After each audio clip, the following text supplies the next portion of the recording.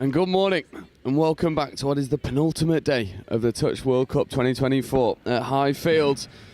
And what an opener we have for you, Ireland versus the United States Women's Open, and a must-win game for both teams, Mal. Absolutely. We've spoken about the pools in these Opens divisions, and it's the top four going through to the knockout games in this Women's Open competition, as Ireland tapping off with a very wide drag off touch one. So the USA currently third in this pool, 2 points ahead of Ireland. As Ireland attacking this left-hand wing. Lovely recycling of the ball. There's Duggan and Balance working in the midfield. Ball looks to go long. There was definitely an opportunity there, and I called Ireland yesterday on pitch 5 against Fiji, and it was Duggan, Balance and Prizeman who were electric and essentially single-handedly dragged Ireland to the win in that game. Yeah, Rachel Duggan, the number 3, is definitely someone to keep an eye on. She's an Irish dancer in her spare time and a very successful one, but fabulous footwork out there on the field in some earlier games from her. So the fast feet, no stranger for Rachel Duggan, as Ireland force an early midfield turnover and good field possession. And it's Gill, Aisling Gill in half. He looks to roll through their line attack, working with Shannon Gill in 10. Shannon Gill looking to run the 32 short. Good release, 3-on-2 opportunity. Well crowded out from the USA defence, so both teams just feeling each other out in the early stages of this, what is a crucial must-win game. Ball goes long to the wing. Ball is away, no. And that'll be a penalty for late pass. And from a USA perspective, you start ahead of Ireland in the pool, but this Irish side have really built over the past couple games. It's not going to be an easy affair, as we see the pace injected from Celine Sherin, making good yards off first. A great touch by Lucy Nagel, the Irish number 16 there, but you're exactly right. This is where these pool games are so important. The USA are leading Ireland, and I believe if Ireland win this game, they'll end up on equal points, and it'll come down to try difference, as the US putting the ball down just outside the 7. But results against different teams have been really unusual. The Irish beat Western Samoa, for example, which the USA lost to. So it's going to be a very competitive game for Field 1 this morning. Yeah, and for my mind, it strikes us as one of the most evenly matched games on paper in the Women's Opens division. Hoping that we're in for a bit of a classic. I could have been off the mark, not given. We've seen a couple of those go. As Ireland burning a couple, losing a bit of momentum, and here comes the pace. They look to run the sweep around the outside. For my mind, Link never made it onside. No, she didn't. So Ireland, early success in terms of field position, as they look to move the ball on the inside. Caitlin Gill, open side. The middle quickie, trying to go for the line. Nothing doing at the moment. If you're wondering why I'm calling Gill so many times, there is 3 of them. Caitlin, Aisling and Shannon. Caitlin looking to run the wraparound on the link. Gets there. Offside player. Called play through from the referee. But they check back off on the inside. And Ireland maybe just need to find a little bit more pace in their line attack at the moment. And they definitely have pace out there, this Irish team. They are very, very quick as they're throwing the ball between the mid and the link, and a pick up on last, but just no space. The US compressing their defence on this side, leaving no opportunities for this Irish team. And it's advantageous for us to have 3 sisters in this Irish team. If in doubt, just shout out a Gill. Yeah, it's one of those. And there's another pair of sisters as well, in Charlotte Nagel and Lucy Nagel. So we can't see a number. We're going to hazard a guess. It's probably a Gill or Nagel, as Ireland once again force a midfield turnover. And the United States, in this opener, the first 4 minutes, haven't been able to get out of their half. No, they look a little bit nervous, this US side. They're going to want to win this game, and it's not just about ensuring passage out of this pool for them. It's getting a better game in terms of their knockout games to come. The higher they can finish in the pool, the lower team they're going to play going forward. Yeah, and everyone wants to avoid the 2 big dogs in New Zealand and Australia, so positions as these pool stages come to a close is going to be so important, as the United States finally get a bit of go forward in their transition as they look to roll through their line attack. This is much better from the US. Pick up on the 5th touch, targeting an offside defender, and a touch being made by an Irish player who was onside, but I like what the referee did there, played the advantage, gave the US attacker an opportunity to play through, and then coming back for that penalty. It's Lee taking the dump, looking for the open side quickie. Nothing doing at the moment, and yeah, to echo your thoughts, the referees want a fast-flowing game, and it's Sherrin with Lee. Lee, Sherrin, back to Lee, looks to dive at the line, good opportunity, but touch is made, and similar to what we saw from a US perspective in their defence, Ireland very congested in that midfield fort, and it's going to take one of these teams to back their hands against the morning dew and try and throw the ball long, and that'll be a loss of control at the roll ball. So Ireland with a good defensive read, and just past 5 minutes, they're looking very strong in this opener. Just a little bit stagnant. The half was a bit isolated, and once again it's his third touch, and they're not out of there, they're not into the 10, just going past it now, as you see on your screen. Good pace injected, scooping player. We know they've got bags of pace. Good opportunity to go through, and it was Shannon Gill. Didn't really need to look at the score, look at the team sheet for that. Just hazard a guess. So close there, Shannon. Made it through the first line of defence, but just getting caught up in that second one. And they've got to work on that subset, Ireland. They just looked very flat, bit slow with getting those new players on, and the US defence shooting up. They had to try and create an attacking platform a good 20 metres out from their line. Yeah, and I think it speaks to the defensive pressure that the United States are putting on as Milanez trucks the ball up the middle, and it's Chloe Mann. We know how dangerous she's been for this US Women's Open side. First time we've really seen her in an attacking sense, and no real platform for her to try and stress the Irish defence. And for me, Milanez and Mann will be the two players that the US will just be saying, look, oh, you're in defence, get off the field, we need to save you for attacks. That's where you do your best work. There's Ireland once again a little bit stagnant. The supporting players, no real depth to come onto. That's a nice transition of the ball. It's Gill shipping the ball out to Faye St. Ledger. She had a great game on pitch 5 yesterday. One of those unsung heroes for me in this Irish side. Just, you know, me and James were speaking, I believe it was day 2, how important those players are that are just willing to do the hard yards. And St. Ledger is one of those for this Irish Women's Open. Absolutely, and it's great to see the US performing to this level. I've been out to the US Nationals quite a few times, and the development of touch out there has just been incredible. They've got a few Aussie coaches out there assisting the US team now, and we've seen it in their results this week as they go for a dive on the line, and ball is down. Referee on the spot.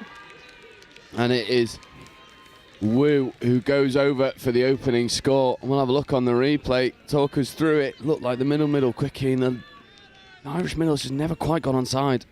No, just a little quickie play, diving for the line. You can see that defender with her arm up. She's on or just behind that line, and as a defender you need to take that step off the line and get that touch in before the dive comes in, because as you can see there, when those US players dive, Maggie Lee also has an epic dive.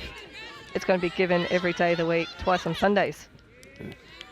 Not quite on Sunday yet, but that'll be just round the corner. And whisper it quietly, finals footy is on its way. Absolutely. Just a couple of pool games. We've got another finalisation of the pools later this morning with the Men's Open. As just a loose pass going down there for Ireland. Yeah, it was Liana Prizeman trying to reel the ball in. They had a good opportunity there.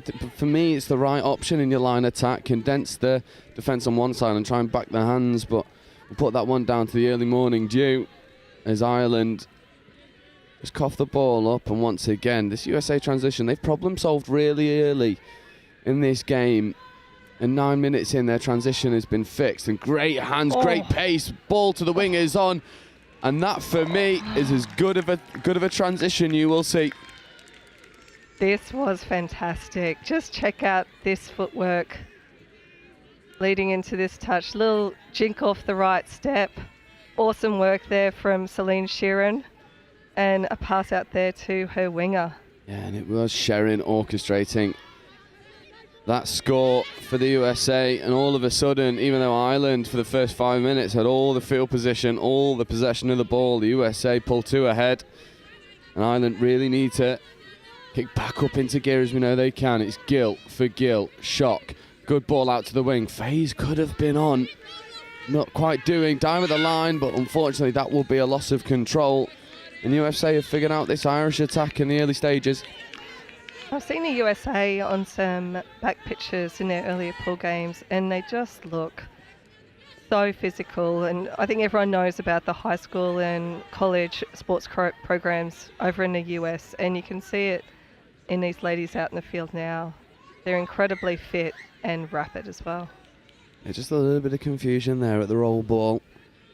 I believe it was Roisin Bolt getting up, trying to make the touch, and a yes-no call, so tap penalty. I think for me, the first yes-no we've seen on live stream. As USA with a dangerous Milanese and Mann. Nice good pace injected again, and unfortunately the ball from Chloe Mann just left a lot to be desired. There was no sympathy on that ball, almost fizzed into the face of her support of Carly Binden.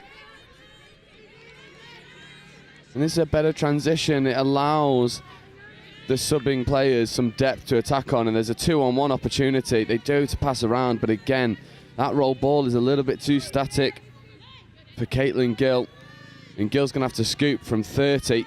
No real options. Switch is on. No touch made. Almost goes through a gap. Does Caitlin Gill. But once again, the USA defence is more than up to the task. Yeah, they really are. Looking at the last World Cup in Malaysia in 2019, I believe the US team came 5th at that World Cup. So a win here and getting through these pool stages will guarantee them a better result here in Nottingham in 2024. And it speaks to the development of this US side. That's a big touch from Caitlin Gill. We love the physicality, but great footwork. 3-on-1, they don't need the overlap, and it's a beauty. Celine Sherrin orchestrating it once again. What a day she's having so far, and it's once again, you called her out earlier, Maggie Lee getting over with that dive. Look at the footwork, engaging the fenders. And the line from Lee is scrumptious. Yeah, that was classy, and on the back of a very physical touch from the Irish player, but the US taking that and rolling with it and scoring a great try to put them 3-0 up. And if you'd have told me almost 12 minutes in that the US would be 3 minutes up after the first 5 minutes, I would have laughed in your face. 3-on-1 for Ireland. On the right. Oh, and again, that ball to the wing is on. That's where the space is, such as the defensive spacing from the USA. Ireland not able to get there, and look at the yards up the middle. There's a beautiful drive from Jennifer Poley. Apologies, wasn't Jennifer Poley. It was Layla Shokat. And look at their feet once more. Milanese causing all sorts of problems. Man out to the wing. Wraparound is on. But Ireland get away with that one, and the USA transition took a while to get going, and now it is red hot.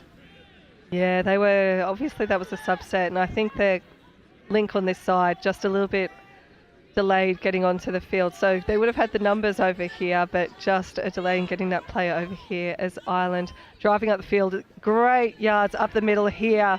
Here go Ireland, out to the right. They pass it to the winger. Lovely passage of play. They've made 20 metres with that touch. It was Roisin Bolt trying to go round the outside, and here is Gill to Gill. Lovely 32 short, that could be good. If not for a really good covering touch, I believe it was Chloe Mann getting off the line and making touches for her team. And Ireland, with by far and away their best transition of the game so far, come very close.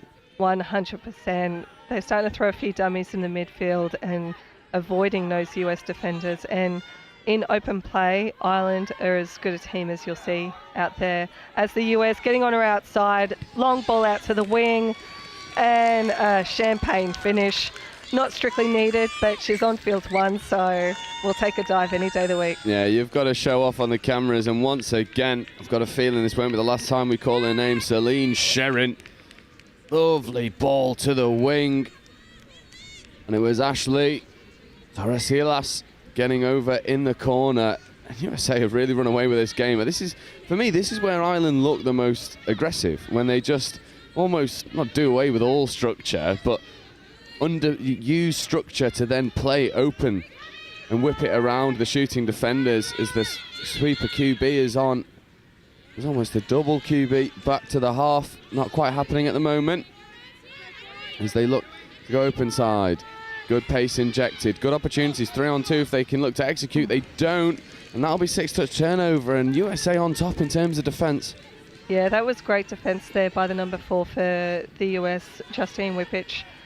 Sometimes that covering defender can just be a bit lazy coming across, but she was there for all money and a try-saving touch there for the US. And it's really good defensive spacing. It's limiting Ireland's opportunities. They're only going around the wing. And we've not quite seen it, although I want to put it past them to go and make a good read as we see Milanez once again. I mean, how many times we complimented the meter she-mates coming off the box side. One of those unsung heroes, Laura Milanez. At the moment, she's the difference in the transition. Yeah, a strong final touch there from Ireland, but I think in this midfield, if we watch the next set, a lot of their touches, they're not making that touch in front of the player. They're kind of on the side and letting that US player just play through them. So if I was Ireland, in terms of that midfield D, I just want to see that player getting in front of the attacker, making that touch in front. It helps them get back on side and just holds up that attack a little bit more. Yeah, and we talk a lot about pre-touch as well from a coaching perspective. That pre-touch profile is so important. This is a better defensive press from Ireland. You just can't allow the US to keep playing around those shooters. And here we go again. It's the dangerous Celine Sherin in acting half. Number 20, Sherin feeds off. The option is back to Sherin. They don't use it. It was number 13, Maggie Lee, trying to go over with that die that you called earlier. So dangerous. I've seen her in a couple of games this weekend, and she's had an incredible World Cup as she gets the ball back as quickly, passes it back in. Lovely chop hole by the number 8. But that defence from the number 2 for Ireland, Rasheen Bolt, absolute perfection. Although the USA looks to me like they've got a tap penalty. They do indeed. So this is a fresh set of 6. And you don't want to give Sherin and Lee in the middle as a good opportunity as this. Sherin back to Lee. Lee, opportunities to dive over. Touch is made, but it's going to be waved off. And once again, it's Celine Sherin and Maggie Lee getting over for the US. Yeah, another quickie play between these ladies. You can see Maggie Lee playing the ball, getting the ball back from half. And you can see those Irish defenders in front of their line. You've got to make that line with both feet after the touch, and the referee judging them to be offside. And the Americans stretching their lead. That's better from Ireland, looking to play around the outside. They're onto the wing. If they can just turn and burn, there'll be a good opportunity. They don't. They've made really good meters with Gill. Gill at acting half. Good 32 short. The release is on, but unfortunately just held on to the ball a little bit too long. And that pass is left wanting. And with 3 minutes left to go, from an Irish perspective, you really need to get on the board before half time. Moment in what is a final pool stage game for this Women's Open. It's all one-way traffic for the USA. Absolutely, as they come streaming on with their subs, centering the ball now, getting around that defender, and for my mind, that was a hard touch. Ireland are very lucky to get away with that. A push in the back, coming at a wrong angle, but the US giving the ball off, and 0 touches now for Ireland. And apparently the only way to stop Milanez is to send her onto the floor, because she is about as a direct runner as you'll see coming off that sub box. And Ireland, I agree with you, Mel, get away with a big hard touch. But this is 4/5 coming, so Ireland, good field position. Need to make it pay. Good ball out to the middle. They're looking for the 2-on-1 down the link. Was the USA link onside? I'm not sure if she was.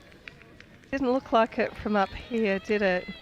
And the referee, we should just get our referee badges out and throw on a white shirt, shouldn't we? I know, although I think this is an easier job than being a referee on a touch field. I mean, I've been that guy who don't want to ref before. Lovely sweeper play coming round, not quite happening. Much easier to make the calls when we're up here in the commentary box. Yeah, definitely, especially with this bird's eye view we've got. And a cup of coffee in front of us as Ireland play the ball on a 7 metre. Great dump right on that 7 metres, but just a loose pass to finish that set. It's the execution just in those final passes. I think they're spotting where the space is opening up in the US defence, but they just need to string those passes along. Yeah, and it's a strange one for me, because Ireland looked brilliant yesterday in their last game of the day, and I called Duggan and Bolt and Boyce all the time. Such was their transition and pace through. We've barely mentioned their names, and here's another beautiful transition, lovely cut underneath, and a good opportunity for the interception, but a smart play from Rasheen Bolt not to risk the 6 more, just let the ball go to ground. But once again, shock horror, Celine Sherrin causing all sorts of problems for the Irish defence, and it makes for ominous reading. USA go into the break 5-0 against Ireland. They look very, very strong out there. I think if you're listening at home, you can hear the surprise in our voices. The Irish team, we've both seen them play some incredible games against some very strong women's teams and get away with the win. But the US in this game, just far too strong. I think they're winning it probably in 2 areas. I think their midfield D, watch for their touches. They are making those touches in front, and they're just holding up that Irish drives through the middle of the field. And then in their line attack, Maggie Lee and Sheeran, just stars in this game. They're really just exposing any lapses in defence by this Irish team. Yeah, and Sherrin and Lee are definitely the difference makers as we go into half time. It's only a couple minutes break, and we'll be back with you for the second half. Well, it's half time on the first game. Lots of stuff going on today. We've got the finals, some finals later on, so there will be drop-offs and hour slots later on. No announcements this morning other than a still missing calico bag, cotton cream fabric, and some first gloves and referees. There's kittens with £100 etc.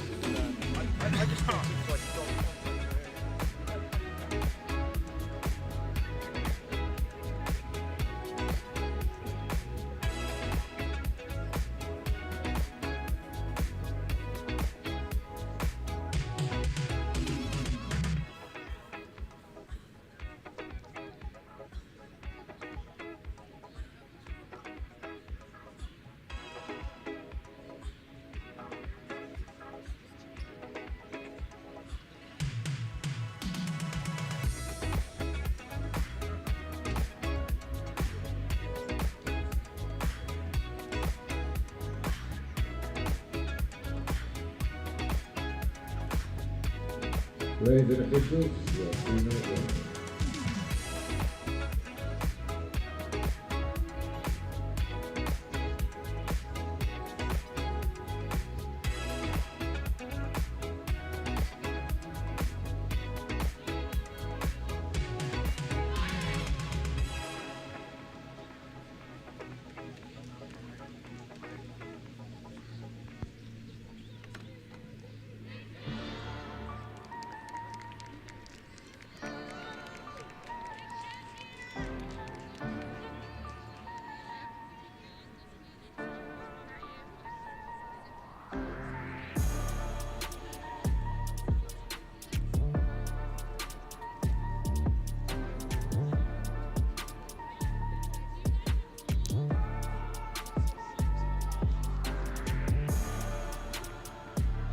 Ladies and officials, this is your 1-minute warning.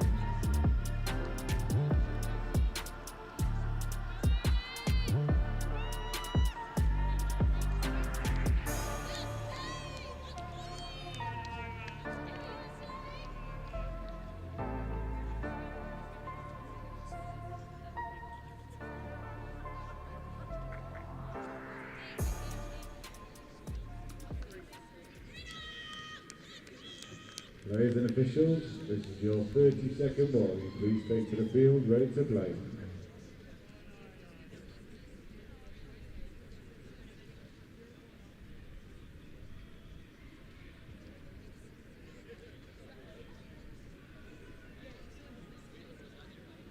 And as we wait for the hooter to get us underway in the second half, we were just discussing what a good result this would be for the United States, all but securing themselves a third-place finish in the pool. Absolutely. It's the US and Samoa equal on points in this pool at the moment, but the US went into this game with a 6-try advantage against Samoa, who are playing the Philippines, and Samoa would be very highly fancied for that game. So they've stretched out the try difference to 11. So lovely outball, lovely finish. Oh, a little juggle, covering defence, screaming over, and look at that try celebration. Oh, what hands on the wing from Katrina Mariel-Sikat. And once again, I mean, you won't be surprised for me to tell you that it was orchestrated by the electric Celine Sherin. Lovely ball. And look at the hands here. 1, 2. Oh, just before it hits the ground. And what a way to start this second half for the USA. And then they get the defensive nudge on and force the turnover from Ireland. So in this second half, it sort of goes from bad to worse for Ireland. Yeah, every try counts. Obviously, Samoa playing the Philippines.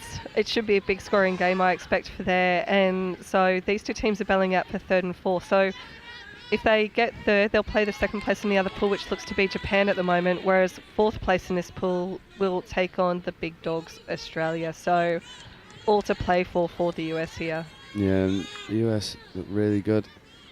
And as we mentioned, Samoa, arguably for me, the best support that I've seen.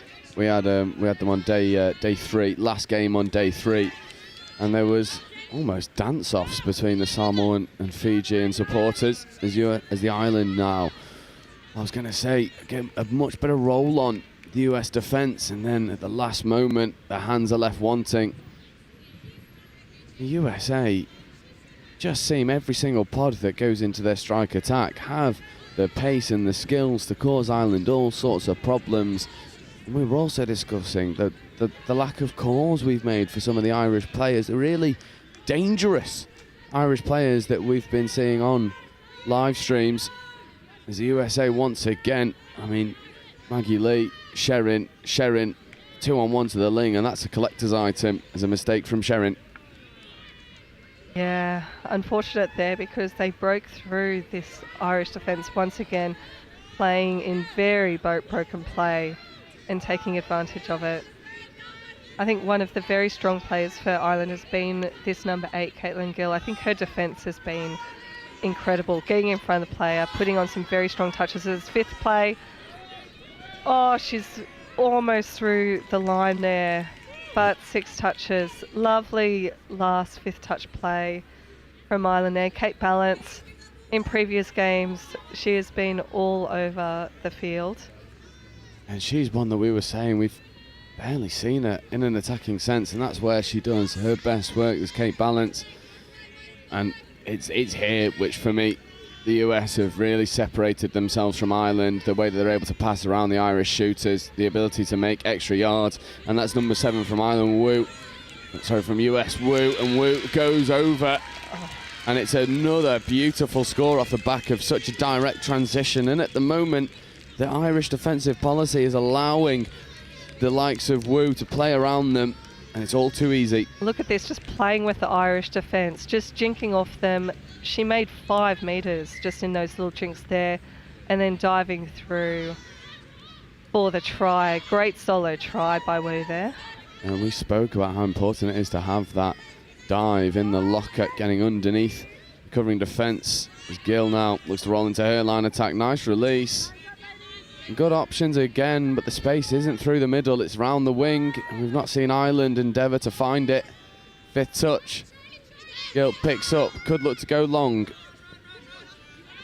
A touch is made. I'm not sure the Irish player thought that had come in. It was Shannon Gill on this occasion, trying to go through a little gap, but I believe it's a touch pass, so late pass. And the US, once again, I mean, we'll get to see another clinic of a transition. Yeah, I think the scoop through is on there for Ireland as well. So the US at the moment, if we watch this defensive set, sometimes it looks like the US, both middles getting caught up in the touch and both advancing very high. to make that touch. And when you've got those two middle players coming up to make that touch, that's when the scoop through can be a possibility and catch one of them offside to try and break through this very tight US defence. And that's a killer, because Ireland have done really well to save a couple touches while getting the fresh legs on, and then just maybe a lapse of concentration and one of the most telegraphed forward passes you'll see between a couple metres. And the US, I mean, they struggled to get out the set before, not this time, and once again Milanez, great yards made up the box and the opportunity to go expansive. Sherrin driving hard, don't even need to see the number, you just see the feet and you know who it is. Celine Sherrin. Oh, she sold me that dummy earlier. Just incredible player. Sherrin, Lee, back to Sherrin. Oh, and it's, you know, they're enjoying themselves out there in line attack, and it seems like everything they try creates opportunities. And just the pass from Lee, a little bit too tall for Sherrin to reel in.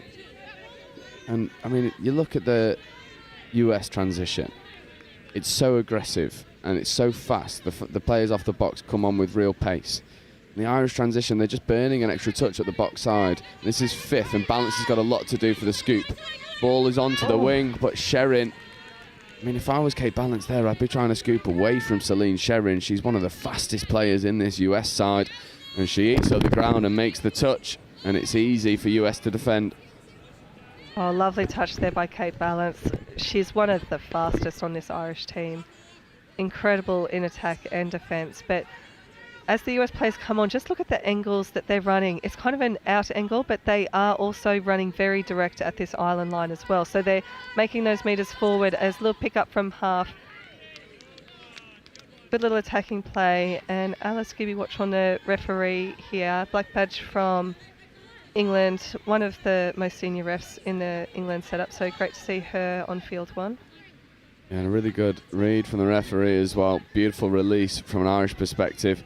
And Ireland trying to play around the shooters, and that's much better from Ireland. For me, they almost surrender the touch too easily to single shooters from the US. You've got to back their hands. We know you've got them. Saw it on pitch 5 yesterday. But you've got to take some risks now. 7 tries down, 7 minutes in. And then there's the Gills. You can see both mids up. The options wide, they look to go. First time we've seen that ball out to the wing, and they get the success. And it is the Gill in the middle, fizzing the ball out wide to Roisin Bolt. And we'll see it on the replay. And it was indeed Aisling Gill feeding off to Shannon Gill to Roisin Bolt. Recipe for success. An absolute bullet there from the middle. This is what we're used to with this Irish team. These attacking weapons and those long balls out from the middle. We haven't seen a lot of them, but we can see how effective they are for Ireland when they get a chance to ping one away to the wing. And Bolt has had a great game over there on the wing. Yeah, defensively and offensively, Bolt has been electric. Oh, lovely hands back on the inside, but it will be called a late pass, and it was Chloe Mann, who, I mean, she for me is one of the standout stars for the US. Has barely got any airtime. Such has been the superiority of the likes of Sherrin, Lee and Wu. Yeah, you're exactly right. Burning this extra touch in this sub box, I think they could go for that offload. The US are now standing a little bit back on that far side on that subset as Ireland go for that far side corner again. And it looks like, I thought the referees were just going to wave play through there. Sideline ref sort of duped me with the movement to the infield, but it's just 6 touch and turnover. And it's there, right? It's that pass around the single shooter. The US have been so much braver playing up that box side. And great yards made up the middle. What a dump that is in behind the 2 middles. And now they've got the roll on. And it's great feet once more. It was Shokat taking the ball down. Lovely show and go with a dummy. And I think they're going to call touch and pass once again. The US flexing the muscles in transition. Scramble defence from Ireland. They were definitely caught on the back foot. And what I love about this US team, when they catch those defenders and when they make those breaks in open play, they don't hesitate. You can see the girls just initiating a touch straight away on the next defender. They're not pulling back and making it a static attacking set. They are rolling with the momentum, and it's so exciting to see touch played this way as they get a repeat set 10 metres out from this Irish line. Yeah, and it's bad news for Ireland as we see Sherrin and Lee on the ball again. I mean, good read from the US coach. Who else would you rather on in line attack? So Sherrin with the ball, Lee as her middle partner, Lee, Sherrin at the half, back to Lee. How many times have we called that in this game? On this occasion, the rare occasion, it doesn't result in the score. Oh, great defence. You can see though that Irish mid making that touch, protecting her short side. Lovely body positioning and profiling by this Irish middle defenders. They've done it again. Just lovely, lovely defence. Yeah, much better defensive spacing from Ireland. They've definitely condensed. And for me, when I was playing, it was one of those where you didn't really mind the scores around the outside to the wing. It's just you don't want to surrender through the middle. And the US are building on that blueprint in their defensive spacing. Ireland copying as they're much better hands in the midfield from Ireland. Balance on the ball. She won't look to platform. She wants to scoop through. Nice ball. Balance, middle, quickie. Could have gone back to Balance. Doesn't. And they call play through.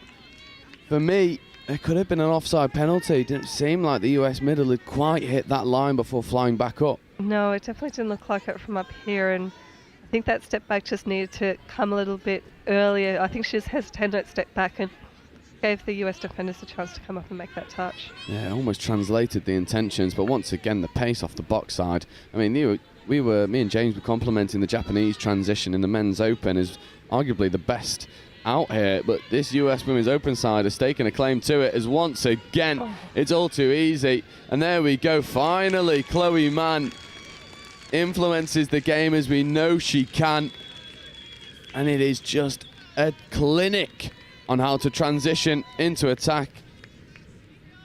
You wouldn't think these ladies have been playing touch for 30 minutes this morning. The pace of this scoop by Chloe Mann, Whooshka, straight through. The Irish defence just parts all too easily, and Chloe Mann goes through the gap, and Ireland sort of compound the errors at the moment, coughing the ball up. I've got a feeling we'll probably see one touch up the middle, although that's off the mark. So a rare mistake from the US as they look to roll through their transition. And Ireland with a tap penalty needs to go down the other end and get a score. And good to see them making these substitutions very early in a set so they're not wasting touches early. Third touch here, so they've got a couple to play with. The US have to keep on advancing here. I think the US are dropping very early. They'll be lucky to get away without a penalty here, the US. They need to make sure they're up until that touch is imminent. And I agree with you. Yeah, the US players not advancing. The ref had the whistle to the lips there, ready to blow the penalty, and they do on this occasion. For me, could have been any of the three touches we saw beforehand. US are riding that line very fine. There's Gill, checks off Nagel, diving at the line. Good dive, and that will be score given for an offside defender, and it's Gill to Nagel. And finally, we see the excellence from Charlotte Nagel getting over for the Irish team. And just watch this dive. She gets down so low and avoids any defenders touching her. Promotes that ball on the ground. Very, very low indeed. Lovely, lovely try. Yeah, and it was Lucy Nagel delivering the pass to Charlotte Nagel. An all-family affair out there for the Irish score. That's a better touch for me in the midfield from Kate Balance, trying to put some pressure on. But here comes Sherrin. We know what she can do. Good ball out to the wing. That is a great covering touch from Rasheen Bolt. And she can hold her head up high. She's been excellent in defence for Ireland.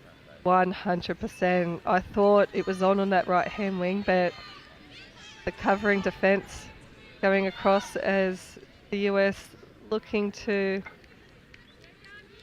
create something. I'm surprised they didn't set up for a strike dump there. I'm not sure whether they weren't tracking the touch count. Yeah, I agree. Seems like they just lost track of the touch count. And it was Sherrin sort of running down a bit of a blind alley, but is it really a blind alley when you've got the pace and the footwork of Celine Sherrin to create something from nothing? Oh, nice from Ireland here. I like that hit up just far away from their wing. It just created a little bit of extra space around their sub box. And for me, it's almost like a little bit too little too late in terms of changing things on the transition. So what I like about the US transition, as we'll see here, is their ability to just create space up that box side. So it's the first one, well, almost halfway, if not for another good touch from Machine Bolt. And we'll see it here as they look to go open side, is one up the middle in between two Irish defenders, and then it gives the real depth for the supporting players flooding onto the field, whereas from an Irish perspective, you've almost got to come back around the ruck for the depth, as we see Chloe Mann working with Milanese. And Ireland have kicked up their defence, and it was St. Ledger making the touch on Milanese. He's on the ball now, is Milanese. Mann, dummy switches, 2-on-1. And Ireland, unfortunately, with only 5 minutes to go, have really started to kick into gear defensively. Yeah, let's see what they can do with this attacking set. The US shooting very, very hard in defence and only needing to send one defender up to cut off a lot of these Irish attackers. Lovely offload from Ireland, and they're over the halfway line here, scooping from half. But too much pressure on those last passes, unfortunately, as the US in ideal field position, just 10 metres off the halfway line. Yeah, and again, I think that's a really good example of the difference between the two transitions, because the Irish subs almost have to come back, like retreat to go behind to get onside to then flood on with any depth, whereas the US team, I mean, look at the field position that they've got, and you'll see the depth at which these players run onto the field. And here they come. You can see them almost 20 metres behind. And, oh, if that dump had gone, it was Wu hitting some real pace. Oh, good footwork from Wu. Yeah, but they'll have one more touch to play with. Ireland need to go and get this touch. It's Shokat in the half with Wu. Shokat looks to dive at the line. That's 6-touch turnover, so Ireland do defend it on this occasion. Yeah, and even with some stuttering drives, the US is still getting down to the line and being able to set up that strike dump there. I think with the US subbing set, it's their support players as well. As you can see, there's no support players really at width for Ireland, so the defenders can defend very, very narrowly, and they only have to send up one, whereas with the US, they've got support players running on either side of that ball carrier. And it's just putting the Irish defence in two minds and a hesitation in making the touch, and that's why those gaps are growing. Yeah, definitely. I completely agree. And once again, you see the depth at which the US are able to run through their transition. Lee with Sherrin. Lee just drives around the outside. Offside defender. Where's Liana Prizeman? Never quite hit the line. And Lee with the gas to make it count. And with 2 minutes left, I mean, we spoke about how important try difference could be from an Irish perspective. But this is a real marker laid down from the US. Yeah, absolutely. And we can see a touch coming in from Prizeman there, but just being judged to be offside. Little question asked of the referees by the Irish defenders there. Always nice to have a little bit of a chat out there on the field, but I think it was a good shout by the referees. And Ireland will want to finish this game strong. Yeah, they'll look to get on the board again. They definitely deserved their 2 tries, arguably deserved more as well, but if not for the superiority from the US attack. And I think it's Shannon Gilt trying to go around the corner. She's been a bright spark for Ireland in attack, always trying to make things happen. And unfortunately not on that occasion. And once again, I mean, I'm not baying for Irish turnovers, but the US transition is just so slick, and it's beautiful to call from our perspective. You see, sort of just spot the Irish coach getting a little bit frustrated. He thought that the hips weren't square, but he won't mind the no call, as Ireland do force the turnover. But the lack of speed of the turnover from Ireland allows the US team to get fresh legs on. So they're defending against a rather fresh pod. Gill diving at the line. Good opportunity for the dive. Nothing doing. That was close there. I'd like to see the Irish just get a lot deeper. We can see the Irish attackers across the field, and they're all at a depth of maybe 1 or 2 metres from each other. They need to get a lot deeper, but they're going to prove me wrong. Who needs depth when you've got a dive? Yeah, and who needs depth when you've got Shannon Gill cutting a hole too?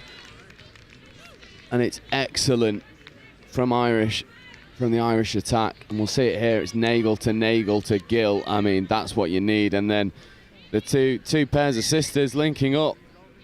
It was Lucy Nagel to Charlotte Nagel to Aisling Gill and then to Shannon Gill. And Ireland with the final say in this game, but it sort of run away with them too early. Yeah, a very close second half. From memory, the score at half-time was 6-1, I believe. So they definitely closed the gap in the second half. It's so tough with this first game of the day when your body's cold. It's very early here in Nottingham with an 8 o'clock tap off, and they definitely warmed into the game with a great finish. But this US team, they're going to be thrilled. They've left it all out in the park and done as much as they can to get themselves a favourable knockout game coming out of this pool. Yeah, definitely. The US good value for their win, and it was the excellence of Sharon and Lee that proved to be the difference. We're going to take a very quick break. Don't go anywhere, though, because we've got an all-men's Opens affair, and it's the host nation, England, against the holders, Australia. Hooter was your automatic timer for the 5-minute warning. The 5-minute warning.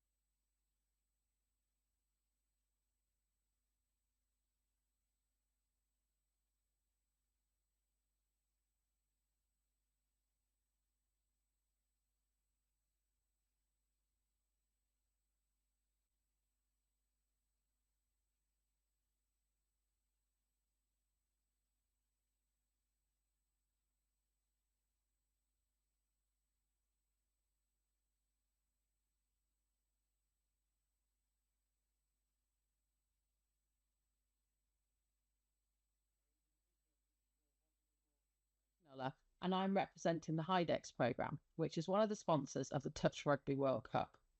HIDEX is a collaboration of a number of universities based in the Midlands, including the University of Nottingham.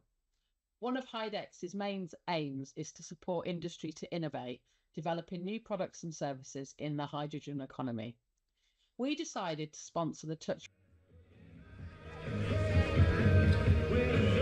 Ladies and officials, this is your 30-second warning. A very good morning and welcome here to one of the most anticipated fixtures of the Touch World Cup 2024 as the home nation takes on the big guns, Australia. It's the Men's Open, our final group stage game.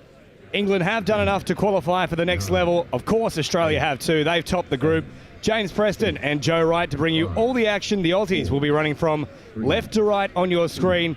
Dylan Hennessy to get things underway here as they march forward. Early touch made and straight away an error for Australia. And listen to the crowd feed it to the Aussies. Yeah, I love it. Absolutely love it from an English perspective. I love the fact we've got an Aussie and an English in the commentary box. There'll definitely be no bias for either team here. I know this England side is very fired up for this one. Now here for Penny Card. And wider still now for Trays. Trays dumping it back on the inside. Chung is still an option there as well. Now receives it. Trays picks it up on the last. All good footwork from Trays. Nearly opened up a bit of a gap, but the Aussies, very fleet-footed. Pete Norman had them both covered. Yeah, and Louis Treyas and Marcus Chung are going to be the two players to really stress out this Australian line defence. Louis Treyas enjoying a lot of time, enjoying his touch in England. Marcus Chung, one of the most recent developers in English touch, has really added a lot of skills to his game. Now Francis driving forward. Top try scorer in this division so far as Kane brings it down. Oh, great one-handed scoop. Kane still an option there. And then just running out of a little bit of real estate there, the Aussies. They're going to claim there was a touch, and yes, they'll get the call here. So chance to set up an attack early on. Yeah, really good transition from Australia. Getting the roll on the English defence. Kane now drops it down. Slowed up here from Notley. Notley. Back for Kane. Notley again wrapping around. Here he comes once more. Takes off Notley and does burn them on the outside. That little change of pace just scorches the English defensive line. And after 1.5 minutes, Australia are on the board. Yeah, Notley with a brilliant show and go around the outside. It was Louis Treyas trying to get around and make the touch. We'll see it on the replay. Notley receives it back from the early release rooster. And Treyas millimetres away, but that's all that matters. I mean, to this one, of course, Australia undefeated. Oh, England find a lovely pass and get a try. They hit right back. Joshua Henderson is on the board, and the crowd is in raptures. Yeah, and it's this dangerous pod of James Simon, Will Upton and Josh Henderson. Josh Henderson with one of the biggest wingspans you'll see. Will Upton engaging Australian defenders, drops the ball off. Lovely line check from Josh Henderson, and he'll love that one. Francis defending there in the link position. We've seen him predominantly on the wing throughout this tournament, but on occasion he has drifted a little further infield. That time bested though by Henderson as Bob bounces around here once more. The Aussies get this penalty for the English failing to step up. Yeah, Will Saracold setting the line speed almost made it over-exaggerated that everyone else wasn't moving with him. Hennessy slows it down, so real danger out here now between Bob and Hennessy as now draw and pass. Oh, it's far too simple in the end there. Hayden Moffat, lovely delay on the ball, and then Jamin Bob goes over the line. And England just slow to get onto the defensive line, and Jamin Bob is the beneficiary from what is, as you called it, a very simple play. We'll see it here. It's another one of these rooster early releases, and the defensive spacing from England just a little bit too condensed. A little bit of a different approach here from Phil Guymore to start this match. Both the Bob boys on at the same time. We don't see that too often. And Francis, of course, also drifting a little further infield. As now once more the English go on the attack. Oh, it's worked beautifully. There's a little bit of luck involved, but you've got to take it where you can get it. And Dom Brooke has his name in the books. Yeah, and it's beautiful from Louis Treyas feeding the ball off. A very unselfish of him. We normally see him go mental in line attack. Not this time. Feeds the ball off. It's Pennicard. And as you say, a little bit of luck involved. And it was Marcus Chung. Accidental assist. And we're in for what is touted to be a classic on pitch one. Hennessy looking to that left-hand side. They'll slow it up now. Oh, sending early. What a ball that is. And I think they've done enough to squeeze down the sideline as well. They'll even put the corner post back in place. They've got so much time. Yeah, and it's another classic score from Australia, orchestrated by guess who? Hennessy. Lovely delay on the ball, and I know so many teams that would just go and take that touch and embrace it in the middle. Not Australia. They find the space on the wing once more. Malcolm Kenny getting on the board there. 3-2, and they're going tit for tat here. Worth pointing out, this is already the equal most amount of tries Australia have conceded in a game, and we're only 4.5 minutes into it. Yeah, I know England have spoken a lot about really taking it to this Australian team, and Treyas on the ball will look to do just that. Treyas back here to the middle for Chung. Treyas once more. Good footwork from Treyas. Drops it down very close to the line. They've got them here for numbers, the English, but Kenny, with large wingspan, somehow shuts it down. Another set to come, but a golden opportunity there denied. Yeah, and once again, it's Treyas causing the Australian defence all sorts of problems. And with a fresh set of 6, you'll look for England to use all of them, stress out the Australian defence. Treyas now dropping it down for Pennicard, and then back here, Pennicard once more. Treyas, oh, nice early release. Good footwork too from Chung. Now looks to slow it down. They'd love to get a nice little strike dump working here, but the Aussies very close to going the distance there because Notley can motor. Yeah, and we've seen the pace already from Notley. Great defensive read, getting up in the passing lanes, making the play for Australia. And look at the pace at which they transition. England are rolling. Moffat now dropping it back, and still that English defensive line rolling backwards. They're really being forced at the moment as Russell, with great footwork, is staying alive momentarily. And we'll get another penalty. Just about every time they've come down this end of the field, they've been pinged. Yeah, Marcus Chung on that occasion never hit the onside line, was called play through from the referee. Australia now, fresh set. Once more, oh, big dummy comes out. Corey Russell. That's from the top shelf. Everybody staring off into the distance. It was like they were a deer stuck in headlights. Yeah, and it's another beautiful score, this time by Corey Russell. Big show and go again. Marcus Chung in the midfield. I mean, it's not really a mistake. It's just excellence from Russell to get over. And we were going tit for tat. Now it's tit, tit, tat, 2 for 1. Very important here with this good field position that England come away with points. They crab out to this left-hand side of the field. Now drop down here from Lawton Davies, and they'll send it long. Oh, great cover. In the end, it'll hit the back there of James Courtney. Such was the speed. Yeah, really good wing defence from Australia. And it was TLD trying to platform for Dom Tripp. We know he's got a pill. England's most accomplished touch player, and he'll be looking to really grab this game by the scruff of the neck and be that leadership figure for England, help them get through. Good to see there as well. Jordan Marshall-King back into the action. He suffered a pretty significant injury, it looked like, on day number 3 against Lebanon. In fact, day number 4 it was. As now Notley comes out, it will draw him past, ball goes to ground, but he has had quite a few injuries in his career. That was another shoulder concern for him. Yeah, and touch is one of those where it really exposes the shoulder, and I know lots of friends who end up with dislocations as England cough it up on the line, and ominous signs early. So 4-2 here, already building as a crucial set for England. As Jardel Bob drops it down. Once more back to Jardel Bob. Oh, great footwork again. Jamin Bob. Oh, he just had to let it sing. It was 3-on-1, and anything other than what he picked would have been the right option. It's almost like I said, no, that's too easy. We'll go through the middle. Well, here are the Bob boys once more, working it. Hennessy out there too. This is a frightening combination of attacking players, and it produces the result we thought it would. Disgraceful footwork there from Jardel Bob. He's mown the lawn for them. Oh, and it's just, I mean, how can you defend such feat? Jardel Bob making what is a very accomplished English side look like they're chasing shadows. Oh. Big show and go and over the line. It's beautiful. It's the fact he can dummy with the step at the exact same time as well. You just don't know what he's going to do next. As now England bring it forward here. Lupton back to the middle once more for Simmons. Simmons, having a little look at them. Geez, it opened up there for Lupton. Just had to put the foot down. Now they'll head back out to this right-hand side. Pennicard dropping it down. Last one here for England. Nowhere to go, though. And the Aussies now really getting into their gears and a very high defensive press. Yeah, and I'd like to see Lupton on the ball more with Simons. This combination we've seen for Northwest in the regionals, and we see it for England all the time. It's just not quite clicking for them at the moment. Norman brings it forward. Little pop pass here from Moffat, who picks up good metres yet again as Cridlin comes across to this left-hand side of the field. Great cycling on the footy here from the Aussies, and a quick roll ball too from Marshall King. Look at them just worked their way downfield with relative ease. Dropped here from Kane. Oh, they should have hit Kane instead of Notley. They could have worked a 3-on-2, and now it might still come out here for Australia. They've pulled a rabbit out of the hat.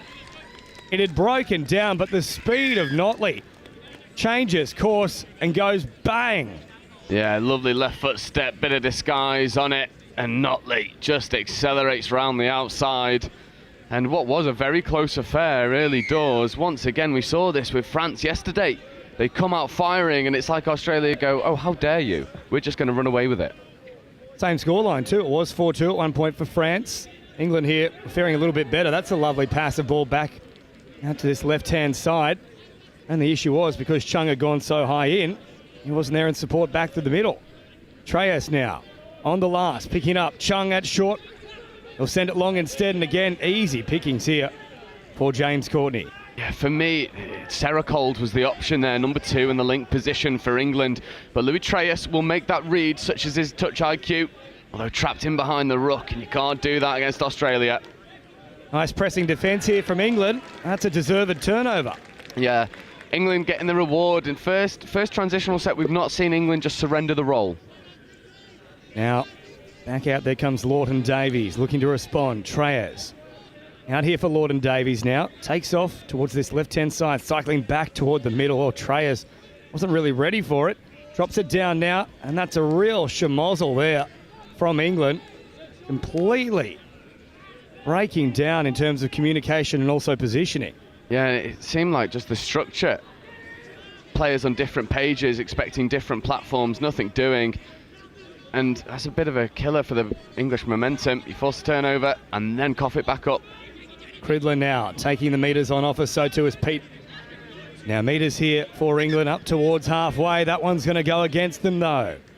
Around about 8 minutes left in this first half. Once more, a crucial period coming up.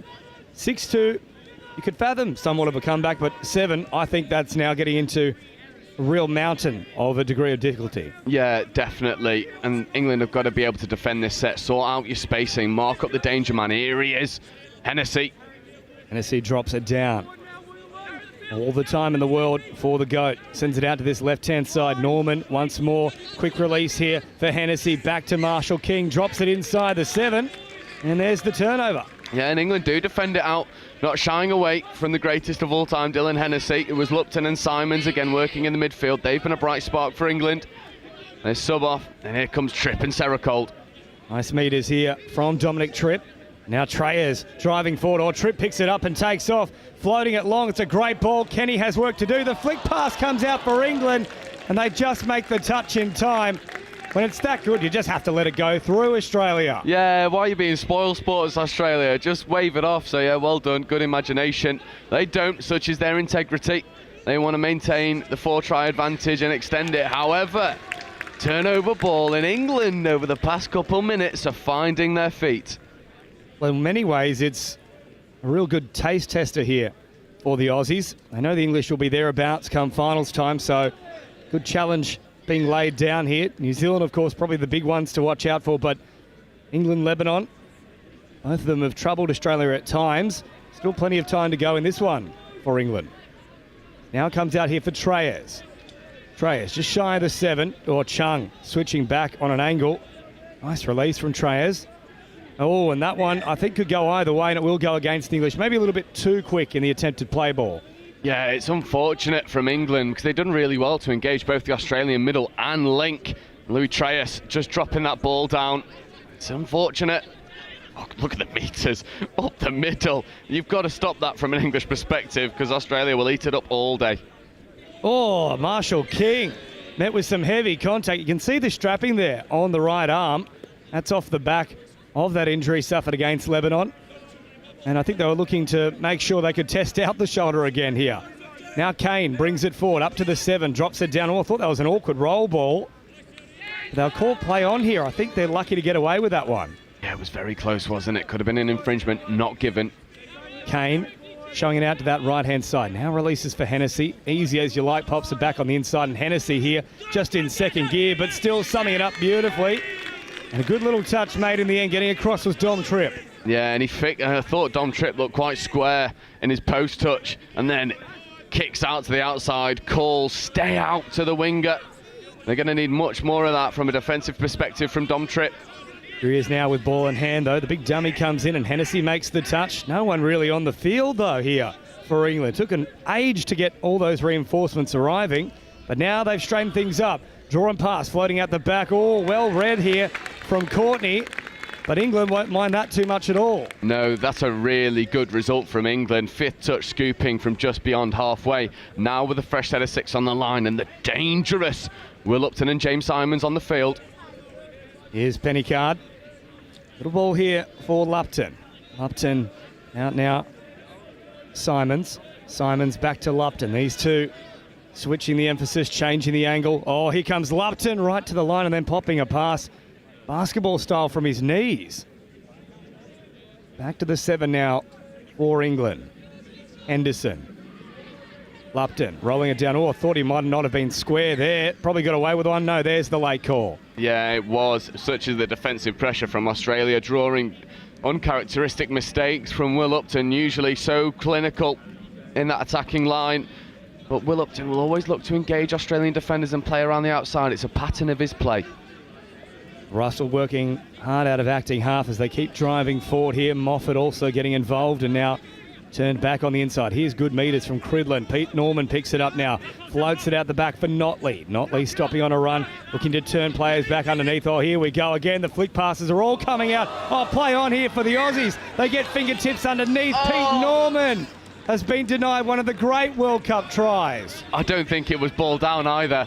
I think he's picked it up off his bootlaces. We'll see it here. Can we? Oh, no, I think it's a good call. It's simultaneous. That's world-class refereeing. If I was on the field, I'd be waving that one off. I thought it just picked it up. But, I mean, that's the benefit of the doubt you get when you're in green and gold. You don't doubt their ability to grab those. And the flare and the force sub, I think, for a little bit of chat from the Aussies. He's had a word there, Pete Norman. He thought he had fingertips underneath the blades of grass, but once the call's done, you've got to move on. So only momentarily down a man, now back to the full complement. Treyers out to this left-hand side. Once more trying to isolate a couple of offside Aussie markers. He should have just kept running at him, though. Yeah, I think it was Notley. Never hit the line. Treyers, just burn him. Treyers now back to the middle. Chung. Treyers once more. Drops it down. 8 away. Oh, Chung, great footwork. Stepping off the left again here. Oh, and they just get it wrong. Once more, though, the opportunity is there to simply run yourself. Yeah, I think Marcus Chung just second-guessed himself, didn't quite have the momentum off the back of the scoop to burn the Australian defence. And as we've seen, every single one of these Australian players has wheels. And it's going to take a bit of magic to unlock it. Penalty in the midfield. So that's the difference there with Australia and England. Same situation, they run directly at the marker, get the penalty. Yeah, it's the touch IQ. It's just the difference at the moment in the midfield battle. Now Bob, bring it forward. Dropped underneath here from Moffat. Russell. Now for Hennessy. Oh, huge gaps opening up there momentarily for England. That's concerning. I'll have to fix that as it comes back here for Hennessy. Once more slowing it down. Last one now for the Aussies. Russell cuts out Hennessy. Sends it long here for Courtney. Nearly pivots on a little dime piece and keeps marching forward. But England do enough. Turn them away. And with only around about 90 seconds remaining, 6-2, not inconceivable. No, definitely not inconceivable, especially the fact that Australia have struggled to get over that line as consistently as in the opening stage of this half, but England will need more magic and attack. TLD. Oh, here's a little bit of magic as well, but Hennessy, as easy as you like, makes the touch, turns him away. Only around about a minute left here. England would love to hold out.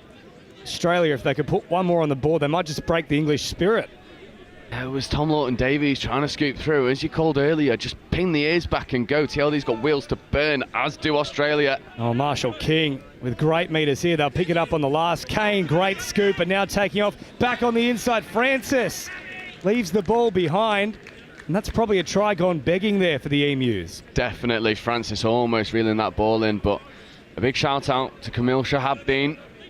Tracking the play really well, making the defensive read, and with mere seconds left on the clock, England will be buoyed by their defensive showing in the last 10 minutes. Forward now here from Lawton-Davies as head towards this subs box and once more get the reinforcements arriving onto the pitch, but you can just see the difference with that transitional set between the two sides. very static for England. And then they have to correct on the 4th and 5th plays as it's batted over the top here. Whereas for Australia, it's probably a good 20-metre area between these two 10s that they just keep bringing the players on. Yeah, and we were talking about it in the game before. When you've not got that depth in your transition, the sporting players almost have to come back around the ruck with no real depth to fly onto. And as you call it, that for me is the main difference. So outside of the play style, the difference here at halftime is 4. Australia leading 6-2. Plenty of work to do in the second half here for the home team. But England, they know the blueprint. They have to take them on. They've had a few opportunities, just unable to capitalise. But Australia, once more, all class. We'll take a break here at Nottingham. Scoreline at halftime, 6-2.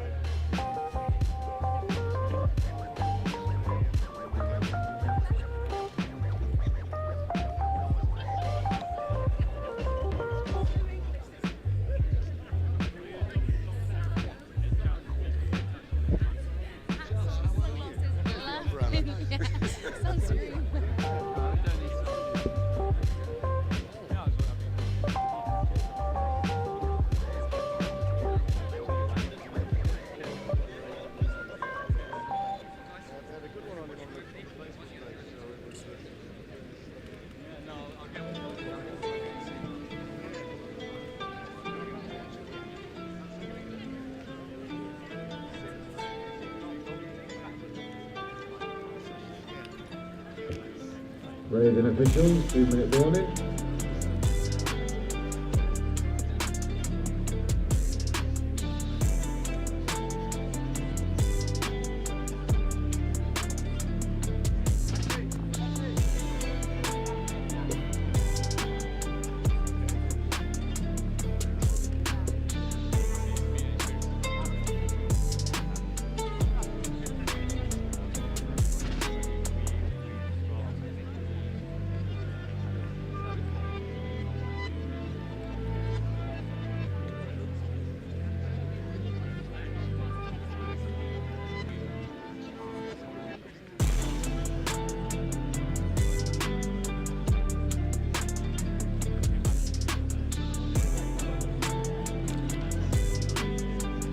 Players and officials, this is your 1-minute warning.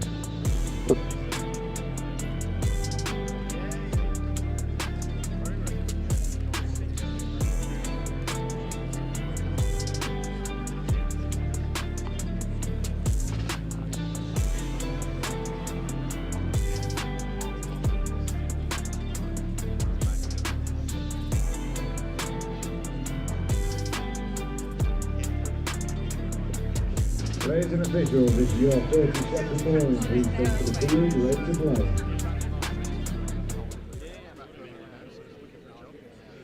Welcome back here to Nottingham. The penultimate day of the competition here, the 2024 Touch World Cup, and two of the heavyweights going head-to-head here. A great start for England. They were challenging Australia, but they've lifted their levels here. The 9-time World Cup champions. And coming into this second half, they lead 6-2. Yeah, they're really good value for it, but this is the danger pod for me. They look to make things happen, Simons and Lupton. Can they go and open the scoring for England?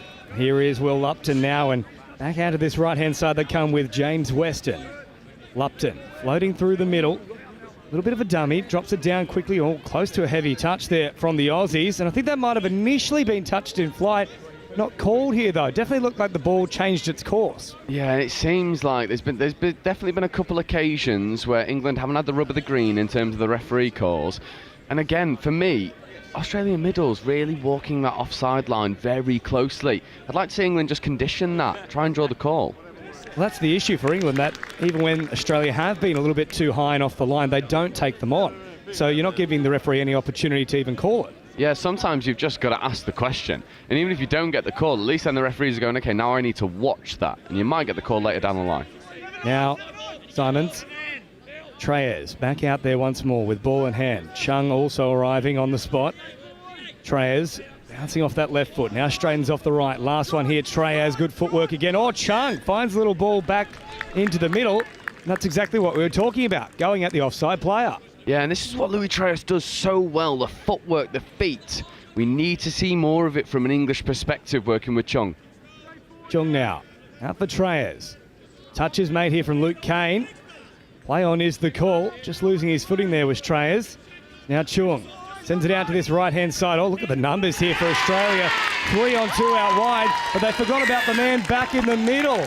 And coming through, Dominic Tripp now puts the English right back in contention, 6-3. Yeah, England's most accomplished touch player opens the scoring for them in the second half, and it's Marcus Chung platforming Dom Tripp back to Chung. Great call, and yep, touch might have been made, but it is fractional, and on that occasion, England get the rub of the green. They certainly did get the rub of the green there. Looked like Luke Kane did have a hand on the leg of Dom Tripp, but the English will certainly take it as Marshall King hops around here. Lovely loop. Beautiful sweeper play. Little wraparound from Marshall King to Hennessy, who summed it up beautifully, and then Bob once more over the line. Yeah, John L. Bob thinks he's cold. Well, you are hot as anything out there, rolling through the English line. And again, for me, it's the way that Australia are able to engage the English defenders, Hennessy, and then just the lines cut off the ball. The English players almost can't see them running through. Now Weston and Lupton. Lupton ushering Weston back underneath. A little bit too slow here, though, from England, but play on for now. Trying to condition these Aussie middles as Lupton will slow things up. Brings it back here for Weston. A very concerted approach in this set here for England. Last one now. Lupton looks to take off, or pops a little pass there. For a moment, I thought they were going to play through there on James Corney, but he did get back and make the touch. Yeah, it must have been fractional because it was very close. The referee saw him almost go with a hand signal early doors. And England asking questions, but need to find their defensive prowess as we saw in the first half. Meters here for Pete Norman as Marshall King comes storming onto the footy and picks up a good 10 or 15. Now Moffat, much in the same fashion, brings it forward. Good footwork late as well. One-headed scoop here from Russell. Called offside there was Lupton. And then there's an extra set with the hand stretching out and making contact with the footy. Yeah, once again, it's the transition from Australia. The pace at which they flood onto the field. The extra meters made in the midfield. Great little bits of footwork. And this is dangerous for the team in green and gold. Now Moffat sends it here for Kane. Kane dropping it down. Russell at speed. Moffat turned away. Back to this 7 metre mark they'll go now. Russell. Moffat once more. Patience in the Aussie build-up. Moffat turns it back on the inside. Russell's there. Absolute clockwork from the Emus. Oh, Corey Russell. Way to stay alive on the plate. Receiving the ball back on the inside. And we'll see it here on the replay. This is gorgeous. Moffat and Russell. Moffat takes off, engaging defenders. And lovely little dive underneath the covering English defence. And once again, it's almost the arrogance from the Aussies. They're like, oh, you've scored. Well done. Good job. We're going to go and put 2 against you. Also, if you're just joining us, that half-time margin 6-2. England scored first in the second half here to get themselves back in the contest, but the Aussies streak away once more as Jardel Bob Sends it out to brother Jamin Bob here. Now down for Kenny. Bob. Once more here for Notley.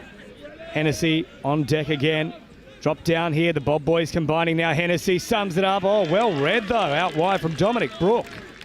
Yeah, and he'll do that all day on the wing and will have to, because already Australia have punished that link wing hole. Ball could have gone to the wing there from Tripp. Doesn't quite happen. And look at the transition defence from Australia. Just the pressure. And England very static flooding onto the field. A very high line as Bob makes the touch there. They've gone barely anywhere.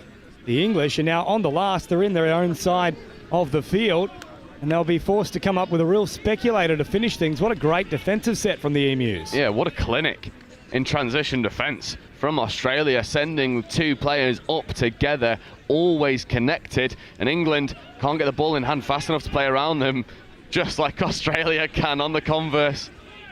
Play number one here for the Aussies. Across that threshold, and now midway through the count, just 15 away as Norman grabs across field. Cridlin back underneath. Marshall King, quick release here for Norman. Wrap around for Marshall King or Hennessy. That was a tough one to take. Somehow plays the ball. That might be the quickest play the ball you'll ever see. Marshall King over the top. Hennessy, smooth hands. Norman, wider still. Cridlin comes up with the try of the tournament. Everybody has to stand and applaud that one from the absolute top shelf from Australia. Oh, it's genius. And look at this. Hennessy, great play of the ball, whips out, great footwork, leaves TLD on the floor. Tap on as well. It's just beautiful. And then in the corner, and barring one extra pass, every single Australian player involved in, as you call it, try of the tournament. And the relative ease that Marshall King took that bat on with, just standing still, the one-handed flick on. Ridiculous stuff from him. It was so nonchalant. It was almost like, oh, no, I don't want the ball. Here you go. Little tap on, and Australia flexing the creative muscles. Last one here now, Lupton, good footwork. Oh, nearly got away from them. But the Aussies, as we've just seen there, they're just a class above. And you've got to be, we've mentioned it, every time we've seen them take to the field, you have to be perfect. Yeah, you have to find your best touch and find it at the right time. And as much as Australia are running away with this game, both teams are already through to the knockout, so it's not going to make or break people's tournaments, but what a marker that's being laid down from Australia. Here they go once more. Kane, Notley sending wide. Oh, well picked there in the end from Will Tyrrell, and had he taken that one, would have loved to have seen him stretch out, and good old-fashioned foot race would have ensued. Yeah, we would have loved it, and I think as Hennessy rolls into line attack, long ball, here we go. Good touch, but I think this game sums up how impressive Lebanon were a few days ago to run this team close. And just 7 tries against Lebanon.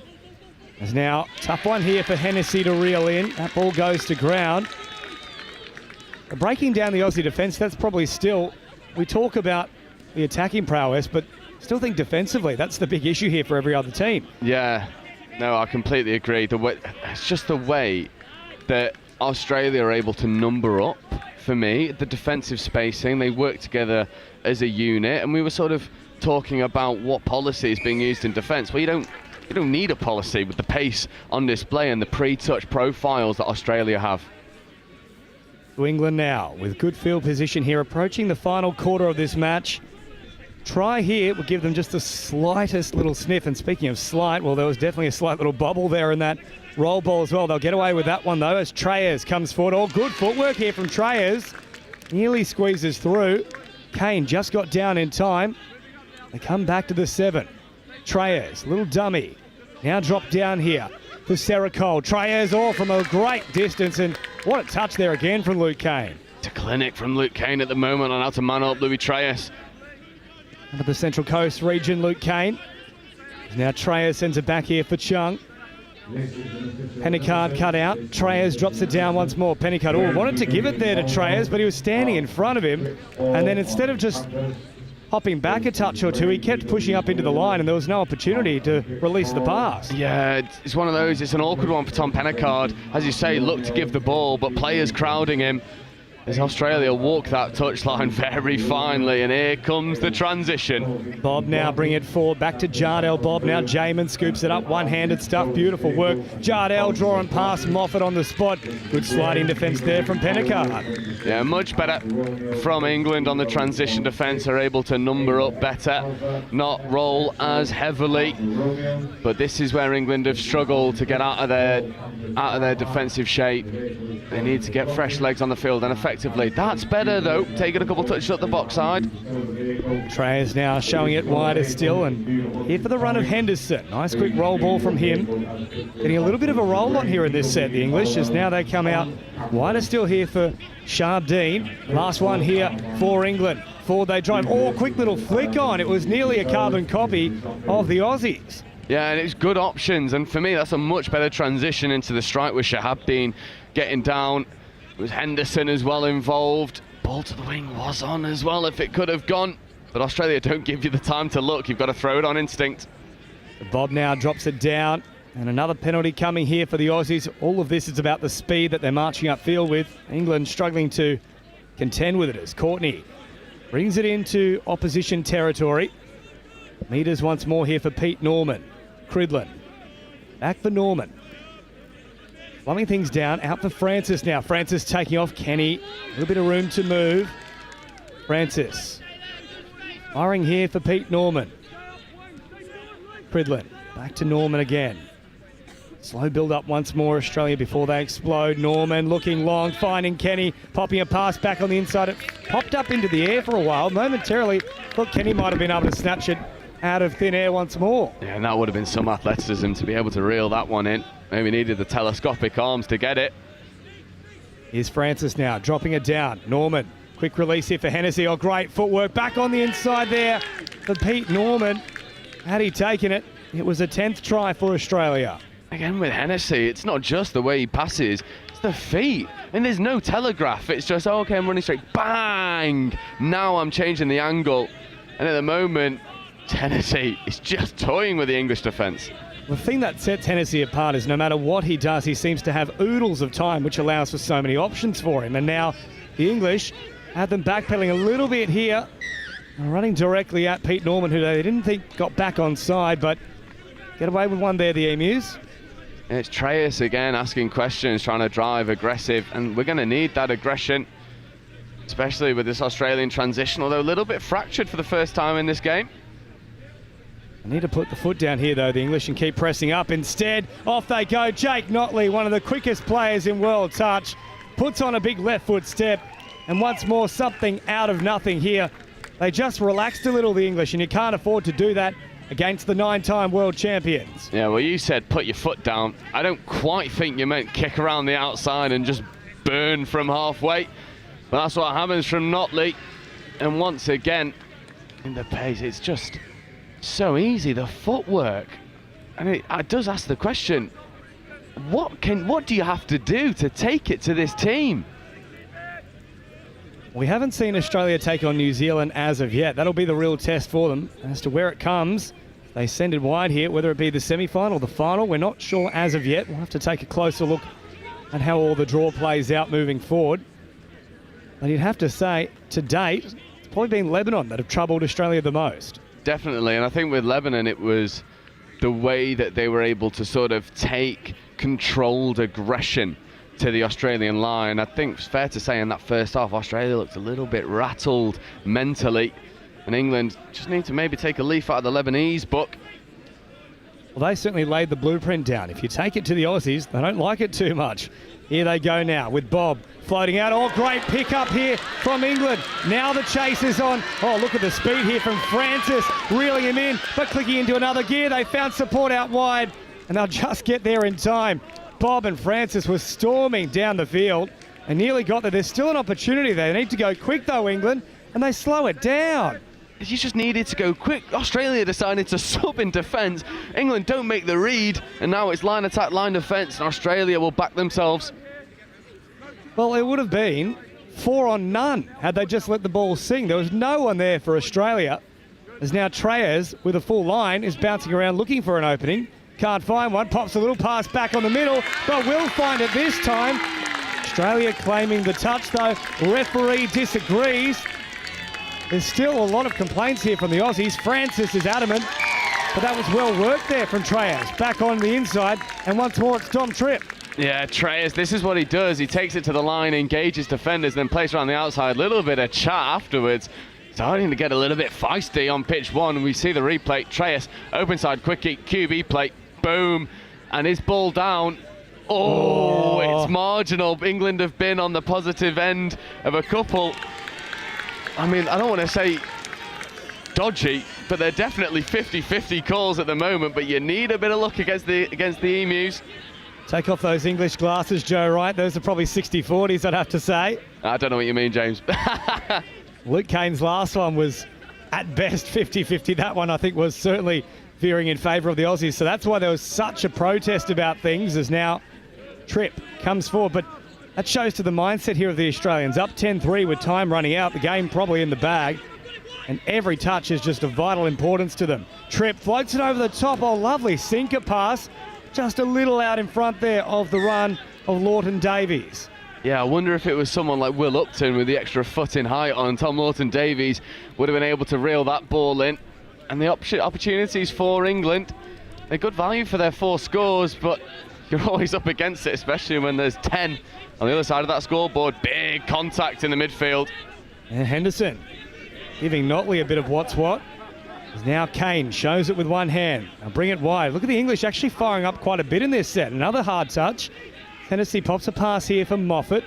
Moffat, the stutter step, or good footwork there to get around Sharp Dean, making them look silly momentarily. Now taking off his Marshall King, out of acting half though. He went a little bit quick to his own good. Yeah, sort of run away from his support there. Oh, that's the defensive pressure though. England need to move this ball quicker. Josh Henderson getting the ball down. Little bit of afters there. And that should be a hard touch. Just throws him to the floor unnecessarily, especially when you had such a good midfield press on. So England now with essentially a tap-off situation here, approaching the final 3 minutes of this match. The result now beyond doubt. It's just a case of by how much. It's dropped down here. Tripp, been outstanding for England. Lupton through the middle. Simons trying to set things up here. Oh, they've worked it nicely. Oh, Simons might go himself here, but had he passed to Tripp, it was a try for all money. Roll back now. Tripp once more here. Simons, Lupton. Nice little footwork there from Lupton. Once more they'll take off and work down a short side all the way through. Looking now for Tripp. What a put down from Tom Tripp. A great way to bring up the hat-trick. They thread the needle, and Marshall King off the back of it once more. Has an injury here to the shoulder. And we'll see the score as Marshall King needs the treatment he deserves. James Simons, we know he's got wheels, great vision. What about the hands here from Tom Tripp? Just getting it down in the corner, and it's an awkward landing for Marshall King. Looks to be in a bit of discomfort. We do sincerely hope that he's okay. He's been an outstanding performer for Australia. Well, same shoulder, almost the exact same situation too. Against Lebanon, it was a diving touch to deny a try.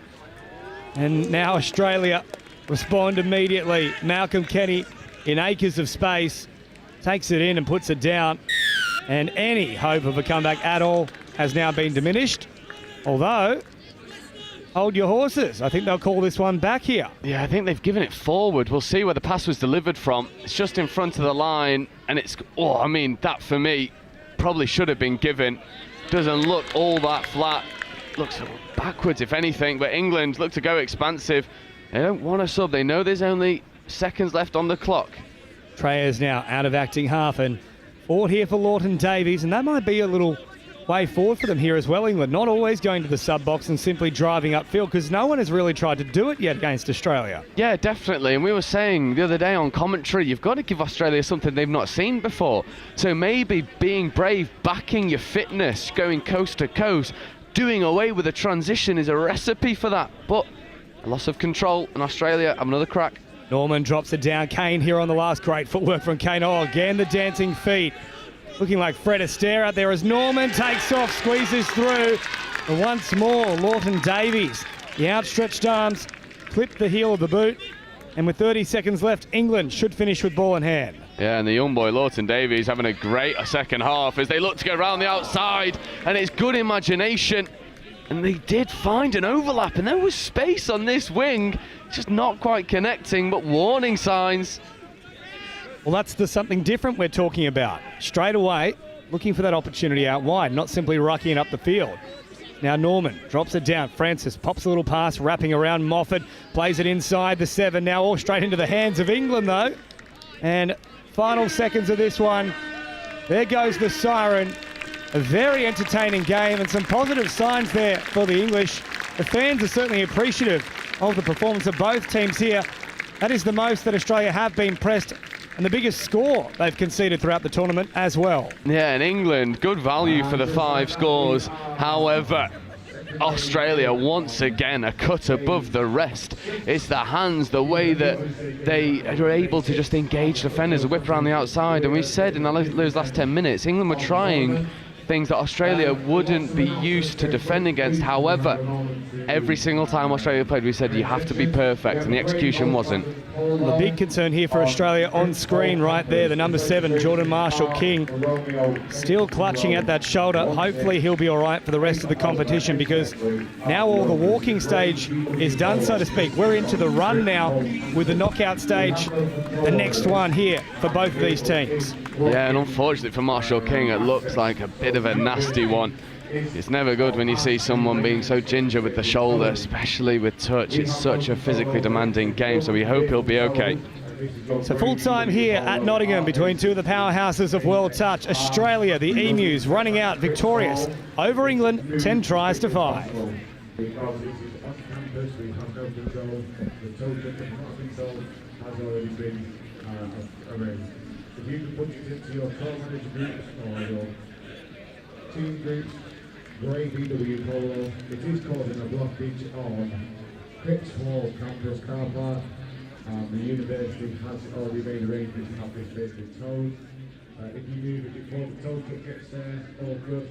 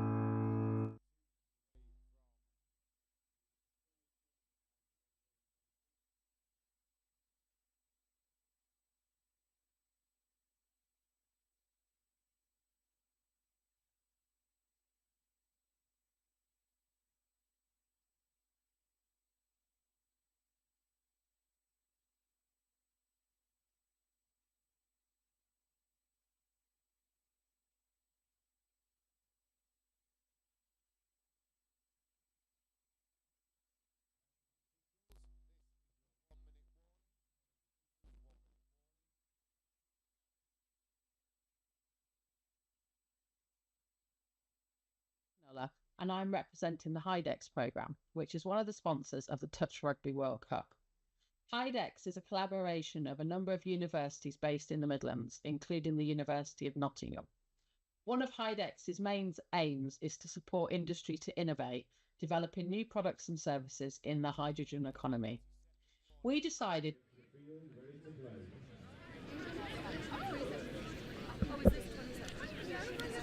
change in competitions live here on pitch 1 at the Touch Rugby World Cup 2024.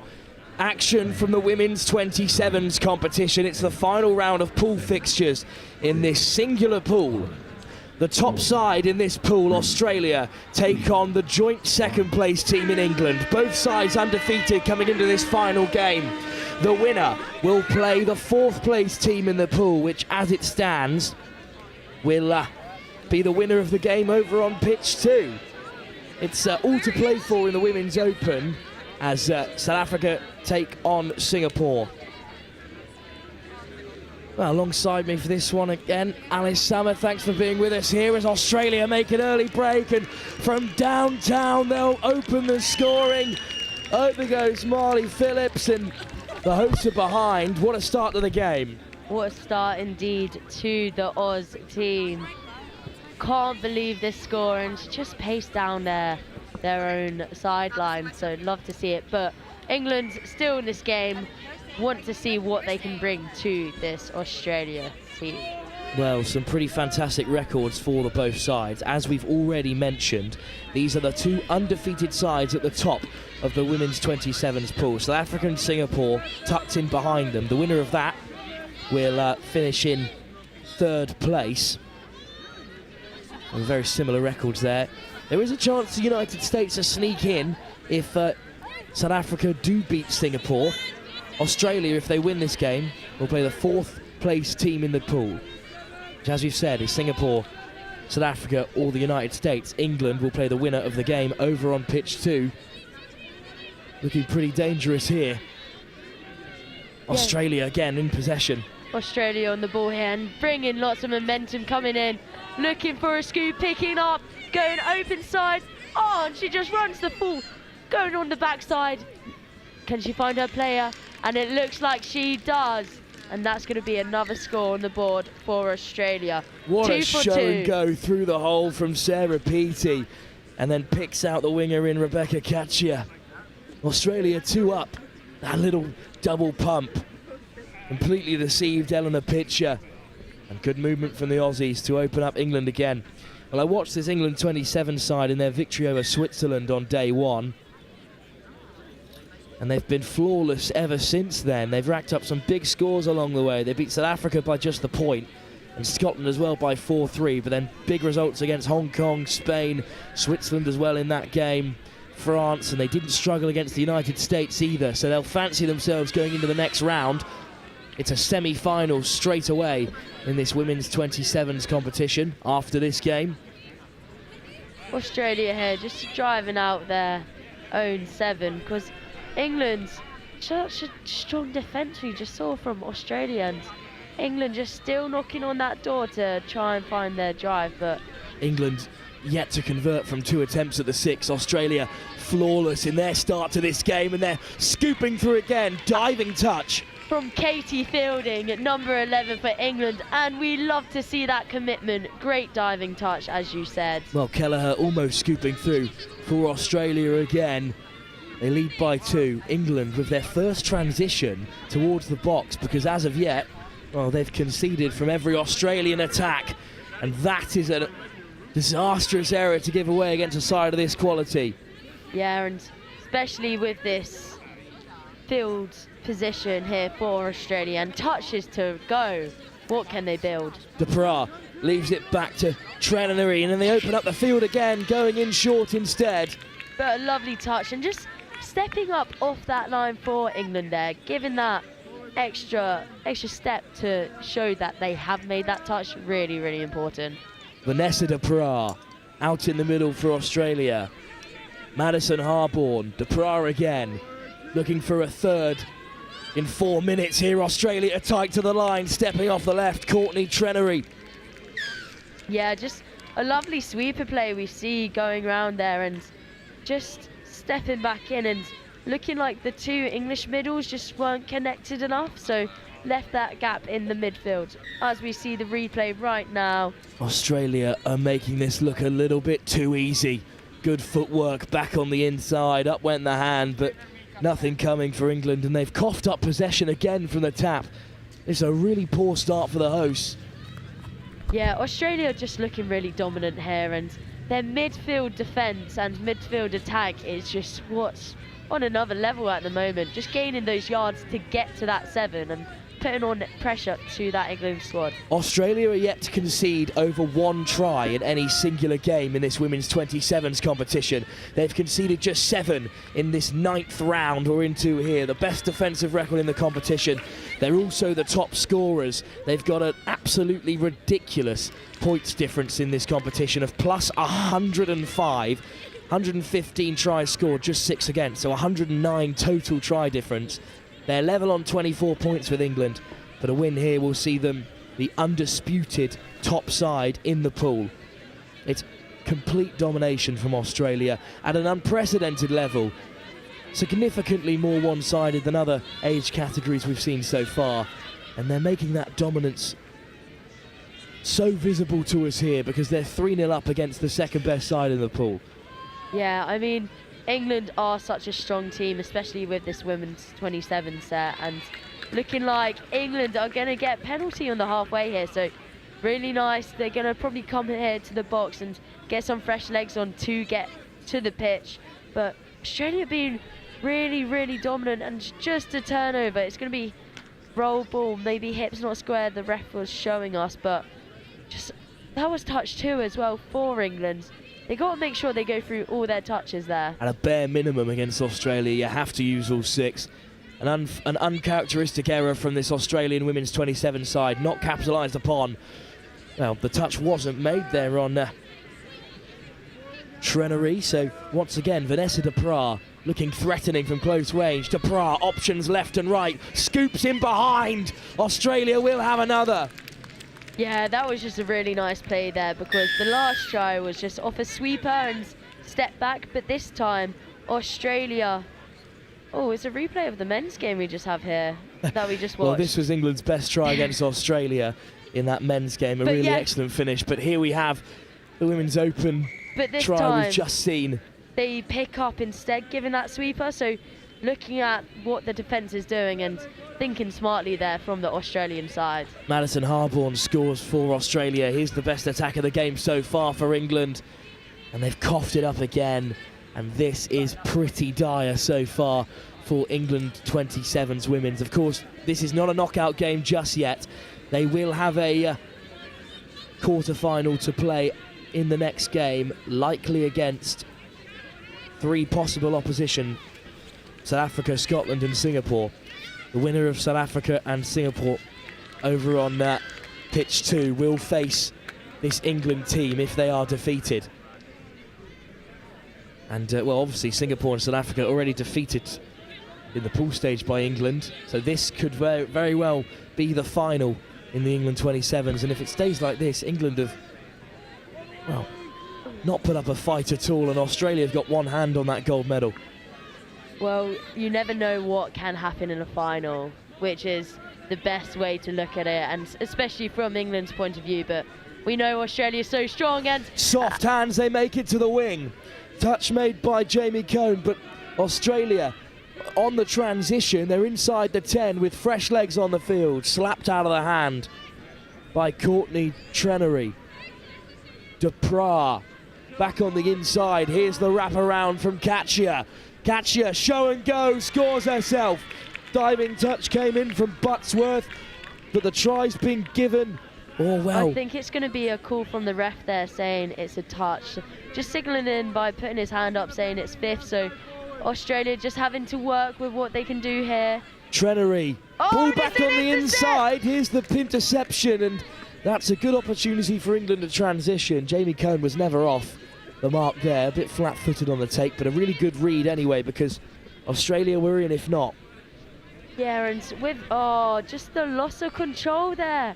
Just a simple error again from England, and we've seen this rack up so far in this game. So Australia on the ball again in the England's half. Madison Harborne Kelleher into the path of Duprat, over the top, what a take. I think that's going to be called a touch there by wingers number 3. Although Australia are in again, they aren't granted the score this time. Looking for their 5th try in the early stage of this game. Picked up by Kelleher, and then straight through the centre goes Marley Phillips. But the referee's just saying offside for the England mids players, so Australia will have a whole new set of 6 here. Here's Phillips. Gets it on the return. Marnie Phillips looking to open up the field. There's so much space for the link. Wow. Hayley Murphy-Evans goes in for the score. And that is a stunning play from Australia. Just as we see here, look how low this Australian mid is here. That's so she can get up really quick and just get that ball straight away and then chucks it long to the wing. Brace yourself for this one, Alice, but that is Hayley Murphy-Evans' 19th try in the women's 27s competition. She's the runaway top scorer. And no doubt about it, with those finishes. Katie Fielding on the ball here for England and picking Well, they up. look to create something for once England. It's just put back on the inside by Grant Walker and dotted. Tapped down by Australia. So they'll have 6 touches at the line. Snape, they need to create something soon to get back in the game. There's plenty of space on the wrap if England can use it, but the touch is made again, this time on Fielding.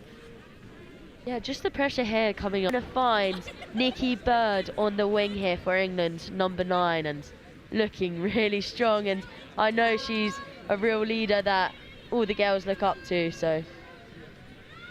Well, Australia lead by 5, 10 minutes into this women's 27s pool game. This is the final round of pool fixtures. Over on pitch 2, the winner of this side of that game will set themselves up with a date with England. Lovely pick up again by Australia. That time the pass is forward, but every time they carry, they look so dangerous, Alice. Yeah, they do, and it's just so threatening to the England's defence. But Nikki Bird here going in for the dump, and Lucy Snape on the ball for England as well. Katie Fielding just trying to give that pass, but it's going to be 6 more, so. A better transition from England, but they're a long way from home. Still on their own 10 metre, yet to threaten the Australian line more than a couple of times. And this Australian defence, who, as we've said, have conceded just 7 in 9 games so far, are looking really bright. Taking it down the left-hand side again is Nicola Marsh on the ball here Isabel for Moore. England. Marsh gets it back on the inside, and now they might be able to open up the pitch. Going for the shot, picking up there and looking, look. There's more scooping in behind. Touch made by Natasha Adams. It's a little bit better though for England, Alice. Yeah, it's looking a lot better for England. Just having more goes at the line here, and Australia getting called for a penalty there. 6 at the line. Into the path of Moore. Caught again by Australia, and this time it's a turnover. That's a big missed opportunity, Alice. Yeah, and that's just called for forward pass there from the ref. And that's first touch, I believe. How important is it to use those touches? And this game is going to show it. Now, Australian transition, so clean and so fast.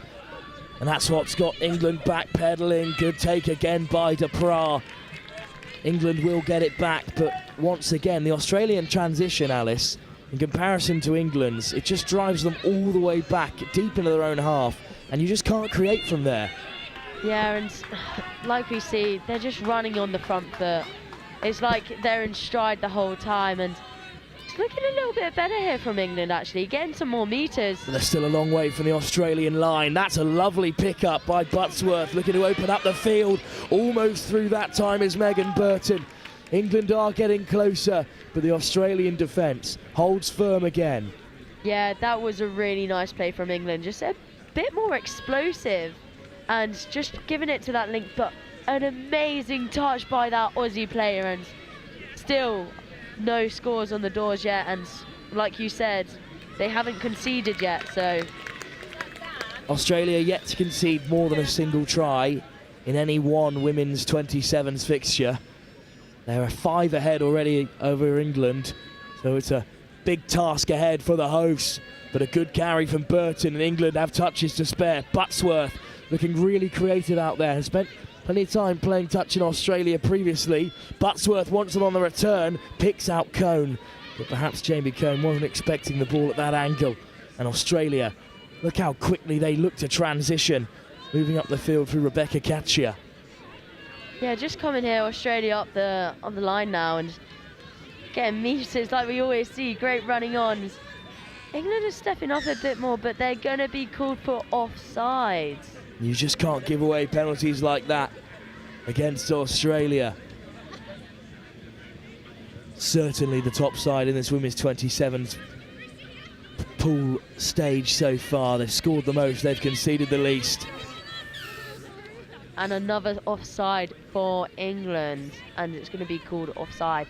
So for people back home, if you don't know what it is, you have to get back 7 meters before you're onside to make that touch. Roswell, show and go. Good touch from Burton. In this women's 27s category, one of the age grades, of course, so you must be 27 or older to compete. And for Australia, there's a lot of depth in their programme, and it's been shown again here by Madison Harborne going over for her second try. Yeah, so we just watched the replay here. It's just so smooth here from Australia. Having the sweep and just hitting hole one from that link. A lovely chop there and looking quite simple. That's Madison with the score. This Australian 27 side would certainly qualify for the Women's Open quarterfinals as well if they did compete. I think that's not a controversial take. Yeah, this side is looking so strong and dominant in the women's 27s. It's just the amount of players that are so strong out there, and it's lovely to see them on the worldwide stage. Almost back on the outside, Hayley Murphy-Evans looking for that 20th try in just 9 fixtures. Courtney Trenery caught for now, but England still driving on. Trenery again, inside and out, weaving her way through. Good touch from Lucy. Been stem for now. Yeah, completely agreed there, and England's kind of looking more in their own. Just need to be have more depth on when running on, just to create that extra acceleration, because Australia just getting off in their face. Like here we're on halfway. That's a nice pass, looking to open up the field, and they could be in behind here. Away goes Newton. Newton all the way, and that is a popular score live here on pitch 1. Beth Newton put in behind with a great ball over the top. For the first time in the game, England create a bit of space. Great running from Moore, dragged in Gillespie, and that allowed Newton to race away for England's first. 2 minutes before half-time. Is that the start of an unlikely comeback? England will be delighted with that score, and just lovely wheels on the outside, and Australia couldn't do anything about it, and England kept out the Emus. Let's hope England can do the same like last time, trying to throw it to that far wing and get another score on the board, but might not be this easy this time. But England with the drive, just staying direct here. They're up to the 10 metre. That ball back on the inside, an ambitious one, and you've got to play ambitiously if you want to beat a team like Australia. Yeah, like you said, high risk, high rewards, and that is what England's got to do with this team. Australia on the ball here now, just here trying come the Australian changes from the box. Looking to open up the field. There's a lovely ball out wide to Murphy-Evans again. Takes the touch. Back towards the middle they go. Adams. Natasha Adams looking for the long ball. Charged down by Cohn. Yeah, that's just going to be a new set of 6 here, but they take it quickly and just... Adams is over, right on the buzzer. Australia have another score. The space opened up between the middle and link, and a soft drop pass back on the inside has got Australia 7-1 up at half-time here. That time it's dotted down by Natasha Adams. Yeah, just a nice play here we see on the replay, and it looks like she's in tons of space, number 12 for Australia. Just coming into this half, it's going to be Australia 7, England 1. A dominant first half performance by the top side in the women's 27s pool. England will have a knockout game regardless of the result here over on pitch 2. South Africa play Singapore. The winner of that game will meet England in the semi-final, while the loser may have to face off against Australia. A tough ask indeed, with Scotland also in with a hope of squeezing into that top 4. 20 minutes still to play here. England have got a mountain to climb against Australia in the women's 27s competition. Already instructed a towing vehicle to go and move it because it is causing a blockage. We have no control over the tow company, which is university process. Have a great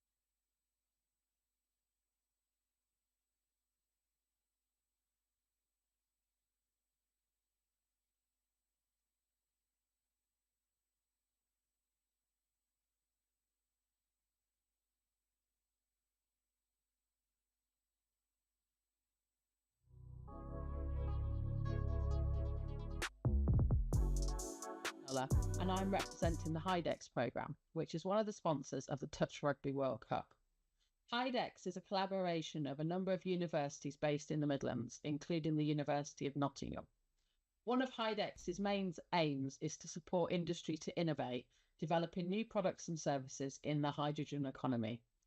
We decided to sponsor the Touch Rugby World Cup, particularly in relation to energy use, so that Geopura, a locally based business, can provide hydrogen to be utilised at the event, making the event more sustainable and improving air quality for visitors and competitors alike. We hope this support will encourage others to look for more sustainable ways to run similar events in the future. Finally, just to say, we hope everyone that's involved in the event has a great time. Thank you. I love Nottingham, the home of Robin Hood. From the bright lights of Goosefair to the peaceful nature of the Sherwood Forest woods. There's a feeling of togetherness, unity, pure, honest, love. And that feels great, like a bright summer's day at the horses down by the lake at Colic. All I love Nottingham. The River Trent, the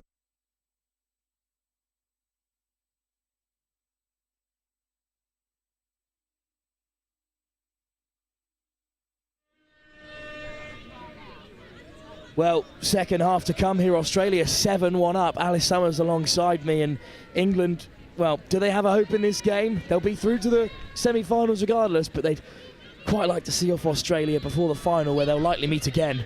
And it looks like another score for Australia, setting it off The referee's pointing down, and that's another try. So Oh, Annabelle Janssen, how close was she to making that touch and denying Australia from their first set of 6? It's Rebecca Katchia who scores, but let's have another look at this diving touch. A great effort from Janssen. yeah, a sweeping play and just hit hole one. But wow, what dive! So unfortunate not to grab hold of her there.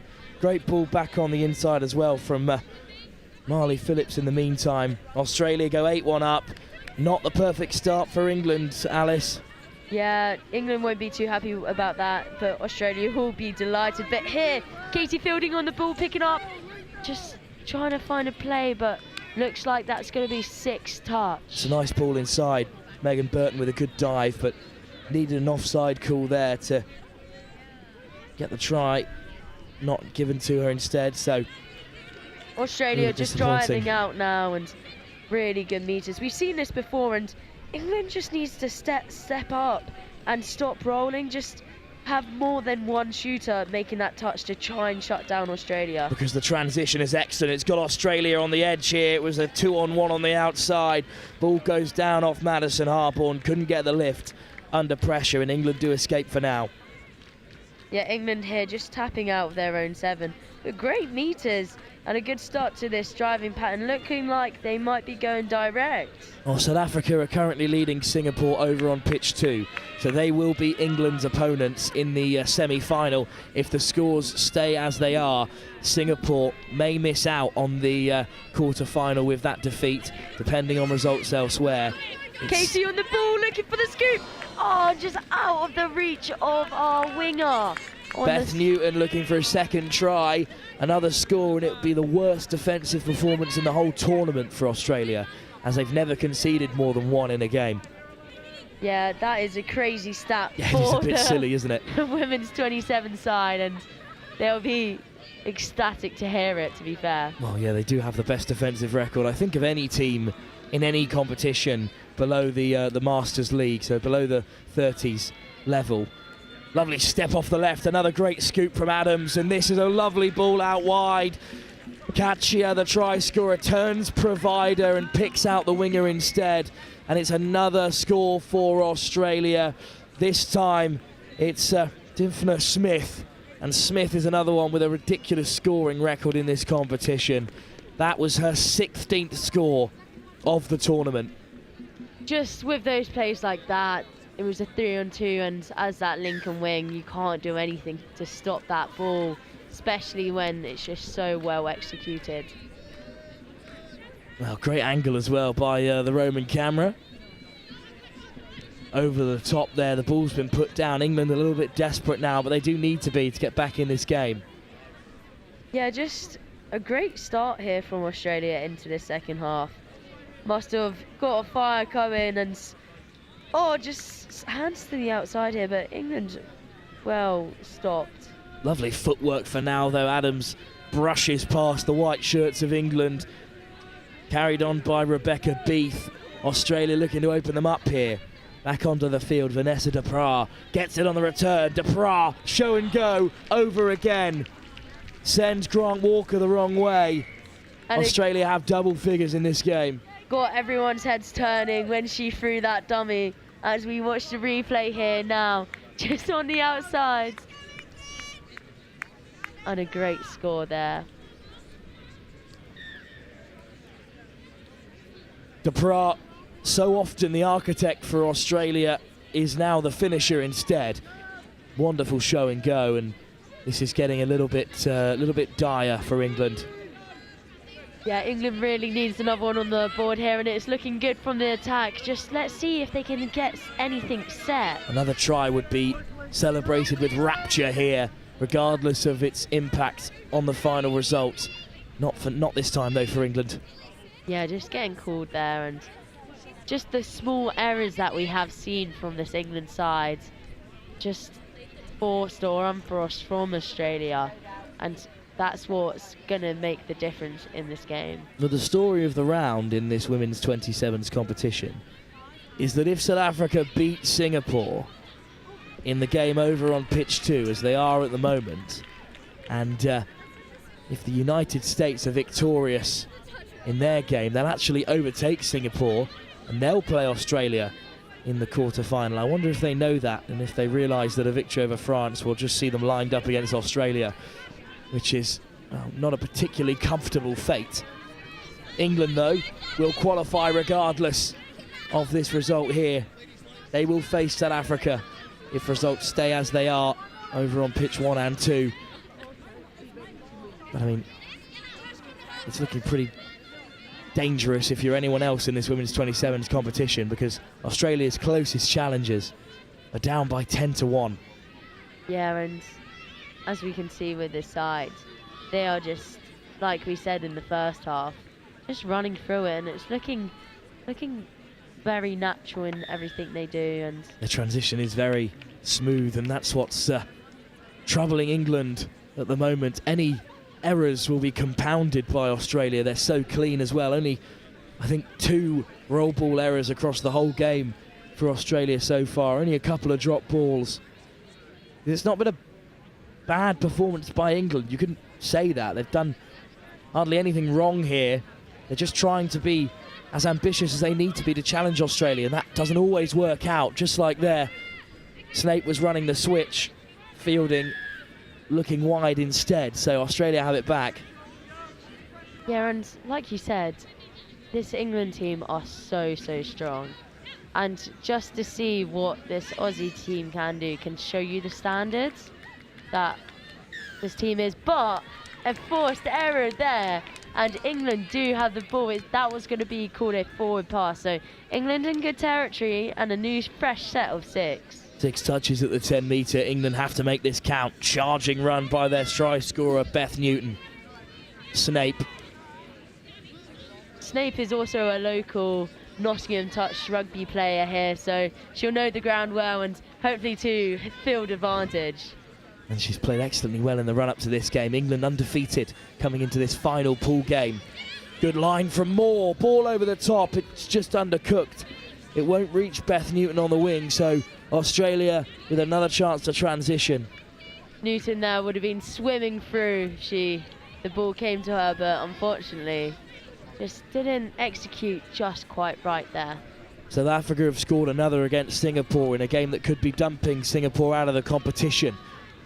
A victory will, as we've said, line up a semi-final between England and South Africa, who have already been beaten by England by just a single try in the earlier rounds of the women's pool in this England women's 27s fixture against Australia.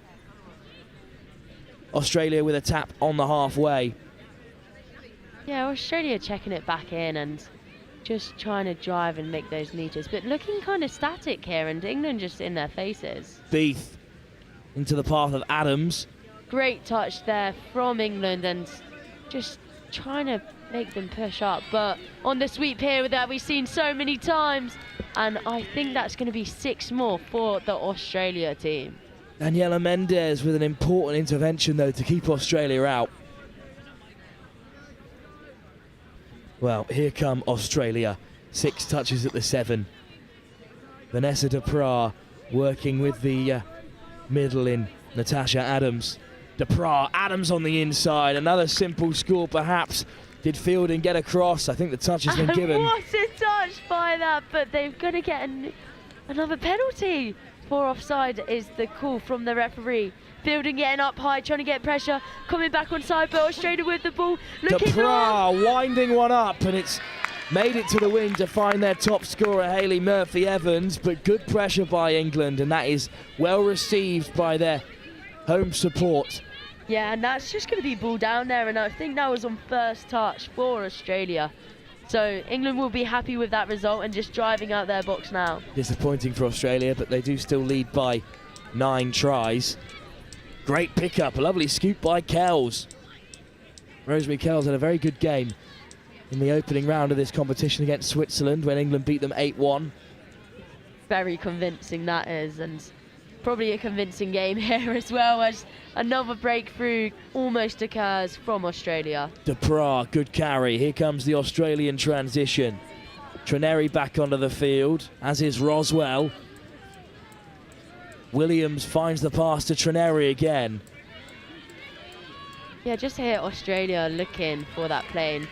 Oh, it's going to be a turnover, actually. So another penalty we've seen Australia's just given away, and it's so uncharacteristic from them. Every shutout celebrated like a score by England, because that is the level of opposition they face. And, well, that's a really disappointing turnover.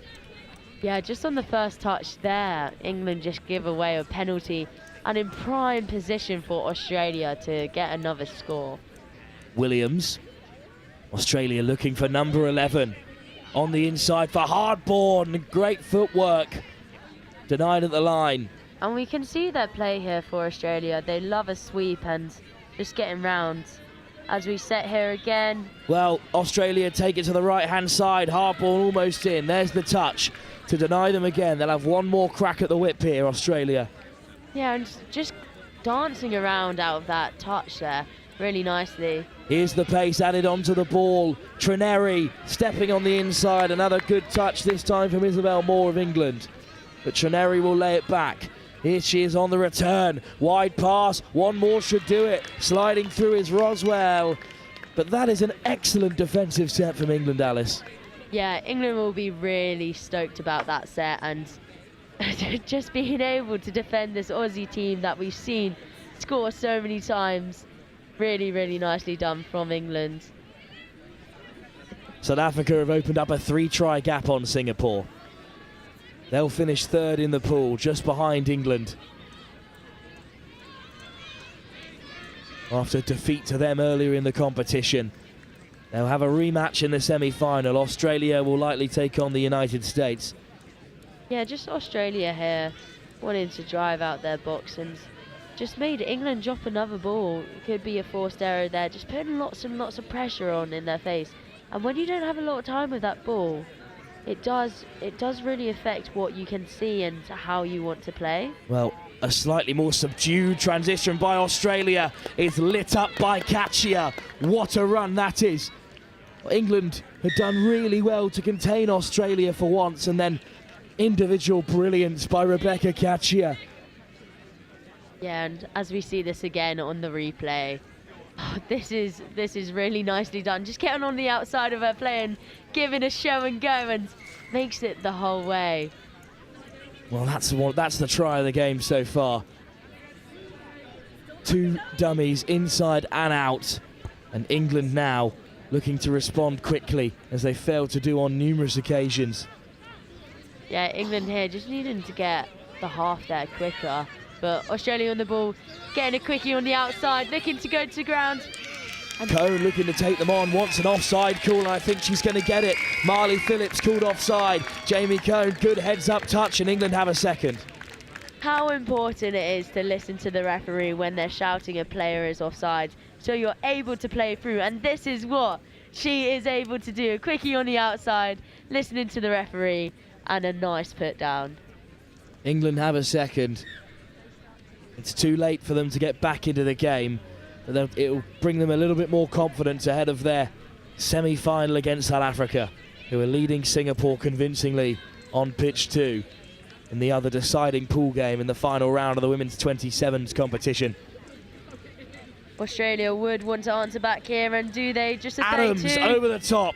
Great read by England. Yeah, very nicely done by England, and they have shot out Australia before, and they've done it again. Lovely footwork, but Newton alive to the threat.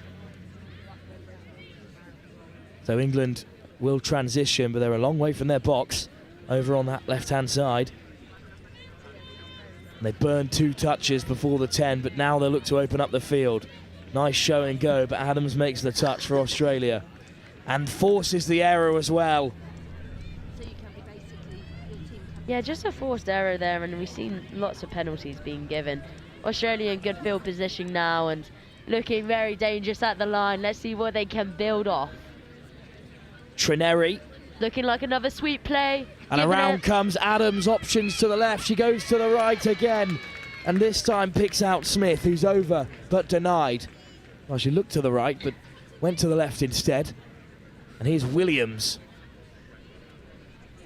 Just burning a touch there for Australia, making sure they get set, and nice and getting high from England. But that's going to be 6 touch, and England will be happy with that. Another good defensive set. It's been a much improved second half for England, who have only conceded the 4 tries and scored the 1 in response, compared to going 7-1 down by the break. I don't say that with a hint of sarcasm, because Australia, an unbelievably dangerous side. They've scored 115 tries before this game, up to 126 in total in this women's pool stage. And that try difference, and it all counts up, so making sure they get as many as possible, even not slowing down. And we definitely haven't seen them slow down here, but they're trying and they're hunting for that line still. Lovely soft hands round the corner they go. Australia are scything through again. Hayley Murphy-Evans looking for her 20th try of the competition, but across came England. An excellent touch to deny Australia. What a touch indeed, and just eating up that space in between that Aussie player. But here, Counties play looking open side. Roswell skips out a number of players to find Murphy-Evans again. But this is great defence, and this time it's Annabelle Janssen who makes the all-important touch. And England have just put in a massive shift in, and wow. England will be happy with that result. England up to halfway, another score for them would be excellent here. I mean, it's a good performance against Australia. That first half really got away from them, but they look so much brighter in the second. Great ball over the top. What a line picked out by Clark. Nicola Marsh with the score for England, and they will be ecstatic about that one. Great ball over the top. Perfectly weighted. I mean, look at this ball. Just the Aussie player getting up too high then. Just a lovely sinker ball to Nicola Marsh. With past experience with playing with her at Taipan's Women's Opens, she's a lovely human being and a lovely touch player, as we've just seen. Rosemary Kells with that killer pass as well, and ahead of a final where these two sides will likely play again. If England can produce scores like that, they could be in with a shout. Australia, though, have been the better side across this game, and they'll look for a try to respond. Here's Phillips, and picks out the pass to find Harborne. Australia do have 12. And it's looking like the clock is ticking. It's looking like clockwork here for Australia. Score after score. And that's their 12 for the game. England have scored a couple of really nice tries. They've had to work so hard for them. Australia, on the other hand, Mendes shooting in to shut down Phillips. Perfectly timed pass into the path of Madison Harborne. And we've seen that score before as well, that sweeper play and then passing it to hole 1 for that link just to score. So it's obviously still working for Australia. That's a great ball to open up the Australian defence. Charging onto it this time was Sal Buttsworth. More, Buttsworth, change of direction. Nicely weighted pass, trying to pick out the on-rushing middle. Yeah, lovely set there from Australia to keep them out there. We've seen them do it many times and they've done it once more. With just a minute left of the game, Australia should get another chance maybe at the line for England. But no, just ball is going to be down. But I think number 4 for Australia is just injured. Well, Courtney Trenary would be a big loss for Australia. Thankfully, she's receiving the attention she needs. I think she'll be back to her feet in no time. Cone carries for England, though. Still a bit of time for them to get a score, but instead, well, with about 30 seconds left to go, Australia have it back, and they'll just run out this transition and the game will end. Yeah, Australia's still playing very expansive, so you never know what's going to happen with this direct set. Maybe they could create one more score before the hooter. That's what they'll be aiming for. Let's see what they can do, dishing out the long balls. But I think that's going to be called forwards. Well, with 10 seconds to go, that will decide it then. Australia are 12-3 victors against England. It's certainly been their most difficult game. They beat South Africa 9-1 as the other game that had even a hint of competition. This game then, it's the most tries that Australia have conceded. Before this game, they've never conceded more than 1 in this World Cup 2024 in the women's 27s category. So that's the takeaway for England. They know that they can challenge the Australian line ahead of a meeting in the final. South Africa, after beating Singapore, will play England in the women's 27 semi-final. Australia have a date with the United States if they've beaten France. We'll get those results to you as soon as we have them. Do check the Federation of International Touch website for all up-to-date scores as they come in.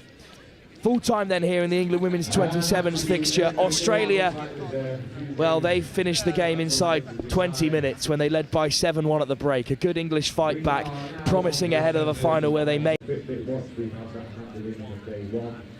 also have a watch handed in on day 3. So if you are missing a watch, we have 2 windows if you come and unlock them, and we will return them to you.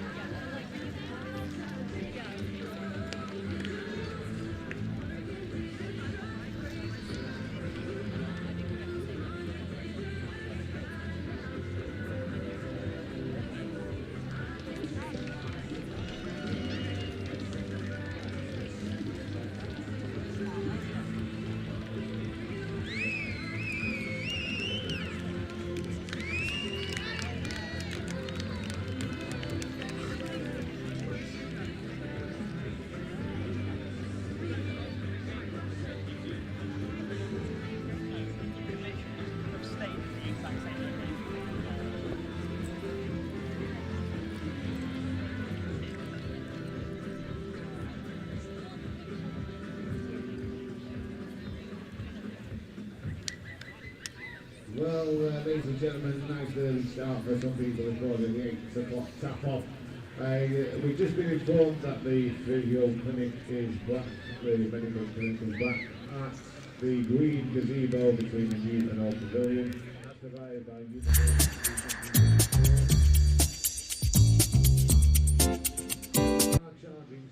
they are charging for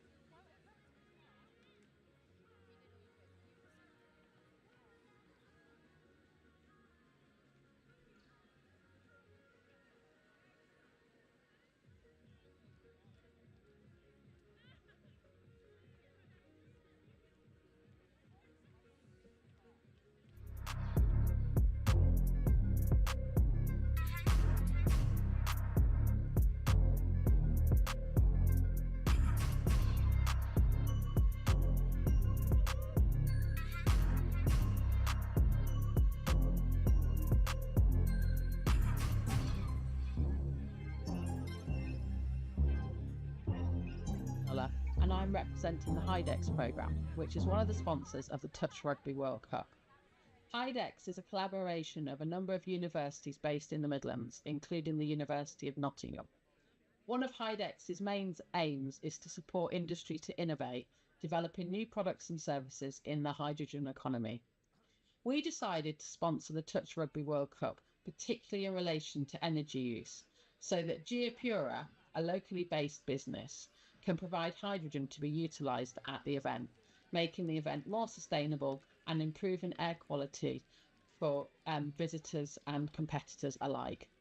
We hope this support will encourage others to look for more sustainable ways to run similar events in the future. Finally, just to say, we hope everyone that's involved in the event has a great time. Thank you. I love Nottingham, the home of Robin Hood. From the bright lights of Goose Fair to the peaceful nature of the Sherwood Forest.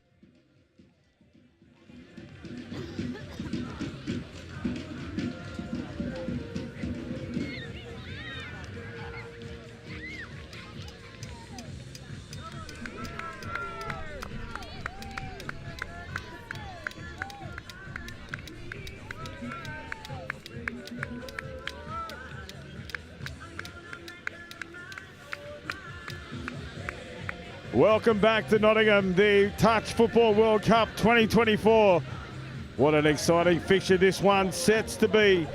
The senior mixed, England taking on Cook Islands, quarterfinal action. Here on field number 1, Adam Collins in commentary, joined by Mel Day. Mel, first of our knockout rounds. How's this one shaping up? This is going to be a very exciting game. We've got Cook Islands trying to replicate their success at the last World Cup, where they knocked off New Zealand to make the gold medal match and won silver over there in Malaysia. So they'll be feeling very confident. Only the one loss in their pool games to New Zealand, whereas England suffering an upset defeat to the Germany senior mixed team, who are about to face Scotland in their quarterfinal. So hopefully a very tightly contested game this will be. We hear the drums of the Cookia on the far side of the field. Great, just energy around the stadium for this match. Cook Islands have plenty of support behind their try line. And for the Cook Islands, keep an eye on number 6, Jeremy Campbell. He's been scoring 2 tries a game. And the number 2, Clarissa Wardlaw. And for England, number 5, Megan Clayton on this close wing. She's been scoring very, very freely out there. It is England that get us underway up over the halfway line from the tap-off. 10 metres out now, 2 touches gone. And the Cook Islands regroup. Terry Joe in the middle as well for the Cook Islands. Number 3, play to watch. As the shutdown comes, but not in time. And it's the opening try there for England. The home team scoring. Andrew Smurden it is. He gets the ball across the line. And just a defensive lapse there early on in this game from the Cook Islands team. England will be thrilled with this start. So I'm going to throw it out there and suggest that Cook Islands are the definite favourites for this quarter-final. Little pass off and ball inside, but the defender just coming across just too late. It's just a matter of timing. We see the Kukuya on the attack. Play on is the call. Player called offside. And the Cook Islands strike back immediately through, unfortunate there for the English team. He thought he'd done everything he needed to, but the referee had called him offside. And you can just see it here. He just held it up beautifully, and then play through was the call, and he strolled over to score the try for the Cookia. Jeremy Campbell, we called him early. He has been scoring a lot of tries out there, and an easy play on stroll over for Jeremy. Venture to say it's not going to be his first try of this quarterfinal match. The one apiece here in this quarterfinal game between the Cook Islands, the Cookia, as they're called, Tuki Cookia, we've heard around the grounds. It is England now on the attack. 7 metres out the dive over, but this time shut down by the Cook Island defence through Michael Cocker. The number 3 action, Jurasina for England, who's got the ball now. He's their top try scorer outside of Megan Clayton. Been very dangerous with the ball in hand. And now it is the Cook Islands to bring it off their own line. That's Joe. Looks like he's pulled a Little injury there as he come off, but he seems to be moving freely now. Maybe just a little strain. Good meters here. The defensive press of the English outside middle's coming up. Now it is the Cook Islands. Switch on. They have numbers here. Ball out in front. Pass away, and that's the final touch on the 7-metre line. So good penetration there from the Cook Islands. Yeah, great hands by Kylie Joe there, the female link for Cook Islands. As England looking to work off their own line. Big family connection, the Joes here in the Cook Islands setup. There's 3, the Joe family out there. Also the Leotas. Yeah, I saw Johnny Leota on the score sheet and remember him from his rugby days. So great to see them now getting involved in touch and representing at such a high level here at the World Cup. And Maggie Leota out there as well for the Cook Islanders, as it is England on the attack. The bounce out play to the right-hand side. Just tries to hold up there and commit Joe in defence. That's a forward pass for mine. And the referee will tuck into position and blow that one as a forward. So it'll be a penalty here for the Cook Islands to work their way up from their own territory. They're about 12 metres out. Tap taken. Took the tap well behind the mark, which is interesting. Tough contact in the defence from England there, getting up in the face of the Cook Islands. Yeah, Megan Clayton, this wing, known for her very, very strong touches. So I'm Now sure the the Cook bounce Islands out. are up for it. Straightens it up through the middle. Now they push out to that right-hand edge. Good Now, you pace out there. mentioned- Good defence there from England on the slide out. You mentioned before how high that far side defence for England is getting, and I think the Cook Islands have identified that as well and trying to take advantage of those defenders coming very high up out of the line on their subset. Just quick hands now for the Cook Islands. Link position. Renee Sealy. Sealy not able to get it away. Now they'll give a penalty away, and that is just inexcusable, really. The play had broken down. You just put the ball down to the mark or give it to the nearest player, but instead he threw it away. And it's early in the game, just not something you'd want to be doing too often. Just a silly penalty. There was a bit of spice in that touch, but still you don't want to give away meters when it's a must-win quarterfinal for the team. Of Stacey Collins taking a dump and the boys bring it into the middle. Ryan Mimsek, their captain, drawing the defence out. There's Mimsek with the it's ball. on. Long ball out wide and just not able to be taken. But it was great play in the middle for England with Bobby Taylor. And as you said, Ryan Mimsek. Yeah, that winger I think just has to stand a little bit wider. She was a Good couple push. of metres infield there. Bit of momentum here for the Cook Islands on this drive. That's 3 touches gone. That's well over the mark. And the referee's going to call it. Absolutely. The defence was up once again. Through Clayton, she got up in the line of the Cook Islands, and that roll ball was at least 1.5 metres past where he was touched. Just some sloppy play starting to creep in for the Cook Islanders. Ill discipline might be the key here. Yeah, because they definitely looked the stronger team in the first couple of minutes. Mimsek just taking dump just outside the 7 and getting that 6 flight. again. And Ryan has played in the opens grades before, and he's come back from a total knee reconstruction. So he's playing on titanium out there, and it's incredible to see him playing at this level. There's a lot of titanium at this tournament as we see England on the attack. Exploited off the line. The intercept taken coast to coast here for the Cook Islanders. Striding away is Michael Coker. Chase coming. He needs to have his heads up, and Coker in control. And that is coast to coast Coker. They needed that as a bit of a pressure release, the Cook Islands. They'd had a couple of little messy plays in there, but an intercept, England just getting a bit too close to their line and letting the defender pick off that ball and a length of the field try. Love it coast to coast during a quarterfinal. And as though the Cook Island supporters, you hear the drums in the background. Great vibes here for this quarterfinal match on the main field. And it is England back on the attack again to the 7 metres. There's Girasina, as you called earlier on. Very busy with that middle attack. Girasina into half now. Off the ground. Back in for Girasina. The hole opens up. Geez, we can see that from up here really clearly. And Girasina put himself in the perfect position, and the ball back on the inside was well timed. And we're back all to a piece here in the hands of Jurashina. Let's see it here in replay. Yeah, pointing out exactly where he wants that dump. Jacob Whitehead. Then on the inside ball from Whitehead. Beautifully timed. Try time, Jurashina.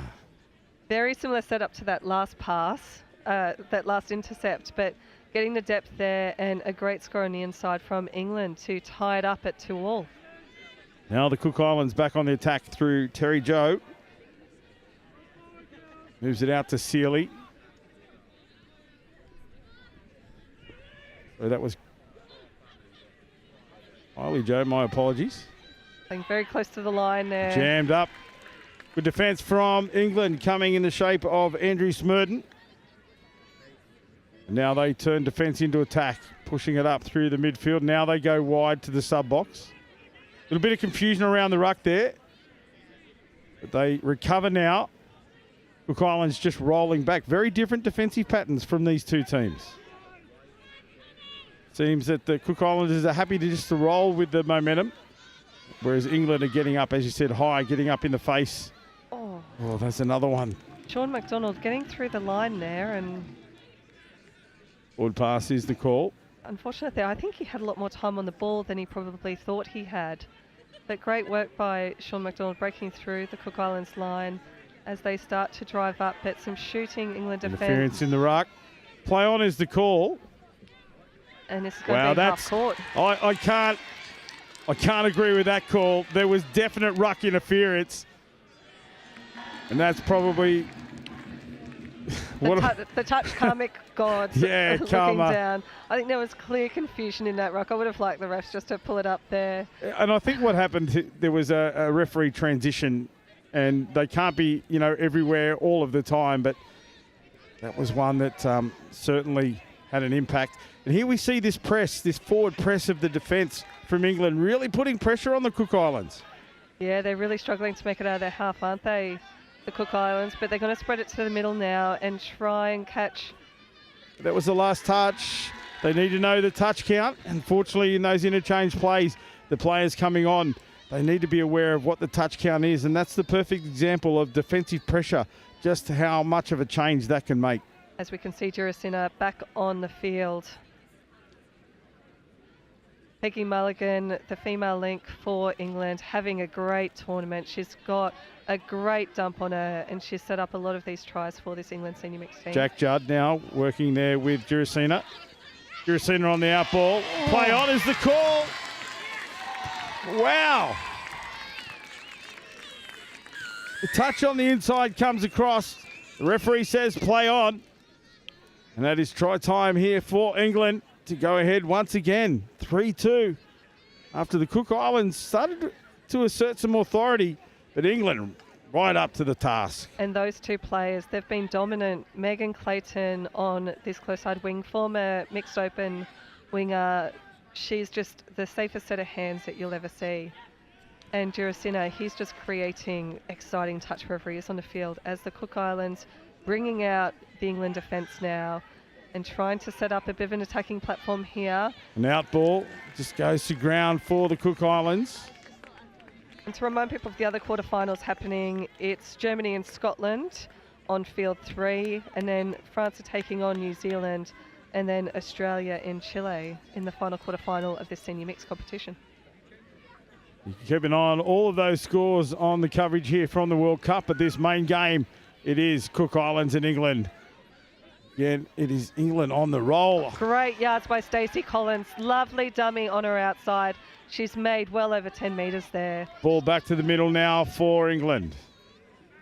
Strike play, sweeper going left. They come right, but numbers there for the Cook Islands. And a big touch to finish that one off. Jeremy Campbell. And now the Cook Islands, they have to dig deep here. Go forward, trying to break this English defensive line.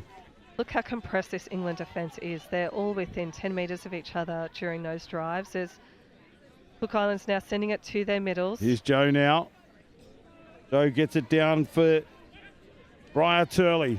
Turley with a long ball over the middle. And that is a massive pass. The drums sound in the background again. Cook Islands draw level, 3-3. And it was on the back of a much better driving set. Absolutely. These mids just not quite getting back on side. Both mids up there in the touch, and a long ball out to that play that we also mentioned Arrest at the the start. Wardlaw. Wardlaw. She's well into the double digits for this tournament at the moment. So now, a very important defensive set from the Cook Islands. They need to stay up here in the face of the England attack. The sweeper play. Here's Girasina. Girasina slips the pass off. The Whitehead. This is Judd now. Jack Judd in half. Penalty the way of England. Now that was a judge ruck interference. Yeah, holding up the touch there. It's Sweeper play for Judd. Judd goes to the line. The ball is going to be called down. Yeah, the player shutting in from the link position got there, but was well up forward, and the ball had already got to the line. So try time England. This ding-dong battle here, seesawing end-to-end. England back in front once again, 4-3. Jack Judd, look at the speed at which he comes on here, and an excellent dive, one-handed, getting the ball bang on that line.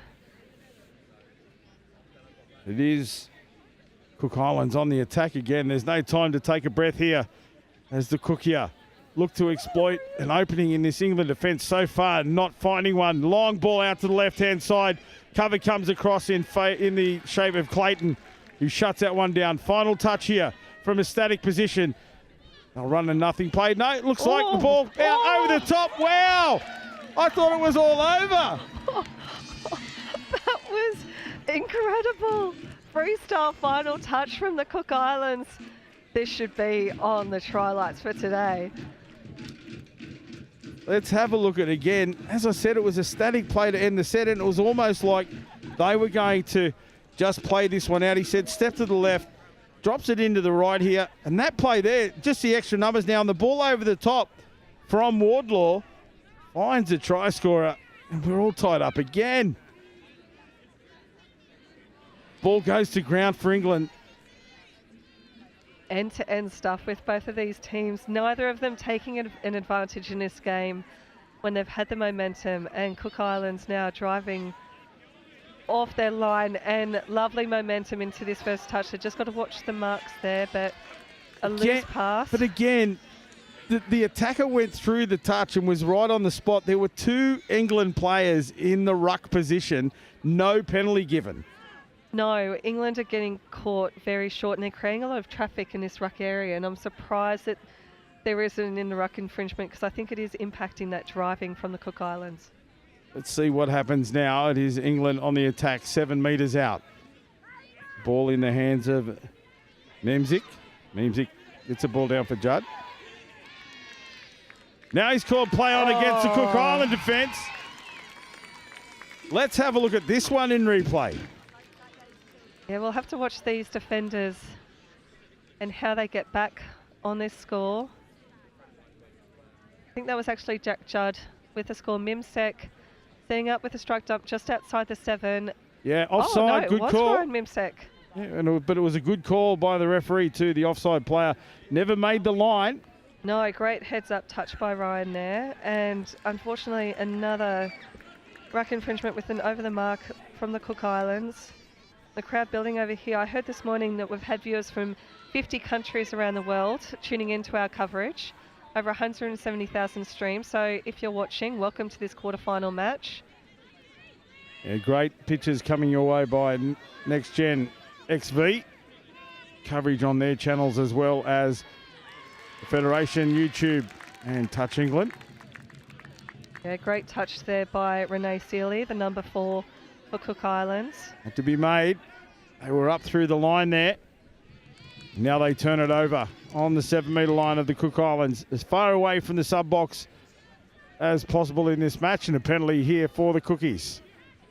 They move the ball to the midfield, looking to try and get to the subset as quickly as possible. Ball out here to the wing, nicely handled. Now they drive forward. Whereas the Wardlaw getting through a ton of work out there in attack and defence. That is Kylie Joe has to go back to the mark. Here comes the sweeper play from half, pick and go. And the touch affected. Hand over, England. Straight onto the attack, just a quick step over. Now they drive towards their sub-box, looking for the fresh legs. They come onto the field in numbers. Just the overstepping the mark has to return. It delays the roll ball, so England have to reset over the top. Pitches here again, right down there amongst the action. England roll on. A bit of a stutter there. The ball out to the right-hand side. Unfortunately for the England team, Clayton can't take that one. Ball called forward, and it'll be the Cook Islands again off their 7 metres. So compressed, this England defence. They're all within 5 metres of each other. Another silly mistake, just a simple error from the Cookia. They need to tighten up around the ruck area. I would love to see them take advantage of that narrow England defence as well. There's so much space on that right-hand side, and they're under so much pressure because the England defence is really narrow. Peggy Mulligan going for the dive. Touch affected, just up off the line. She got down low then and tried to slide the ball over. They come back to that left-hand edge once again. Now they centre it up. Bit slow out of half. Dan Powell it was. It's to be a little bit quicker around that ruck area. Now they resettle. There's Powell. Working with Marcus Evans. Turn. And the Cook Islands player, believing it was the last touch, has picked it up from half. I'd suggest this needs to be a penalty here. Well, it really is a definition of ruck interference, isn't it? You know what? That really needed to be a penalty. You can see, rather than having a roll on and creating some phase play and having those defenders offside, unfortunately England have had to take that tap completely static with the defence set as Cook Islands driving towards their box again. They need to keep this ball safe. That's good metres for Terry Joe. Now they need to build on the back of it. Last few times they've turned it over cheaply, but here the Cook Islands up over the halfway, but another turnover. And over the mark, bang on halfway. And then 10 metres for not giving the ball back. It's starting to fall apart here. The Cook Islands need to get some just discipline back as the hooter sounds for half time. Really is England in control with the ball and also in the mindset of the game. They've just stuck to their guns. They haven't questioned any decisions. No, we're going to see another penalty here for a touch pass, just trying to create something on the last touch. And the one team that I don't want to give a one possession to is the Cook Islands. We'll see whether they can create something here. A little switch, but the ball going to ground. Yeah, ball to ground. So that is half time here in this mixed seniors England versus Samoa quarterfinal. As England, one try in front. 5-4. All of the action of the second half coming your way as we bring you great shots here at the atmosphere for the World Cup quarterfinals.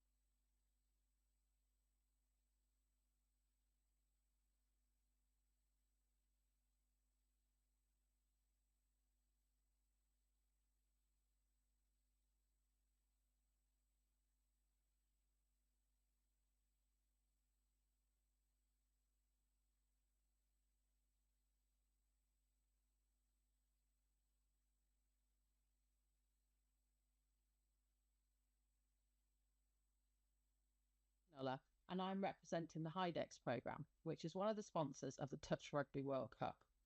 HIDEX is a collaboration of a number of universities based in the Midlands, including the University of Nottingham. One of HIDEX's main aims is to support industry to innovate, developing new products and services in the hydrogen economy. We decided to sponsor the Touch Rugby World Cup, particularly in relation to energy use, so that Geopura, a locally based business, can provide hydrogen to be utilised at the event, making the event more sustainable and improving air quality for visitors and competitors alike. We hope this support will encourage.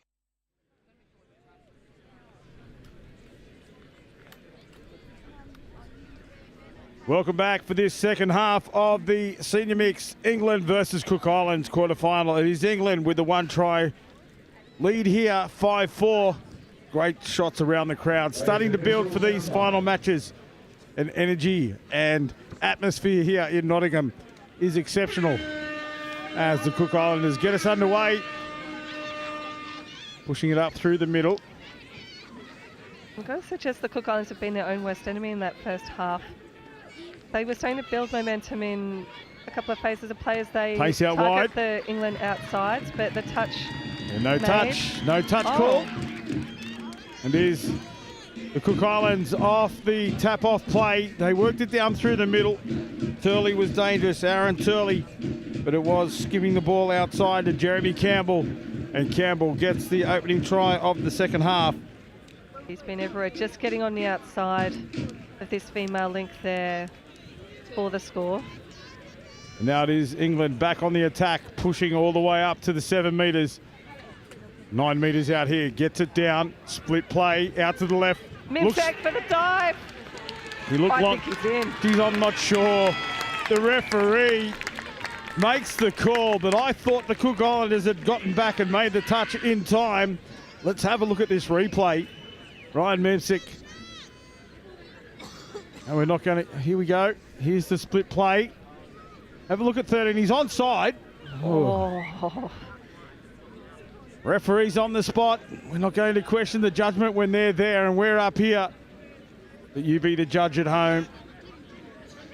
England back in front. Well, Cook Islands again on this left-hand wing. They fancy themselves out there. They've got some speedsters in their team. An incorrect roll ball. For the Cook Islanders, cheap turnover as they're on the attack. There's a push in the ruck. Play on. Called by the referees.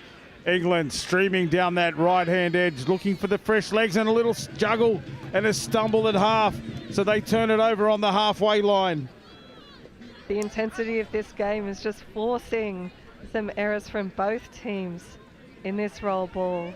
Now Cook Islands taking their time, setting up an attacking platform, absorbing some touches, and here they are in the 7 metre zone. 6-5 England here, Cook Islands on the 7 metres. Fortunately, that was their last touch, so they're going to have to try and create something here. They've done it successfully before, but that'll be 6 touch. Yeah, just again, confusion. They thought they had another one up their sleeve. Not knowing the touch count is a cardinal sin at the World Cup. You have to know where you are in the count, otherwise opportunities like that go begging. Spicy touches through the middle of the field. Both teams very, very passionate, wanting to win this game, but just a drop ball. Yeah, just a poor error there. Really was, again, the change of speed of the play. It wasn't a quick play, it was just a simple error.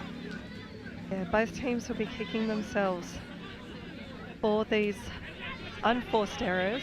Hailey Joe with a couple of carries in this set. Now the ball in the hands of Renee Seeley. Seeley goes into the defence. Leota gets the ball back to the inside. It's play in the middle, just looking to move the ball around. There's Aaron Turley into the line again. This time they spread the ball left, back on the inside.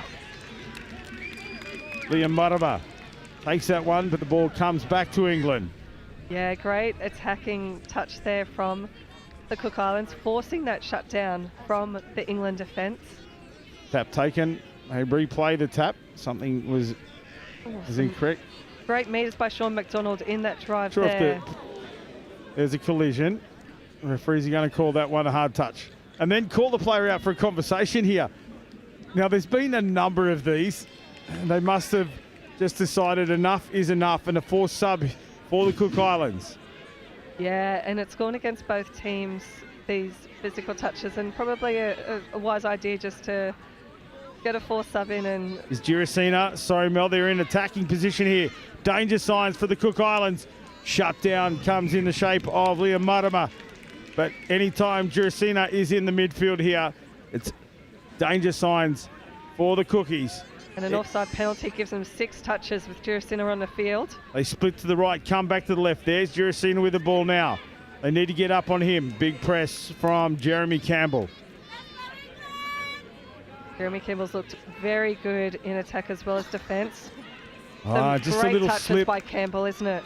And Girasina was looking to come onto that ball then, but slipped just as he was coming up into the line. So a turnover. Terry Joe working hard to get to the ball of the sub box. This is the roll on that the Cook Islands need, but they have to build on the back end of it. And he stepped out as he was rolling the ball there. And the sideline referee was right on the spot. It is England now. Brings the ball back into play. Driving hard towards their sub box. Literally one sideline to the other. And it is the fresh legs of England that sweep onto the field now. Plenty of touches in hand. I think that's only their second in the middle of the field. So plenty of time to set up some phase play here. Dan Powell into half. Man on the ground for England. He's back on his feet now. That's Marcus Evans. Evans and Powell working that middle. Split sweep here. Back to the middle inside. And that split sweep from Andrew Smurden. He just dished off from half, tucked himself back on the inside trail, and try time. Jack, number 13 it is. 13, Andrew Smurden. Smurden with the try. Interesting that little split sweep play that you called. The half, different player coming into half there and the gap opening up in the middle of the field. And Cook Islands going to need to get one back on this England team. So usually Smurden would have been the sweeper. It looked like that was the line he was running. But then the big split from half and Smurden took that acting half roll instead of the sweep roll. And that just created confusion in the defence. Very well worked by England to take the 2-try ascendancy here. 7-5. You said that you favoured the Cook Islands here, but England standing tall on home soil. Yeah, and I think the difference has been the error count, to be honest. I think Cook Islands have given away a lot of easy ball. Another one there. Absolutely. That's the correct decision. You have to say the bingo card in this one has been the ruck interference because we've seen it go either way. It is consistency that players and officials strive for. As England go on the attack again. But England back into the middle. Here's Girasina into half. Oh, we have a pull away. And then a hard touch, another penalty. I suspect that was more a case of the England player being off balance than Jacob Whitehead. any real hard touch. But unfortunately, 6 again on the line. And Cook Islands have to try and keep England out here. There's a pick up from half. Girasina to Whitehead on the out ball. And he just put him in a beautiful position. Whitehead on the drift, got outside the defender and took the ball on the outside. And from there, it was just a pace. And the pace of Whitehead able to get it over the line. Out by 3 now. England, they'll favour themselves here.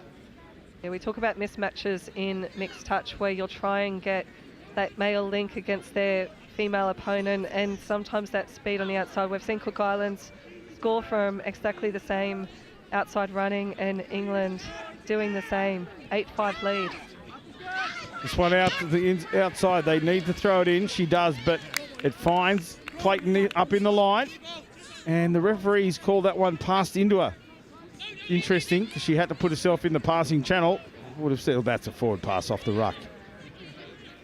Yeah, both teams, even that one was very line ball from Line this ball. England team. Wow.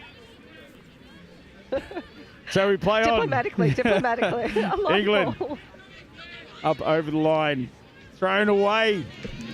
Thrown away, England. So they give the Cook Islands another chance here. That's 10 metres into England territory. Now the Cook Islands move the ball to the left. Lovely ball out to the left with just the one England defender shooting up. There's Coker with the ball now. Jeremy Campbell, the dangerous Jeremy Campbell in half. Coker, this is Campbell. Pops it up for himself, but the defence got up in the way. Another cheap turnover here in a scoring position. So Cook Islands not converting their opportunities as we see another penalty for a hard touch. Yeah, we like a bit of physicality with our touches. I think these last two penalties, though, a little bit soft. And I think sometimes it's been the attacker not getting low into that ruck. I think it's almost been the attacker as much as the defender. Again, the attacker's not extending their arm to initiate contact either, and it's just a collision then. It can go either way as we see another tap taken by England. They charge up over the halfway line. 10 metres into Cook Island territory now. The ball is in the middle. Yep, Jurasina with the ball. Jacob Whitehead at half. These two together have been dangerous, as has this man here. Jack Judd. There's Jurasina. Off to Judd. They'll reset here. Bring the ball back into the middle. No, they turn it around. See Megan Clayton on this wing screaming for the ball. Steps out to the left, looks for Whitehead through the line, but well read by the defence. And it will be the Cook Islands now with it all to do. 10 minutes remain here in this match. If they're to stay in touch here, they really need to press forward, score here on this set if possible. You see meters being burnt. That's better, much, much better as he charges in and bends the defensive line. Up over the halfway. Terry Joe takes it forward. Lovely work there by Terry Joe. Take it off from half. And the defensive line right up in their face this time. Back inside for Sealy. Sealy, they spread the ball to the left, but the pass goes to ground. Much better, more enterprising play from the Cook Islands, but the defence of England right up to the task and getting up in the passing lane. Absolutely. We said in the first half, I just love Cook Islands to expose this high defence from the England team during these subsets because there's so much space out there. That's exactly what the Cook Islands are doing now, trying to get up. Now they start to roll back. Two up out of the line here defensively. So now this is where they start to fold. Once the ball gets their own side of half, they don't tend to press forward just as much. And I think that's where England's dominating this match so far as England look to go through the intercept back on the inside. I think it's Terry Joe with the big run. Now that's a push in the back and deserves some time. The penalty will come here. This referee's going to have a chat. That was cynical play. He knew that he had nobody in behind him. That should have been a forced sub at the very minimum. At least a forced sub. And this is where that lack of discipline just comes through, just completely unwarranted. And he's lucky that the penalty, that it wasn't worse than a penalty. Now, that's silly play. Now the Cook Islands on the attack, 10 metres out. Johnny Leota there at half. Leota picks it up, gives it off again. Defence comes into the passing lane and knocks it down. Shuts down any attacking opportunity for the Cook here. Cook Islands looking very dangerous here. They need to score. We're inside the final 10 minutes of this quarterfinal, and it looks like a changeover, a cheap changeover from a static start. No reason to give that away. It's just poor options from the Cook Islands. England taking advantage with easy yards up the middle. They're going to take their second touch in the Cook Islands half. You see fatigue starting to set in for both teams. They've taken it to each other in this quarterfinal matchup. It is England with the 3-try dominance here so far. They lead 8-5 and are on the attack. They go short, back over the top. Sean McDonald with a run around. Space on the right. And the ball goes to ground. Leota brings the ball back into play on his own 7 metres. Plenty of distance between them and the opposition scoreline. There's more press defence up high from England once again. Now they bring it out wide. Leota gets the ball back to the middle. Too many touches here. Leota from half. He's exploited the offside player. Smart play by Leota. Maggie Leota on the back of the drive. Charges through the defence. The defence called offside. Play on was the call. The referees are still having a chat here. I don't believe the score has been given yet. The referees having a discussion on the sideline. And it is now being brought back for fourth touch. This is unlucky. Just watching the replay, I thought it was great heads-up touch football from Leota, playing the whistle, playing the referee, and it's been brought back, I guess, on the say-so of the off-field referee. We've seen everything in this game now. We have seen absolutely everything, and a touch by Tom McDonald in the middle there. And you know what? The England players need to learn from that as well. Stop arguing with the referee and go and make that touch, because for my mind it looks quite good from up here, and they can't give away those scores going forwards, especially when they get to the later rounds. If they do progress from this match, if they keep that up moving forward, the refereeing is going to be very different. The opposition is going to be very different, and you can't afford to stand back there and wait for somebody else to do your work. And I'm not going to harp on it, but the decision's been made, and now it is England on the attack again. Still another play on call. Wow. That's all I can say. It is England 9-5 now over the Cook Islands. The rub of the green going the way of the home team here. We saw a play on call to open the scoring for the Cook Islands. And that is another one there, this time in favour of England. Watch another one up to Megan Clayton.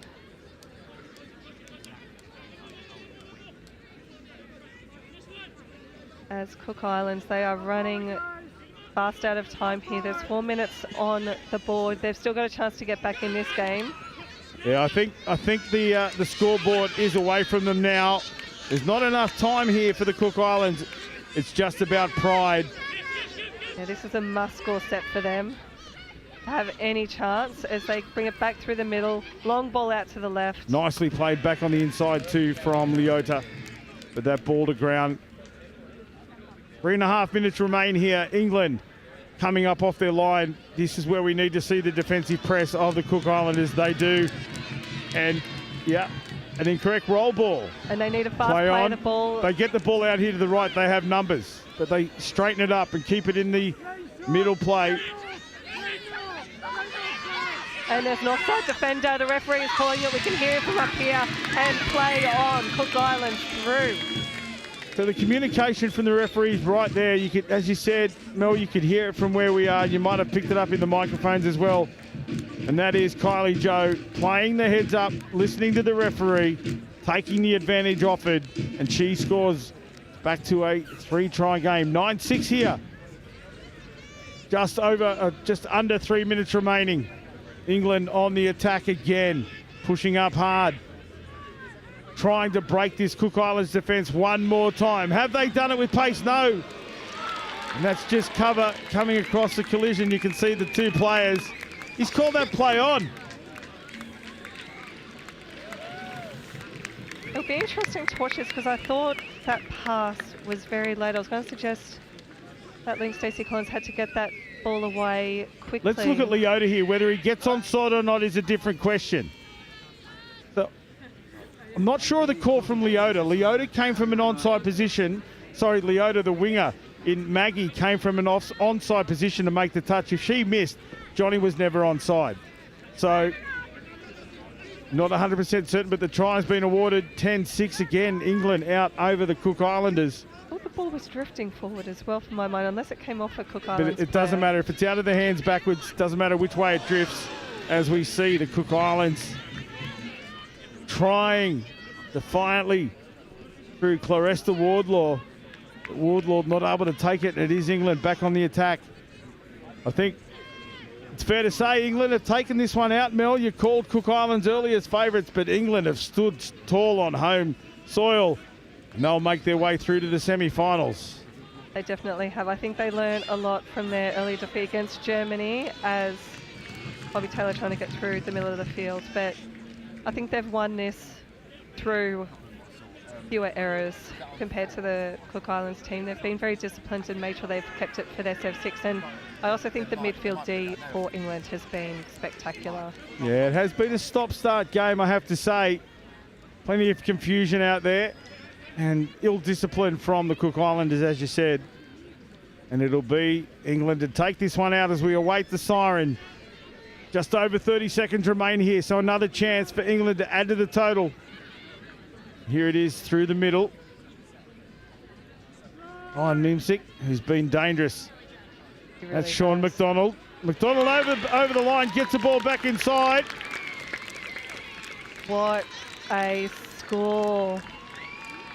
See the Cook Island defender there indicating that the touch was made on him. Peggy Mulligan, you can see her just staying in this hole, and the finishing by Peggy Mulligan to wind up this quarterfinal. We get the replay as the hooter sounds in the background to end this match. Sean McDonald through, ball out the back, lovely finish by Peggy. It was a good touch from the Cook Islanders, but the referee said the ball was down, and that's the final score. 11 tries to 6, England over the Cook Islands, and England make their way into the semi-finals here in the mixed senior category. Yeah, they'll be very pleased with that result, and we'll have a look at the results on the other fields now, but a semi-final berth for England, and I think Cook Islands will be disappointed with that. They played some very nice attacking touch, but it was just some of those infringements, especially through the middle of the field. Congratulations to England as they progress. Commiserations to the Cook Islands. But we hope you've enjoyed the action.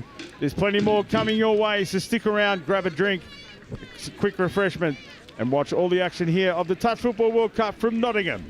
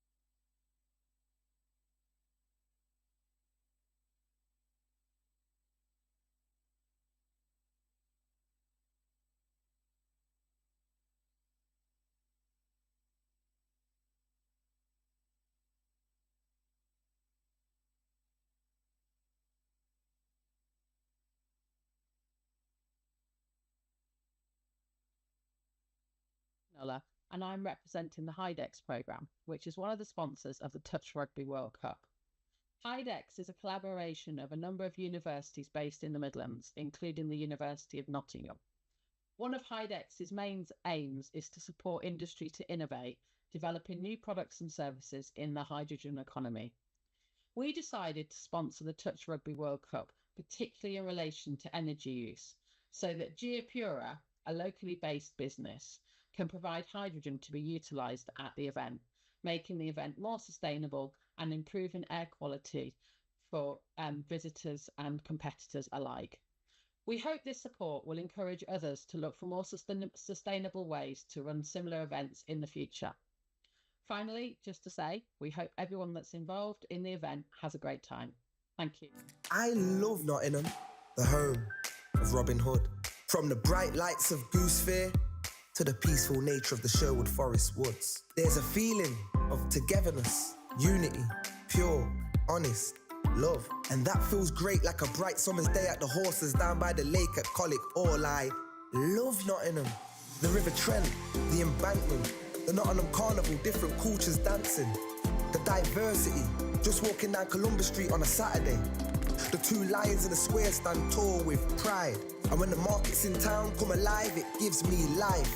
Listen, as the council house clock chimes, and depending on how many times, lets you know the time. I've been to concerts at the Motorpoint Arena, and I've been to concerts at the Nottingham Caves. I've been here all my life and I'm still amazed by this place. I love Nottingham. Sometimes I stare at Hockley's graffiti colourful walls, and sometimes I gaze at the deers running around Woolton Hall. Supreme thrills, from chilling up at Greens Mill or up at that castle on the hill. Nottingham, I love you, and I always will. Visit Nottingham today.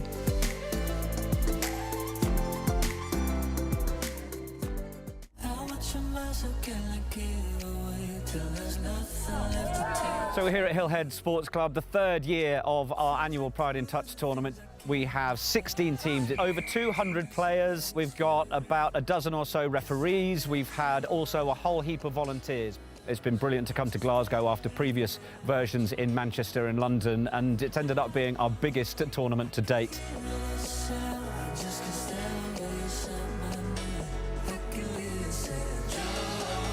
Get a lot of curious players that want to try out touch rugby for the first time, so they might be a bit nervous, but I think they come down, they hear the tunes that are playing, they see all the rainbows, all the smiling faces, and I think they realise that actually they can just have a good time.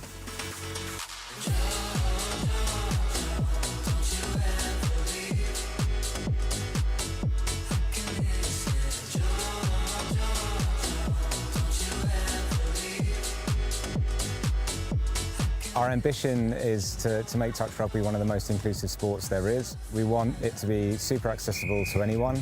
We don't want there to be many barriers or any barriers to picking up the game for the LGBT community.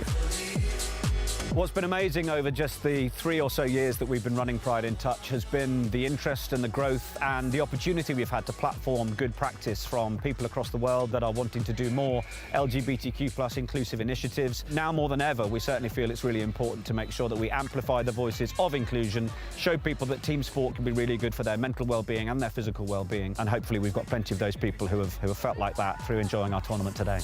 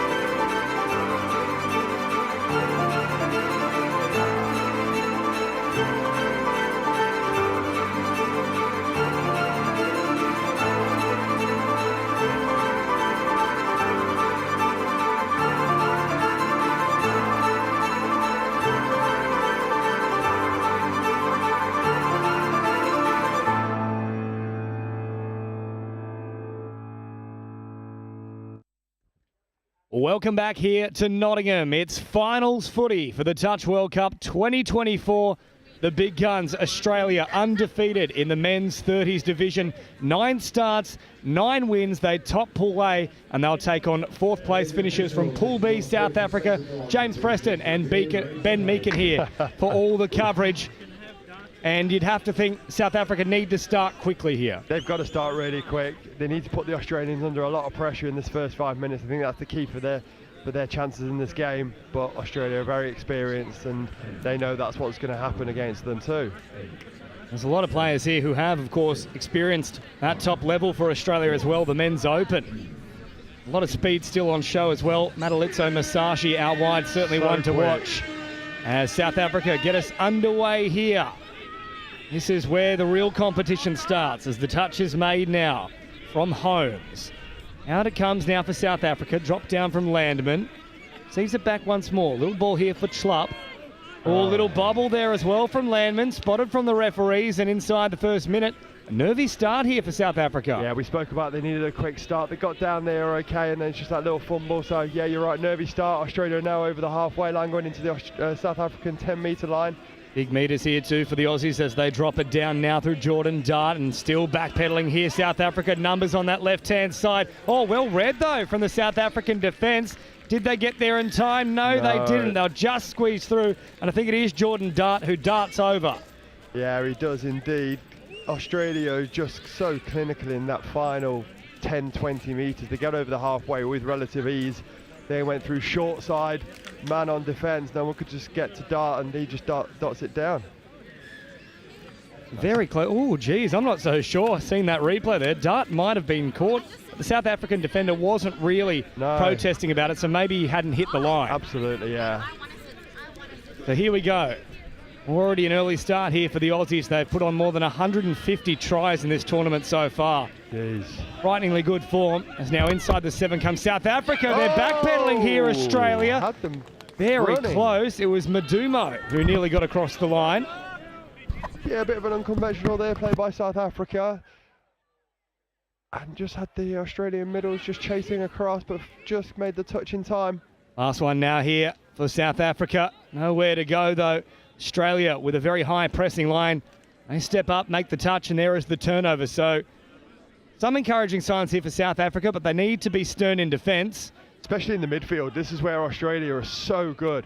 But the 2 top team nations we got here, Australia and New Zealand, just so clinical in this midfield. They look after the ball, they get a good roll on. As you can see here, they've done that. They're over into the South African halfway. Good meters again here from Australia, dropping it down. Oh, nice quick pickup as well from Bauer. Bauer now looking for support, or bounces around. What about the footwork from Bauer? Takes off again, hops over the top of an outstretched arm, and that is outstanding from Bauer. Is it Liam Bauer or Jack Bauer? He could save the world with moves like that. Dancing feet. He does a little 1-2, step off the left foot, snaps back infield, and just a little goosey to get in for this score through the middles. Bang, bang, whack. Oh, I'll tell you what, we've got the after party on Sunday night. He'll be all over this one. He'll pull out some good moves, I'll tell you now. I'll drop it down here, South Africa, 8 away from the line. Oh, fancy footwork as well on the South Africans through Gaori there, but back onto the mark they'll go now, 7 metres away from the Aussie line. Create a shot there from the Australia. Oh, the Australians got them. Once more, they mark up pretty easily. Yeah. There was just a sliver of a chance there for South Africa, but how fast the Aussies are, they just close it down rapidly as now they work upfield here towards their subs box. Good roll on once more here from Australia. That's better though from South Africa. High press for that touch. As now Dart drops it down. Short ball here for Adams. Oh, scooping up. Lovely stuff here from Quinlivan. Quinlivan takes off. Looking for support. Floats it over the top. Dart is on the spot, but so too is South Africa, and they turn him away. Yeah, it's a repeat set now for Australia. South Africa must have just touched the ball in flight. Great driving again from Australia has created that repeat set. So we're interested to see what their attacking moves are. Adams drops it down, receives it back once more. Going from distance here, Adams. He's caused a real little issue here for South Africa, falling over one another. More like a maul over there. We certainly know the South Africans can play a bit of union. Oh, they're a lot of forwards. They love their mauls. It might need to be the approach here. Just rattle the Australians. little bit of a sloppy play, the ball let go here. Dart now finding support, and once more Quinn Liven with a great line. Australia have their third. Yeah, I think you're right there, James. Bit of a sloppy roll ball. The ball did seem to move as that ball was dumped, but the referee allowed it. A nice link chopping there. See on the screen as well, Carly Banks, the coach of the men's 30s, one of the all-time greats in the coaching ranks, and I believe also a Jubilee inductee over in Australia. So one of the true legends of the sport. Great to have her here in England. As now South Africa once more arch upfield. They'll turn it back on the inside for Chloop. Chloop again. Popping a little ball here for Landman. Chloop drops it down. Does more than just drops it down. He completely drops it in the roll ball. Yeah, there's just a slight difference in the Australians and South Africans' attack. Australians are getting the ball down quicker, getting to half it quicker, and just getting the roll on a lot smoother than what the South Africans are. The transitional sets are frighteningly quick here. Once more right at the advantage line. Here comes Simmons dropping it down. Dart now appearing as an option on that right-hand side. They won't need to go that way. Now try and scoot all the way through, but South Africa, that's much better scramble. Yeah, the defending middle just turned his back and then did enough to just get onside and dive for that. Well, this is out of acting half. Unfortunately, the flick pass comes out. Otherwise, they're in all sorts of trouble there. Landman with a heads-up piece of play, but look at how high the Aussie line is. Masashi just jamming in from the wing. They wanted to connect with their wide man coming on from the sub-box, but Australia right up in the faces, and on the last, they haven't even crossed the half. Now they'll do so. Masashi holds his line, and there's big collision there with Braukman and himself, and that is the turnover. The Australians going from 7 metre to try line most times, and South Africa only get to the Australian 10 as they bobble it up. Was that a forward pass? Referee is given a penalty. Well, offside is the initial infraction there, so that's why it'll come back into the hands of Australia here, but lucky to get away with that one as now they come forward here with David Zanetti. Up towards this 7, rolled back here from Adams. Adams looking back to the middle, well read from South Africa. Still alive here though for Australia. They drop it down, get the strike dump over to this left-hand side. Numbers in motion once more. They have great patience. Oh no. And Krusek is on the spot, but so too is South Africa once again. Great touch. South Africa at the moment are just defending man on, so the short side scoop is on every single time. So I'd like them to just potentially just pull a bit more of a short side. Adams still an option on that left-hand side. They'll go all the way through. Masashi completely unmarked, and as casually as you like, takes it with one hand and then puts it right up along the dead ball line. Here it is again on the replay, just heading out towards that central passage, and David Sen. Great footwork. But no, it's been called back here, so it'll remain at 3-0. Yeah, sorry, half was caught there. Certainly Sen didn't think he was caught, nor did Masashi, because he put the ball down, but that's good news here for South Africa. So 3-0 it remains. There's another sloppy play, the ball there. A little bit of pressure from the Aussies, but that's one of those 50-50 calls that can go either way. And then they get another repeat set with a ball in the ruck, hand in the ruck from South Africa. So yeah, South Africa just probably need to slow down their roll balls just to try and get the ball on the floor a little bit nicer and more crisper, because the referees are looking for that. You look, when the Australians dump the ball there, it's always being done nice and crisply. So that's a big difference at the moment in terms of that roll ball. Around about 15 metres away. They'll send it back to the middle here for Bauer. Already a try to his name, so too for Dart. Dart back to Bauer. Nice quick roll ball. Now that was actually off an Aussie foot, but they'll say there was a little bit of extra attention from South Africa that caused that issue. Yeah, good play there from the Australians. They cut back open side. The South Africans open side defenders shut in. And there was a bit of a roll ball infraction there. Dart Bauer once more, getting to ground very quickly again though. South Africa have the answers on the line. They've been really stern for multiple sets here. Now Bauer, slowing it down once more for Sorrell. Sorrell on the run here for Dart. Dart looking long, finds a great ball there. Jordan Dart right on the money. And Toby James Krusek has another one here for Australia, 4-0. And as we see this replay, the same move they ran last time, and instead of going hole one, everyone shuts in from South Africa, which leaves the open side winger with 20 metres of space, and he walks in comfortably. A lot of work to do now for South Africa as we approach this quarter-way mark of the match, and unfortunately, probably the last 4 sets they've been into this half, they've just let it go on play 3, play 4 Yeah. with incorrect roll balls. Probably known as the coach killers, where you're just trying to get some momentum and you're just dropping the ball, not communicating, not having the time in between your runner and your dumper and your half. As Australia come round, hole one's on. Oh, Phase. Smart now dropping it inside the Zanetti. 7. Holmes, quick play the ball. Oh, beautiful stuff here. And now Simmons is on the board. That was outstanding from the Aussies. Such rapid movement. Yeah, it was just the wrong player putting the ball on the floor, but the way the Australians move is so fluid on the pitch that they can get anyone at half at any time. Zanetti's way off the field, and then you just see him coming across. Nice, just one pass into that hole. Great shots here as well from our camera team. Doing a wonderful job throughout this tournament. As now South Africa send it out to this right-hand side of the field. Charging forward. Australia there to meet them once more. They can't get through a set here, South Africa. It's probably been 5 minutes since they've completed in enemy territory. And if you're not completing, you're not scoring. And if you're not scoring, the opposition are certainly getting a lot of attacks. And when you play in Australia, they score pretty much every time. Intercept attempt, oh, nearly away. Well, that would have been interesting because Madumo can certainly scoot. Instead, it's another set here for the Aussies as they roll out towards this right-hand side. Glazebrook drops it down, and now for the run here of Sorrell. Back to the middle from Glazebrook. Bauer.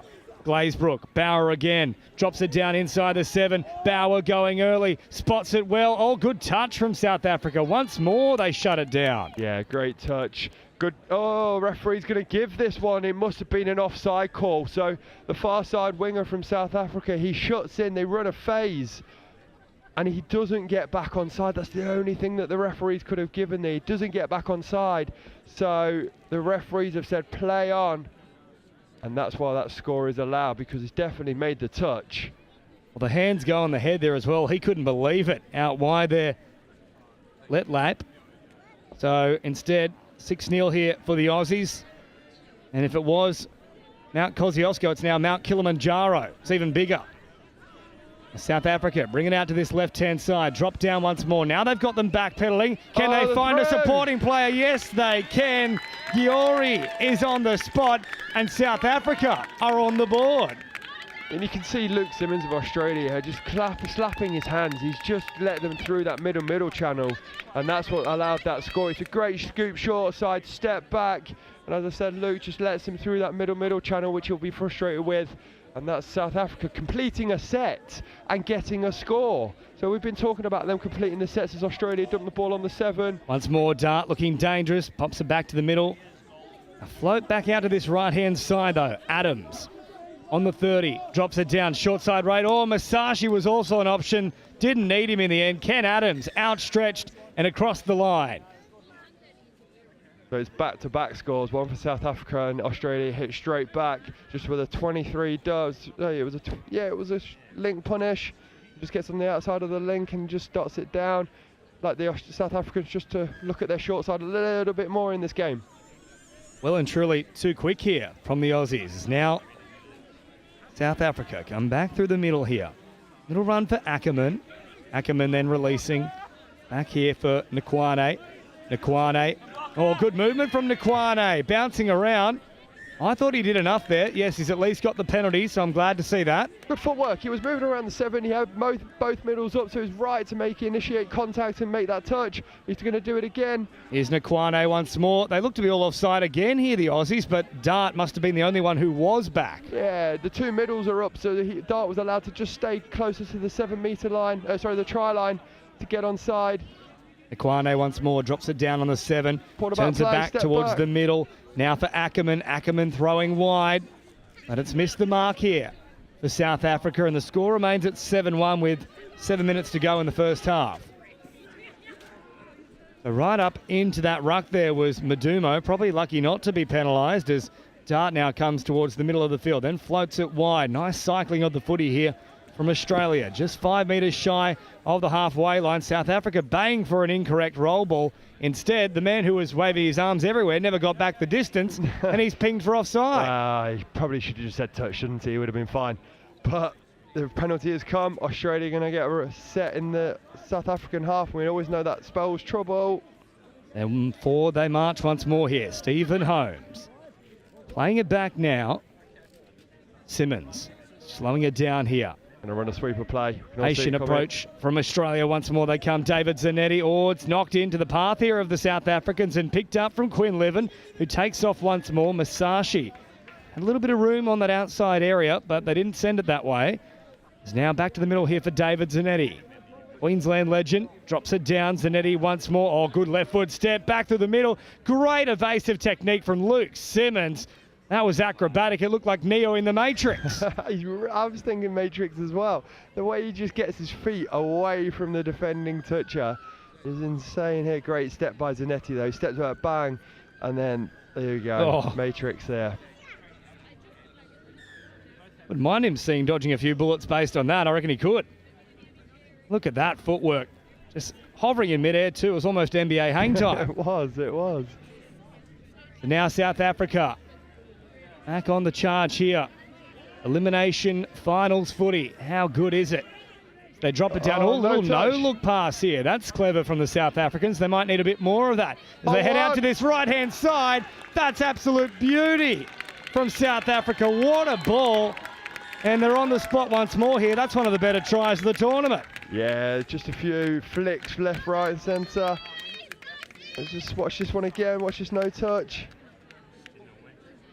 Whew. Oh, Gaori with a lovely little piece of play. And then the follow-up here. Well executed, Gaori. Quick release right into the hands there of brother Jared Gaori. And then across the line they go. So 8-2. There's a few signs of life here for South Africa, but they can ill afford to concede again. And unfortunately, Australia are building once more, and they send it wide for Masashi, who's too classy. He was always going to finish that one. They get on the outside of Braukman. And 9-2 it is. Yeah, so as soon as South Africa score, Australia hit straight back again. And what the South Africans are doing defensively, they're shutting quite hard on the open side. So that ball was in the air for a long time. Because the South Africans are shutting so much, that ball was allowed to travel a long, long way, and no one can then get Masashi on the long side. Dummy now from South Africa. So approaching that half-time break here as they bring it forward. Oh, heavy contact there from the Aussies, but not ruled as forceful contact as now Nkwane once more takes off, but again they can't complete here, South Africa. Yeah, incomplete roll ball, not putting the ball between his legs. So Australia will start on the 7-metre line in the middle of the park. Meters on offer now for the Aussies. Closer we get towards the half point in this match as it's dropped down. That transition once more at great speed here for Australia into enemy territory. Smart rolls it back, and now they're all arriving, lining up here. The Aussies, they were queuing for a try. Just goes to ground, though. Uncharacteristic from the Emus. White line fever. They all saw the score coming and just couldn't catch it to get it. Big dummy comes out now. Madumo was in front of the dummy half, and as a result, couldn't receive the footy, and that's a real mess there for South Africa. Yeah, they're all talking about it, what should have happened on that subset. But what the difference is in terms of the midfield defensively, Australians are allowed to step up every single time they hit the 7, they step up, whereas the South Africans don't. They just roll and roll and roll, and that just allows the Emus to go forward. I'd just like them to step up a bit more in defence. Bauer caught here in the middle of the field. Little pass now from Quinlivan. They look to set up once more. Quinlivan wrapping around. Bauer goes away from him. South Africa up to make the touch. Back to the 7 they go now. Bauer once more off to the middle here for Quinlivan. Bauer dummies out to that way. Oh, and then the flick pass comes out from Bauer. That's nasty stuff. Right into the waiting arms. No. Have they called it forward? They have. Let's have a look at this one on the replay. So, sweeper goes round. Defender follows the sweeper. Follow plays on. Oh, I don't know about that one. So I'm not sure who's called that one. We're going to have to give the benefit of the doubt to the referee. Our angle's not perfect. There's our, so we'll give it to the referees. I'll say nothing. Your face says it all.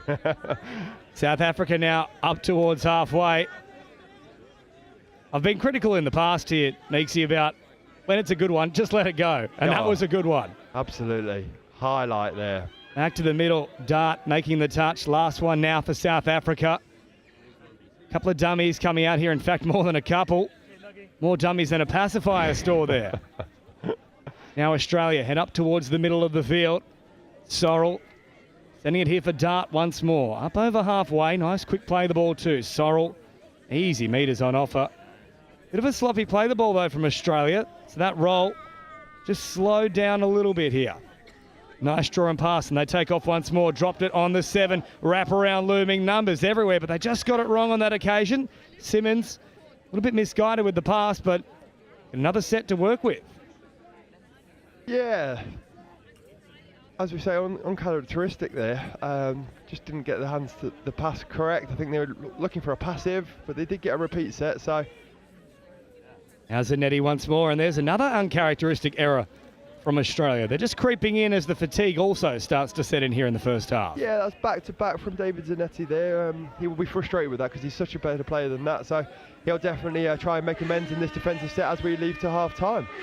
So there's the last play of the first half. A little bit of work to do for South Africa. Oh, and there's a bit of argy-bargy as well here between the two sides. Australia are all fired up, and there's no handshake off the back of it either. There's a little bit of bad blood here as we go into the half, but it's a big margin. Australia in fine touch once more. How can they fix things in the second half, Ben Meakin? I'd like to see them do better in their midfield transition. They need to get momentum and go forward. So that's what I want them to talk about here, and to see as soon as they get up there, they can score. We've seen that, so just get there a bit more. At the break here at Nottingham for the Touch World Cup 2024 in the men's 30s division. Australia with a nice big lead here, 9 tries to 2 over South Africa.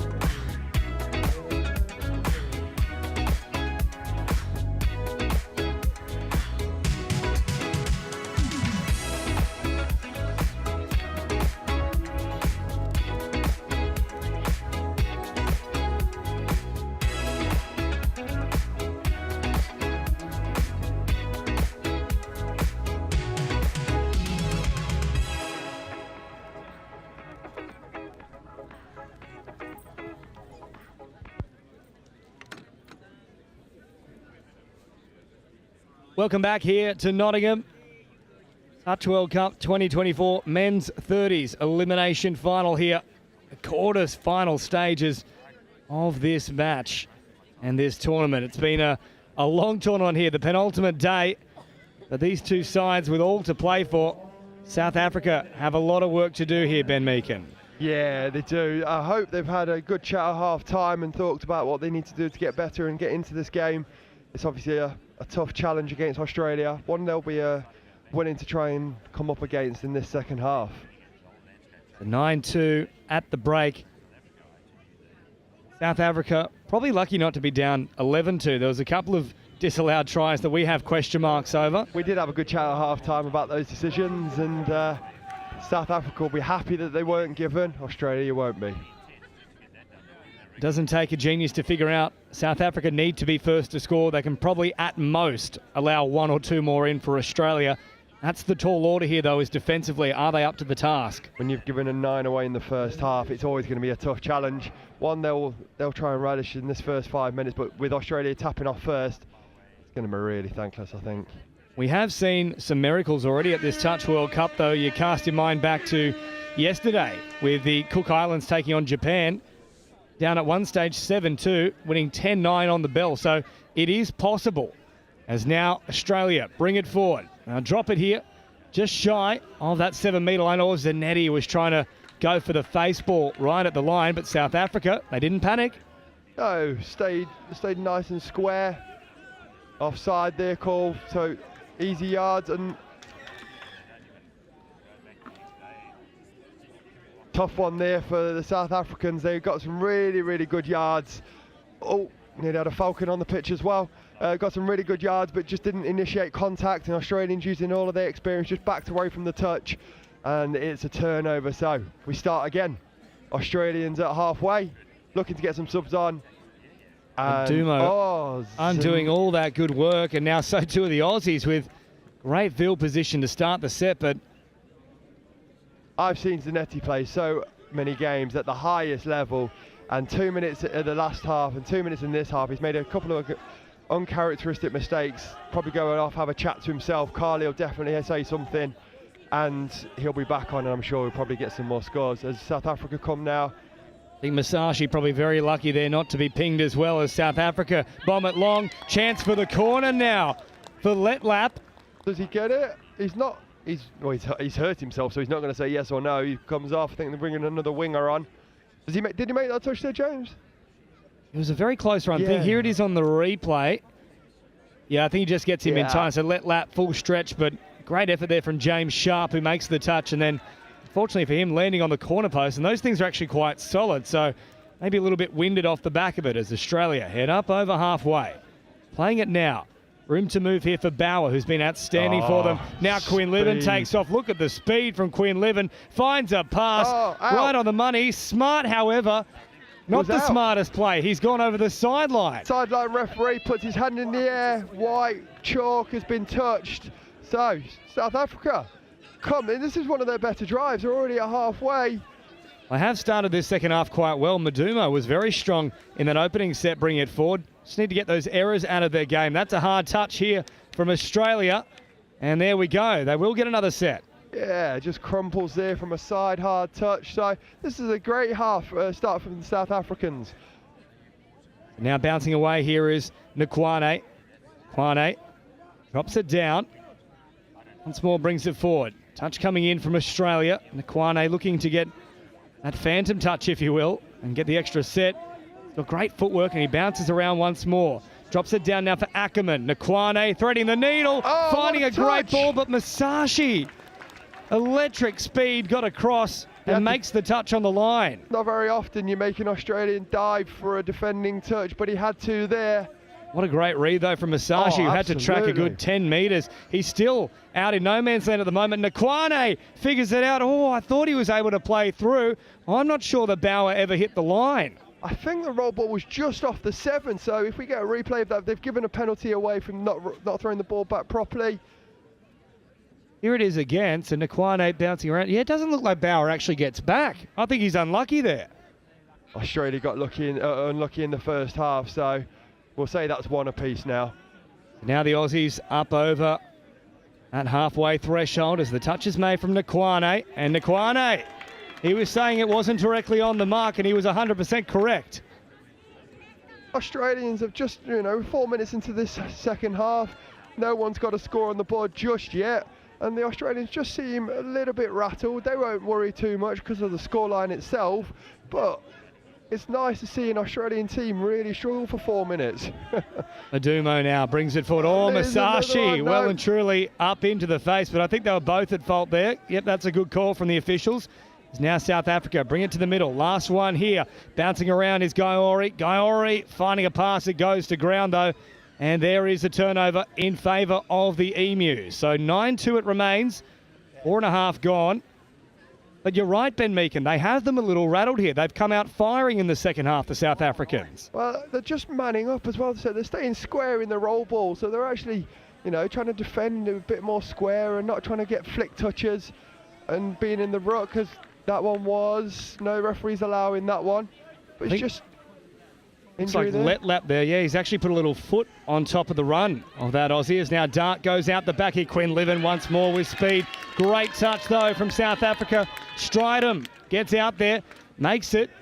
And they are holding firm at the moment. That was task number one, not to concede anymore. Absolutely. And do you know what? That little tussle at the end of the first half has obviously riled both teams up. As South Africa just get the pass away and is just caught in time. They need to go forward because they're at halfway. They can't score from there, or maybe they can. Very lateral here from South Africa now, straightening up on the last. Landlam, trying to get around them, but Aussie stood firm. Thought he was doing the high jump with that step. Might have cleared the bar as well. Doesn't even need the pole vault. As out it comes here to this right-hand side of the field. Dart out to Bauer. Nice cycling of the footy here for Australia. Drops it around about 5 metres into enemy territory. Really working forward now. They've got them backpedaling here, South Africa. This is dangerous. Picked up once more. Smart assessing the options. Flicked on and nearly finding some support. But again, South Africa, great scramble. Not doing much with touch one, though, South Africa. They need everyone. Every touch is going to count. That's great yards there. Ball. Referees allowing the play on, so it's third at halfway. Just up towards the half now. Little dummy, and now back to Nakwane. Nakwane once more brings it forward. No one there to capitalise, though. That was a good opportunity for South Africa. Now it's the last. Nakwane running it offside markers. Draw and pass. Nearly squeezing through. Good read in the end, though, from David Zanetti, who makes the touch. Yeah, both defenders scrambling, making a diving touch. So South Africa pushing these Australians back. I know the score's 7 in it, but it doesn't feel like this in the second half. We've had 6-7 minutes now, and we've had no score. It's just been all in the midfield. Now Australia. Bit of work to do to bring it away from their own end. Sorrell then driving forward as well as Smart. A slow roll ball, no half, and that's just not what South Australia normally do. However, that's good meterage here from the Aussies, and up over halfway they come now. Still not quite the smoothest set. They'll get in the right direction here, though, with Simmons. There's another awkward roll ball. This time, South Africa adding a little bit too much extra attention. We call that a red touch in England. He's under pressure. He just puts his hips, his arms, and his face into the roll ball and gives us a repeat set. So probably the right call from the referee is a quickie. Once more, here they go back through the middle. Nearly there for Simmons. South Africa, though, still holding firm. 7.5 gone in this second half, and no change to the score. Australia, though, still with a healthy lead, 9-2. And let's pop back here for Holmes. Holmes then re-emerging on that right-hand side. Directing traffic is Simmons. Picks it up. Spreads it wide here for Quinlivan. Quinlivan off the left foot and then takes off like a little rabbit out of the hat and comes up with a bit of magic for Australia. Australia just throw a fire up here, so trying to get the mismatch on the outside. South Africa just get outside, but the hot stepping there. Steps back, bam, bam, left foot, dancing hips, and a nice dive for over another score. So that's Aussie into double digits. But if we're looking at big wins, I would say 8 minutes. And South Africa just dropped the ball, but 8 minutes from South Africa there, some great touch, incredible play. So they'll be happy with that, and just need to keep them out for the rest of this 12. I think that is the longest any side has held this Aussie men's 30s team at bay at any point in the tournament. They've had big results. As I mentioned, coming into this game, 150 tries scored is now Dart through the middle. Once more is caught. Working very hard here. It's a very fit South African team. That's what we expect from South Africa. Fit, good hands, agility, and sometimes not the touch IQ, but great drive there, great dump. Still able to roll forward here are South Africa as Braukman Runs out of real estate, turns it over meekly, and now if Australia go quickly, they've got another opportunity here. Oh, they just had to keep going to that right-hand side. It might still be on for them. Dummy comes out here, turned away is Zanetti. Back to the 7 they go now. Dart, first receiver, brings it in for Adams. Adams slowing it down. Dart now waits. Back here for Adams. Oh, too easy for Adams. They were struggling to get back onside. The roll ball absolutely punishes South Africa, and there's another one on the board. Yeah, you're absolutely right there, James. The roll ball punishes South Africa. The way the Australians, Ken Adams, get the ball on the floor there, he's got the ball on the floor before the South African can even make the touch because he's initiating himself. You'll see it here. He's already bending. He's already down. And look, that ball's up, gone, and that's why he can get on the outside. The defenders does not get onside. They're still probably half a metre shy of the line even by the time he made the touch. There's now South Africa working for their first try of this second half. 2 since the break. It's been a much better defensive showing here from the touch box. Now comes out for Madumo. Oh, good footwork here from Madumo. Now taking off with a bit of speed. Madumo nearly all the way through. Bauer makes an important touch on the last here. But a static start now for South Africa. One touch maybe. Kwane bouncing around, trying to conjure up a miracle. Not forthcoming. And there is the turnover. Australia start on the 8-metre line. See how deep they start. Coming off the back fence here, right through the middle. That's a nice run here from Krusek. They head out to this right-hand side. Bauer, bring it forward. Little dummy and then steals another few metres as Zanetti rolls it quickly. All sweeping on once more here, the Aussies. Another touch is made on Holmes. Holmes, still an option out on that right-hand side. Instead, into the arms of South Africa. Just to put a little bit of context around things here too, we've seen how dominant the Aussie men's open side is. Well, they had a pre-tournament training camp opposing the men's 30s here. The men's 30s only lost by 4. The Australians are playing all the time. Oh, is the Australians under pressure? No, it was a touch and pass. Good touch there by Luke Simmons. Yeah, a lot of these over 30s will be playing NTLs against the men's open, so they're competing at the highest level in Australia, and these are probably the 2nd or 3rd best team in Australia, so they're always going to compete so well with the men's open. Meters now once more here for the Aussies. Zanetti with a nice little pass right at the line, and then Zanetti, geez, he's been off his game in this one. I'm sure he'll be right when he's playing in the semi-final and final later, but yeah, you're right, he's made a few mistakes there, just, you know, uncharacteristic. Said it a few times now, and we've just seen him do so well in tournaments, in NTLs. Well, it has been a good campaign for him. It's just this game, it hasn't quite gone to plan. As now South Africa once more on the attack. Oh, lovely ball! Back on the inside. Schlupp fools them all. A lovely sleight of hand. And that one wasn't called forward, exactly the same as Australia. It looked very, very similar. Maybe a different sideline referee. Just a little follow play, so a quickie. And just that follow. Oh. What a dive as well. So we need to get that stilled up for him. So Landman landing a try here for South Africa. And Schlupp, the beautiful little ball. 11-3 the score now.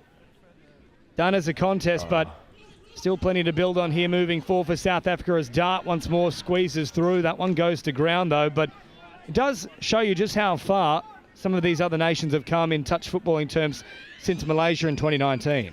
Yeah, absolutely. The fact that we're now seeing competitive touch, I know the score's slightly different to, roll ball, incorrect, didn't bend in time, so Australia will get another repeat set. But yeah, just, you know, the scoreboard might not be as competitive as we want, but they are competing all the time. It's just the fine margins where Australia play at this level all the time, week in, week out, year in, year out, and that's where it's making the difference.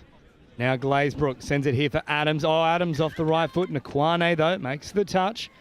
Penalty, though, for offside. So back to the 7 they come now at 11-3 with around about 6.5 minutes remaining here at Nottingham. Adams to restart things here. Glazebrook waiting patiently. Now takes off. They're up very quickly there. In fact, they'll touch their own teammate in the process. South Africa full of energy still as we arrive at the final stages of this one. Glazebrook. Turns it out to the left-hand side. Good footwork here. Glazebrook wanting a quick roll ball. Gets it. Now out for Adams. Again, great pressure here from South Africa. Dart. Adams. Dart once more. Slows it down. Last one here for the Aussies. Dart right to the line. Face ball. Lovely pass. Getting it to ground is Josh Smart. And that's a very sharp pass there out of the hands of Jordan Dart. The way he's got the ball from face to floor in emphatic fashion. He has got this down so quickly. If we see this repeat set, just a counties play, steps in, face ball, boom. And look how quick he gets that ball down. We're talking about men's open, Dylan Hennessy, but it's not just him that can throw these. Everyone in this Australian team across all age grades can do that. That was fine out of a cannon, that one there from Jordan Dart. Now South Africa through Chlup. Bring it forward, and then also there is Landman. Those two combined for the last try. Landman and Chlup once more. Chlup now pushed back onto this 7 metre mark. Last one here, a static start for South Africa. Landman, couple of dummies, he's fooled them all. Landman looking for support, pops it up in the air. Oh, and it was building for South Africa. The ball comes out of the grasp as he attempts to put it down for a try. And there's an issue here as well now. Pika back to his feet, that's good to see. Yeah, he looks okay. I think it was just a bit of a knock as he was trying to get the ball down. Short pass provided here. Zanetti once more. The passing game hasn't been on point from Zanetti, unfortunately, but that one at least got into the hands, and that's got to be another set here. Yeah, just getting his hand in the roll in the pass there. Although I think he was offside as well. So a repeat set for Australia at halfway, just a tap off essentially, looking to strike on third. Adumo back out there now for South Africa as Australia bring it to within 15 metres of the try line. Short ball here and now Dart. Back out to this right-hand side for Simmons. Simmons dropping it down quickly. Dart once more. Watch for that sharp pass. Good read from South Africa. Braukman out very quickly to make the touch. Krusek here for Dart. Slowing it down on the 7. Last one now. Dart once more. Looking long. Oh, found the right pass. Just escaping the grasp, though, of Stephen Holmes. Exactly the same play that Australia scored off last time. Right to left counties play. Winger doesn't shut as which he probably should have, and that ball was just put to ground. It's a fitting name for Jordan Dart because he fires it like he is playing darts. He really does. Little Luke Litter will be loving them. And he was the guy that was the 17-year-old who got to the World Championship dart final this year. Last one now here for South Africa. Nkwane. Oh, pops a great pass here from Nkwane. That's outstanding. And on the spot, they'll get the try here for Daniel Ackerman. And he comes out of the nowhere. He comes so from a blind spot. And it's just a nice little pop pass. Everyone thinks they're okay. And he's not looking. Oh, he's too late. And that hole just creates a big opening. Well, Nkwane's been the most likely of the South Africans. He's got a little bit of something about him. He's got a hot step. And then when you've got a hot step, you create options and chances. Australia step back here. Yeah, you create options, and that's what puts the Australians in two minds, and that's what created that score. Zanetti now on the last short ball, then back in here for Zanetti. Oh, big contact from South Africa. They were not going to allow Zanetti a free passage with 2.5 to go. Great to see that they haven't rested on their laurels here, the Aussies, and certainly South Africa not giving up either. Contest until the very end. This has been a great second half for South Africa. I know the score is now 8. Oh, here they go again. Nkwane once more. Causing all sorts of issues here for the Aussies. He's copped a shot for his troubles too. But you're right, Ben Meakin. Since the break, it's actually only 5-2. In fact, no, less than that. It's 3-2. Yeah, it's been a great half. And it's all started with that first 8 minutes where they kept the Aussies quiet. And there was a lot of mistakes from both teams. We've got 2 minutes to go here. And then they're looking to get one more back to try and make it a 3-3 half. A great showing of support here in Nottingham as well. We're just going to see more and more people streaming through as we get into the pointy end of the competition. Wonderful to see the Cook Islands supporters a little earlier bring out the drum kit as well. With 90 seconds left here, Australia booked their place in the semi-final, but South Africa, they can be very proud of this second half performance, just 3-2 since the break. I'd love to finish here, and I'm sure the fans would go up as one, but What a complete performance here from Australia as they drop it down on the halfway mark. Good pressure stepping up here from South Africa. Real muddle in the play the ball, but play on is called here. As now Bauer brings it forward and then at first receiver once more. Oh, simply slapped out of the hands there from Madumo. Well, he's saying, yes, I slapped it, but that's the problem, Madumo. Yeah, this is not basketball. You've just got to try and make the touch and not slap it. Bit of a professional foul there. Yeah, probably lucky not to be forced subbed as now Bauer skips off the right foot and tries to take off, but he's turned away. Less than a minute to go. Australians will just run down the clock, potentially get one more on the board, but they'll be happy with this performance. Bauer now out here for Sorrell. Sorrell drops it down. Bauer once more. Oh, big dummy. Big footwork as well. Bauer squeezing through. Madumo got there in time. Didn't need to slap the ball down this time around. No, he was there in plenty of time. So Australia in the final moments of this game. Can they get one more on the board here? Can South Africa hold out? This will be the last play. Bauer has seen enough. So too has Madumo. The journey ends here for South Africa. Australia go marching on. Still in fine touch. Still undefeated from 10 starts. The semi-final awaits. Yeah, they're going to be on fire in that semi-final. They won't have enjoyed that second half. They got through it. They did all the hard work in the first half. But this is where it's going to get tasty for Australia. Semi-final time. And it's all going to get heated. The full-time score here in the quarterfinal between Australia and South Africa in the men's 30s division for the Touch World Cup 2024. The Aussies. Comprehensive victory to the tune of 12 tries to 4.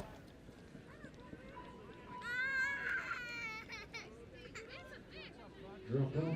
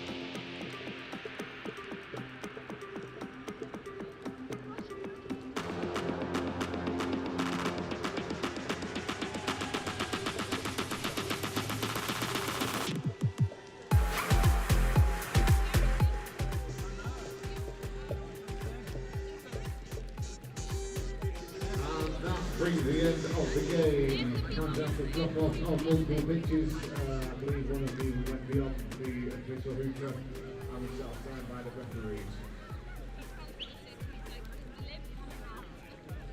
Players and officials, 5-minute warning. Players and officials, this is your 5-minute warning for the 25 past 12 tap off. We are now into the afternoon. The lunchtime is approaching. Make sure you get your food and get yourself all well fed.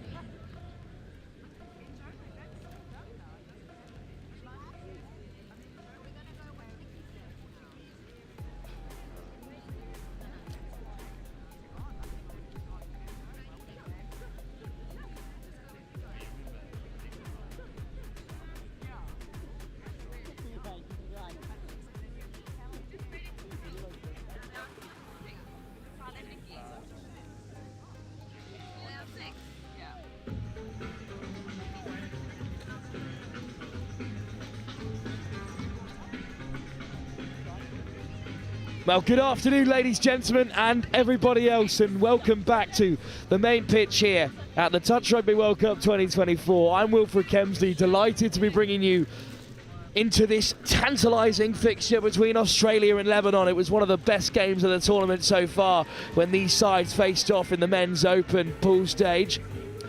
But they're through to the quarterfinals after the round of 16 in the mixed open. Australia put 24 unanswered tries on Rugby Deutschland. The Germans beaten convincingly there. And on Highfield 2 yesterday, a game that I managed to catch as well, they beat Jersey in convincing fashion, Lebanon, by 12-3. It promises to be an exciting and fast-paced fixture between two of the top sides left in the competition. In the pool stage, Australia came out on top and undefeated, scoring 129 tries on their way to topping Pool A, where they beat the Philippines, who themselves are through to the quarter-final stage.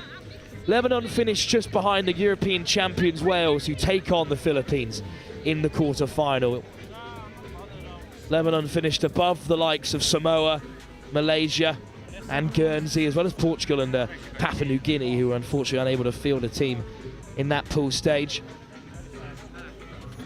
And that's left us with this exciting tie, a quarter-final in the mixed open. Chatting to Jacinta Kiraz yesterday, and they're a really tight-knit group. They play like a family, Lebanon. And there are plenty of families amongst them. The 3 Bisharas taking the field, as well as a couple of Kirazis on either wing. Well, Alice Summers alongside me for this one. Thank you once again for joining us, Alice. And well, the mixed open is wide open. Can anyone stop Australia? We're going to find out here. Lebanon are going to give it their best shot. Yeah, this is going to be a lovely game to watch, and especially on pitch 1, as we can see. I'm super gassed to watch this Australia team take on Lebanon, and what to expect, who knows? It's going to be a cracker of a game. Well, I was privileged enough to catch this Australian side when they beat Ireland by 18-2. That was a real demolition job. Lebanon were unchallenged in their round of 16 game against Jersey, but no one had an easier time of it than Australia, who of course did not concede in the quarter-final stage. Yeah, this Australian team has been looking so quick and just really, really good so far. I managed to catch Lebanon mixed sides yesterday, and they were also in their groove and looking smooth, so really lovely game to see what's coming up. And obviously this is knockout. Absolutely, knockout footies just adds another dimension to the game as well. And just back down on, I think it was pitch 5, just Japan versus England for the men's 30s game, and went to a drop-off, and then 3-on-3 with England coming out on top. So lovely to see some drop-offs already in this World Cup. Could be another one on the cards here when Australia take on Lebanon in a huge game in the mixed open tie. Two nations with proud histories of touch. Lebanon's is slightly more recent, but well, they finished second in the end, above the hosts England in their men's open pool. And their mixed side looking to reciprocate their success. Lebanon are into the quarterfinals in both the mixed and the men's open, but they've got Australia to take down here in this huge tie in the mixed open. It's Lebanon with a tap off, and darting down the right, the dangerous Jacob Mata. Yeah, already here we can see Australia putting a lot of pressure on, but Lebanon on here with the ball. Two Matas in the centre. Here's Shabo Mata back inside to Jacob, and then to the wing they go. Denied at the first time of asking by Australia. Touch made on Chanel Machael. And now looking to the open side. Mata with a missed ball, trying to pick out Boomerhelm, but unfortunately it hits the deck. Australia can transition. Yeah, really good change of pace there for Lebanon in attack, and looking for that phase play, but here I think it's going to be ball down. Australia may be looking for the hard touch, but a new cell 6 and Australia putting that pressure on, but Lebanon playing quickly, looking aggressive game so far. They really are. Lebanon looking bright again. Just the one defeat so far in the competition. That was to Wales, and it was only by the 2 tries. European champions last year, Wales, so there's no real disappointment there for Lebanon. They gave them a real good game. Good footwork from Mata, whipped over the top. One more pass should do it. Lebanon are going to dive into the corner, and it's the opening try for Chanel Machael. Wait, I think the referees are going to call something different here. I think it's going to be a forward pass, so Australia back on the ball, but... Well, let's look at this final ball. Spat out by Nathan Bishara, and it was given as forward, so no try for Lebanon. Missed opportunity for them, Alice.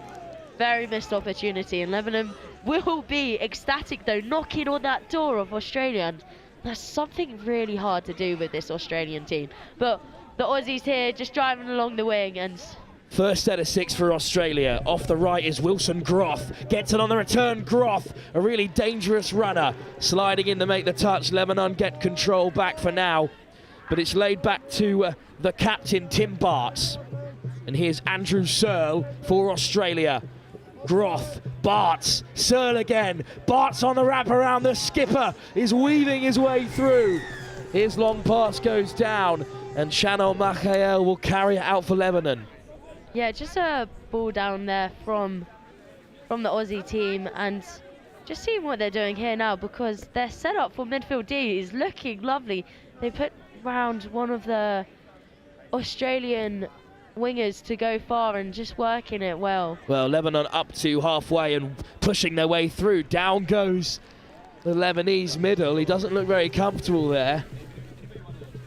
I think it's Sharbel Matar who hit the deck. He's tentatively attempting to get back to his feet. We'll have a break in play here, and while we do, we'll talk about Australia's record. I mean, Lebanon have done well to keep them out, the top scorers in the competition. 23-2 they beat the United States. They put 18 on Ireland, 22 on China, 26 on Italy, who are a really top side. They actually finished in second place in that pool. They put 27 on Spain, and then of course in this final series 24 on Germany. They also beat the Philippines by 13-2 on their way.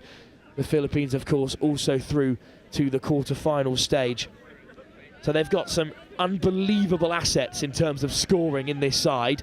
However, Lebanon have kept them out and are looking the brighter of the two teams for now, at least.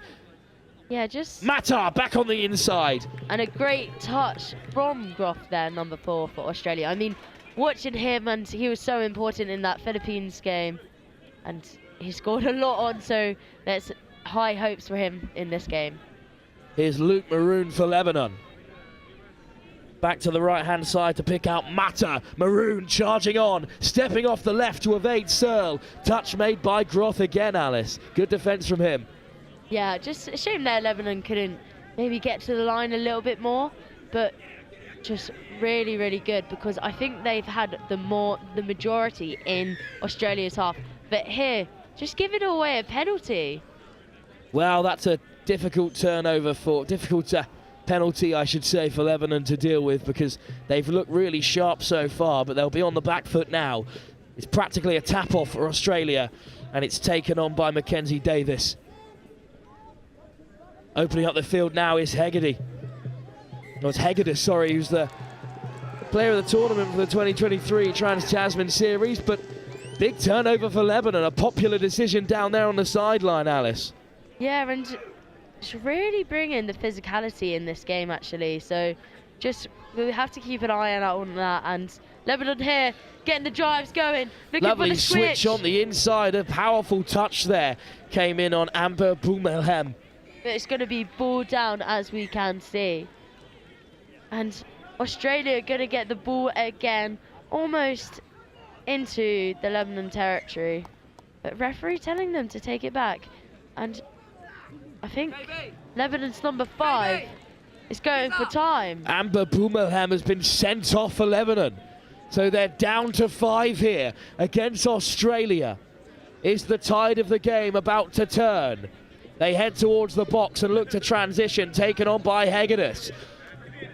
So with Aussie here having 6 on 5, they should really be able to score. Picking up number 13. Here's the captain, Tim Bartz, and from close range, he'll dot down unattended. Despite Lebanon's excellent start to the game, they go behind 6 minutes in. Yeah, just a real shame there for Lebanon losing an extra player, but Australia taking it in stride and a lovely score to set off 1-0.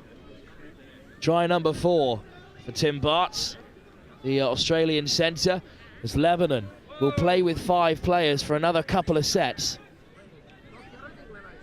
Yeah, just Lebanon trying to use the touches here, working them way up, but it's so hard having a player down, but it's still doable. Here's Maroon, picked up by Dasley. Maroon again.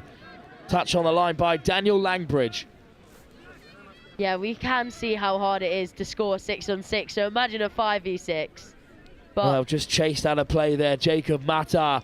Australia have it back, and they'll be keen to punish the Lebanese defence, who are still a player down here. Bart's back on the inside. What a take by Zachary Bazounis. Australia rumbling up to the 10. great meters here, and really, really excited to see what they can play with. Dancing around. Wilson Groth. Back on the inside to Searle. Australia's attacking Potter. Back onto the field in that starting lineup that have scored another. Well, I think there's a hint of a forward pass there. That's what the referees are in conversation about. I think he's going to give it, and well, Australia have scored a second. Lebanon are absolutely fuming here. Firstly, for that sending off that's got them in trouble, and then this pass, they're convinced it's forward. But regardless, it's an excellent take out on that wing. Another score for Patricia Michaelopoulos. And Lebanon back to 6 on 6 here. And a great score from the Australia. Just a lovely swinger play and picking up and going long. But Lebanon back here and oh! What a take running in off the wing from Bishara. Clatters with the referee. Cap back on. She's back to her feet. Excellently well done from the ref. But I think it's going to be given as a forward pass. Yeah. Wow, what excitement in this game we already have, and hop skip away from that player there, and Australia really driving with force right now along this Can you wing. believe it? That is Patricia Michaelopoulos' 25th try of this Touch Rugby World Cup in the Mixed Open. Australia hunting for another. Lovely footwork from Bazounis, unfortunate slip there. Bart's Bazounis on the wraparound. Wide they go. Just a foot in touch there. Yeah. So it'll be coughed up by Stephanie Maiolo. Just really promising though from this Aussie attack, and it's really looking like they're stepping up to this game. Just the 17 tries for Stephanie Maiolo so far in this World Cup. Denied her 18th there. Another powerful drive from Lebanon. They've got some real physicality about them. Just picking up here, Lebanon trying to go on the outside, and he does. Little hitch kick from Matar, but he's caught again at the line. Australia managed to bleed out Lebanon's 6 touches and deny them a scoring opportunity. And they're 2 up 10 minutes into this first half as we have reached the midway point. Yeah, just taking advantage of when they had a 6 on 5 was so critical of Australia. Done a really good job here, but Lebanon just putting that error onto the Australia midfield. So Lebanon back with the ball. Lebanon carry it on through Mark Bishara this time, up to the 10. Bishara.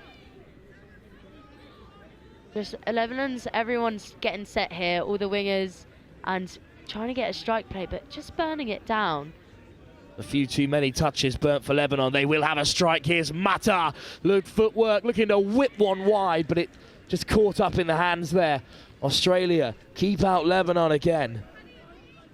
Yeah, looking like Lebanon are subbing in the defence, and that can be a risky move because that can lead to a 6-on-5. And if Australia notice this, they might be wanting to play expansive and try and pass around this Lebanon side. Instead, they head to the box, and Hegedus whips it to the captain again, Tim Bartz. He's been really involved so far. Good carry through the centre. Bartz, soft hands, little show and go. Australia over again. Zara Nicholas. And what a beautiful finish from Zara there. Just a lovely connection play there, Zara and Nichols. So, as we can see here on the replay, just a lovely sweeper play, and Tim gets round his defenders so well, and a simple pass to hole one. What a great finish we can see from this Aussie side. Well, for Zara Nicholas, that's her 7th try of the competition, which brings her up to 36 overall for Australia. She's their leading scorer in the history of the Mixed Open. She ranks 6th all time coming into the tournament. She might have bumped up a few places there. I think Patricia Michaelopoulos is hunting her down. 25 already in this competition alone. Whipped long, this time Lebanon might strike, but out on this near side. Lebanon are caught, and yet again Australia comfortably defend the 6. And this is a speeding transition from Zara Nicholas again. Yeah, just on that defensive play, the Australian winger Olivia Goodshell just really well read and got to that Lebanon winger in great time there. Here's Searle for Australia. Good pick up from Wilson Groff. Switches back to Searle. Good interplay from the middles. He reaches out to score. The hand goes up from Lebanon. They think they've caught him again, but the try is given. Yeah. And Lebanon are fuming. Bashara and Mata are disappointed. You can see it in their reactions to the referee, but Wilson Groff has another score. Can you believe it? Australia are 4 in front despite the even nature of this game. Yeah, just the sweeper going round, but picking up himself and giving it to the link on his left, and then a check back to himself and pinning it down. Just a lovely score there from the Aussies. A soft ball on the inside was intercepted, and now Hegedus is racing forward. Well, that's gone loose at the breakdown. Laid back by Jessica Potts, but Lebanon have it back. They've got to start converting, Alice, some of these opportunities in the Australian 7. Yeah, they're escaping. It's almost becoming a little bit out of grasp here, but still lots of time to go. Well, Luke Maroon was racing away through the open hole. It's a penalty, though, for Australia. And they'll have 6 touches from the half. And you think a side of their quality will create a striking opportunity from here. Yeah, completely agreed. And just moving their way down the field here, I think the referee's going to call here and maybe talk to him. It's another penalty. And they're moving them forward an extra 10 metres. So, a huge opportunity for Australia then. Here's Bazounis, Langbridge, Bazounis again. Great weight of pass, trying to put in Jessica Potts, but it's been put down. yeah, that's just unfortunate there from Australia on first touch as well, but really well done from Lebanon, being able to put that pressure on and driving out to their box now. Well, disappointing for Australia to waste that opportunity. Will it come to impact their performance overall? Will it change this game? I don't think so, because it's another penalty from Lebanon on halfway. They have been on the wrong side of the referee's whistle so far. Yeah, just driving up the box here comes Australia, and Lebanon still in this and still wanting to fight. But however, they could go a 5th try behind here, because Australia will have a strike at the line. Back on the right-hand side from Searle. Groff with a pick-up, switching direction. Searle goes right back to the centre where Wilson Groff dots down for his 2nd of the game. And as we see this on the replay again, I think this is very, very similar to their first try. Maybe the exact same here. Just picking up on that sweeper play, giving it to their link and back in for Groff to score the 2nd one. he's ecstatic with that, and Lebanon back on the ball with their tap. Well, this is a tough start to the game for Lebanon. They've started so brightly, but 15 minutes in here, and they are 5 down to Australia. Dasley just wears the touch, has it on the return.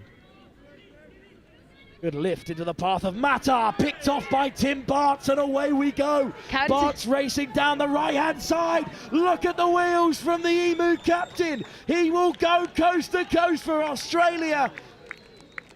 A devastating score if you're in Lebanese colours this afternoon, because Tim Bartz, from a promising position for this Lebanese mixed open side, has picked them off. Nathan Bishara was in there, but instead Bartz goes all the way, and look at these wheels. He's hunted down on that left-hand side, but Lebanon give up the fight, and Australia come away with it. Yeah, that comes all from his body profile and position in the defence. Stepping up high is so important when you're that link, and stepping up in that passing channel, he was just able to take the ball, but Lebanon here. Well, the pass is loose. It's Kate Bishara this time, the intended target, with Alyssa Kiraz outsider. Ball goes between the two of them, and here comes Hegedus. Lovely footwork. Perfect transition so far from Australia as they crack into Lebanese territory again. A disappointing first half for Lebanon. Over on pitch 2, Wales lead the Philippines by 5-2 in that quarter-final. Bazounis inside and out. Caught at the line. Bazounis again. There's the whip ball out wide. One more perhaps for Australia. The little show and go. Out the back door to keep it alive. Good take from Langbridge, but Australia lose possession. Yeah, well done from Lebanon there, just keeping the Aussie team out, and they'll be happy with that one for sure. Lebanon here driving along the sideline. Just a loss of control in that roll ball, and just a simple mistake we can see. Far too many errors from Lebanon today so far. Aussies trying to ship out wide, getting some fresh legs on, but just Tim Burton there looking for the hard touch against him. And Tim Bartz wants a holding call, but he won't get it. Lovely show and go from Groff. What a game he's having. And he finds the pass out wide. Beautifully weighted ball. But I think the referees are going to call another forward pass there. So it's going to be back to Lebanon. Well, they escape for now. But they've only got 2 minutes left in the first half to try and take something into the break. They trail by 6 unanswered scores to an Australian side that is yet to concede as many points in the competition. They've yet to concede more than 3, and that was to an Italian side that conceded 26. They've got the best attack and the best defence. Lovely ball over the top. Creativity from Matar, but he's just undercooked it slightly. And we've seen a lot of those tap plays happen throughout this World Cup, and it does really pay off. Just the quickness of getting that ball away. You've got to be creative against a side like Australia. Hegedus penalised. He has to cough up possession, rolled away by Jackson Mills. Lebanon here on the attack. What can they do? They really need something before this half-time break. Christopher Eltibar on to make a difference for Lebanon. A few more changes as they wrap round the corner. Bishara. Lebanon on the ball. Jacob Matar forced to cough it up. 6 touches up for Lebanon. And Australia know if they just burn these next set of 6, they'll take into the break a commanding lead.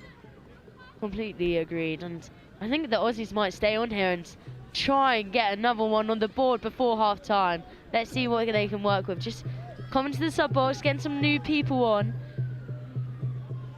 Just working it round. But I think the Australians are definitely getting frustrated with these hard touches here, and the referees are sending another Lebanese player is off the field. Nathan Bishara this time, forced to leave the pitch. 20 seconds for Australia to punish them. And wow. What a touch that is, flying across from Mikhail. What a touch. What a touch from that winger. That's a huge part to play in this match from Shannon Michael if Lebanon needs to get back into it. Just about gets a hold of Jessica Potts. And that's going to be ball down, but that is half time. Well, another mistake from Lebanon, but it's half time, so they escape further punishment by Australia. They remain down to 5 players, and they'll start the second half in the same way. Twice already in the first 20, Lebanon have been reduced to 5. It was the first sending off that really opened the floodgates for Australia with those 2 scores in quick succession, and since then, Lebanon have been unable to fight back into the contest. There's plenty of support for them here at the Touch Rugby World Cup in Nottingham, but they're going to need to turn something special on if they want to take Australia down. Australia, in this competition, have only conceded 7 tries total, and in this quarter-final, that's how many Lebanon will need to rack up without reply to get back into the game. It's a pretty daunting task ahead of them, Alice. Very daunting indeed, and Australia just being on top. Just losing that early player for Lebanon has been that drastic change, and Australia has just been on top ever since. Half-time here in this mixed open quarter-final. Australia in control. They lead Lebanon by 6.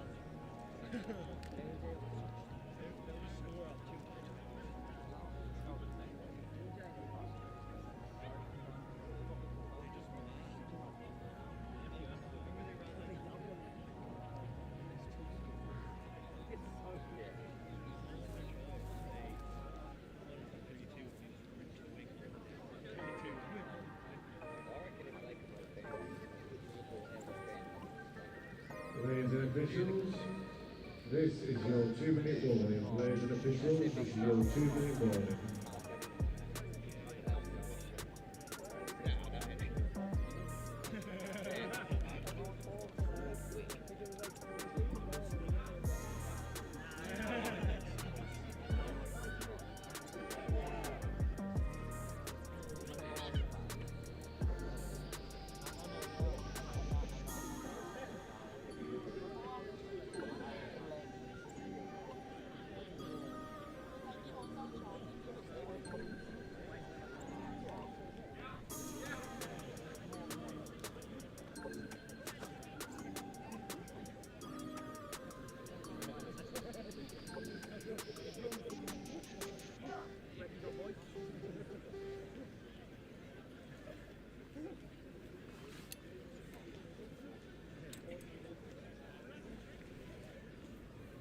Players and officials, this is your 1-minute warning. Players and officials, 1-minute warning.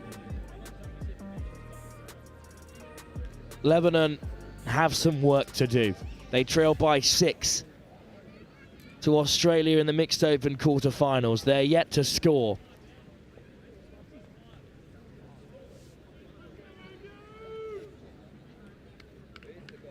Australia with the tap as well, so let's see what they can provide coming into the second half. Ladies and officials, this is your 30-second warning. Please take to the field, ready to play. Langridge stands over the ball for Australia. Patricia Michaelopoulos, the top scorer, on the left wing. With Zara Nicholas, Australia's all-time top scorer. at link as well. Bazounis also starts this second half at middle. Yeah, coming into this game, we know it's going to be a knockout. So whoever wins this one will be able to step forward and carry their steps into the World Cup. Semi-final place on the line for Australia. They're expected to make the final at the very least. Sliding in for the perfect start, James Price has his first try of this quarter-final. Australia goes 7 up, and I think that might be lights out for Lebanon. Yeah, that's just before 30 seconds into the second half. A great score from Australia and just sweeping round, and a lovely dive from James. Well, this is a tough watch at the moment if you're a fan of Lebanon. Australia make it 7. But a try for Lebanon, well, it would light up the place. There's a plethora of Lebanese fans here. They're performing excellently well in this World Cup overall across the men's open. The women's team as well have performed well. But they're at danger of missing out here in the mixed open as they win another penalty off Australia. They have to do something, Alice, from here.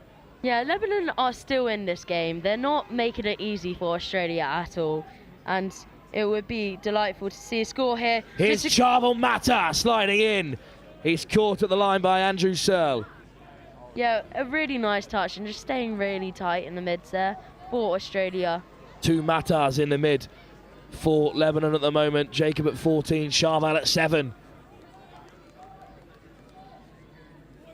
Just here. Well, here go Lebanon again, ghosting through. What a ball back on the inside from Luke Maroon. And they do have a score. And I think the referees are just discussing something over here. The Australian players looks like something has happened, but... Well, here's the lovely ghosting run. I think it's the hand up from Price. And because he thinks he's made the touch, but the score has been given. Down goes Charvel Mata. Nervous moments there for Lebanon. Didn't know if that try was going to stand, but they are finally on the board. And is this the start of a Lebanese fight back? Yeah, Lebanon coming with the response, coming into this game. Really nicely to see. So, can Australia reply back? Let's see what our captain, number 6, can do. Bartz grabs it off Hegedus. Hegedus on the return. What a quarter-final Tim Bartz has had. What hands that is! And just reaching out from the deck, Stephanie Maiolo, the New South Wales winger. Well, this is really great hands as well from the link. Yeah, just a nice phase play there that we saw. And I think it was touched down at short, so the try hasn't been given. There was a real coming together there. Looking very promising from Australia there, and Lebanon doing a good job to keep them out. Here comes the Lebanese transition. They haven't had too many opportunities to drive out towards their own box. So frequent has the Australian scores been. Great take though from Maroon. He's got some fire in this second half. That's a wonderful pass from Mata, but he's just undercooked it. And only just. It unfortunately like put down by Chanel Michael, who is at threat of opening up this game for Lebanon. I think Australia here just took it in the wrong place, so just going to have to take it back and reset here. Maxim Mills letting us know what he can do with the long ball. How nonchalant was that? Tapped off by the captain, Tim Bartz. Couple of touches made by Maroon. Really good meters here by Australia, just punching in and earning them a penalty as well. So Australia got the pen in Lebanon's own half. 6 touches at the 10-metre line. Potts with the tap, finds Bazounis. Langbridge, Bazounis again. Looking to take them all on. Langbridge, Bazounis sliding in, flying out of the line. Jacob Mata again. Yeah, just looking for that 33 play again, just quickie on the outside. Looking like a sweeper's going to come round. Langbridge, they dummy the sweeper, and then they go back to the left-hand side. James Price ran the dummy line, and then as soon as Lebanon drifted off, they did hit him in the end. That takes serious touch rugby IQ from Daniel Langbridge. Swung one way, whipped it the other. James Price has another score in this quarter-final. Really nice play here from Australia, and it's just they're running through the works, and don't know what Lebanon can pull out their sleeve here, but they need to. Lebanon trail by 8-1. Nice running from Nathan Bishara. He picks out Mark of the same name, and here now the Bisharas through the middle. Nathan Bishara back inside to Mark, and surely Lebanon have a second try. Well, is this second half about to spring into life here? And Lebanon do pull it out just here. Just giving that ball so precisely. What a timing, and Lebanon will be happy with that score to have it under the belt here. 8-2. We are returned to the try deficit that Lebanon faced at the break, with only 14 minutes now to turn it round. Good drive from Hegedus. Here's Price on a hat-trick. Good pass out wide, but stepping back against the grain is Mackenzie Davis, the youngest Emu at this World Cup in 2024 at 19 years of age. Price trying to go again, and this time it's Mills on the turn, but I think Australia have won a penalty, Alice. Yeah, Mackenzie Davis, just an outstanding touch player, and so young, like you say. So much promise and so much talent. I'd love to see what she can pull out of this game. One to watch at Link. At the moment, it's Mills and Hegedus operating at the centre. Hegedus, oh, he dived in himself, delayed the pass. James Price has a hat-trick. Wow, what a pass indeed from Hegedus. Just coming here, just as we can see, Quickie play back to him, and a diving pass, and a lovely score as we can see. He sold Amber Boomerhelm down the river there, and it's put James Price, in for yet another score. I mean, a hat-trick in a World Cup quarter-final. Pretty impressive for the Australian number 9. And Price James number 11. That's his 13th try of the competition. Yeah, Lebanon here though, getting good meters up and still trying to get down on Australia. Just the single pass, and he makes it! What a pass indeed that we've just witnessed. Charbel Mata in for Lebanon.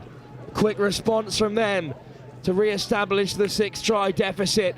It's a great take in the air. Another try for Charbel Mata, his second of the game. Yeah, just running that from short side like an ML, and then jumping mid-air to sit down onto that link who can just pluck it out of the air so precisely. Oh, the Lebanese fans just receiving a talking to by some of the event staff. Just let them play, let them enjoy themselves here at the Touch Rugby World Cup. Lebanon have kept out Australia, and they'll head towards the box. Is it game on here with 12 minutes to go? What a fight back it would be if Lebanon can close the gap here. They still trail by 6, as they did at half-time. Lebanon are not giving up a fight and not making it easy for the Oz team here. Well, it's 3-3 in the second half at least. Let's just play next try Rins. Ball inside to Bishara. It clatters off Croft, but Australia will have it back. Groff, onto the field there. And here he is through the centre. What a break guy, Groff! Groff going for the corner. Tracked all the way by Mata. Yeah, just taking it quick there for Australia, and that's really given them the meters because it let Lebanon not get set, and that's so vital, especially when you're trying to set up for your midfield defence. Hegedus, Langbridge and Bartz out there for Australia. Yeah, let's see what Australia can do. Looking like trying to get just a penalty there. Lebanon not moving up. So when they're in the outside their 7, Lebanon need to move up to the 7. So just a penalty for that. James Hegedus, Langbridge looking to return it to Hegedus, but it's been slapped down by Lebanon, so another penalty. That's the second one that we can see the Aussies wanting to point out, because we know if there's 3, someone will have to be sent off. Langbridge Hegedus, Langbridge again. He gets it on the return. Just runs out of room there. Good pick up by Hegedus. What a ball! James Hegedus with his second wonderful assist.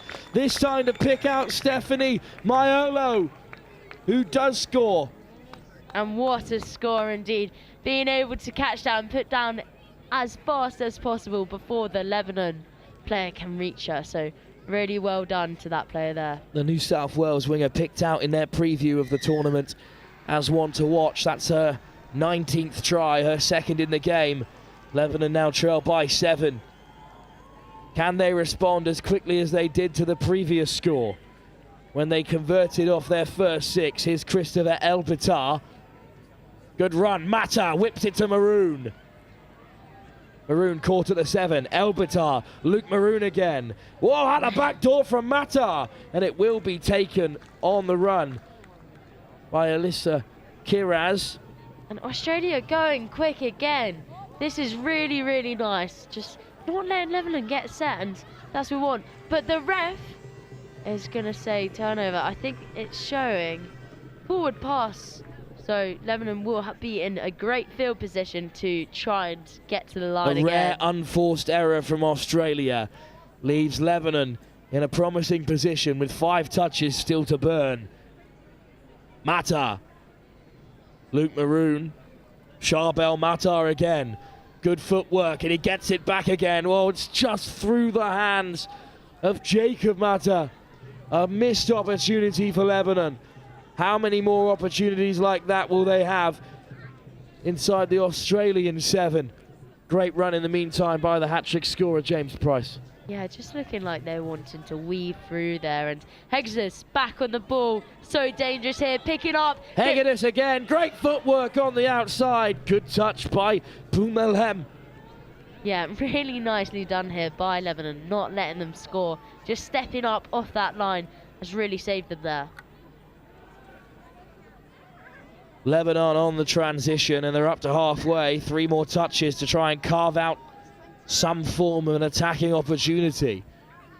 8 minutes to go. They trail by 7 to Australia. There's the missed pass, an ambitious one. Asking too much of Christopher Elbitar there. Yeah, just really nicely done from Australia as well. Being able to release super early so players can cover everyone. Just driving up the wing now. Well, the Mixed Open semi-finals will be live streamed for you, of course. They will take place later on today at 4:05. What a try that is. Australia in the quick as a flash there put Mackenzie Davis in to score. Yeah, just a 32 play and just hit that link hole, and a lovely chopping line we have. Just one to watch out for. Mackenzie Davis. The 19-year-old has her 4th of the tournament, and Australia have 11 on the board, and I think that might be it for Lebanon. Yeah, the score reaching 11-3 now, but a hard touch is just given from the Australian side. So Lebanon with a fresh set of 6 in good field position. Well, Australia will play the winners between England and Japan, who are currently facing off on Highfields 5. Philippines currently losing to Wales. Well, they will face the winners between New Zealand and France in those semi-finals. But Lebanon here with another score on the board. Just a little mid play, passing it to the link. Some line from Amber Pumelhem as well, but I think it is a little too late.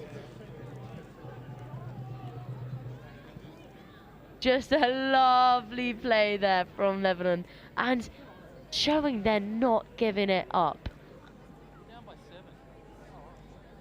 Australia back on the tap now, wanting to step it up and obviously wanting to get another score on the doors. Well, James Price looking to respond. 2 more tries in quick succession for both sides has really bolstered this scoreline. Price forced to retreat. It's Mills for Australia. Hegedus not dropping his standards for a moment. Hat-trick of assists for him, if it can be grounded by Michaelopoulos. But I think it's been put down. Yeah, just a really hard take there, and just unlucky not to be able to finish that one, but really promising like we've seen. But Lebanon being able to ship out that ball from the Australian midfield D. Well, they're transitioning, but it's been lost there. So Australia have it back. Another error you just can't afford to give away against a side like the Emus. Here comes Michaelopoulos lifting it to Bazounis again.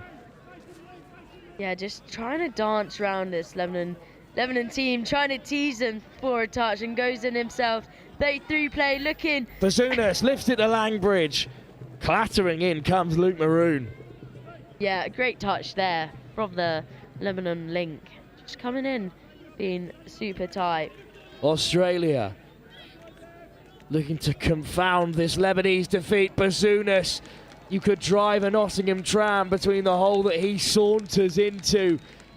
And that is a pretty casual score by Zachary Bazounis. Just a sweeper play going around the outside and just tapping it back to that player. Just making it look too easy. Well, the hosts, England, currently trail to Japan by a single try. The winner of that game will face Australia in the next round. I think, in fact, England have just gone ahead over there. So it's a big game over on pitch 6. Wales were beating the Philippines when we last checked, so they'll be facing New Zealand or France as that pass is most certainly forward. 4 minutes to go, and I think we have our mixed open semi-finals. England will beat Japan as they're 3 up now with 2 minutes to go. Australia will certainly beat Lebanon. It's been a spirited performance, though, from Lebanon, who have brought the noise and they've brought the energy. But sometimes, well, you just can't stop Australia in this touch format. Yeah, Lebanon have been an outstanding team and an amazing game to watch. So both sides have done really, really well. But Australia just coming out on top and bringing what we expect from them and really stood out to us. But someone is just getting forced. Yeah, getting forced subbed. Forced sub for Lebanon. I think they're pretty upset with the referees, although there haven't been too many particularly controversial calls. I'm not sure any refereeing call would have saved them here as they trail by 12-4 with 2 minutes to go. Australia then will play England in the semi-final after another England score has sealed their victory. That will be live here at 4:05. Over on pitch 2, the winner of Wales-Philippines and New Zealand-France face off in the other semi-final as Australia have another. Jessica Potts goes in to score. And what a score indeed. Just working the Lebanon side. Just a 32 long and just a lovely jobbing line to give to that link. So Jessica Potts on the boards, and what a finish indeed. Well, Lebanon have caused Australia some problems here. No side has scored this many tries against them so far in the competition. They came out after the break with a point to prove, but they haven't done enough to overturn that 6-try deficit from the first half. Here's Maroon. That's an excellent line. And that's a really excellent score for Lebanon. It's Kate Bishara. And Lebanon strike back once again, sweep around the outside and giving it to that Linko. And what a score. Luke Maroons has an excellent second half. He sets in Kate Bishara this time for the score. Well, Lebanon can be proud of this performance. It's a high-flying mixed open side. But Australia will be through to the semi-finals. Yeah, not long to go left and just a minute remaining, but Australia would want to put another one on the board. Groff finds Searle again. A minute to go. Can Australia rack up 14 scores here in this quarter-final?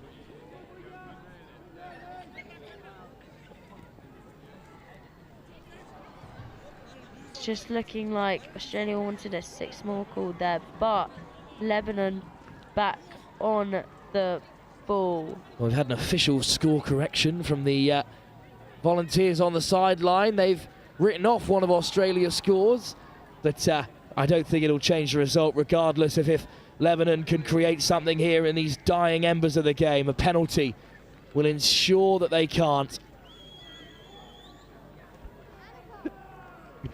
Going tit for tat with the referees on the sideline. They finally caught up. It is in fact 13-5 to Australia. A dominant performance for them. And there goes the hooter. Wilson Groth has the last laugh for Australia. Their mixed open side are through to face England in the semi-final after the hosts saw off Japan over on pitch 6. That game will be live at 4:05 with the mixed open final to be played at 3 o'clock tomorrow on Sunday.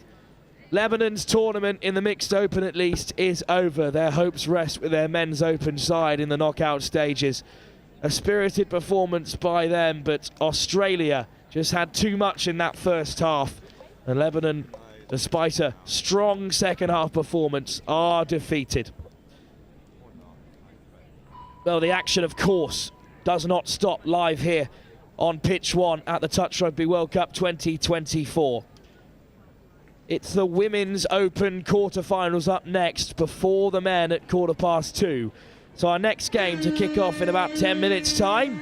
Japan against the United States, while the hosts England face off on pitch 2 against the Cook Islands.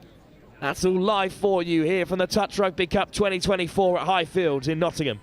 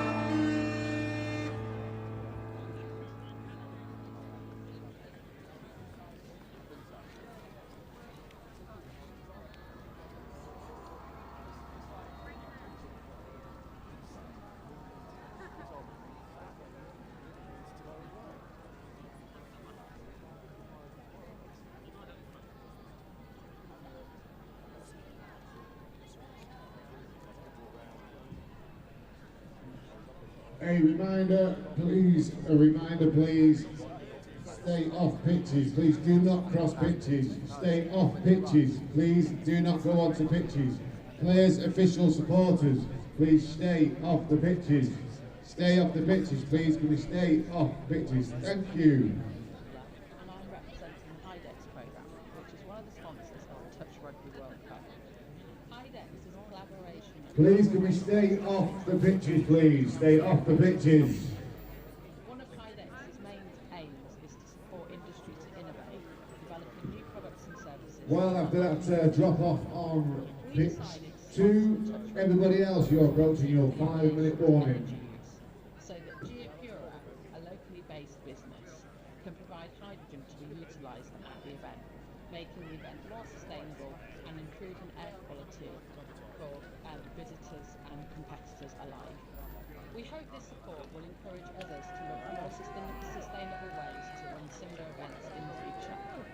Finally, just to say, we hope everyone that's involved in the event has a great time. Thank you.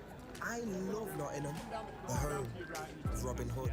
From the bright lights of Goose Fair to the peaceful nature of the Sherwood Forest woods. There's a feeling of togetherness, unity, pure, honest, love. And that feels great like a bright summer's day at the horses down by the lake at Collick Hall. I love Nottingham. The River Trent, the embankment, the Nottingham Carnival, different cultures dancing. The diversity, just walking down Columbus Street on a Saturday. The two lions in the square stand tall with pride. And when the markets in town come alive, it gives me life.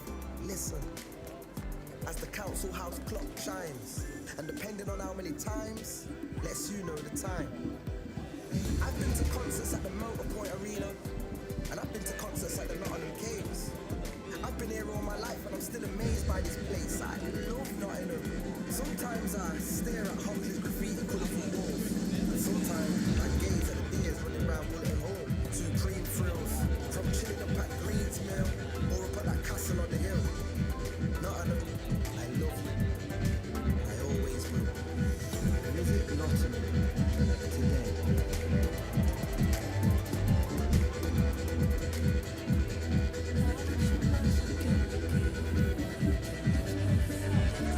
So we're here at Hillhead Sports Club, the third year of our annual Pride in Touch tournament. We have 16 teams, over 200 players. We've got about a dozen or so referees. We've had also a whole heap of volunteers. It's been brilliant to come to Glasgow after previous versions in Manchester and London, and it's ended up being our biggest tournament to date.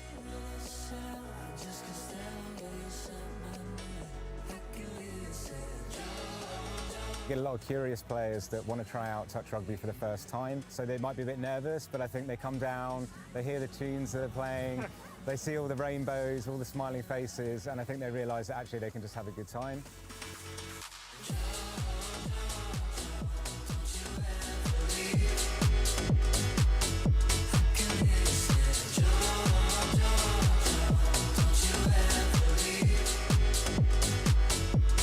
Our ambition is to make touch rugby one of the most inclusive sports there is. We want it to be super accessible to anyone. We don't want there to be many barriers or any barriers to picking up the game for the LGBT community.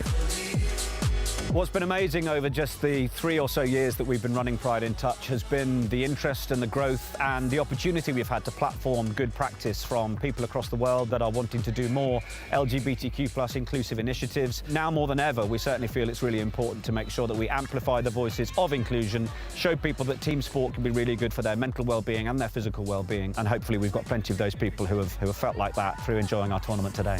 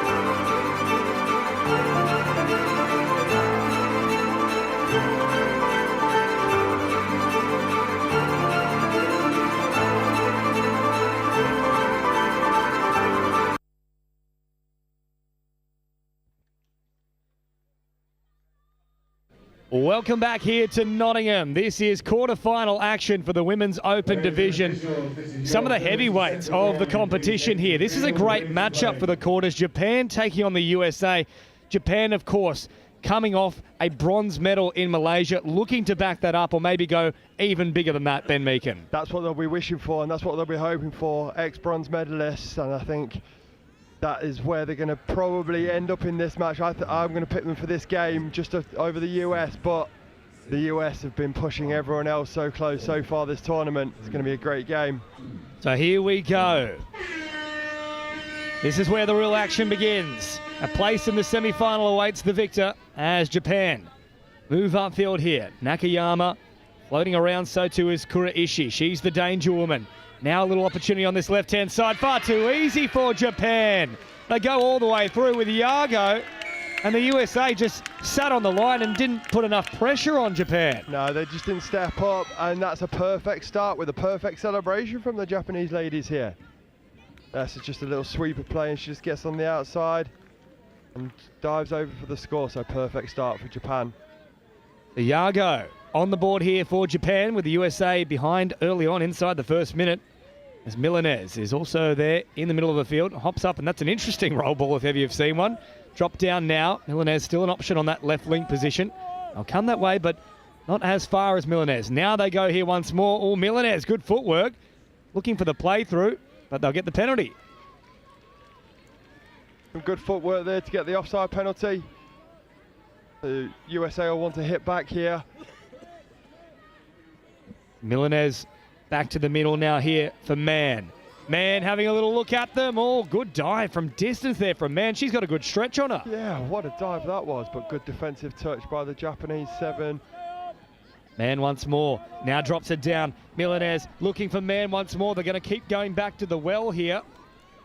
Just inches away from squeezing through. The dive like that, she's definitely got a few this tournament. Milanese out to this left-hand side. They had the numbers, but Japan slid well. Had to release early there. Yeah, everyone just went man on short side there, and that was just, referee saying that was actually only 5th touch, so one extra here. Just got to keep the ball alive to try and score. Awkward though for the USA. They weren't ready for it at all, and the reset left plenty to be desired too, so Japan probably lucky with that one there. Everyone looked like they thought it was 6, but the referee said 5. So here they go now, working upfield. About 2 minutes into this elimination quarter-final. One step closer towards lifting that giant cup. Bronze medalist Japan now. From 2019, up over halfway they go. Little ball here for Kishi. Then continuing to roll forward is Agino. Last one here now. Kamashita. Still an option there. Agino once more sends it on. Great defense from the USA. Yeah, really good defense. They just stayed square. No one was really attacking them or pushing them back, so they could stay square and stop that score. So up over halfway they come now. Milanese bringing it forward. Little run here, popping in with the big dummy as well. That was worked from Sheeran. Sheeran waiting here at acting half. Now picks it up on the last. Sheeran went away from the support. Still might work here for the USA, but that's probably a couple of times here, Ben Meakin, where they have had the numbers, but they turned away. Yeah, did get a penalty there. I think they could have gone through short side. Once more drop down. Now an opportunity here for Lee. Lee getting very close. Another touch made there from Japan. Japanese middles are very tight, so I'd like to see the US just go away. Both the USA links and wings are very wide, if you can see them on the pitch. Yeah, right, there's a huge gap there on that left-hand side, so they'll stick to the right-hand avenue. Once more the direct option here from Maggie Lee, but easy pickings for Japan. Turned away, and now back to the 7. Still a big gap on that left-hand side. Not looking to go there as of yet. Dropping it down now on the last. Just left plenty to be desired there. Lee with the pickup. I think Sheeran was finally looking to head out to that left-hand side. Yeah, that must have been the last play option. Couldn't get it though, incorrect roll ball. So up towards halfway come Japan. Nice little cycle of the footy here. Drop down for Takahashi. Sheeran makes the touch. Takahashi in there and acting half once more and working hard in this set. She drops it now for Kuraishi. Kuraishi drawing past. Lovely work from Japan. Good speed from the USA though. Getting there just in time was Sikat.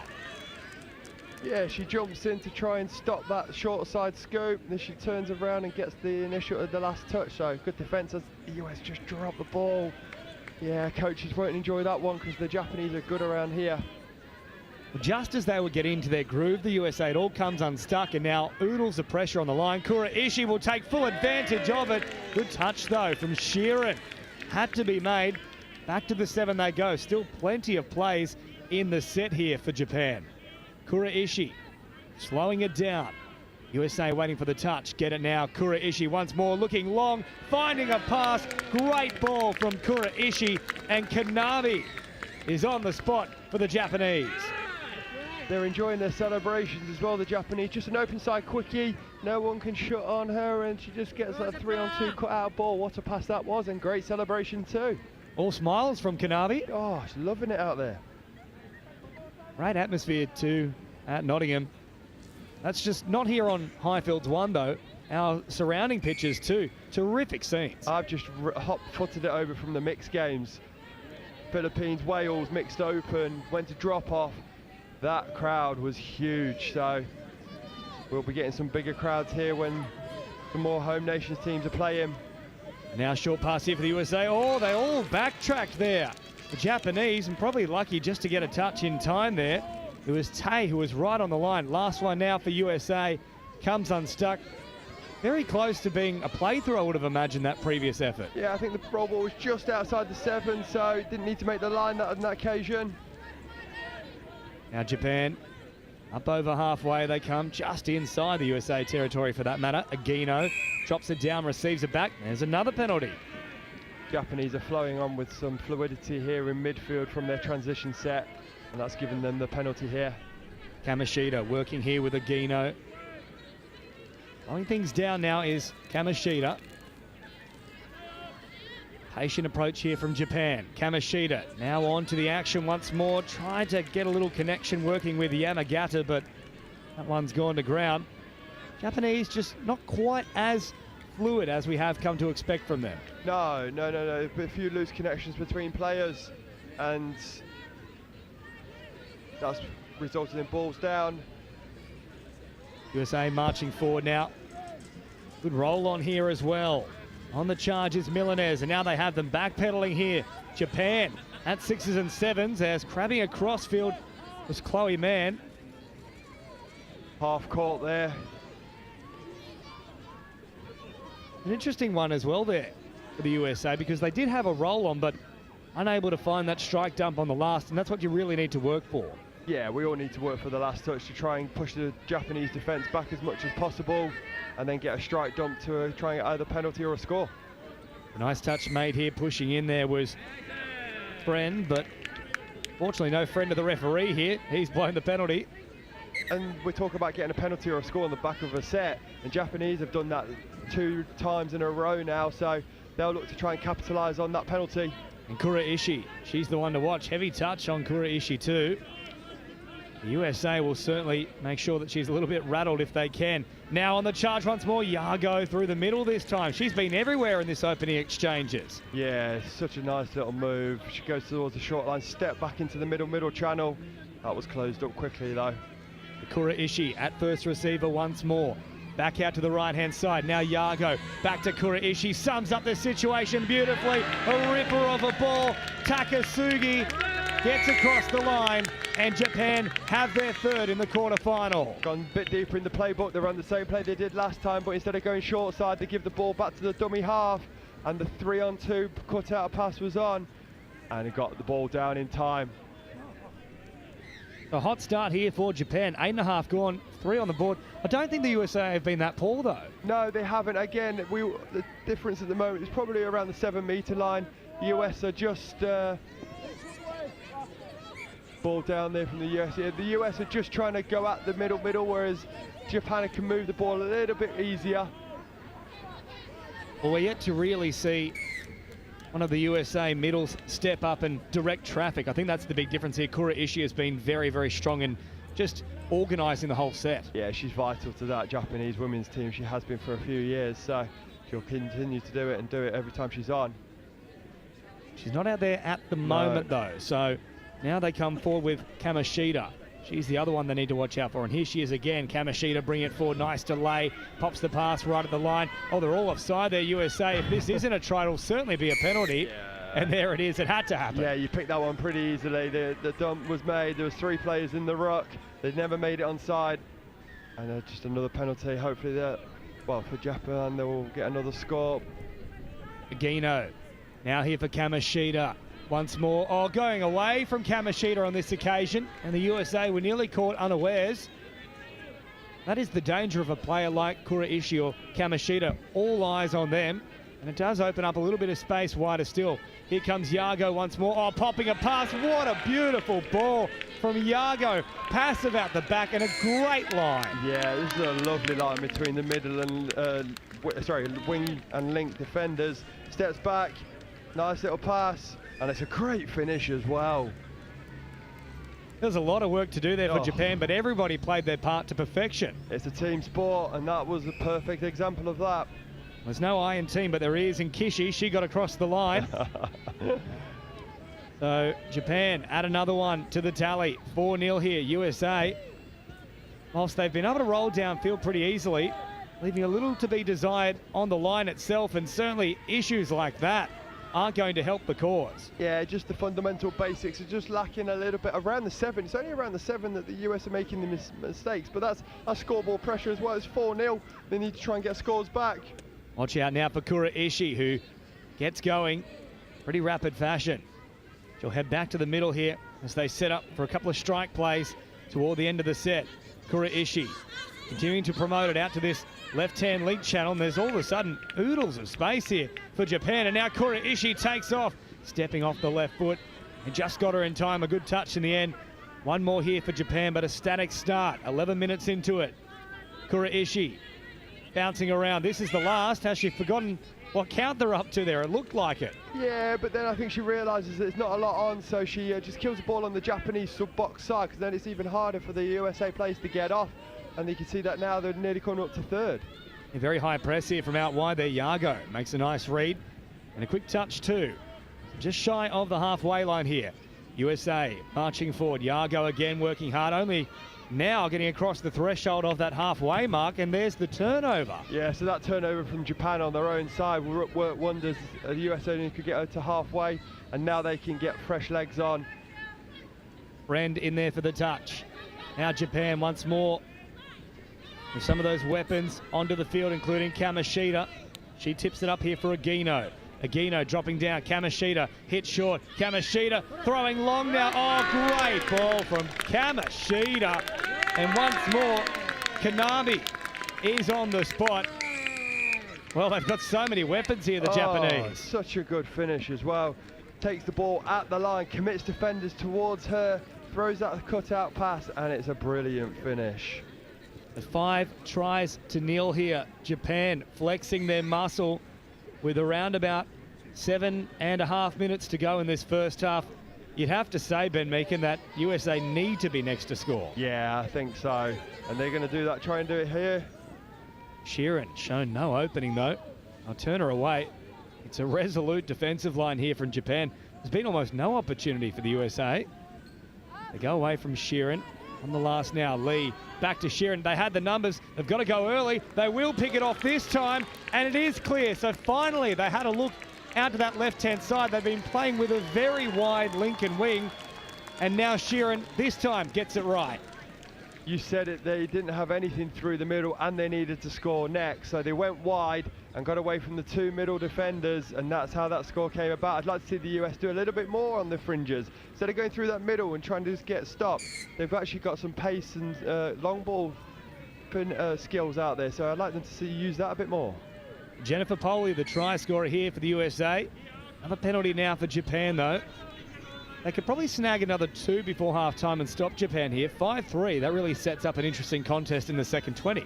5-1, 5-3, 2 big scores. And actually, yeah, you're right, 5-3. Oh, there's the dummy again from Japan. And had they gone wide, it was 4-on-1. It was. And if Japan do score, we're saying 5-3 to the for the Japanese. 6-1 is completely different as well. A real crucial period coming up here for USA. It's starting right now. A couple of dummies coming in. Oh, I think she's done enough to stop that one. Yes, great touch there from Shoka. Back to the 7 now for Japan. Still very condensed here, the USA side. Lots of room on that right-hand edge for Japan. That's the way they start heading now, as Nishina Kiyama wrapping around Yago once more. She's been great in these opening 14.5 minutes, Yago. Good defence, though, by the US. They were tight, they were resolute, so they've now got the rewards of trying to get off and get some subs on. So up towards halfway they come. Out to meet there was Nishina Kiyama. Good quick roll ball here from the USA. They can't completely capitalise on it, though, but that's nice footwork. And another strike done. This is good here from the US of A. Numbers on that right-hand side. Perhaps just overrunning things there was Bindon in the link position. Didn't really have a passing option. She had the ball under her arms a bit, so she couldn't pass the ball, but they pushed the Japanese back, and sometimes that is just a good result too. For Japan now, midway through the count into enemy territory, but once more, good meters here as now brings it out for Kamishita. Kamishita drops it down. Agino. Out the back they go again. Another penalty here for Japan. They're very good at working over the USA middles down this end of the field. Yeah, when it's the midfield battle, Japan are actually winning that and getting more penalties than the US at the moment, and that's what's created a lot of the scores off the back of penalties or repeat sets. Kamishita once more drops it down. Good defensive touch.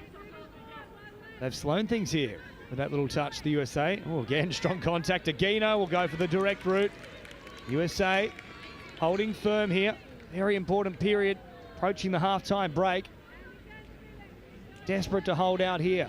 Kamishita now back here for Agino. Agino taking off, rolled here for Takahashi. Now, oh, great little read in the end. That might be the most important play of the half here from Ukak. Yeah, we said if they go 6-1, it's going to be tough. So it was a great little hand in there. Just got that ball down, knocked that ball away. Japan have responded. They've met a brick wall in defence. Past few sets they've been up this end of the field. So no surprises here. Kura Ishii out in response from the Japanese coaching staff. Here she is now with ball in hand. Kura Ishii, big left foot step. Tries to float it wide, and once more, Ukak with a good read. Yeah, first touch here. County step back short side. I think the middle defender who made the touch would have got her, but got a big hand in there. 3 to go here in the first half. USA clinging on for dear life. Kura Ishii, draw and pass. Oh, the class of Kura Ishii right on the spot for Takahashi.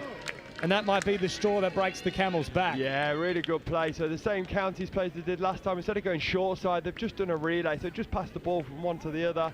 And the US can't either collapse or chase over and get that one. So nice little dot down there. And that is 6-1 to Japan. They must get something on the board before the break here now, USA, if they have any chance of launching a comeback in the second 20. Sheeran bringing it forward once more, looking wide, and unfortunately for the USA, the ball comes spilling out. Looking to use the ball a little bit more though, instead of just going down the middle, they went and used their hands, and it was good. It's just, unfortunately, you couldn't collect that one. For Japan now, working away from their own end. Oh, a lovely cycle of the footy, just continuing the momentum up along the sideline. Limited space to work with, but Japan using every single inch of this field. Short pass now here for Agino. Agino now drops it down quickly. Kamishita on the back of it can really cause a bit of havoc. Draw and pass. Oh, it's just gone out the back here. Needed to hit immediately. A little bit of a delay, and that just ensures the USA survive. Yeah, covering defenders, roll ball error from US again. So Japan will look to capitalise on that just before half-time. We've got a minute and a half to go. Once more, a big defensive set coming up for the USA. Agino dropping it down. Kamishita waiting patiently. Agino creeping up towards that 7-metre mark. Sheeran with a heavy touch there. Play on's the call. Kamishita. Oh, big dummy from Kamishita. Dummy fooled everyone except for Sheeran, though, who makes the touch on the line. That dummy nearly forced her into Sheeran, so that's how that touch was made.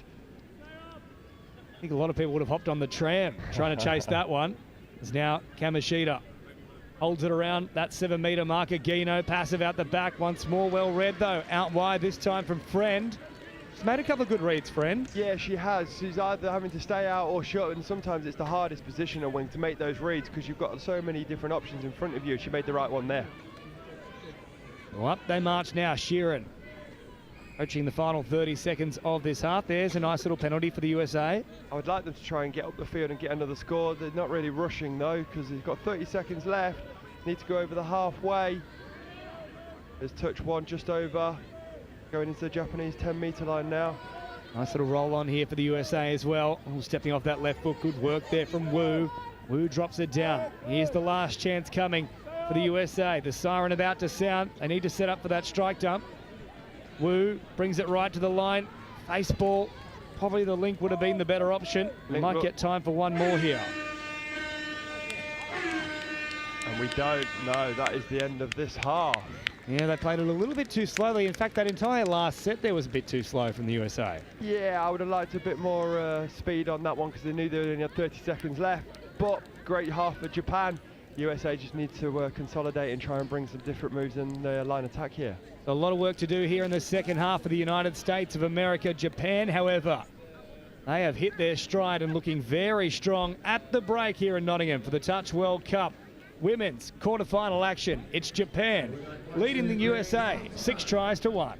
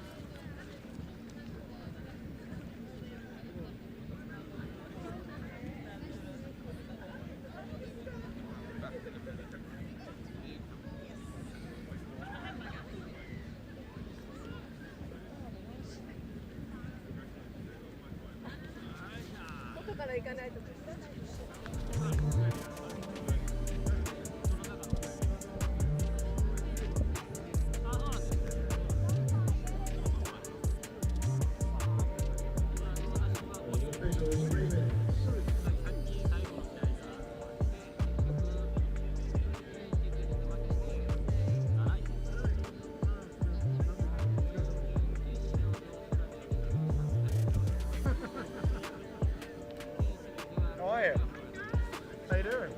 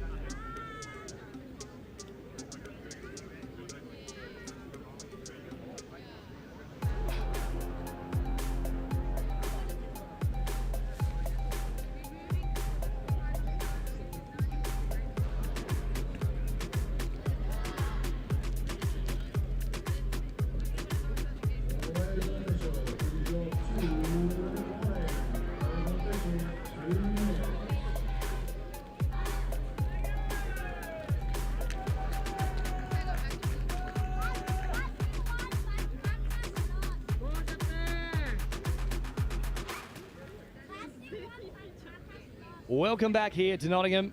Second half about to get underway between Japan and the United States of America. James Preston and Ben Meakin bringing you all the action, and a bit of a masterclass in that first half for Japan. The USA with some strong line defence, but they're just asking so many questions. Japan are a well-rounded team. They've played it together for so long. Obviously, the reigning bronze medalists from the last World Cup. They've competed against Australia and New Zealand in Trans-Tasmans over the last couple of years. And that is really telling here. They're showing why they are probably the third, maybe the fourth. I'm going to put England in there and with a couple of other teams that are in the other quarterfinals. And why they're going to be gunning for that bronze medal. They're a very good, well-rounded side. Well, one of the great minds and great pages, if you will, related to touch footy, Seventh Touch, they were talking about the preparation for Japan coming into this World Cup, saying no other team, Australia or New Zealand included, has had a better preparation than Japan, including playing in those New South Wales State Cup, Trans-Tasman Series, and then a lot of matches on their own turf in Asia. Yeah, and they've also played England in Australia at State Cup as well. So they have played so much footy over the last 6 to 7 months, and that is clearly coming out in this game. There is just a bit more experience around the attacking areas of the pitch. A lot of support here too for Japan. The flags are flying high here at Nottingham. Great support for both these sides. And certainly they'll get a bit of a workout here, the Japanese fans. There's a lot to celebrate in that opening 20 minutes, and we'll see if they can have those big celebrations at the end of this one. Of course, a spot in the semi-final is up for grabs, and we're back underway here with the United States marching forward. Sheeran, she's looked the most likely to create something here for the USA. Already one try assist. There's a sloppy play. The ball that's let go, though. Sheeran will scoop it up. Numbers on that right-hand side, a dummy, round the corner ball. She's got that little bit of X factor about her, Sheeran. Yeah, I'd like her to pick up out of half. She's obviously got a pass on her as well, so she needs to attack the Japanese side and just try and get the right pass as the Japanese come over halfway. They're going fresh legs on, just going over the 10-metre line now. I think that's fourth, fifth will be coming. Now straightening here, Japan really targeting Sheeran defensively in this set. Still backpedaling. Sheeran once more couldn't get back. That was very intentional from the Japanese. They're 3 in a row. They ran directly at her. Yeah, and that just tires Sheeran out, and then they step back short side, Japan do. And instead of hitting the wing, which probably the right pass, they actually try and go through the hands. And if they'd have picked the right option, that would have been another score. But nice little run here by the US. They're over their own 10-metre line. This is a great roll on. They're going over halfway. Fourth coming.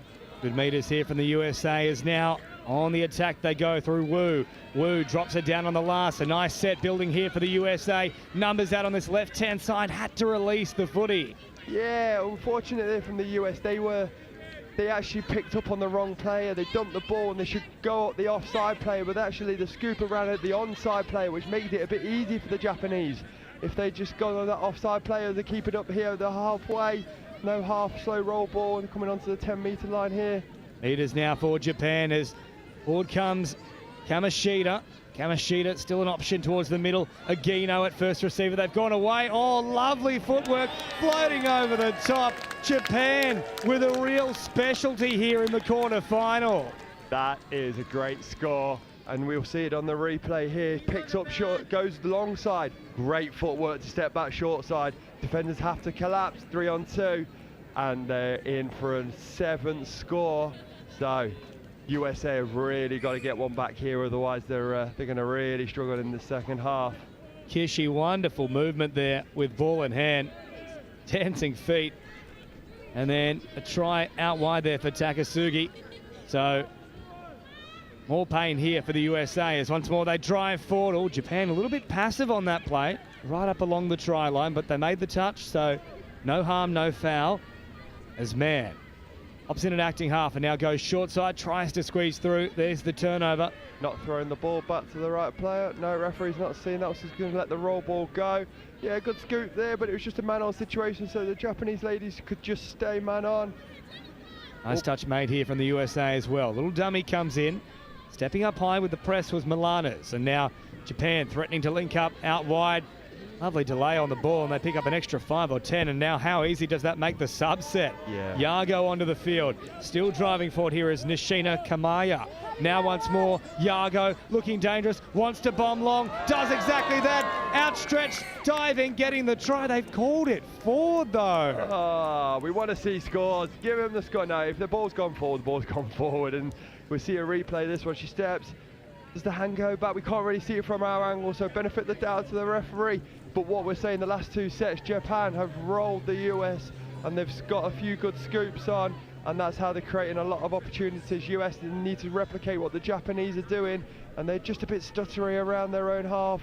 Sheeran now on the last, gets it back here. Sheeran once more driving forward, all good footwork. I'm actually happy with that call. I think just marginally out of the hands full, but definitely by the time it was caught, well and truly on the line. Yeah, I mean, the far winger nearly took it in anyway. It would have been a spectacular finish, but wasn't meant to be, and Japan have now got the ball back. Here's Agino marching forward. Kamashita once more, stepping off the left foot. Oh, that's got to be another penalty here, surely, against the US. Unfortunately for Maggie Lee, she's just right in the channel. Yeah, she couldn't get out of the ruck there, and the ball was thrown into her. Here comes Japan now with a fresh set. Bit of confusion here. Sheeran is suggesting she's pulled away from the touch, and as a result, that should be a turnover, but instead, she's just given them another set here. I think she's penalised for backing out of the touch. She's got to keep initiating touch, and she didn't there. Agino now having a look at the line once more. Little step off the left foot, not her biggest of the tournament by any stretch of the imagination, but I think they're still going to say play through here, because Sheeran was offside. Yeah, referee explained that one explicitly to Sheeran what was going on. There was a lot of hand gesturing going from the referee. Ultimately, she points to the floor, blows a whistle, and that's another score for the Japanese. And we'll just see this one here, or we won't. We'll see everyone looking at the referee and giving the hand signals, and they say score. The try time once more here for Japan. USA needed to be first on the board. That hasn't happened. 2 more since the break here for the Japanese. Around about 10 metres away now for the USA. Needing a try. Needing quite a few of them for that matter. They bring it inside the 7 now. Popped back. Good read from Japan. And once more, there's an issue here for the USA. That's a cardinal sin, a forward pass with no real pressure. Yeah, there was a lot of confusion by the US attack here. And actually, there was a player in front of the ball carrier and just knew she was going to get touched. She went, I'm going to throw it to her, and just went forward. So Japan got a 10-metre add-on as well. So it's only third here as they roll into the 10. Easy meters here for Japan as it's picked up once more from Nishina Kiyama.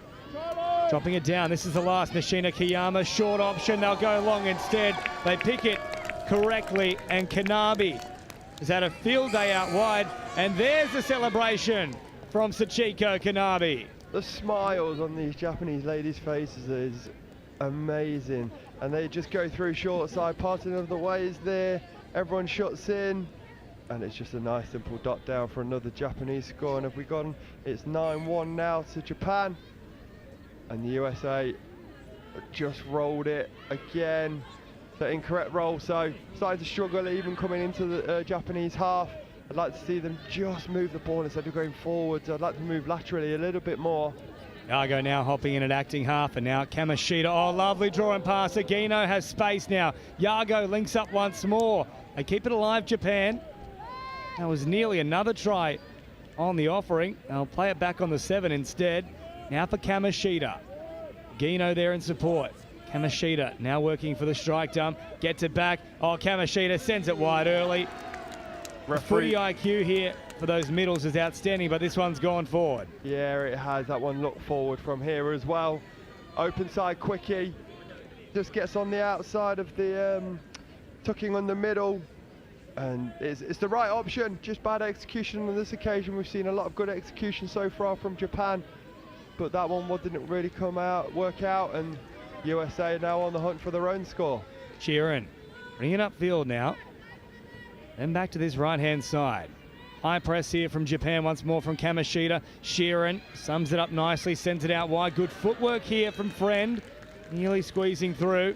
Japan again making the touch here, so USA been pretty much the case the entire match, able to work their way downfield, but not enough questions once they hit the 7. Yeah, 4th and 5th plays option, that's what they're struggling with most. They're getting to where they need to be. It's just that touch IQ that you spoke about earlier that Japanese have got, just lacking slightly a bit more from the US players.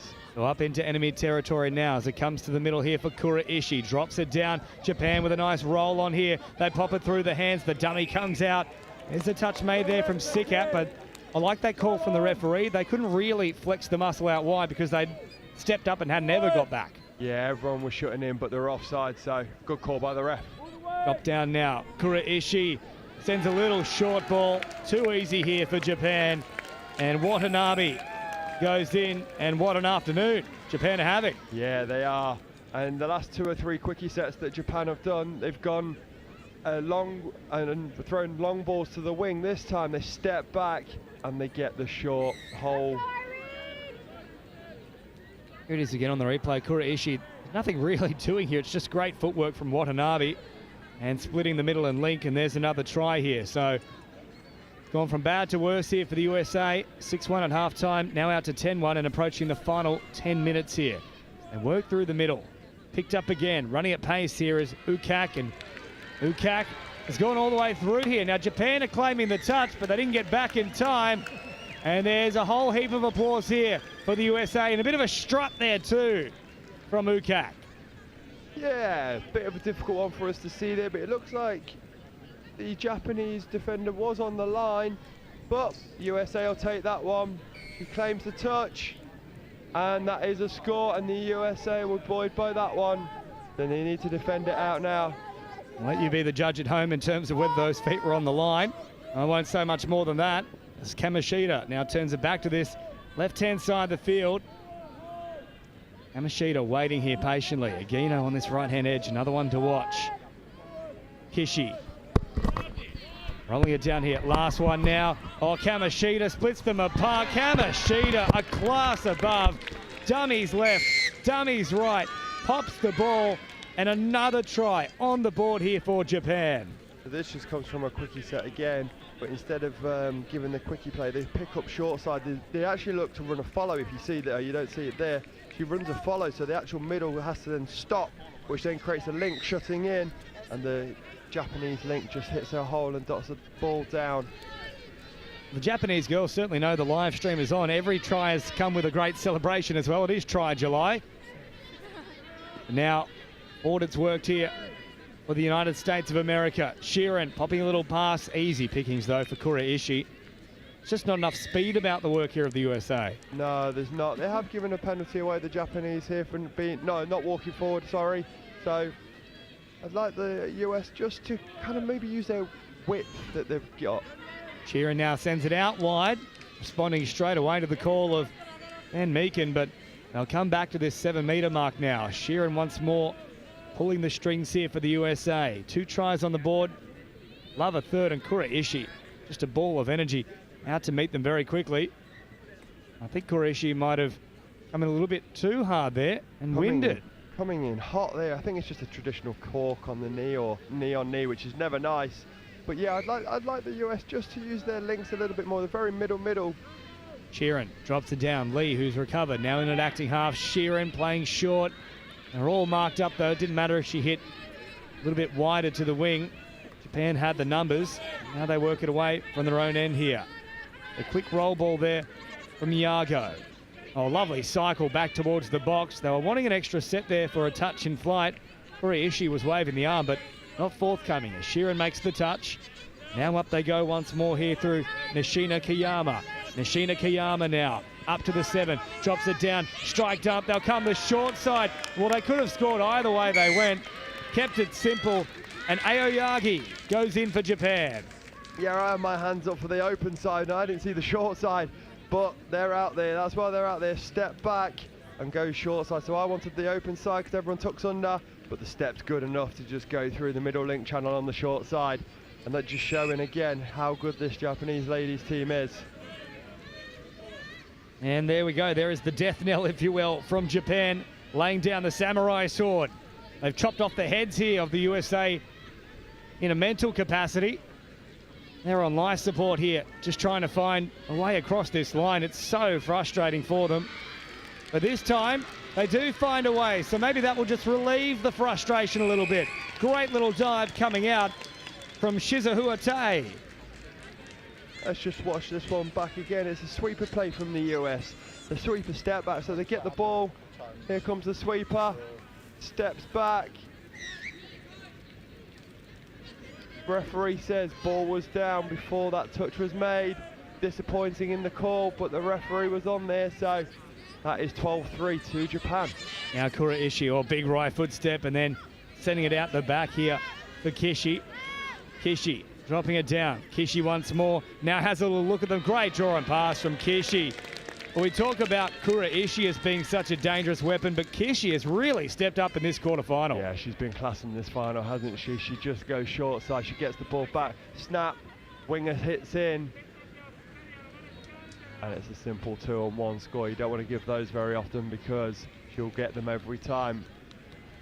Around about 6 minutes remaining here. Time back on from the officials, 13-3 the score.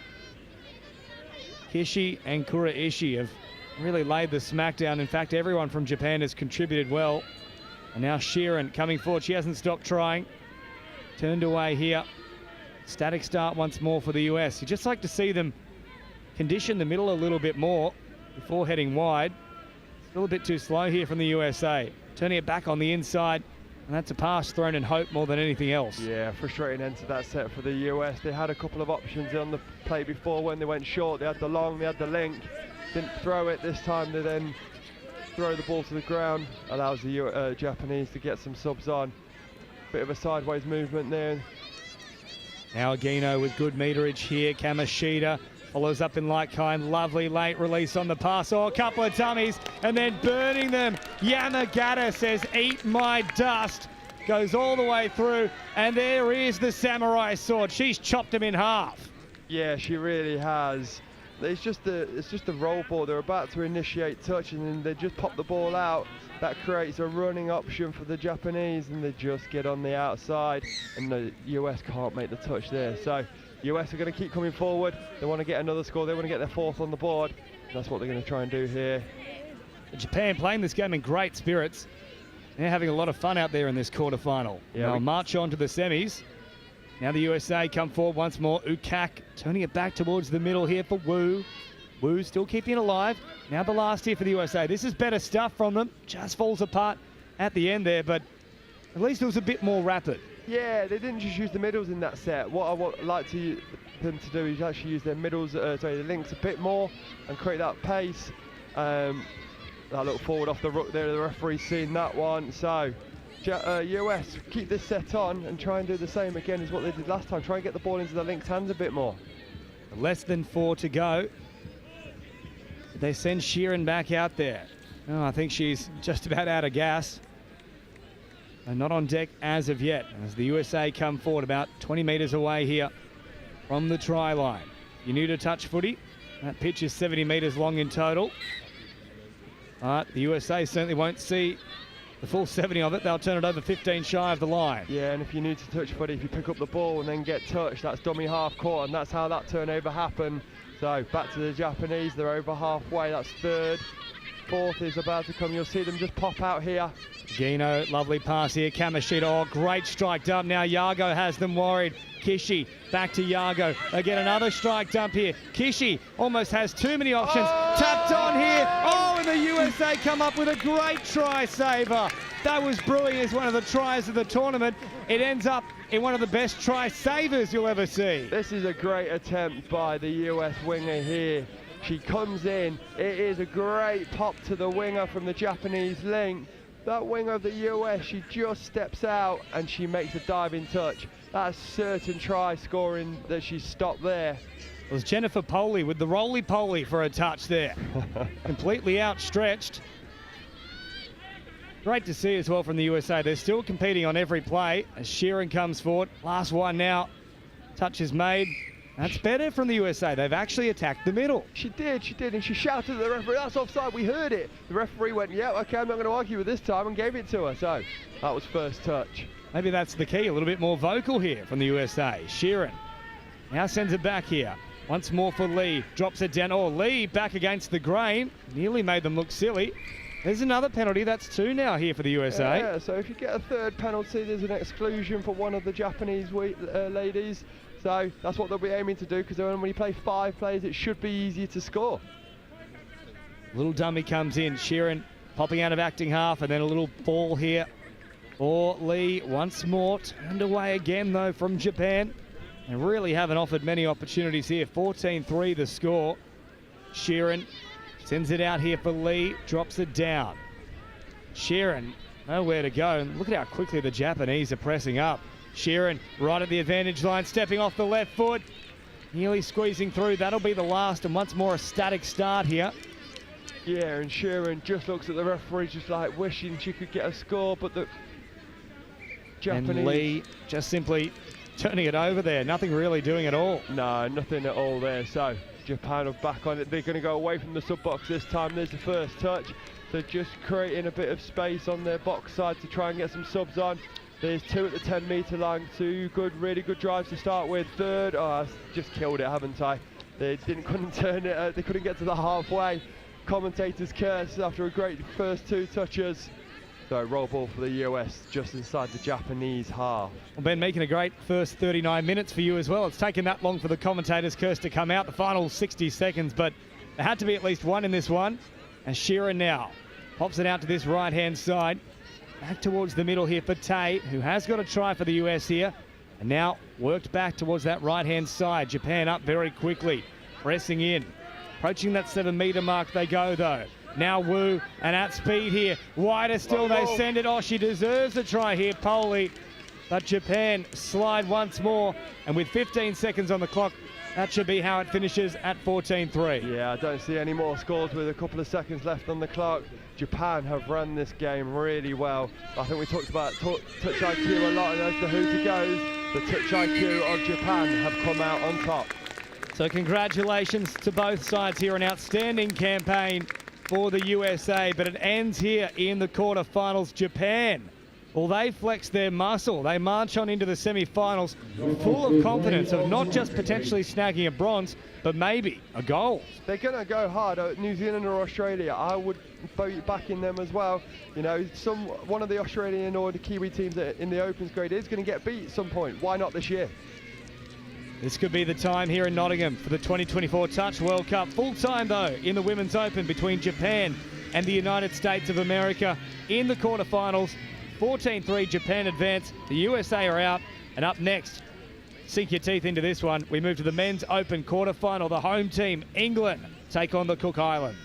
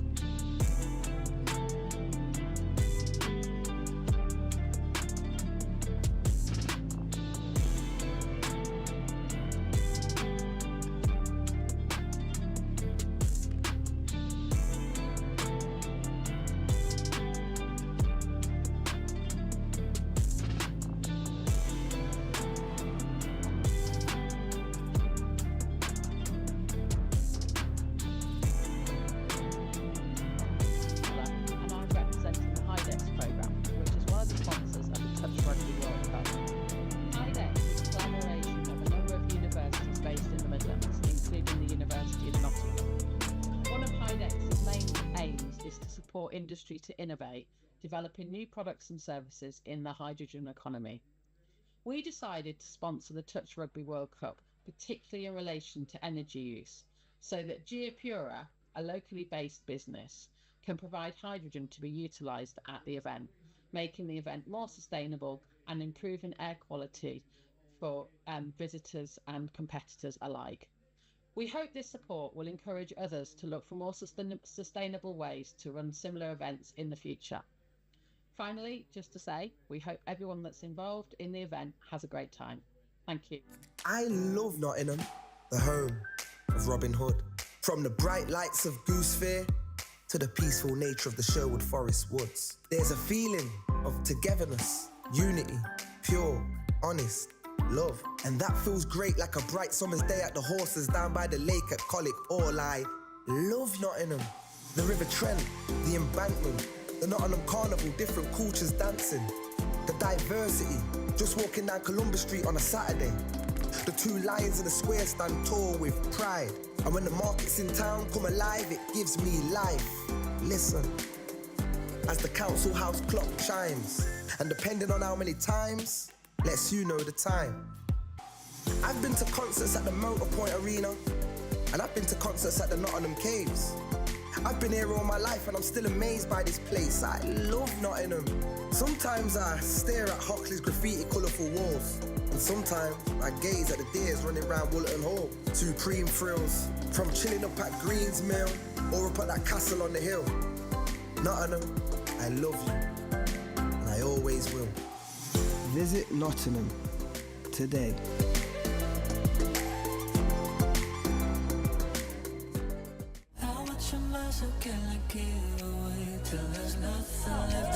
So we're here at Hillhead Sports Club, the third year of our annual Pride in Touch tournament. We have 16 teams, over 200 players. We've got about a dozen or so referees. We've had also a whole heap of volunteers. It's been brilliant to come to Glasgow after previous versions in Manchester and London, and it's ended up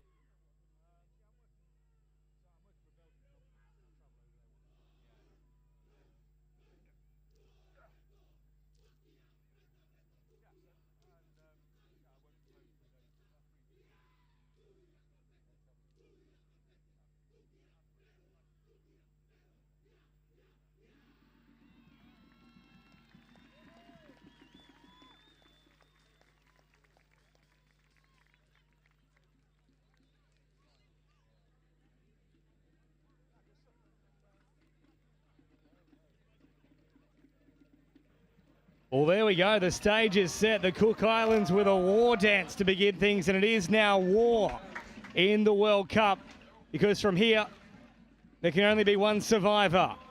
The Men's Open quarterfinal between the home nation, England, and the Cook Islands, who are really emerging as a dark horse of this competition. They've defeated Japan, and they've caused a lot of problems for many sides on their way to this point. James Preston and Alice Summers to bring you all the action. Alice, we can't wait for this one. I'm so excited for this game that we have on our hands.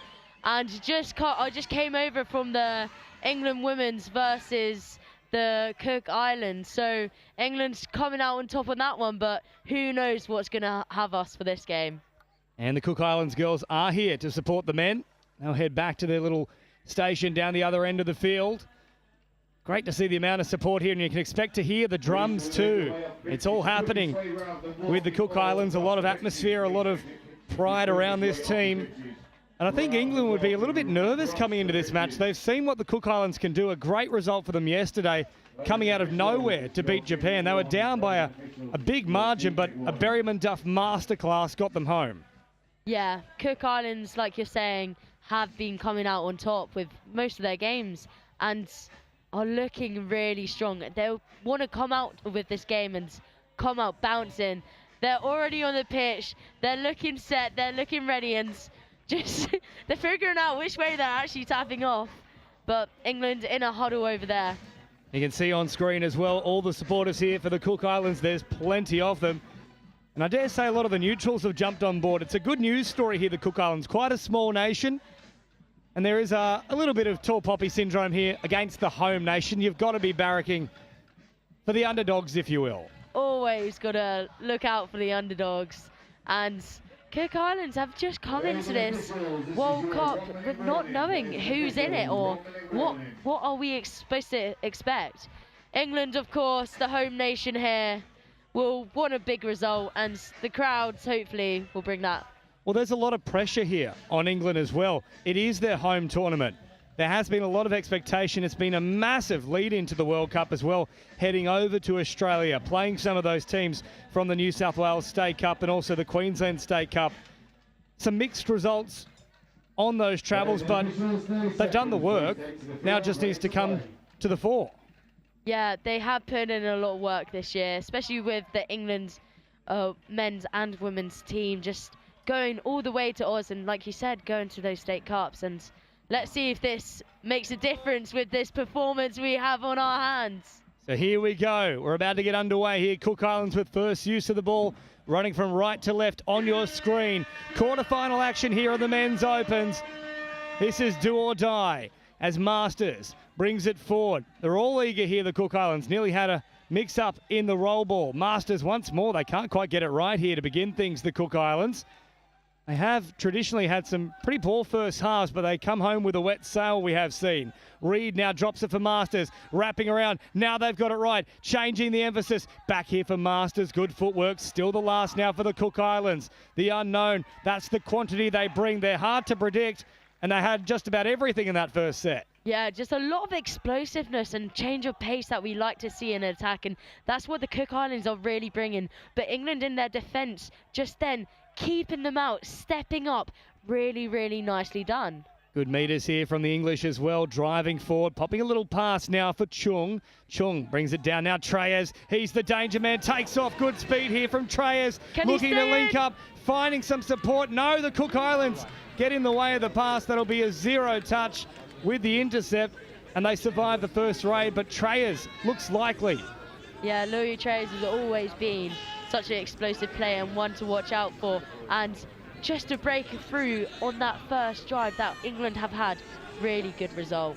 The meters now on offer here for the Cook Islands. Berryman involved, and there is the danger man, Berryman Duffel. Lovely delay at the line. That was the right play, just a little bit out in front of his link though. Yeah, definitely right option there, and Cook Islands definitely banging on that door on England, but a really tight game so far. No score as of yet in the opening 2 minutes. End-to-end stuff, though. This is great action already. The Cook Islands involved in one of the games of the tournament already against Japan. They came from behind 10-9 late. Now England looking to strike early. They'll send it out wide here. Well marked up, though. There was no real concern for Kingston Day. He almost had his hands on his hips. Yeah, just getting to that line, though. That's what it's been so far, end-to-ends.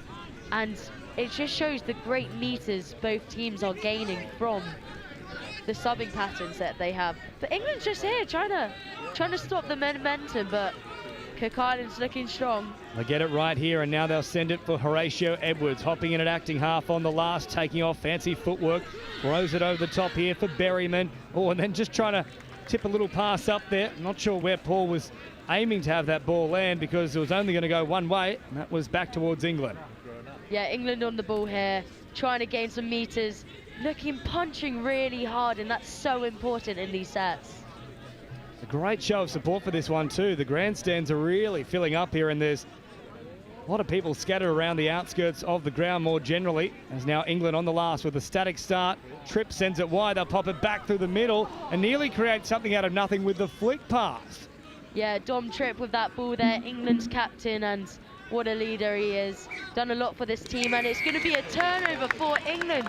Just ball down from the Cook Islands. That could be massive here in the opening exchanges. You get a feeling as well, first try here might end up being the difference in the long run. Just both these sides really do seem to be confident sides. As now England drop it down inside the 7. Oh, very close to being offside there. Yes, he was, in fact, Dayton Graham. Probably unlucky not to get a play through there, England, because he was off by a good metre or two. Yeah, just a new set of 6 though, so let's see what we can work with. Will Lupton on the ball here for number 14. Oh, Lupton juggling it. Didn't hit a Cook Islands player though, so that should still be play number 2 here for England as they head back on that 7 now. Lupton sending it out to the left-hand side. They'll cut out Lupton on this occasion. Back here for Simons. Simons picks it up. Now Dom Tripp heading long, finding it right on the money. What a ball from Dom Tripp. It's Dom to Dom as Dom Brook goes in. Yeah, what a lovely play we have seen here, and just that mistake from the Cook Islands has led England to get that score. And as we can see on the replay, just the counties player and Dom looking long, and just amazing, taking acres of space in that wing. We haven't seen Dom Tripp do too much of the long ball throughout this tournament. He's been playing a lot of those little short passes, really drawing in those middles, but That is the weapon that he does have. It's that big cannon of an arm if he needs to pull it out. And Berryman Duff now pops it here for Berryman. Berryman Duff again. Oh, Berryman Duff. The silky smooth touch like a glove. The Cook Islands squeeze through the defence and we are locked up as quick as you like. That was so smooth, that play, and they have answered. They're showing they're here for the long run and they're going to build this game up. Here it is again, Berryman Duff. Oh, he just threatened to either put on a step to bomb it long, but it was neither of those options. Option C if we had to phone a friend. So locked up here now as Trays is on the ball. Oh, Berryman Duff. He's a big body. He stepped up quickly and Trays was rocked. But an incorrect roll ball here means the Cook Islands can work upfield. This has the makings early on of a Touch World Cup classic, Alice Summers. Yeah, this game is going to be intense and bringing all the momentum here, just driving up the box here for Cook Islands, and they have been dangerous on their subbing pattern, so let's see what they can build. Day now for Tylan Berryman. Horatio Edwards. Edwards taking off once more. Edwards, dumbing left and right. Nearly turned Trays inside out. He was looking like a pretzel momentarily. Yeah, but just well recovered there. And great making that touch, but Cook Island's really on the front foot now. Trays brings it forward. Touch is made there from Tylan Berryman. Up over halfway now come England. That's a nice straight charge there from Dom Tripp. What a start he's had in this game. Now Lupton follows in like kind. Simons here for Lupton. Lupton sending long. Oh, they had an option back on the middle. Didn't need it. And once more they go in here for Will Tyrell. And a lovely score. England will be ecstatic with that. Just the long ball over the top again that we can see. And it's worked perfectly last time and it works again. Well, it looked like they had that covered there, the Cook Islands, but such was the quality of the pass from Lupton. It beat them all, and either one of them could have scored. They also had the option to just pop it back on the inside too there, England. So now Cook Islands behind once more here. Haven't seen too much of Tamuri as of yet. Now he's on the ball. Tylan Berryman floating a pass well and truly forward. I think they're going to say play through though. Maybe it got a touch from the English mid-air. Because there was a ruling there of 6 again, so it must have got fingertips. Yes, one of the English players must have accidentally hit it mid-air or gave it. Let's look at this replay here. Going down 32, wrapping round. And maybe at the start, maybe someone caught the ball? Yeah, a little tough to tell there. There was definitely a hand thereabouts near the pass, but we'll back the referees on that judgment. It did come out a little bit wobbly and looked to be thrown as a spiral, so I think they might be correct there as Treyas inside the 7. Want to go a little bit quickly there. Good contest building here. 2 tries apiece after around about 8 minutes. Oh, Edwards being told to calm down a lot here. Probably lucky, if that's the case, a bit of back chat not to be forced subbed or sinned in. Yeah, we saw in the Lebanon versus Australia mixed opens game, quite a few players got subbed there, and that was due to chat back and whatnot, but England on the attack now, looking low, and that's Chung. Yeah, Chung gets all the way through there. Marcus, oh, they're making the touch now. They just got him in time, but it's not worth it mouthing off at the referee. Look at all the pressure now on the Cook Islands, and the pressure will tell. They head wide, and Charlie Thompson goes in for England. Yeah, great result there, and it's been end to end. One will score, one will come back, and it's amazing to see with this. Just offloading it and just a space for Charlie to get the dive in. Horatio Edwards, he'd want that little chat with the referee over again. It's cost his side a try. I'm sure he'll be desperate to make up for it. As Paul sends it wide here for Berryman Duff. Keep an eye on him. Hovering in the link position at the moment. Berryman Duff once more at first receiver, threatening to go out to the link. Hit the middle instead. Last one here for the Cook Islands. He's got the hot hand. They step away. Berryman Duff. Oh, there was acres of space for Berryman Duff.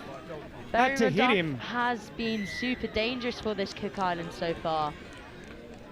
Well, he's probably produced, at least for this World Cup campaign, the best individual performance of any player against Japan. He was electric, 7 try assists, and just every time he touched it, you're wondering what's going to happen next. Such a key play and lots of opportunities still throughout this game for him to show his skill. Quick roll ball now and bursting forward. With a little bit of room to move there. Shahabdeen, they send it wide again. Oh, Berryman marking up well and then also getting in there. Good touch coming across there from Packy. Good touch indeed, and Cook Islands just couldn't make any meters on that first touch, but looking to set wide now and gaining a couple more. Berryman Duff once more so nonchalant about his work, the no-look pass. The Cook Islands here, a little bit creative with how they are working things through. Last one now as Tamuri takes off. Tamuri draws them in. Was looking for Reed. Couldn't quite get wide enough here for Reed. And after 10 minutes, it's a cracking contest, but England in front 3-2. England in front indeed, and Cook Islands not letting them up. And this is such a tight game we have on our hands. Tom Penasard on the ball now, driving forward.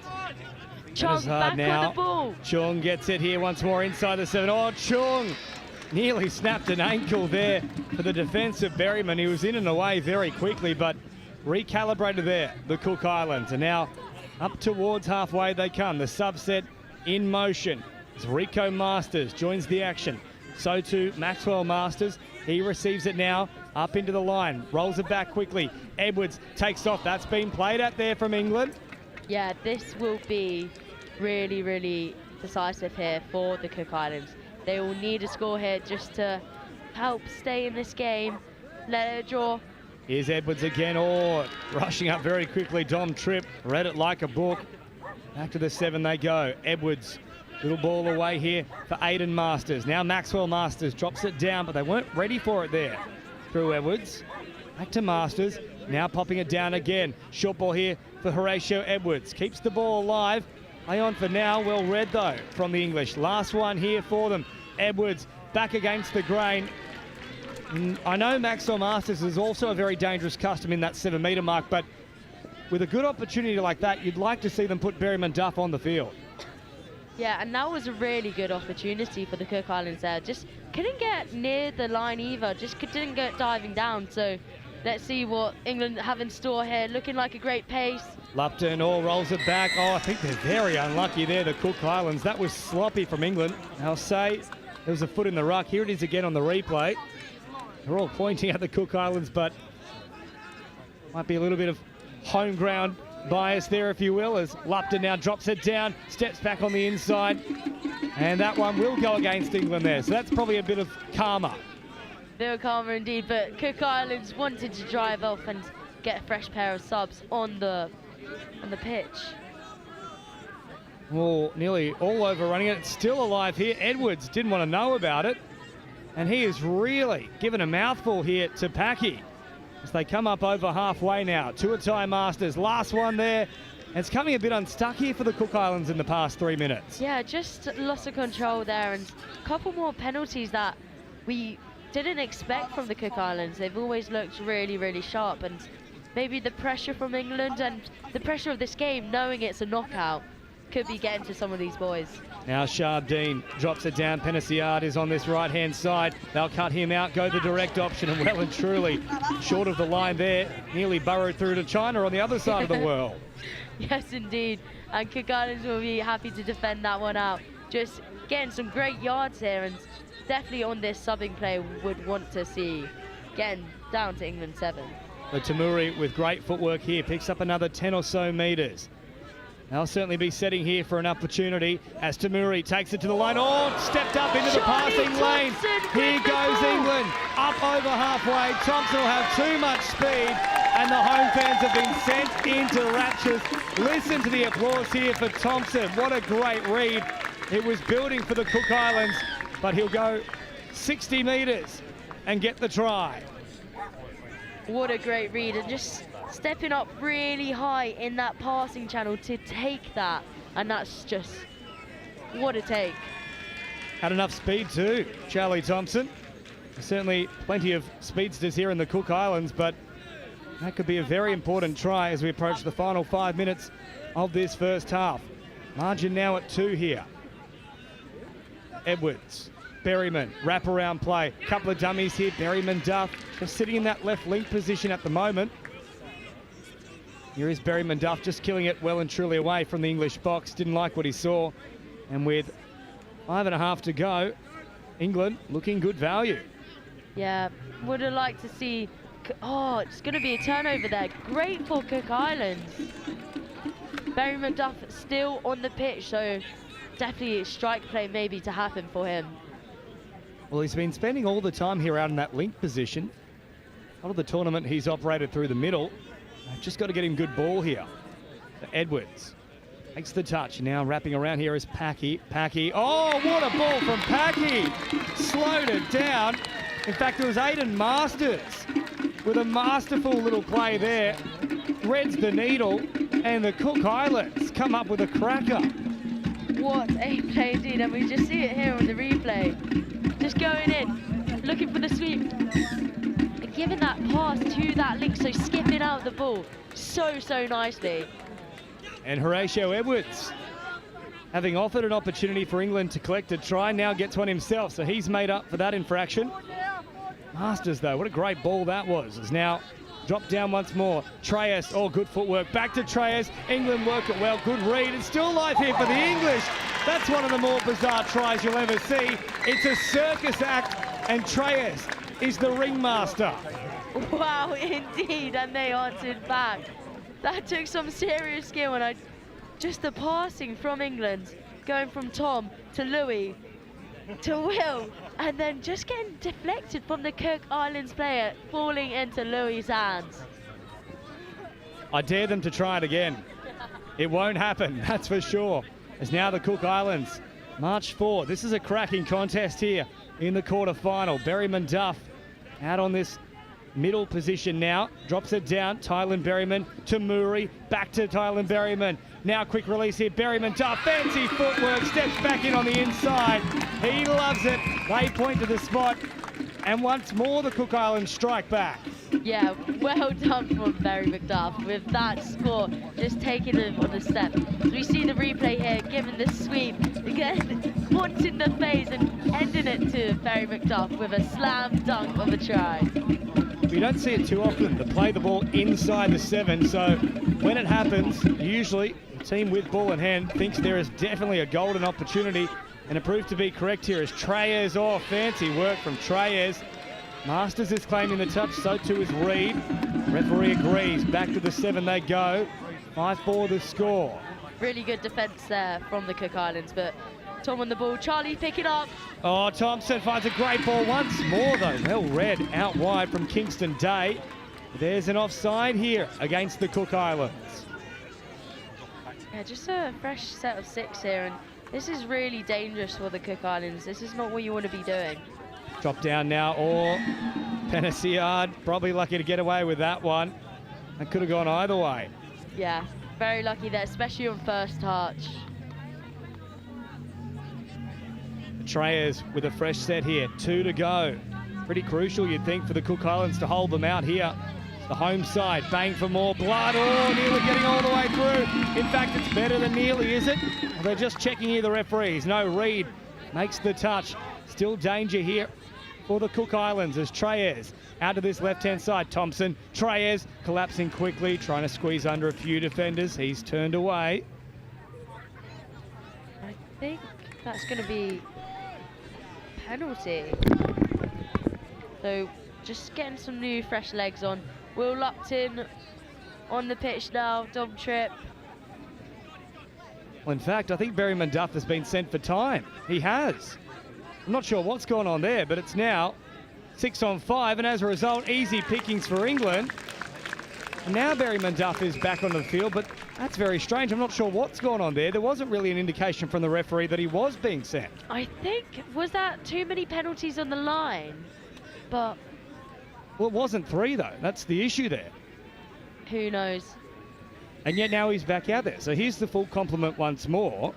That's a strange one if ever I've seen it. So England won't be complaining, and Berryman Duff didn't have any complaints himself, but it was 6 on 5 momentarily. Typically when that happens, though, it's at least a couple of sets. So for him to come straight back on, very strange indeed. Tamuri brings it forward. Now Berryman Duff Pops a little pass here for Tamuri, the dummy collapsing quickly and gets the try here. And Tamuri wants the crowd behind him and he gets his wish.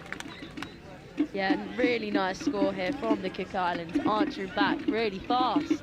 Just on the outside and then being able to step back in really nicely. Geez, the Cook Islands have been involved in a few classics in this tournament. Here's another one building. Last chance now to put on some points before half-time. They need to go quickly, though.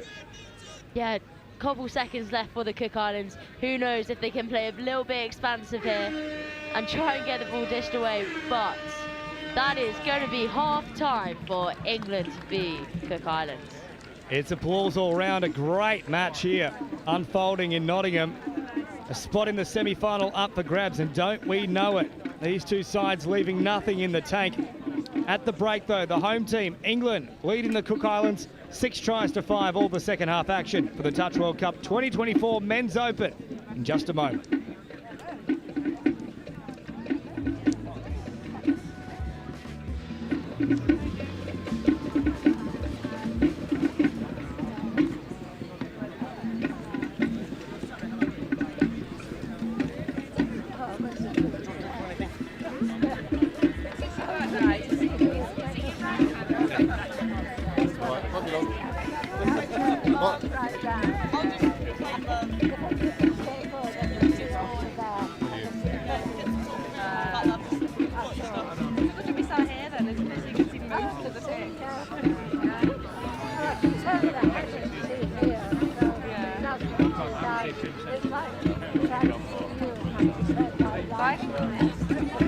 How are you? How was the wedding? You look gorgeous.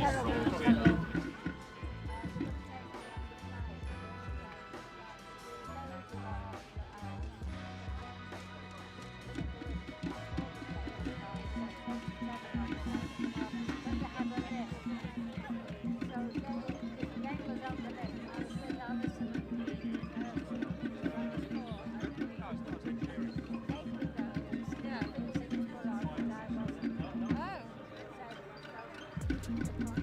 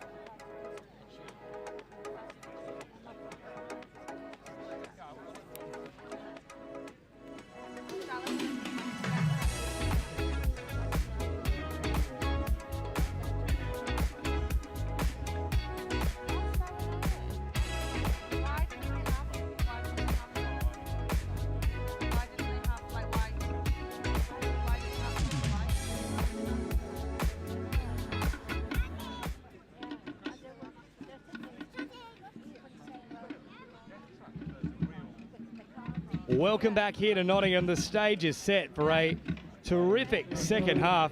It has been end-to-end in the opening 20 here for the Men's Open quarter-final do-or-die stage of the competition.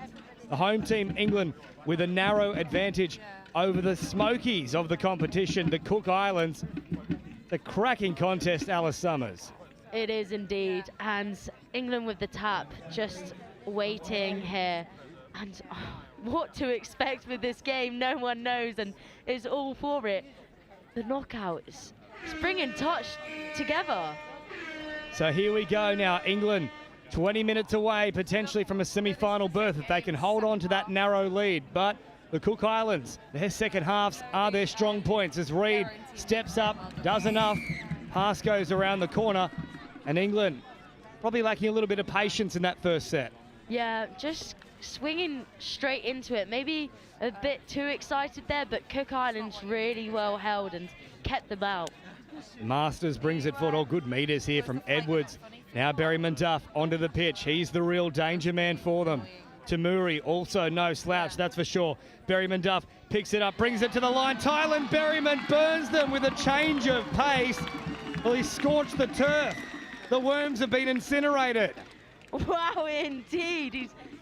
What a try for the Cook Islands, and what a way to tap it off with coming into the second half.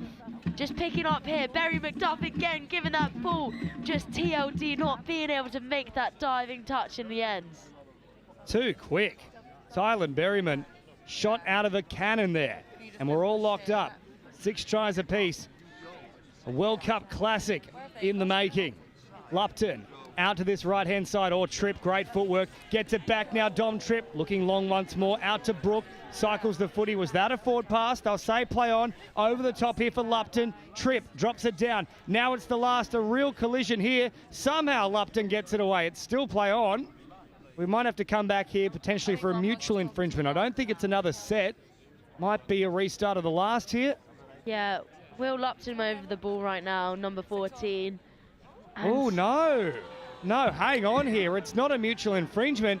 It's a sin bin. So much is happening in this game right now, and it's 6-on-5 for England, so the probability for a score, but it's called a touch.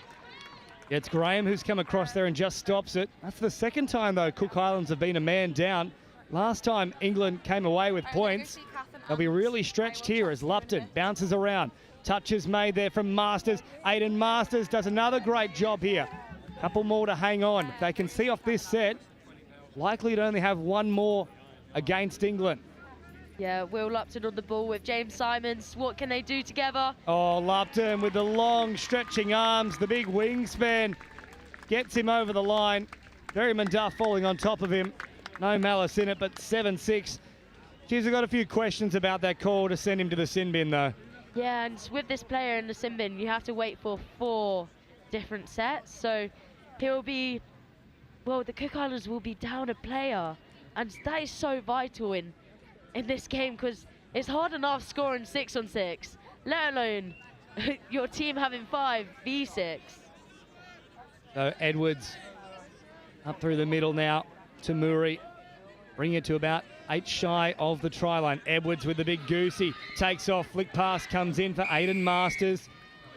That'll help out things here for the Cook Islands. They just need to be patient here. They know they're going to be a man down, so they can't panic. It's a long way to the finish line, and here we go. We're now 5-on-5. Well, what a game we have on our hands. 5-on-5, and just running off to the end of the pitch, but Cook Islands on the ball now. What can they make of this? Well, any more bins and we'll see Oscar the Grouch here as Horatio Edwards now out to this left-hand side. Back to the middle here for Tamuri. Drops it down. Edwards not utilised. Tamuri, the preferred option. Now, very much. Oh, in fact, he's saying he didn't make the touch. Great honesty there from James Weston. And the Cook Islands hit back. We're locked up again. The crowd going wild in that corner. Just loving it here from the Cook Islands. Bringing it evens, 7-7. What a match this is. Still 5-on-5 here. What else can they throw up? Yeah, just Also, with these 5-on-5 situations, some teams actually train to build with it. So hopefully, just Lupton here with the ball. Lupton, and then a great read from Graham. That's the second one he stopped in this second half. Knocks it down, but a fresh set to work with here for England. It's now Lawton Davies. Slows it down here for Lupton, who's been very dangerous so far. Well, they had the numbers there. England should have kept going. Back to Lupton now. Good touch back on the inside from Horatio Edwards. Once more, though, out on the wing. They're catching a cold. There's so much space. They just won't throw him the ball. Cook Islands staying really tight here, but Lupton with the ball again, looking wide like you said, and that's a finish we can see in the right-hand side corner. We'll put it down to a bit of conditioning here for England on the board. Miles Partridge with that score. So 8-7 the try. Here it is again on the replay. Lupton, he threatened to go long a couple of times and then finally pulled the trigger. And Partridge, he's in a pear tree with that try. He's in a sweet shop, some would say. But just here, looking like... There's another one that's gone to the bin. In fact, I think he might have come on maybe a bit early, but it should be after this set here from the Cook Islands. So England have had 2, and I think it's going to be continuous possessions, not so much a set restart, if you will. Yeah, there will be a chance in this game where Cook Islands will go up to 6 players and England will only have 5. So that's where they really need to take advantage. Unfortunately for the Cook Islands, it will likely be a set where England have the ball and then they'll face a full 6-man defensive line on the return. But here's another penalty now for the Cook Islands. Down by 1 here, but they scored last time.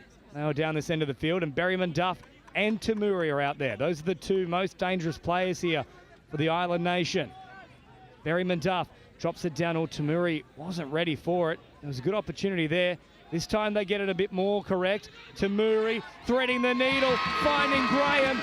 Wonderful pass from Tamuri. Graham's on the spot. It's 8-all. And now guess what? Cook Islands have the 1-man advantage.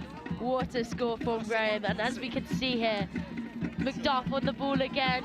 Just a lovely little sweeping play and passing long to Graham. And what finish and put down. How good's this? And you can see the celebration from the man in the bin as well, coming back into the frame. And confirmed here, 6-on-5 now. The Cook Islands have an extra man. England, nervy moments for them now. Lupton drops it down, receives it back once more, going from distance here. Lupton, touches made from Berryman Duff. Lupton with the long limbs, just trying to weave his way onto the line here. Rolls back on the 7. Lupton.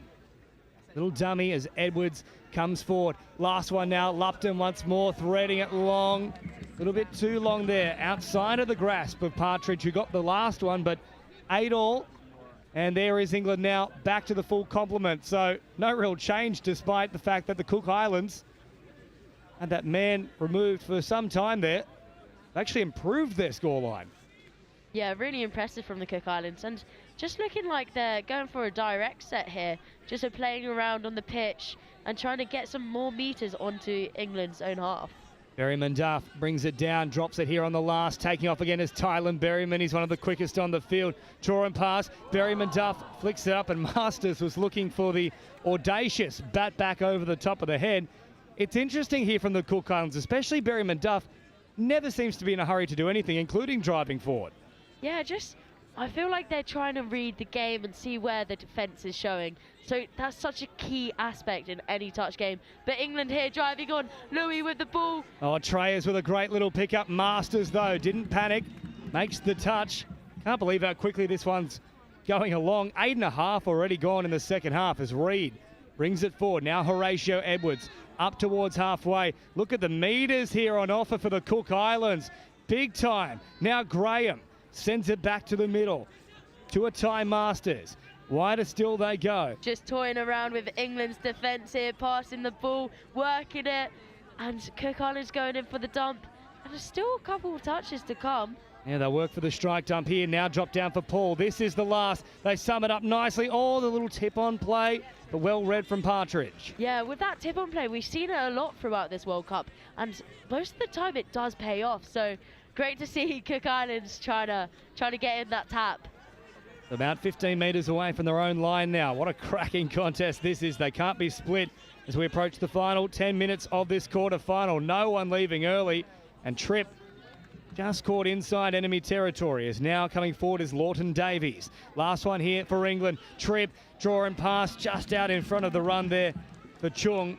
And now Cook Islands responding quickly. Yeah, Dom looking like he was about to wind up then, but just slotted it into that hole one. But Cook Islands now coming onto the pitch and bringing some energy. Interesting for the Cook Islands. Since they've had the full complement, they've looked less likely to score, funnily enough.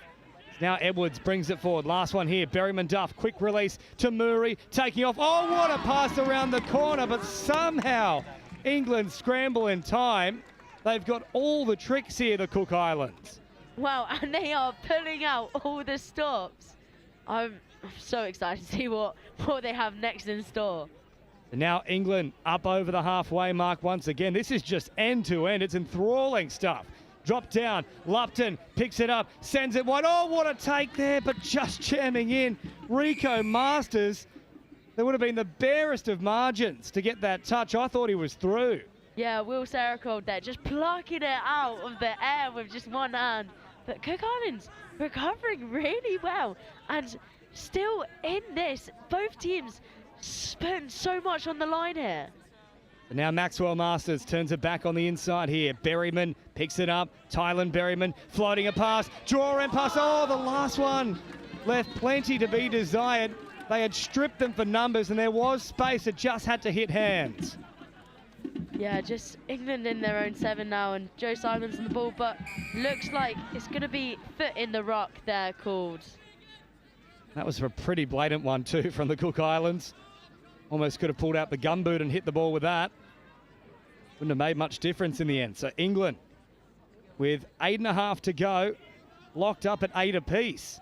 The home nation, with all the pressure here. There's none on the Cook Islands. And now Tripp drives forward. Quick release. Treyers comes out there too. Sharpdean, Treyers changing the emphasis, building nicely here for England. But Cook Islands again though, lovely sliding defence. Reed read it well. Yeah, really well read from that Cook Islands defence, and trying to get all the switches in there from England to mismatch and trying to get an overlap on players, but Cook Islands being able to slide across. But Cook Islands now on the ball, looking for the scoop. Here's the last here for Edwards. Edwards pops a little pass. Sharpdean stayed high in the line. It's a good decision from him. And we're looking to work it back to Berryman Duff, but he was caught up along this sideline the entire set and couldn't really get involved properly. Yeah, Barry McDuff has still on the pitch now though, and like you said, he's more into this link position, so maybe he's conserving energy and then getting in there when in attack. Well, that is what happened against Japan, and then he came alight in the last 10 or so, and England with a sloppy roll ball. There's the turnover. Now the quick counter-attack here for the Cook Islands. Berryman Duff caught by Lawton Davies, or nearly went to ground. Up very quickly there was Dom Brook, probably lucky not to be pinged for it. Yeah. As Edwards rolls it now back towards the middle. Here comes Masters. Cut out pass for Berryman Duff. Oh, look at the footwork from Berryman Duff. Rolls it quickly to Murray. And as we just saw there... Oh, here we go, though, to Murray. Off for the prize, big dummy. Nearly split them once more. Oh, the Cook Islands, they're so shifty. Footwork once more. Tamuri sends it wide. That's more just to kill the play away from the box, though. Yeah, Cook Islands just made a sub there, but Barry McDuff didn't sub and stayed on that pitch. So he's going to be a little bit tired now and just making it work. He probably wanted that score to come off, but England's defence held through. He looks gassed here, Berryman Duff. He was sitting very deep defensively. If you're the coaching staff, surely you just reduce the workload in defence and conserve the energy, as now once more the Cook Islands get great field position. They'll start this set from pretty much on the halfway mark. Berryman Duff floats it here for Masters. Yeah, he's out on his legs here, Berryman Duff. Staying on the pitch again, just seeing what he can work, and you can tell he's such a key player from this. Berryman now dropping it down. They've really responded here. Cook Islands outside of Tamuri. They've got every big gun on deck. A couple of the Masters boys. Tylan Berryman, who's the quickest player on the field, and Berryman Duff, but still Berryman Duff with his hands on his haunches. And now Tylen Berryman back to Masters. Had they gone early, it was 3-on-2 on that left-hand side. But they're working for the penalty, and they get it. And just and it's another one for Lupton. Wow, we are sin bin happy here in this game. Wow, indeed, we have a game on our hands. Now Cook Islands will have 6 players and England will have 5. Cook Islands really need to take advantage right now and make a score happen. Best opportunity of the match here for the Cook Islands. Masters on this right-hand side, big right foot step and then collapsing quickly. What a touch though from Sarah Cole. Will has been amazing this game, and what a touch indeed from him. Just keeping Cook Islands out, but they still have a lot to give. Masters here for Berryman. They've got the numbers. Berryman goes for the direct route. It pays off. Try time for Tylen Berryman. The Cook Islands, as they did to Japan, hit the lead late. Less than 5 to go, and at the moment they're semi-final bound. What a score from Cook Islands, and that means everything to them, putting them up above England for the last 10 minutes or so. Look at how pumped the Cook Islands are. It's not just them either, it's the fans too. The drums have come out in full effect, and all the work to do here for England. Louis on the ball, Charlie giving it back to him. Treyers, Treyers, that was nifty. Wow. What a dummy, it fooled everyone. Tamuri and Horatio Edwards clutching at thin air and in one fell motion. I think he even fooled his teammates around him, just going up so high as we see the replay now. Here it is again, Treyers, the dummy and the drop at once. Oh, Edwards might have had a case there. Edwards could have had a case, especially when they had more players to commit to and step up. So 9-all again, still Lupton in the bin. So 6-on-5 it remains here for the Cook Islands. They drop it down, a golden opportunity once more. Berryman again takes the game by the scruff of its neck. Well, they haven't had to utilise Berryman Duff. It's all been Tylen Berryman. Yeah, and a slam dunk of a finish, getting some airtime on that. Just as we can see here, just an overlap of players. 32, but picks up, looks long, and just hitting on the outside. Oh, well, that is athletic here from the Cook Islands. Just over 3 minutes remaining, and still England down a man. Treyers, though, he's the one that needs to try and respond here. Turned away from Berryman Duff. There's another set to work with. And earning a penalty, that is going to be really helpful and give England as much as advantage as possible when coming down to 5 men. Treyers grabbing a crossfield. Maxwell Masters up to meet him. Treyers, great footwork again. Pops the ball back on the inside. Berryman Duff is there to shut it down. Less than 3 to go now. Really intense game here, and England really needs to pull something out. Going in, TLD with the ball. Look, Treyers, good footwork again. Backtracks and then opens up a new route here, but that one-man disadvantage for England. It's causing a few havocs. And the touch is made in the end here from out wide. I thought momentarily it might have been a 6 again for touching the ball in flight, but this will be the last now, and Tripp simply offers it away. Just that Cook Islands winger shooting up so high. I thought it could have left space for a 2-on-1 with that winger, but just made that touch in the end, and Cook Islands working their way off. Well, that might be the play that wins the game here. Just 2 minutes left. They'll get probably 1.5 more sets here, England, maybe 2 if they're lucky, but they can finish it right here, the Cook Islands. Tamuri brings it forward. Edwards with a retreating defensive line, went straight at them. Probably needed to go a bit wider though. Yeah, could have gone a little bit wider there, and England just stayed really tight. So well defended, but back, ball down, and that's what Cook Islands wants to see. Now is the time for the Cook Islands. The Minnows up against the home nation. 90 seconds on the clock. Tylen Berryman, who's had the hot hand, he's had the hot stepping as well, call him Ini Kamozo. Yeah, not a lot of time left for England, and Cook Island with ball in hand. A lot of game management might be going through their heads right now. Berryman Duff playing short, dropping inside the 7. Tylen Berryman, big right foot step, nearly gets there. And then he's really been hammered here with the touch from Simons. Great coming up underneath though from that touch. As we see on the replay here, just the phase afterwards, and James just coming in. There's not much in that actually there for Berryman. I think this might be a bit of gamesmanship. There's no time off here for the Touch World Cup. Yeah, I think this might be a little bit of games management as he's back up on his feet, and I think he's staying on the pitch. And you can just see Lupton screaming at Berryman there, play the ball. Well, this is the last chance now for England. 30 seconds to pull it out of the fire. Can the home side do it? No, they can't. Oh, it's a horrific error. And all the Cook Islands need to do now is just hold on to the ball. They can do this one-out stuff as much as they like. There's 10 seconds. It's not coming home. It's not staying home. But it might be going to the Cook Islands. They'll count it down here. We'll let the crowd tell you. What a game we just witnessed, and the Cook Islands are going to be ecstatic. Both teams have put their hearts on their sleeves here and played with everything they've got. What an upset against one of the favourites of the competition. The Cook Islands keep finding a way to do the impossible. It's the golden scoreline for them. 10-9 over Japan with a comeback, 10-9 over England with a comeback, and they dealt with plenty of adversity too. It must be their lucky number because they have outdone themselves, and England really did put out a fight. Just a lot more subs out there, and a game we did have on our hands.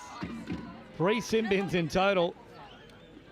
It was a game that had absolutely everything, but for England, incredibly, their campaign ends here in the Men's Open in the quarterfinals. The Cook Islands go marching on and are now a genuine threat for the title. They keep going from strength to strength, and between the speed of Tylen Berryman and the silky skills of Berryman Duff, anything could happen. But full time here, the Cook Islands into the semi-finals, victorious over England, 10 tries to 9.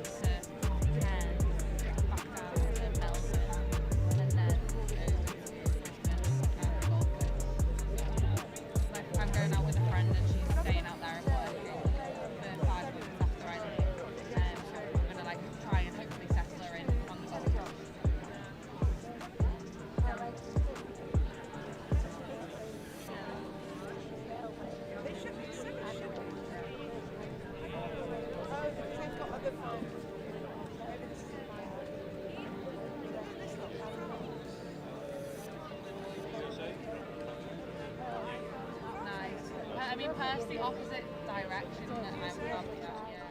So I think maybe another time I'll go out.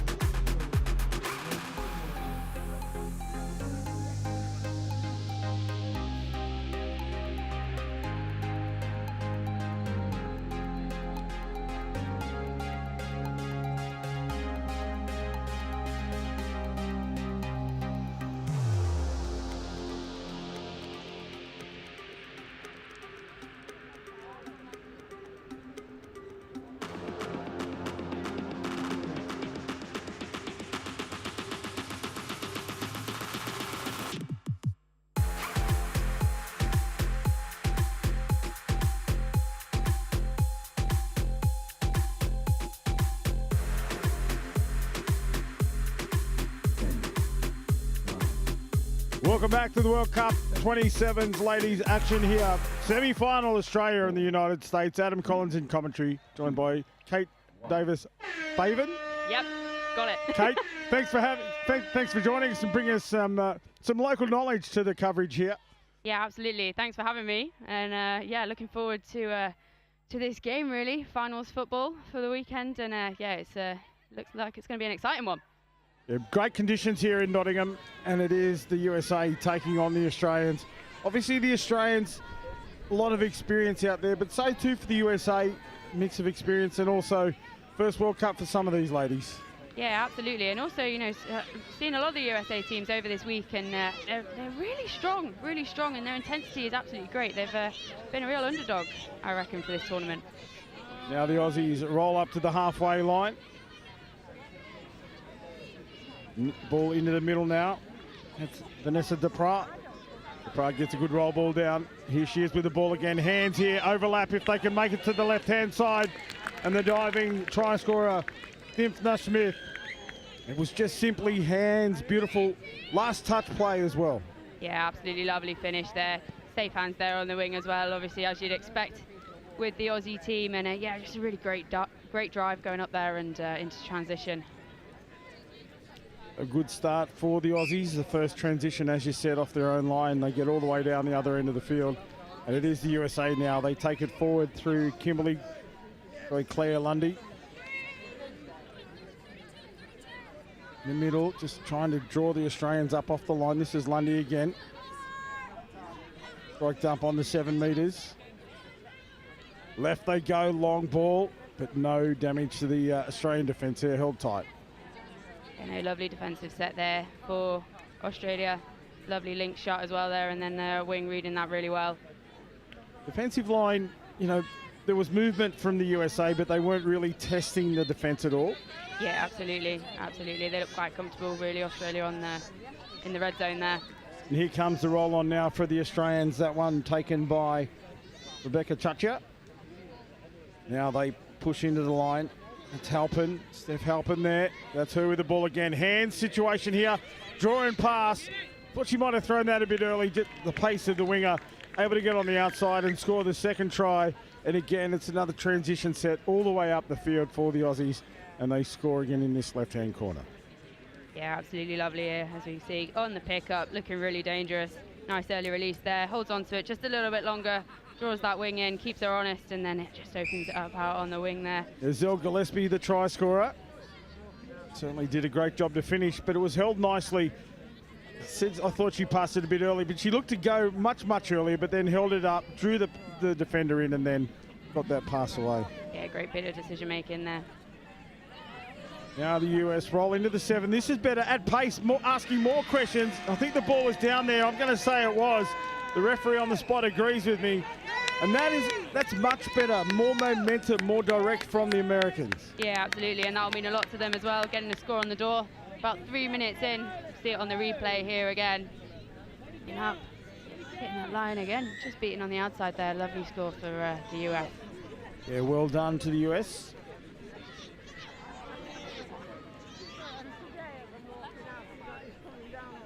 Now they move the ball to the right-hand side. They bring it back to sweeper play. Tucks in nice and tight. Hands again. Long ball this time out to the wing. Steps on the inside. Nice touch from the US defender.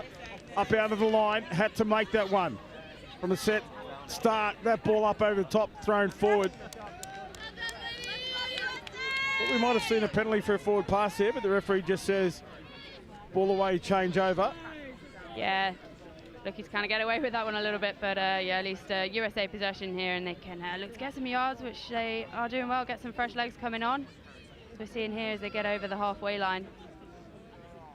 Too delayed in this roll on. They're really not getting any penetration. They're not going to finish this set right down on the 7, and that was that breakdown here as they rolled onto the field. The Aussies doing that part of the game much better. Yeah, absolutely. Just a lot more flowing, really. Looking a bit more seamless in that transition on and off. A little bit more cohesiveness. As we say that, they isolate themselves out there. That was a really poor interchange set, I have to say, from an Australian perspective. Now they roll on, but this is a final touch, and they're only themselves just over halfway. Again, confusion, and I'm going to say the Aussies wouldn't be real happy with that one. Yeah, maybe a bit of lack of comms there, like Harper picked up, sort of looking around for her mates, and they weren't quite there coming on. So yeah, a little bit slow there, and letting USA off the hook there a bit. We are perched just above the Australian sub-box and looking down at the coach. He went straight down to all the players that are in the interchange area and spoke to them about that directness and the need to be moving forward in those transition plays. So We'll keep an eye on that one, see if they listen to the coach or not. Yeah, absolutely, absolutely. It's one of those, it's an easy fix if you're listening to each other and can work on it throughout the game. They roll on better here. Now it's about this next phase. The sweepers run on. They go direct once more. Good foundation here. 6 sets of fresh legs out there. But again, a slow roll ball. This is the final touch and a little juggle. So not going all their way, the Australians. The USA with a good chance here. Yeah, it was a really good defensive touch there as well by the USA middle, Danielle Miano there. And I think that really owed it. And unfortunately, USA have just gifted it back to Oz again. You don't want to do that. Not in your half. You don't want to turn it over that cheaply. This is Vanessa Depras, one of the early try scorers. Here she is. Strike play now. Hands again out to the left corner. This is the corner the Australians favour. And why not? Each time they've attacked it, they've come away with a try. 3-1 now. The Australians lead the USA. Yeah, absolutely lovely there. See it on the replay here again. Just slowing the pace down, taking the touch. Depras and Russell getting the job done. Then a beautiful pass from the link, finds the winger in space and try time. With the USA now back up over the halfway line from the tap-off, trying to make inroads into this Australian defence. Up off the line. This is better ball movement. Again, a nice pass, but just didn't quite have the measure. And falls a bit short, and the Australians will come off their own 7-metre line again. Moving the ball across the paddock. This is better now. Into the line, extra pass. On the back, on the inside, good metres here for the Australians. They'll look for the next phase here, get that ball down sharply. They do that. This is a good drive from Rebecca Beath. Beath has great speed. If you see her in the open, keep an eye on her. Down they go on the 7 metres. A couple of touches. The defender falls over. They have hands. Quick hands here. But the ball thrown down low, trying to get underneath the hand of the US defender before Sierra and the pass hit the ground. Yeah, unfortunate there. Some lovely yards though, like you say, from Australia, getting up there to complete it up in that red zone for the USA. But they must have listened to the coach. Or you. No, I'm going with the coach. The changeover. Bodies colliding there at the roll ball. Referees call the ball to the Australians. Now they roll forward. Well, hands could have been passed again there, but this is good. Much better drive now. More direct play from the Emus women's 27s. Up over the halfway line. They spread the ball to the centre field. That's Depras again. Depras goes down. Scoop it from Rousel. Rousel finds Depras on a good straight line. Final touch now. And shut down. Great D by the USA. Number 15, Ines Patar. And it is the USA that turn it over once again. Yeah, real shame there. The USA did really well to keep Oz out on that attack. They had a real good flow of momentum going into that, but again, they've just gifted them that 6 again on the line. So the legs will be getting a bit tired in this repeat set. Round she goes. Looks to throw to the left. They just hold up long enough to step back on the inside. And try time it is for the Australian Emus. This time a little bit more of an individual try, but still the players in motion that created the space. With Courtney Trenery to get across the stripe to add another point here for the Australians. We jump out to a big lead here. Yeah, 4-1. absolutely. Lovely step back there on the inside. Yeah, lovely finish. This age group is an interesting age group. Lots of mums out here that are returning to the sport. I know the USA team, there's quite a few ladies here returning from ACL injuries, which is something, you know, quite big at this age, and coming back from ACLs, mothers as well at the same time. Lots of commitment, so to be here representing their country is a huge step. Tara Menon, I know, is one of those, as is Carla Navarrete. Great to see them out here competing for the USA. And Tara Menon is actually a Harvard professor. Wow. Whoa. Wowee. I mean, how amazing to have all of that and be representing your country as well on this national stage, or international stage, should I say. Absolutely incredible. And a real inspiration as well to other like younger girls out there as well. I'm obviously a little bit biased for the women's divisions, and I do love to see it.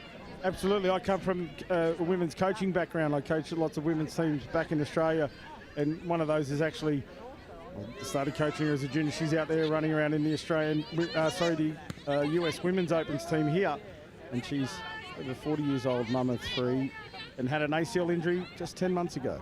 Wow, what a comeback though. A massive comeback. Plenty of mums out here in this lineup as well from both teams. So, as I said, great commitment to be representing your country at a World Cup. Here's the Aussies back on the attack here. Good penetration into the defensive line. They need to consolidate, they do. Players in space. Little pop pass, but not in time. Too far out in front. The Madison Harborn to come around onto, and the ball will come back for the USA team here. Aussie set 7 metres back. Let's see if they have an aggressive defensive strategy here. They do get up off the line. Here comes the second pot of defenders, cutting down the space of the US, forcing little juggle over the top. USA need to get deep into Australian territory, and there's the forced error from that defensive press. Yeah, really good defence there from Australia, just not even letting USA get over their halfway line there. Not where you want to be when you're finishing off a drive or attempting to get off the pitch. That is for sure, but the Aussies here, they're sort of slowing it down a little bit here, looking for this transition phase, back into the centre now. Here come the extra bodies. Emma Williams with the ball in hand, that's her at half. Back on the right foot step is Natasha Adams. Just a nice quick roll ball. The ball's only on the ground for that split second, allowed the split, and then the step off the right foot for Adams to find the opening. Yeah, absolutely, we'll see it on the replay here. So Adams gets it down nice and quick.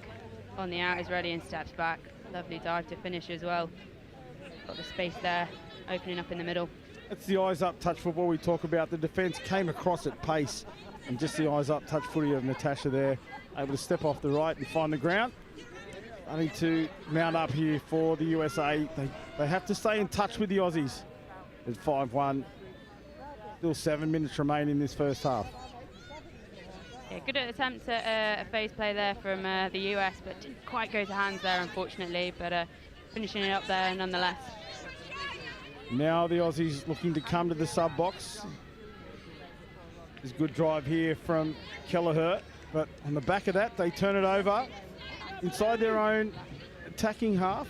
So here's an opportunity for the USA to turn something on. Too slow, that roll ball. And now just sideways movement, not really doing anything here. They need to penetrate here, try to bend the back of the Australian defensive line. They do turn one defender inside out. This is better. That's where it's a little bit different. Just that eyes up touch football. There was no hold there. You needed to move it a lot quicker than that. Yeah, a bit unfortunate there again. It just comes with that game knowledge, doesn't it? And yeah, sort of needed to maybe condition the defenders a little bit more before you go looking for that step back and hitting the holes in the middle there. Danielle Mayano, that was. She's got a USA Rugby background. Well, so that pass out wide goes forward, and the referees are right onto that one. Yeah, so a couple of players in the US have got some rugby background in Mayano and Kyla Latoy, coming from that background. And Kylie's a mother of 3 children and currently nursing a baby here at this event. So a real super mum. Wowee, absolutely.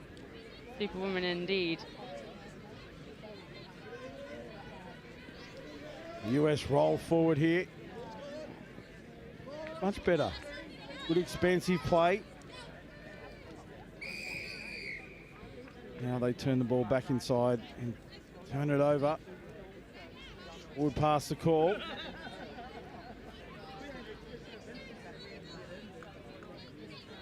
The Aussies bring it out of their own end again, up to the halfway line. Interference in the ruck, play on is the call from the referee.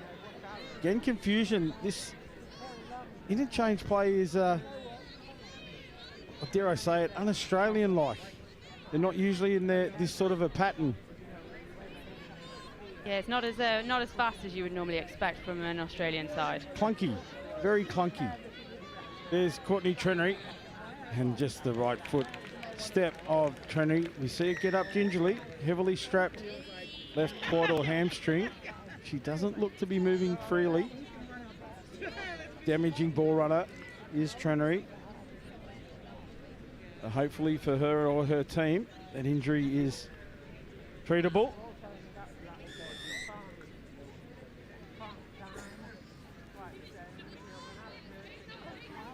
You're just communicating with the coach.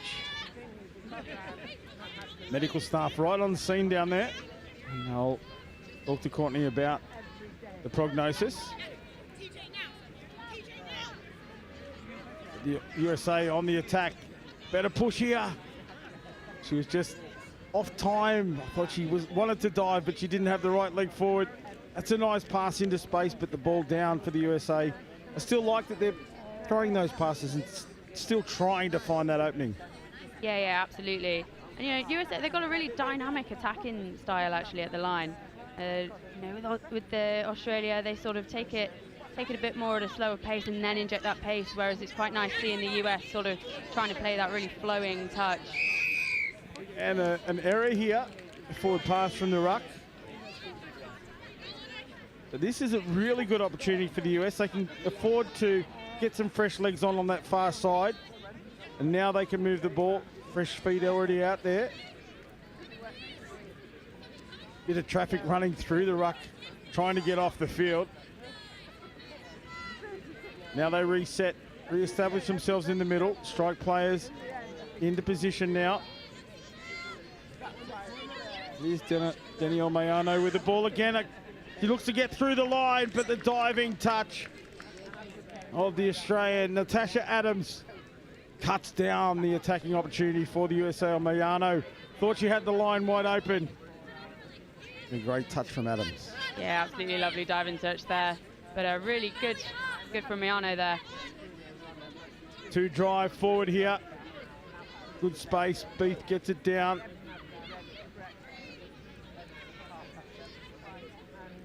He's back out there now, Trenery, so it must have just been a little cramp situation.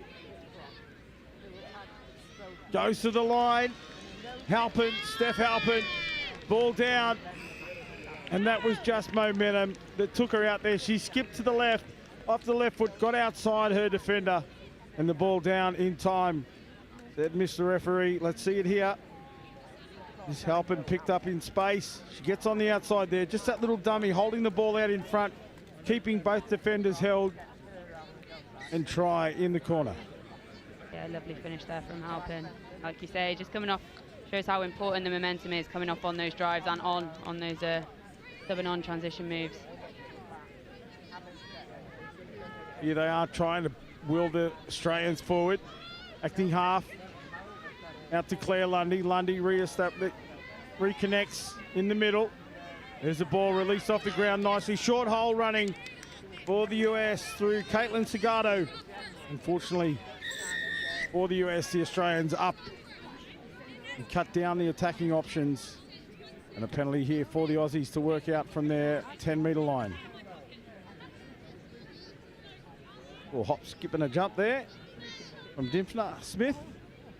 Now another dummy inside from Jenna Rousel. Now the ball moves to the middle. Williams working with Adams. Williams in half, dishes off. Dummies right, comes left, long ball over the top. Thought the back inside pass was on then, the knockback. Yeah, thought it was coming. It looked like it might have been for a second, but yeah, no, lovely finish there. At least good game management there from Australia, though, finishing it off in that corner. And the Hooters sounds in the background, and it's half time here in this women's 27s matchup on field number 1. Australia and the United States. It is Australia currently leading 7 tries to 1 We'll take a quick break and bring you all of the action of the second half shortly. We're splitting it in half. One half the 27s, one half.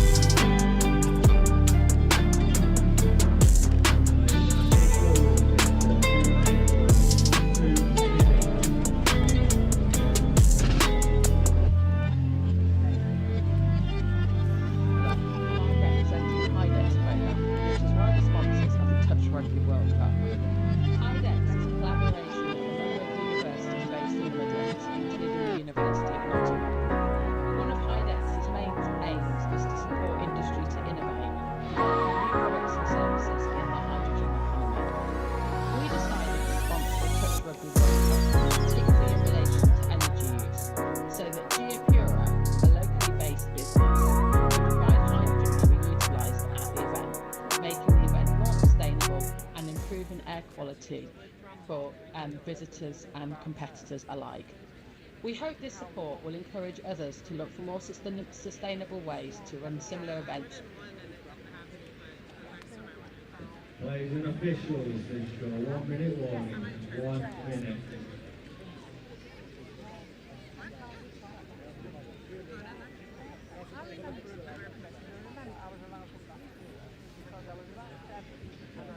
Can Wayne Harwood come upstairs to the new pavilion? Can Wayne Harwood come upstairs to the new pavilion? Thank you.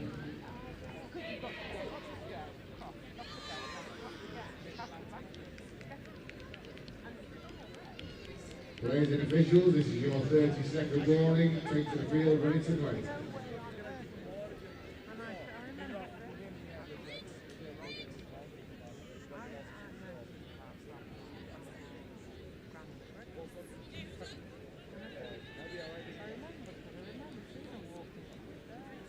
Players and officials, stand by.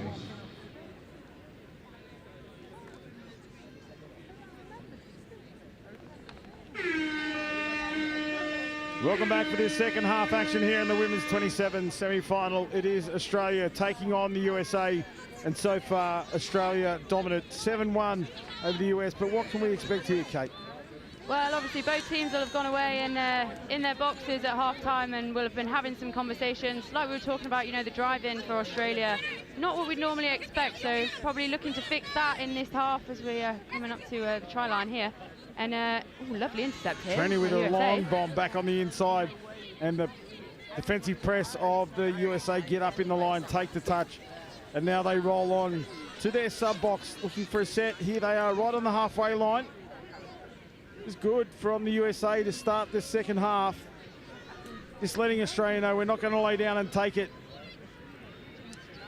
Final touch coming. They break to the right, space out there with a long ball just away from the winger. But what a great set. Yeah, absolutely. That was really, really good set there for the USA. That pace coming on and off, and that pickup looking really good. And the physicality, the direct running there, really, really promising start for these first couple of minutes for US. And you talked about the benches at halftime were just above the Australians, and we could see one of the leading players talking to them about those exchanges, and we hope to see a much cleaner transition from the Aussies in this half. Yeah, absolutely, no doubt that's sort of what they'll be looking to work on in these next 19 or so minutes. USA on the attack now, keeping it in the middle, just moving it around. This Tara Menon, one of the ladies we spoke about, the Harvard professor. Shows the caliber of people here at the World Cup. Playing her trade, representing her country, taking it to the Aussies here. Here she's in half, dishes it off to the right. Miss Petard. Nasty half runs away. Menon didn't want to borrow that one. Left her isolated. Now it's the Australians. This is where we'll see what their intent is here. Now they move the ball forward, more direct through the middle, not rushing to the sub-box. Getting that penetration. There they are up to the halfway line on 4. So 2 touches they have remaining. In behind the defence. She just needs to straighten up. She does now. Be a static play to end the set. Just the speed of Natasha Adams. No, Vanessa Duprat, my apologies. Vanessa Duprat it was, sorry, just raw speed there.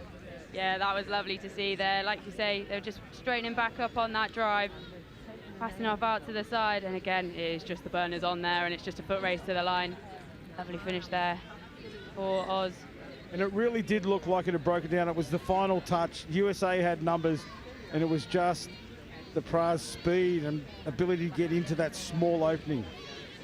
Yeah, it just goes to show you've really got to be switched on, even up until that last touch in these defensive sets. Now the USA wrap out, step back off the left foot, but the defensive cover comes across. They're still moving the ball around. The USA trying to ask some questions of the Australian defence, but so far all the answers held by the Aussies. That's a nice charge in from the wing. Like that young lady out there on the right-hand edge has some speed, so we'd like to see her in the clear. Yeah, absolutely. I'd like to see the US sort of spreading that ball a little bit more in the midfield and the links. On Breakaway here, dummy, but then she lost the footing. He's all smiles as she makes away. Looks like she's coming off. Too fast for herself. Lovely yards there, though. Rebecca Beather put the ball down there. Play on. They roll back into the middle. This is Adams now. Emma Williams in half, dishes off to Adams. Adams looked to come back inside, but a nice touch by the US defence. Yeah, really well read there by the middles. The US punch it up through the middle. They need to make meters here. Yeah, it's looking just that little bit static in the middle. Like when you're going direct like that, you really need to get a bit more of a roll on and getting a half there. Here's Tara Menon out of half. One-handed pick up and scoop it, shut down by Adams. Aims for the ball, but there's a. Now that's an error that should never have been made. They were too caught up in asking for the ball back from the US. The US returned the ball straight to the mark. It was the player that was doing all the yelling and the arms in the air that knocked it on. A turnover. Yeah, unfortunate there, but it's given the US an opportunity to have a potential crack at the line here and get some fresh legs on too. Claire Lundy's got through a power of work for the USA. She dives. Shut down. Lundy in the middle's been working tirelessly. See the heavy leg strapping. Both legs strapped around the calves.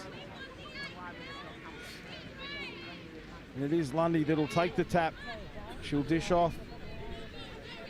Ines Petard. Petard gets it down. Fully lofted is. The ball away. Unfortunate there. Looked like just a little bit of miscommunication about which way the runner was coming from there for the USA. Bit of a wasted opportunity, but they're working hard in this midfield. Well held then, a little hold and then give. Extra meters down that middle. Now they punch it back into the US defence. Henry brings it back to the right-hand side, looking for the outside pass, but the number 14 was Dipna Smith, was looking for the second phase. Thought she popped out there. She could have scored in the corner. There's Trennery again, back to the middle, long ball over the top this time for Smith. And she'll get that try. It just came a couple of touches later than I thought. Absolutely.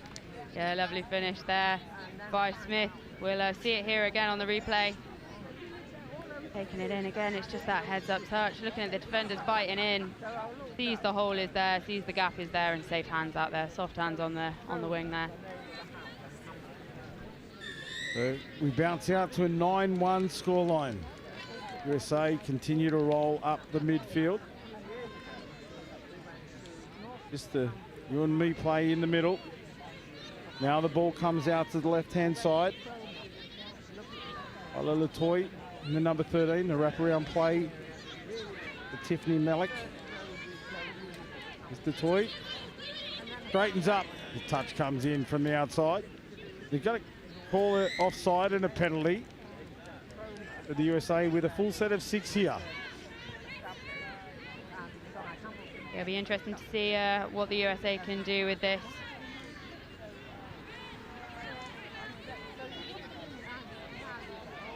Lucky not to be called a late pass there. They just need to make sure the timing of those passes, the Australians getting up off the line. A lot of lateral movement for the US. Yeah, absolutely. Touch made was Rebecca Beath that came in to shut down then. Touch made on Mayano. Is Mayano looking to get a strike dump. Too slow. Big long pass out the left-hand side. Great skills there from the passer and the catcher. Well taken. No half in position. She has to roll the ball here. She gets away with one. The Aussies push up in defence. Really aggressive defensive style coming up with the line here for Oz. As we can see, they're not really giving US anything to work with. And Agnes first wasn't happy with the contact, and she gave a little bit of a push back as she came away. The referee just having a chat there to say, cool your jets a little bit there. She was lucky she didn't get penalised, and it is the US now back in the attack. Very ornate hairstyle. Young lady with the ball now. Now the USA on the attack in the middle of the field, looking for these fresh legs to come on. They do in the shape of Tara Menon, but she is isolated. No half in position. USA push up. They need to roll forward here. And there it is. That's the error that's made by that confusion. There was only one defender up out of the line, but everybody converged in the same spot. It was almost like kids' football. Yeah, that was a bit of a shame there. You know, obviously there is the want to get... Oh, here we go. Little dummy just in behind the line. And then an incorrect roll ball. It's not going all Australia's way here. They are making some simple errors. And they'll want to build on that as they make their way into the final. Yeah, absolutely. Like I was saying, you know, there is the want to get those fresh legs on, but it does come a point where you do just think, right, have we just got to suck it up and go at the line here? Absolutely. Rather than getting caught unawares and on your own without a half, as the USA unfortunately have done. So penalty, defensive penalty against the Australians, not moving forward for the USA here.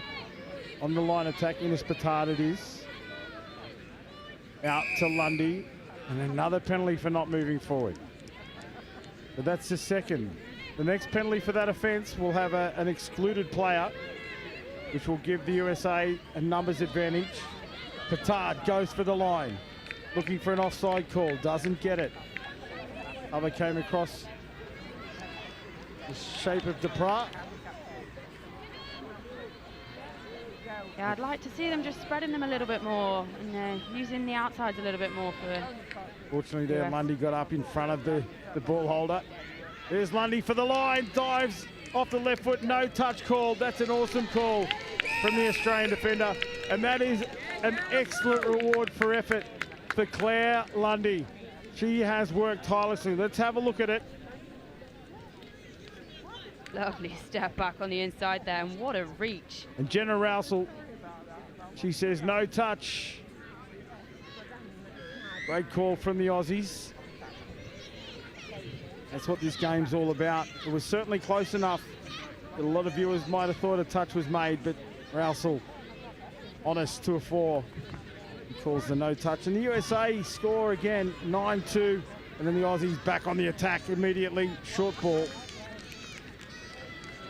Ball goes to ground, to hand. The touch is made. Now they bring it back into the attack. Centers it up.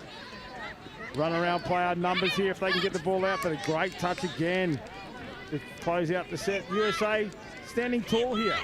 Yeah, absolutely, and you know, really well defended there and well held by the Australian attackers there as well. Now they roll forward. They need to get up the line, the Aussies up in defence. There's numbers going off. Nobody wanted to borrow that ball. They were just eyes on the sideline. And that's where you need to just always keep your eyes on the play. The cheap turnover. Yeah, absolutely. In that instance, you just got to get back and get set in that defence rather than getting caught having off there again. That's the thing about this game. You're never dead, regardless of where you are on the field. And we've seen some tries throughout the tournament where somebody thought, you'd think, oh, they're out of the play, but then all of a sudden they're alive again and they're somewhere active. And that time, it really was just eyes for the sideline. Yeah, absolutely. It's given Oz another attempt at the line here. Dummy, but well shut down. Excellent defence by the Americans. She was calling for half call there, but don't think she was. As Trenery over the line, can't find a support player in the ball to ground. It'll be the US. They're a long way from their sub-box, but now they shouldn't even be thinking about the interchange. They should be just getting it up the field, but they move it sideways. This is better. They punch it back inside, this time up the middle. On the back of that, they need to roll forward. That's a good push, an extra metre or so in that contact, and there's a ball to ground. Inside of halfway again. Yeah, that is unfortunate again, but yeah, like you say, just looking to go direct. Obviously, you know, the legs are going to be burning. You're coming up to the last, we're in the last 10 minutes of the game here. You know, it'll have been a long day for the teams, but yeah, you just got to keep pushing through in this at this point. Nothing doing there. The Australian receiver looked to be in front of the ball carrier, so they had to stop for a second phase. Now they wrap out. Back to the inside short ball, but the defence really up to the task. The collision there. The USA defender comes up out of the line to say, sorry. And it is just a collision. No intent. And a slip pass. Goes to ground. So again, not going all the way of the Aussies here. The USA still sticking in this one. Yeah, absolutely. And, you know, I think the USA's midfield defence has actually been pretty commendable. And, you know, that may well be part of their game plan. Try and keep the Aussies from scoring in the mids there. This is unfortunate again. We've been calling for more direct play, and they certainly answered that call, but unfortunately couldn't get the ball down on the correct mark. And that's another changeover, their own side of halfway. And it presents the Aussies with another opportunity. As we said, not going all their own way, the USA making them work for their points. It is 9-2. Certainly no indication of how the USA have taken it to the Aussies here in some aspects of the game. Yeah, absolutely, and the Aussies will definitely have areas from this game that they'll be looking forward to working on, no doubt. Dump on the 7 metres, there's the sweeper play, and we're going to call play on. Yeah, it was just that momentum forward. and it was Madison Harborn who gets the try. Yeah, lovely score there. You see she sweeps from left to right at pace. Here it comes. There she is at pace, just going forward the whole time. The defenders, both of them up off the line. And the referee with the correct call, play through, and that's try. Number 10 for the Aussies. Harborn in the record books. Penalty here for the USA. Presented to them on the 7-metre line.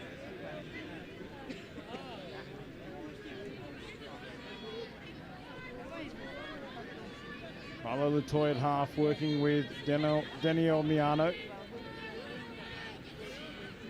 These two working together. Miano going for the line herself. Offside player. You thought she had offside, but had made the line. Again, it's that static, very static play from the US. You say that, we've got a sweeper play That's coming better. around here. And the roll ball a metre out, you can't do that. But against the Aussies, that's where you have to just slow your jets or cool your jets and back it out to the 7 metres and try to create something as the Aussies roll on off their line. Yeah, absolutely, really well managed there by the Aussies. Little pass nearly went to ground, but they've recovered nicely. They still go to the left-hand side. They keep the ball rolling that way. Numbers on the outside. Defence comes across in time for cover, and that's a great touch. Carla Latoy. It's Latoy, could be Latoy. Yeah, really good touch there. I thought Australia would have been in there. Had a bit of a roll on in defence, unfortunately, but yeah, brilliant touch there. Try-saving touch. And now they roll forward. This is excellent from the US. Their best penetration, ball back inside. Nice drive from Lundy. She is tireless. A real workhorse. The ball over the shoulder. We didn't have the sweeper play running into the hole. I have to say, Claire Lundy, she's really put her hand up here for the US. Yeah, absolutely. You can see her creating things or trying to create things whenever she's coming on. Just that penetration as well.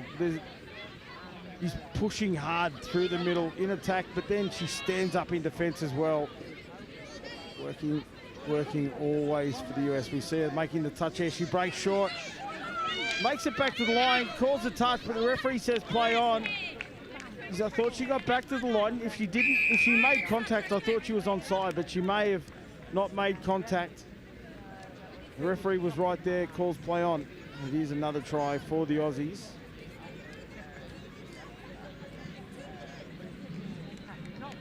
And 2 now the score. Let's see who it is.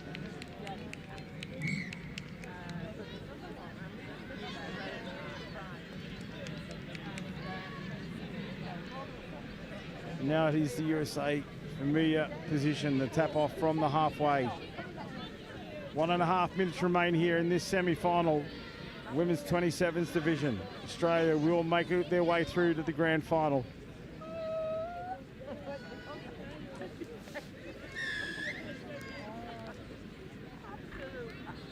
It looks like they've got another 6 on the line here. Good opportunity for the US here. Tara Menon with the ball, slips it across. Charlie Brunt. Menon goes for the line, as does Amelia Briere.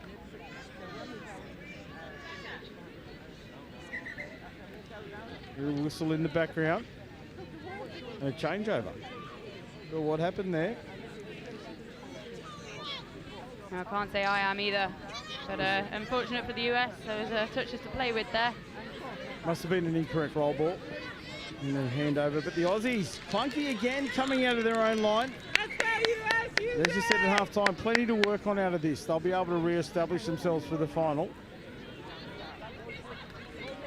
It is the US who will have the last opportunity to score here. Manon. And move the ball to the right. It's very slow, very static. Tied legs here for the USA. What can they turn on? The siren about to sound in the background. There it is. Last roll ball for the US. And it is the Aussies that make their way through to the grand final, the gold medal match here at the 2024 World Cup in the women's 27s. Kate, it was a dominant display on the scoreboard, but as we've picked up in commentary, not all the Australians weigh there, a little bit to work on. Yeah, absolutely. And like we were saying, the USA are really trying to create some things there, and the defensive effort actually, you know, in the midfield, especially on the line in those mid-link channels, was looking really quite strong at times. So yeah, definitely a performance the US can be pretty happy with, and obviously lots to learn and work on. But yeah, Australia again expected really dominant performance there, but as we say, there'll be things they're looking to tidy up, especially that drive coming on occasionally that we were seeing in that first half. Yeah, as we were saying, the United States, you know, some great performances individually out there, but just, you know, as a team, they are growing in the sport at this age group. Lots of mums, lots of people coming back from injuries, and lots of people just, you know, finding the sport for the first time. And it was a great performance from the US, and, you know, special shout out, personal favourite for Claire Lundy. Outstanding work out there for the USA. That is all she wrote here in the women's 27s. 11 tries to 2. Australia defeat the United States, and we look forward to bringing you some finals action shortly. We have mixed opens, and then the first of our 3 grand finals kicking off the game after that one. So stick around, all the action here from Nottingham, the Touch World Cup 2024.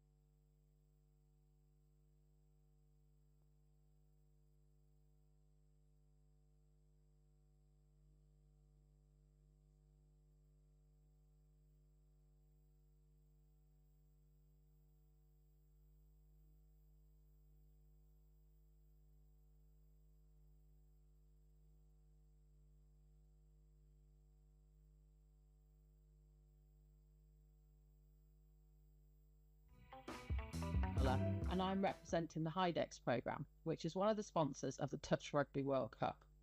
HIDEX is a collaboration of a number of universities based in the Midlands, including the University of Nottingham. One of HIDEX's main aims is to support industry to innovate, developing new products and services in the hydrogen economy. We decided to sponsor the Touch Rugby World Cup, particularly in relation to energy use, so that Geopura, a locally based business, can provide hydrogen to be utilised at the event, making the event more sustainable and improving air quality for visitors and competitors alike. We hope this support will encourage others to look for more sustainable ways to run similar events in the future.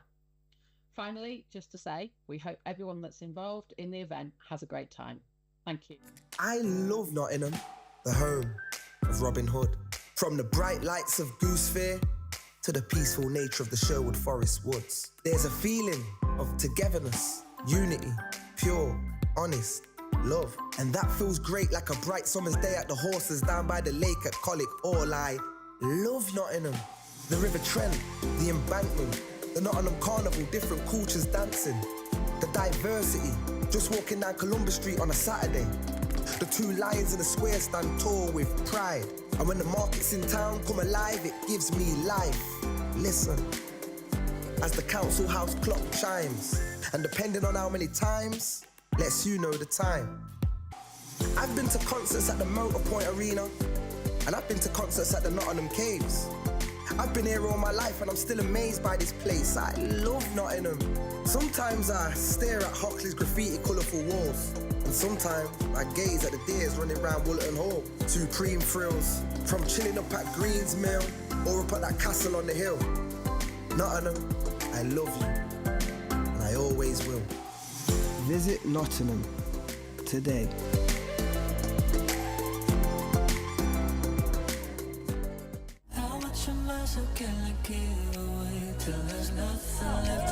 So we're here at Hillhead Sports Club, the third year of our annual Pride in Touch tournament. We have 16 teams, over 200 players. We've got about a dozen or so referees. We've had also a whole heap of volunteers. It's been brilliant to come to Glasgow after previous versions in Manchester and London, and it's ended up being our biggest tournament to date.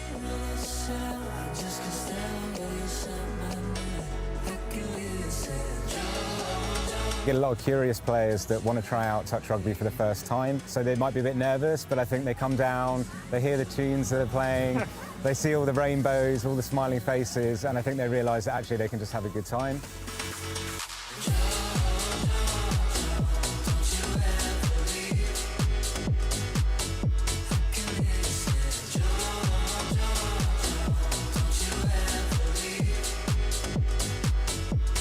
Our ambition is to make touch rugby one of the most inclusive sports there is. We want it to be super accessible to anyone. We don't want there to be many barriers or any barriers to picking up the game for the LGBT community.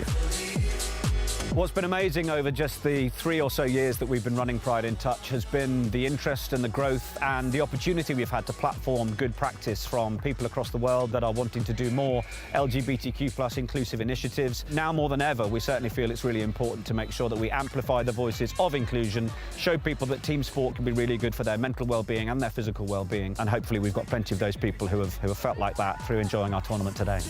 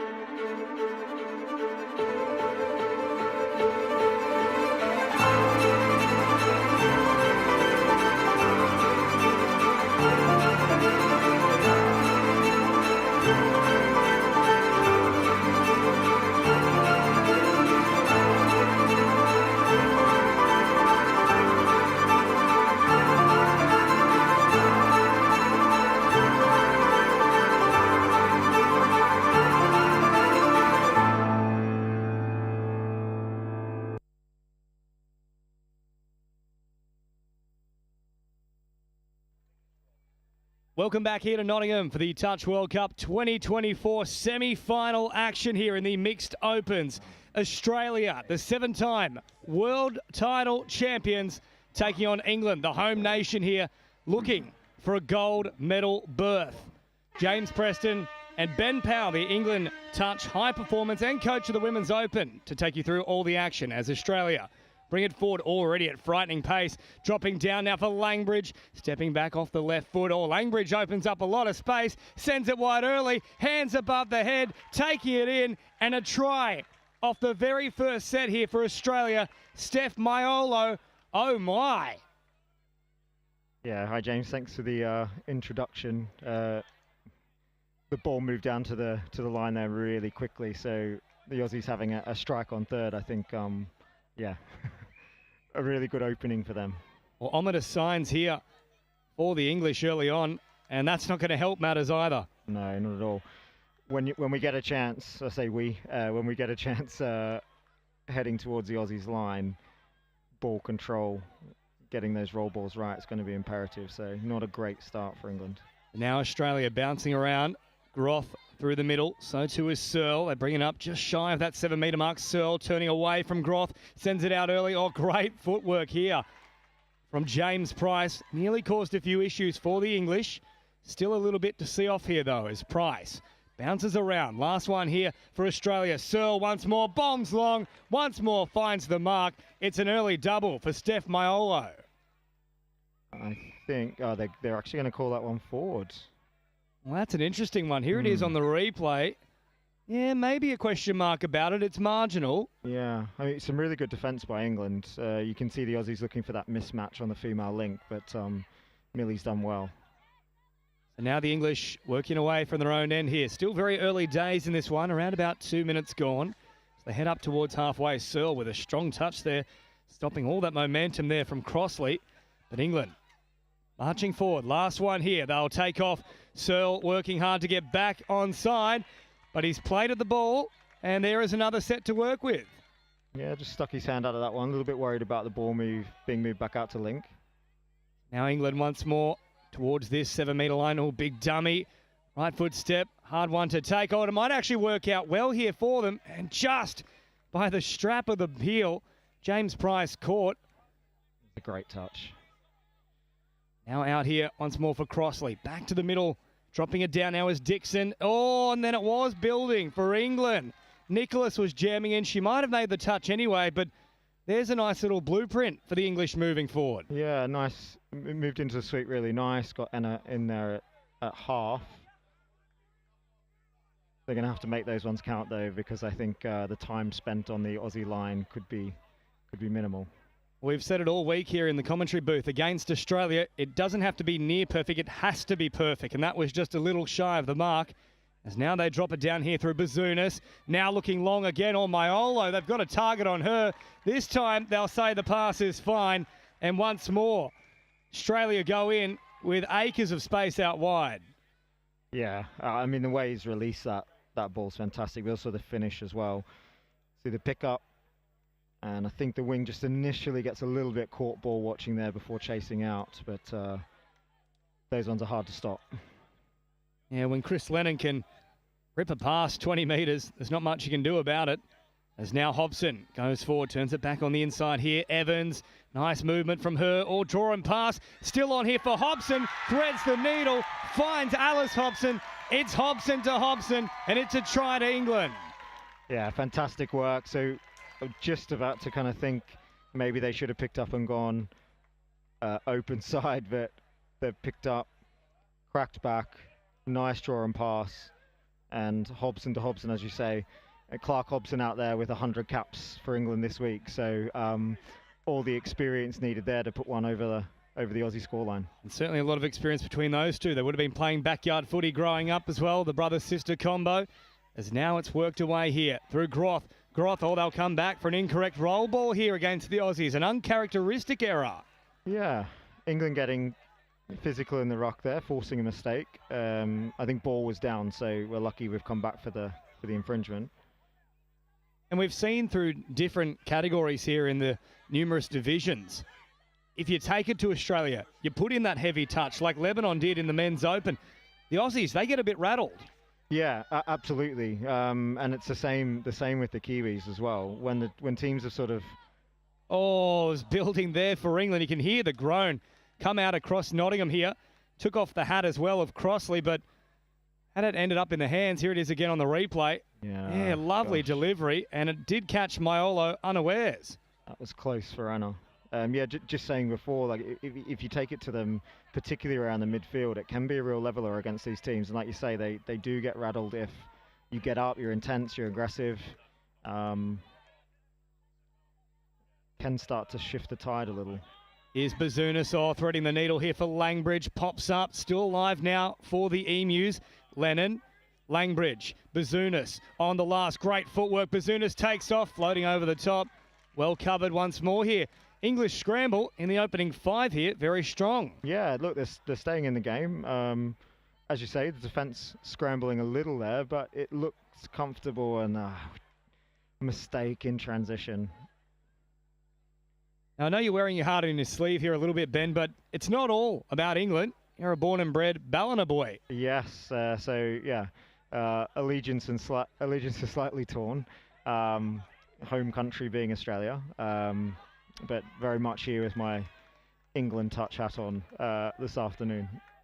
It's been 12 years in the making. Certainly say that you're more than the citizen now. You're through and through. Heart of a Lion, supporting the Lions as well, as now it sends wider still here. Good pressure again here, Hobson. Just calming down the English, saying we've got them. We have the measure here. We just need to stick to our principles and policies. They drive up through the middle of the field. Langbridge making the touch. Once more, Hobson. Good footwork up towards halfway. Oh, heavy contact there. It was Lennon who jammed in. Play on his call, though, is now marching forward with good meters here. Pennington drops it down. Oh, he needed to be an option back on the inside. He just lost his footing, though. Yeah, Gabe really leading there. He's a mixed open captain. Been so for a few years now. Some good yardage, though. They're parking the ball at the right end of the field. So far, it's a real contest, this one. 2-1. The Aussies not having it all their own way. Is now Hegedus, who's got oodles of speed. Set sail out on this left-hand side. Nice quick drop-off. Bart's the captain for Australia, and the captain will lead by example with a ripping ball. Oh, Bart says, you can eat my shorts. That was fantastic. You see there, you've got Hegarty coming through. 2 players in that touch, and the middle still retreating. It just doesn't allow time for the link or the wing to release. Fantastic ball, great finish. The try there for Olivia Goodsall. That's been where all those dangerous raids have come, out to that right-hand edge for the Aussies. So the English will need to tighten up that defensive flank, and now good movement here. Draw and pass. They're going to say that the touch already occurred, and as a result, there's the turnover. I think they're a little bit unlucky there, though, England. Yeah, just trying to pick the call. I think the signal's blocking from what I could see, but also the half-court signal came up as well. But yeah, England unlucky again, looking at running hard with conviction, and that's key, isn't it, when you get those opportunities. The drop down now, and Langbridge back into the action. So too is Bazunas. Oh, Bazunas, the bazooka, taking off. Lennon once more looking long. Fires the pass. Options back on the inside here for Potts. Langbridge under pressure. That's well and truly forward. Well, the only thing was more forward than that was Tom Brady. Good pressure from England. I was just about to sort of say they need to get higher on that transition, and they've done well to push them out of the 7. And is there such thing as a co-commentator's curse? I think Then I can assure you now there absolutely is. Meeksy in his last game up here, he lasted 39 minutes before the commentator's curse struck, but it always strikes. So now Australia through the middle. Langbridge drops it down. Bazunas once more an option. Oh, Bazunas summed it up beautifully right on the spot. Michaelopoulos only has to catch it and fall over the line. And out wide, they're killing them here, Australia. Yeah, so again, I mean, the long ball does the talking. Quickie to receive that ball back and straight over the top. Good finish as well. And this is the problem for England. It's not just the likes of Langbridge. It's Lennon. It's Bazunas. It's Barts. They can all throw them long, and they always hit the mark. Oh, that's the strength of these top mixed teams in terms of the passing ability. It's fantastic. So now Pennington turns it back on the inside here. He'll drop it 8 away. Mills out there now for Australia, working hard. Momentarily, I thought he might not have made the distance back on the line, but did enough there, Jackson Mills. Yeah, good recovery. Gave the referee a decision to make in terms of ball down first. So I think his spot on touch was just in. So a quarter of this game gone. It's flown along. Oh, big gap here. Hegedus happy to let him run. Urging him to take the space. Michaelopoulos marking up between two of them. And that one is well and truly forward. Yeah.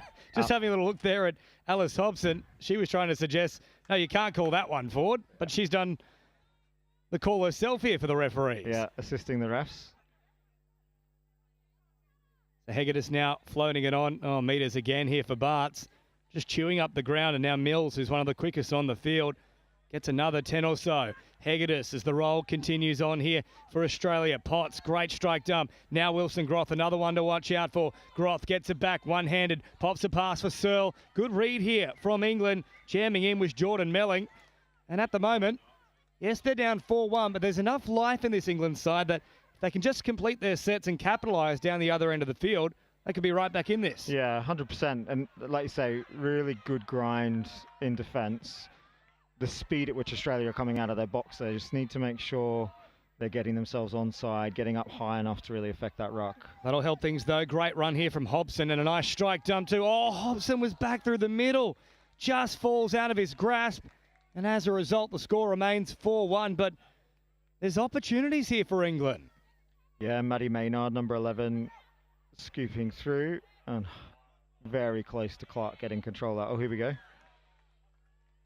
Yeah, forward out of the play, the ball it looked to be. Yeah, there is the call from the referee. This might be the time now for England, just being invited upfield here. Great position to launch a raid. Hobson will restart things here. Heading back towards the middle. Bazunas up to meet him. Hobson bouncing around. Langbridge slowly but surely stepping up. Now Evans. Evans just goading Langbridge there.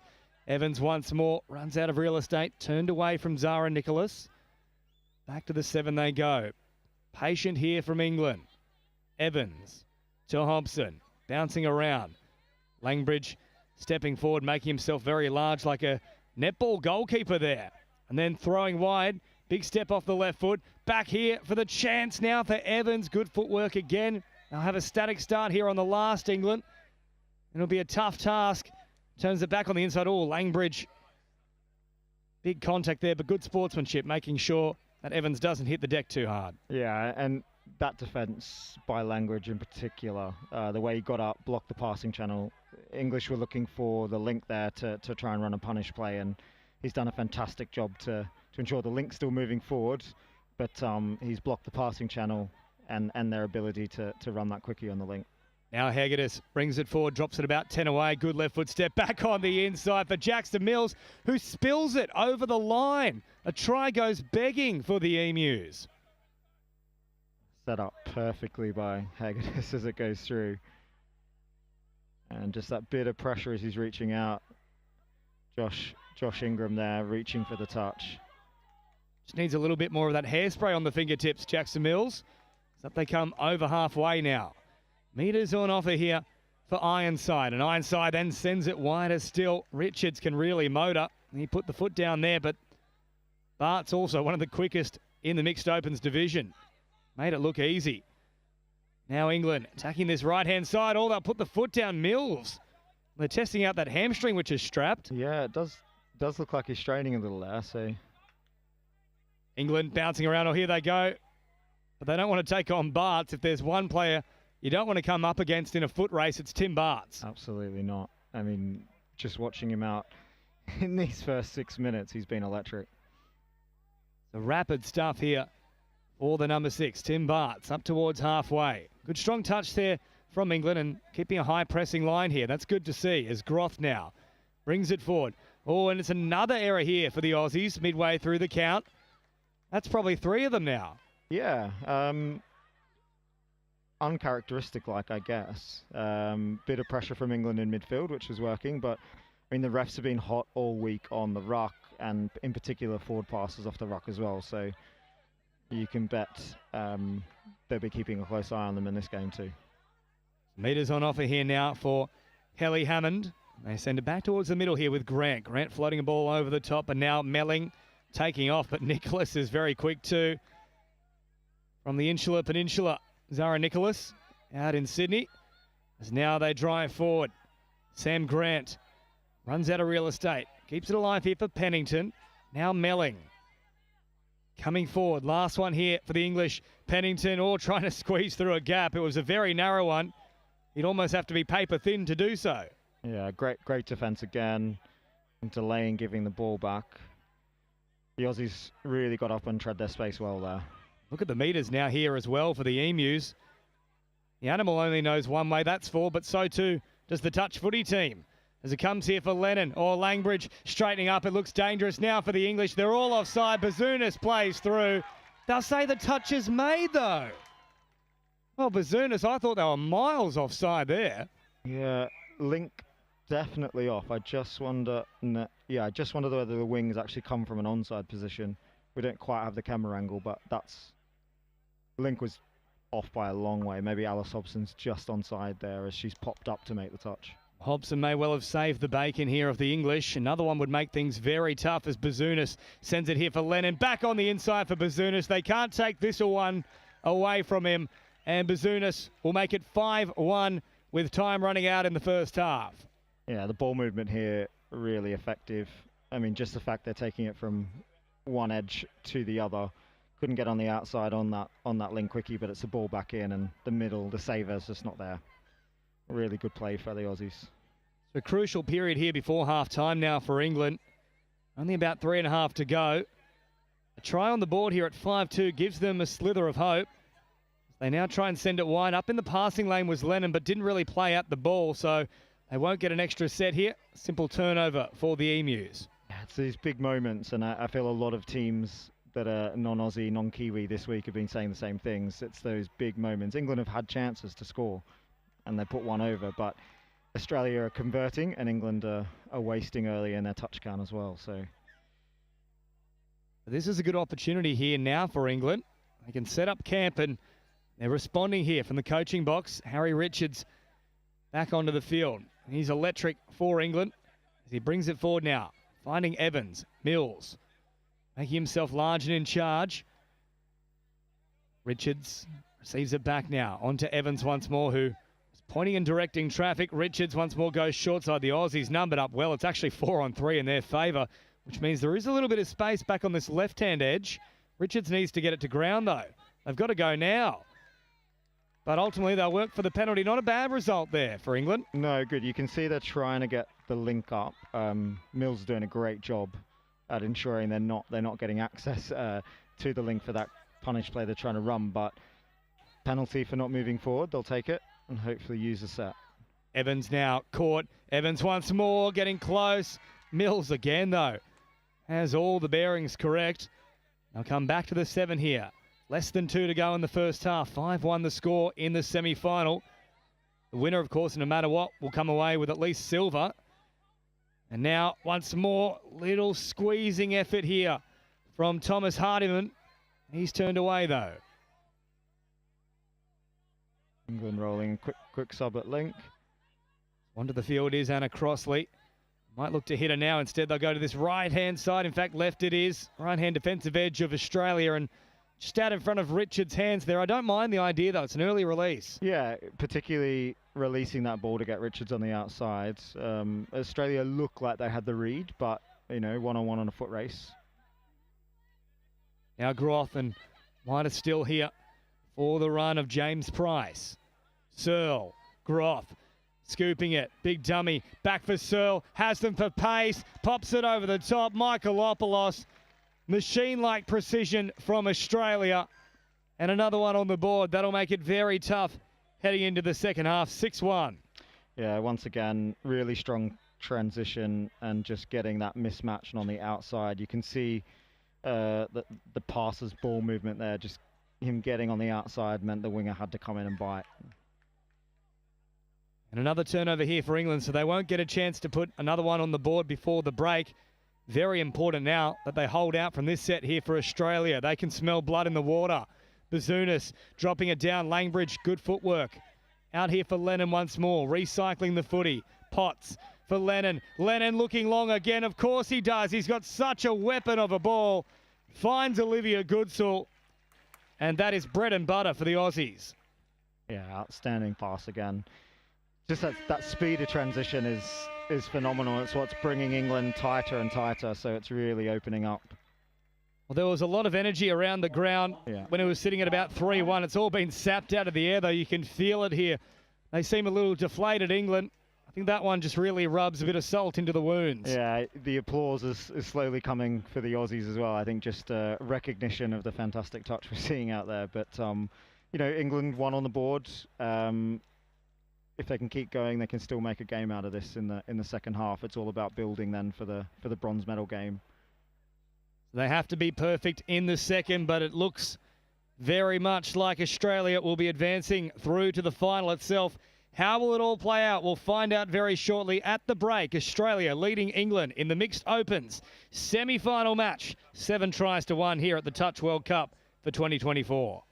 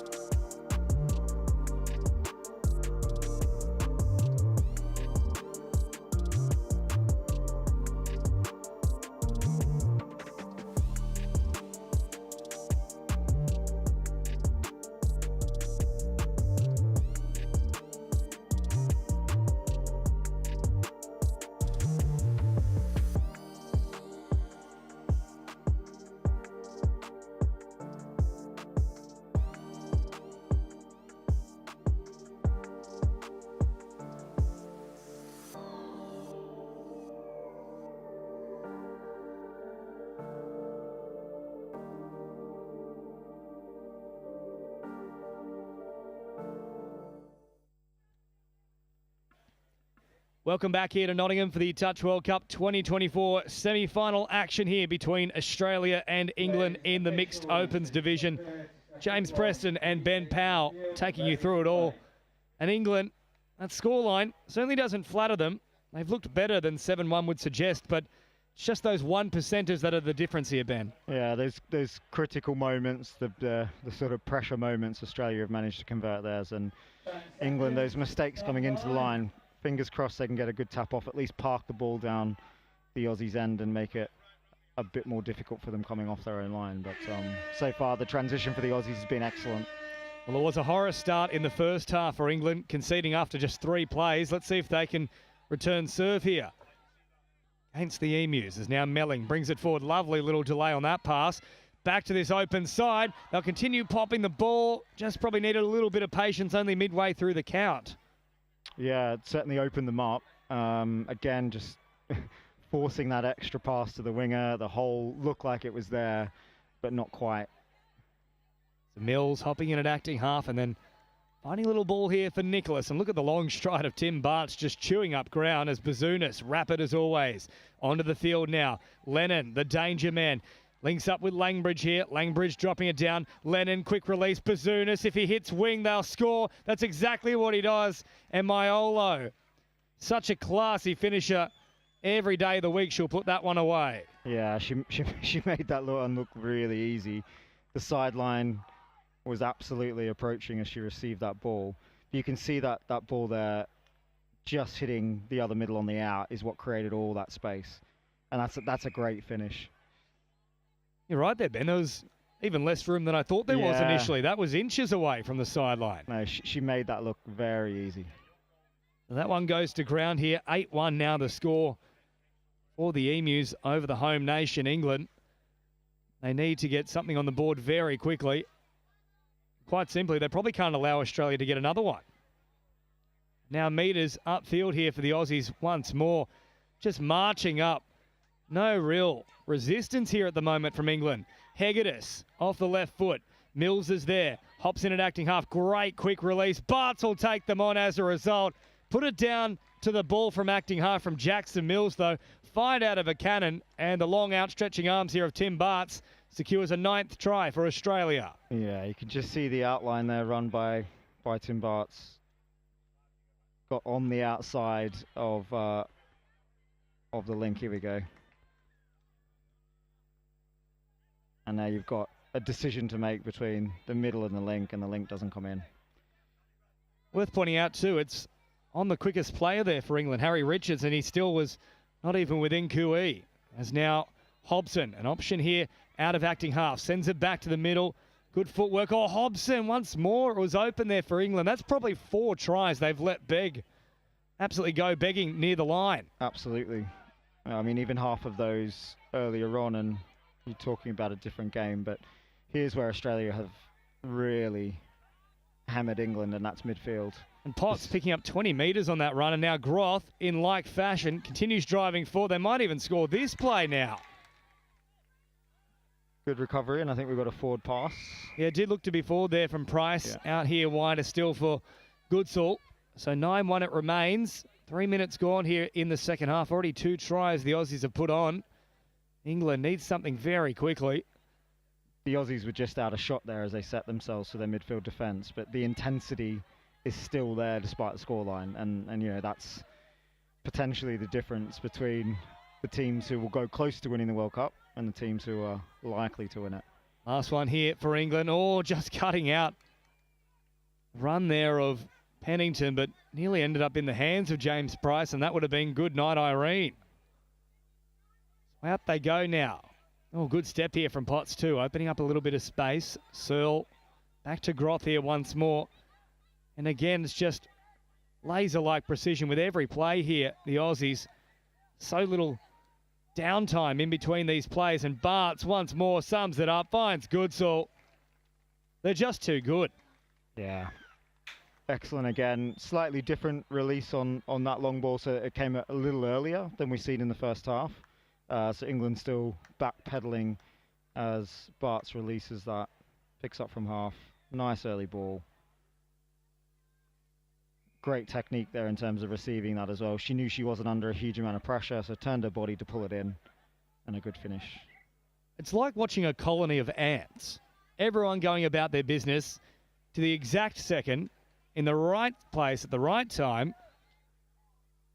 It's fascinating to watch how the Emus just march upfield. Yeah, communication's such a critical part of this game, but you know, we've got the benefit of listening into what's being said out there at the moment, and Well, he goes almost like a Lennon narrative. again, all the way out to Goodsall. That's a ripping pass from Chris Lennon.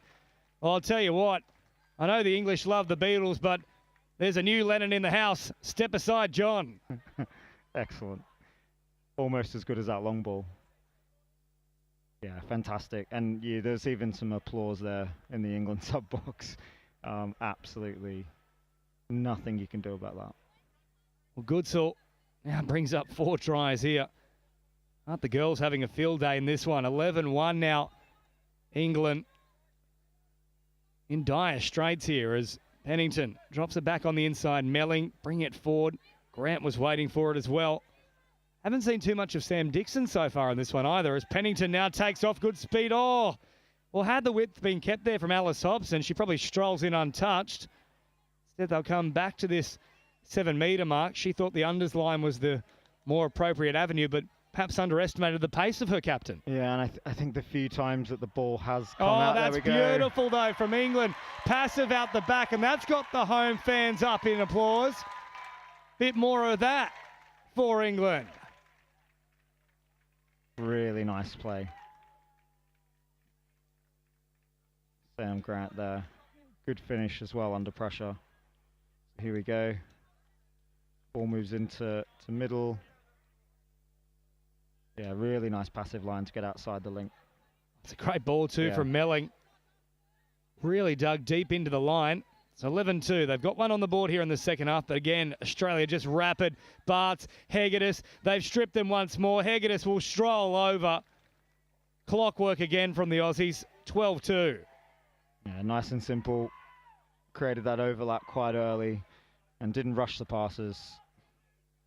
You can hear a pin drop when Australia go over. In fairness, it is against the home nation. That's to be expected. Yeah, look, England at this point really need to ensure they're trying to finish on as positive a note as possible and be competing at every opportunity as well. Believe it or not, despite the scorelines, it's a big privilege to play against some of these players that are the best in the world as well. So despite the scoreline, they'll still be enjoying themselves out there. Nicholas now stepping up, making the touch. Mills got across very quickly. Shuts it down. 12-2 with around about 12.5 to go here. So the Aussies once more in great touch here.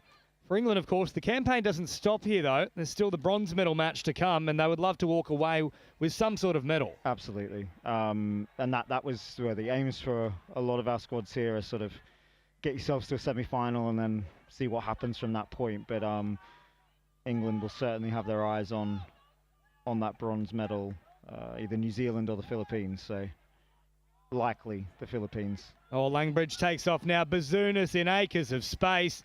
We could have put down a picnic rug and started having lunch in the time that would have taken to shut him down. Another try here for the Aussies. 13-2. Yeah, it's the speed at which this ball was picked up by half.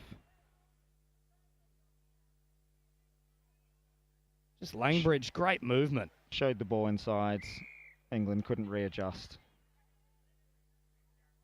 I think that sums it up there too. Langbridge had time to then turn around and admire his handiwork as well. Yeah. So Pennington drops it off now here for Melling on a straight charge. Oh, Bazoonis. In fact, Groth it was, came storming out of the line. Pretty heavy contact there too. He's a big body as well. Wilson Groth is now Pennington. Takes off. Groth again, monsters him. Sends him back to the 7.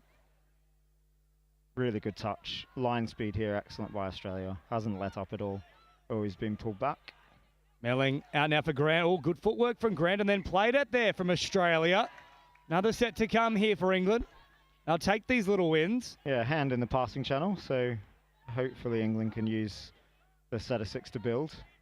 Drop down once more here, Pennington. Oh, back on the inside. That's nice work.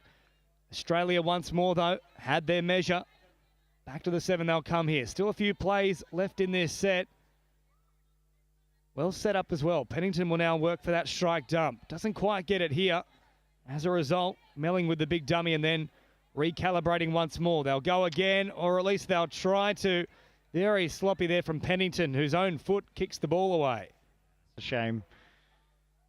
We keep saying those moments on the Aussie scoreline are really pivotal, so to lose that there's... There's no issues for England marching upfield. It's just the finish. Yep, absolutely. So Hegedus floats it out now for Mills. Oh, Mills, great change of emphasis. Back here for Bartz. It's building once more, but they won't get away with that roll ball. There's the turnover as we come inside the final quarter of this match. Australia now with one eye on the big final itself.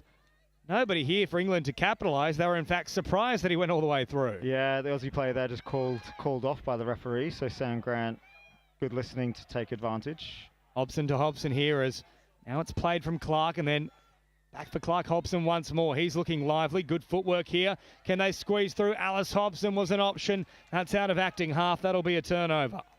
That is a great touch. Absolute fingertips there, as I thought Maddie Maynard had skipped through that one. Aussies will turn it over now. Good ball movement. Head towards the subs box here as Nicholas. Oh, and that one goes to ground here from Hegedus.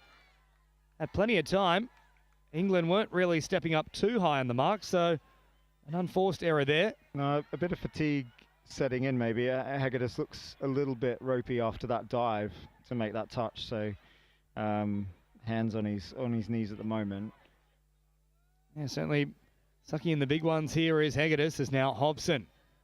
Hobson at acting half once more. Oh, good little effort here from England because Bazounis had lost his footing, so they identified the opportunity. Yeah, good. And I think not wasting the ball by trying to throw a ridiculous pass and actually getting in at the line is really key. Ingram, Hobson, deep now here for Maynard. Maynard, good footwork. Oh, popping a little ball. Right idea, but unfortunately not read there from Ingram. He'd tucked back in. Yeah. Oh, we've got someone down. It's Bazounis who's on his haunches here. It's a little bit of a collision. Back to his feet now. A little bit gingerly as well here, Zach Bazounis. But he will take his place in the line out there at left link. And now straight away, that's a good way to work through the cobwebs. Upfield he goes. And now the Emus once more working up towards the halfway line. Another Australian hits the deck here. As Bartz is caught directly on the half by Hobson. Bartz now brings it forward yet again. Groth sending it out here for Searle. Oh, good footwork from Searle. Bounces away. Groth now gets the strike dump. No, he doesn't. Much in the vein of England in their previous set marching upfield. They've turned it over from their own boot. Yeah, a few mistakes from the Aussies. I kind of mentioned maybe a bit of fatigue setting in. Day 6, semi-final. Sort of these teams are, I think, 8 games into their campaign now, so it's a lot of touch being played. Well, it's worth pointing out, this is the longest World Cup tournament we've ever seen. Previously it was 6 days, now we're extending to 7, and certainly the biggest. It's grown by 70% since the 2019 Malaysia World Cup in terms of teams competing across the various categories. Every one of them has grown. Yeah, it's been massive. And as you said, 6 days into 7, and in most cases, I think at last World Cup, teams would only play across 5 of those 6 days as well. So in the case of the Women's Open and the Mixed Open, they've played every day. Now Ironside throwing it long. Oh, Michaelopoulos once again gets across so quickly. We often see in Mixed Opens, team with the ball will try and isolate 2 girls next to one another in the link and the wing, but when you've got Nicholas out there with Michaelopoulos, both so electric, there's no easy tries. That's it. Absolutely not. Really good chase out. And again, not giving up despite the scoreline. Very impressive. England looking for a no touch there, but really well done to hold on to that ball. Meters here now for Potts as Richards steps up to make the touch. Hegedus dropping it down now. Hegedus once again moving quickly. Mills, great release straight away. Oh, Price, big left foot step back to Mills. Good read though from Crossley. Yeah, really good read. I think Aussies taking the incorrect option there. The ball was actually back on the outside, but good read by Anna, and England have kept them out and they can come forward now. Meters here for the English. Hegedus stepping up to make the touches now. Pennington gets involved here for Melling. Back towards the middle. Oh, Grant under all sorts of pressure there from Price. As Pennington takes off and run out of real estate. Hobson can do very little with that. And the ball hits the deck. So approaching the final 5 minutes here. This one has been beyond doubt in terms of the result for some time now. England just looking to build in these final moments towards hopefully a bronze medal in their next encounter. Now Langbridge coming forward, drops it down. Sloppy here from Langbridge. There's the turnover. Good pressure from the English. Kept a very high line. Yeah, good. Beating Langbridge there to the bend as well to ensure that the roll ball was difficult, and you could see him frustrated with the mistake. But again, they come back with that intensity, trying to earn that ball back. Really impressive to see. Cycled back here to Hobson, who rolls it just shy of the halfway line. Clark Hobson now sending it wide. They'll come back, though, for another indiscretion here against England. Forward pass is the call. Yeah, forward pass off the rock. We're right in line with that. Easy one for us to catch. So can't argue with the rest there. I must say the refereeing's been very good in this particular game. Bart's now waits at acting half. Back here for Langbridge. Hobson up to make the touch. Bart's once more. Langbridge straightening up. Bart's looking dangerous again. Oh, Langbridge just tries to burn them on the outside. He does exactly that. The change of pace puts another one on the board for Australia. 14-2. They just seem to keep getting better, though, here, this mixed open side. Yeah, again, really good play. You could see, and we'll get the replay now, you can see them come back short side. Link was tucked in nice and tight. It's just that chase out. Danielle Evans, she's a fantastic athlete, did her best there to get back to Langbridge, but not quite. And another turnover. 3.5 to go. What would be the message from the coaching staff here in the final stages? Look, I think going into this game, you never sort of acknowledge that you want to lose a game of touch, particularly at this level. But it will now just be, focusing on the positive aspects of the game in preparation for that bronze medal game. So keeping the energy high, keeping those positive vibes high in the sub box. And you can see we're looking right down on England, and it is positive in the box. You've still got players communicating with each other. There's still some constructive work going on. So, despite the scoreline, they're doing well. Yeah, it's Clark Hobson who's leading that team talk at the moment. That's the big thing here for England. They just have to put this result out of their mind. Finish here in the last couple of minutes, but it starts anew with a medal up for grabs in their next match. And we'll find out who their opponents will be a little bit later on today. Yeah. I think in many ways they'll reflect on this as a bit of a free hit, a chance to go against, the defending world champions, 7-time world champions. Now Pennington takes it out to this right-hand side. Oh, nice little recycle back through the middle. Melling waiting here at acting half. Pennington brings it forward. Wants that strike dump again. They don't get it here, England. I'd have to say that's the last 4 sets. Marching upfield, they've kicked the ball away themselves. Yeah, I couldn't quite get my eyes on that, but Australia are really effective at where they're initiating those touches as well. England have got a responsibility to hold on to that ball, so you could see them appealing for interfering in the ruck, but they've got to be stronger with that. Egadis out here for Mills. Oh, lovely drop down. Mills now the one-handed scoop, looking dangerous. Threads the needle around the corner. Tim Bart's on the spot. Jackson Mills, take a bow. That was classy. Yeah, the way he's held that ball up to get Bart's into the hole. We'll get the replay shortly. Yeah, ball was definitely gone. I mean, Gabe Pennington there is appealing for the touch. He's obviously made it, but ball release first, just behind him. That's the thing here for the English, just a little off the pace in every regard. And Australia flexing the muscle now as they extend that margin. Hobson here. Now for Evans. Quick release. Maynard again. Evans. Ingram dropping it just shy of the 7. Hobson wrapping around. Oh, and again, they've got it wrong here in the roll ball. England, their own worst enemy for a lot of this game. Yeah, hips not square. Unlucky. I said it before and I'll say it again, Ben. Your hips don't lie. Shakira knows it better than anyone else. Unfortunately, the English don't here. They head up towards halfway and now over it. Another chance to put one more on the board here for the Aussies. Searle driving it. Bart's looking dangerous. Sends it wide. Goodsall on the spot. It floated forward, out of the hands backwards, and Goodsall is just racking them up for fun. Yeah, again, roll on out of the box. Fantastic transition. I've said that all game. And you can see Bart's pick up.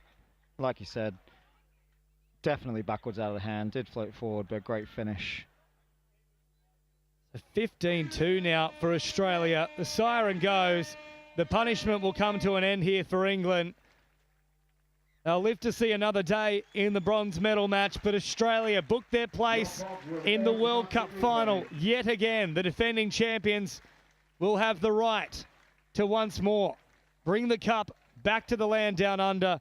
A comprehensive display, Ben Powell. Very comprehensive. So, you know, yeah, really enjoyable game to call.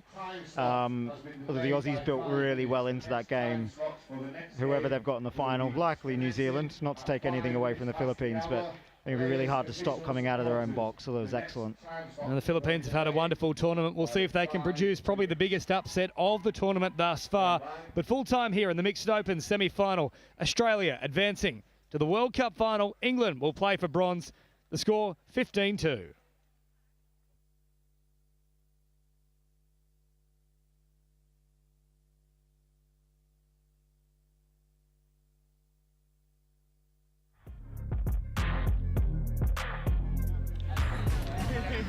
no investigation. Turn up.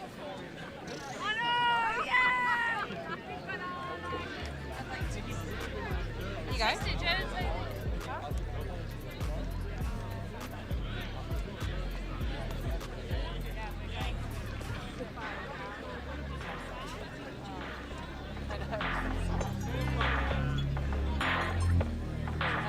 Yeah, do you want to pair it?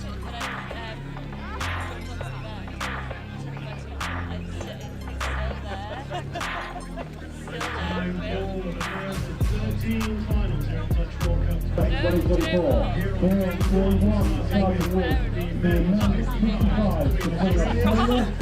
And you see that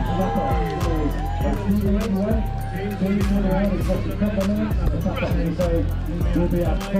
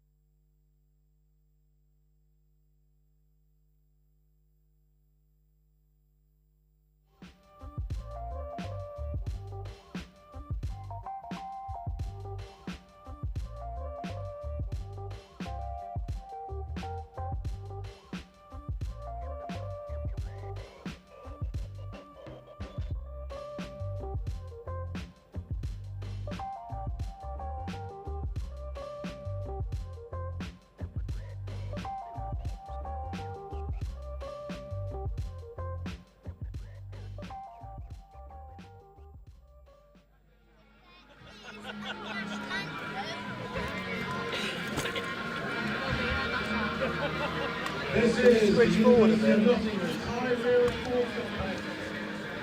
you're going to switch forward.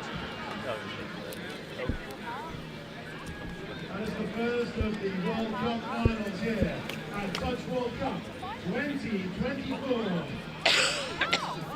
Please welcome to the field, Australia and New Zealand.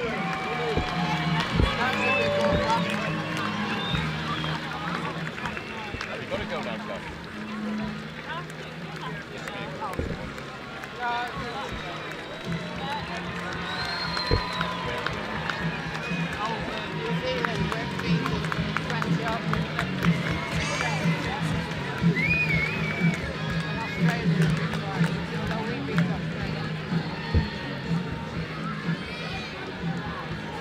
And here are your teams, starting with Australia. Number 1, Amir Ayub. Number 2, Ian Smith.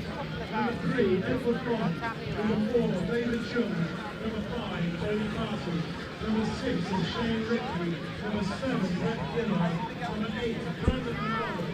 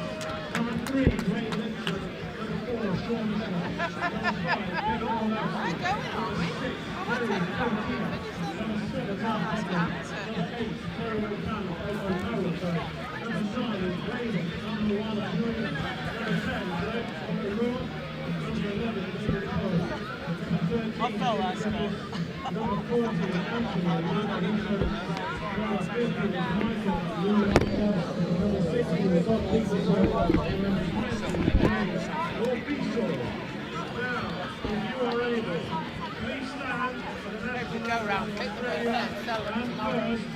Yeah, go round, pick them up and sell them tomorrow. Yeah, take them all back and get them free few drinks. There's loads hanging around, isn't there?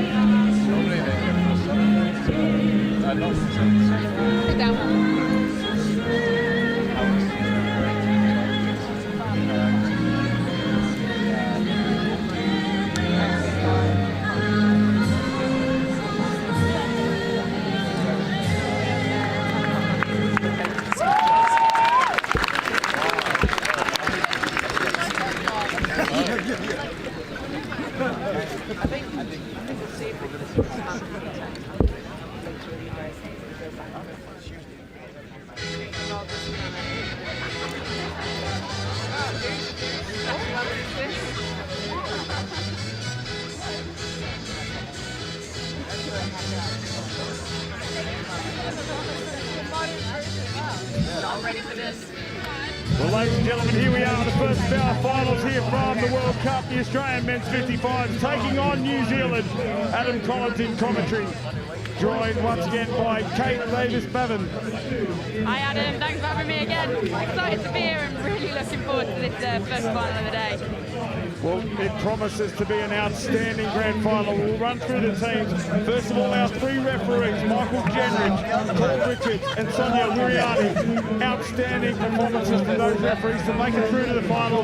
There's a third team in every match and they've worked hard to gain the respect of all of their fellow referees and be adjudged the three best for this age category. Yeah, absolutely. What a privilege to be selected as a referee. It's something that doesn't get talked about enough. And it's, you know, the game wouldn't be happening without them. And, you know, big respect to our referees out there. And congratulations on them getting their caps in this game.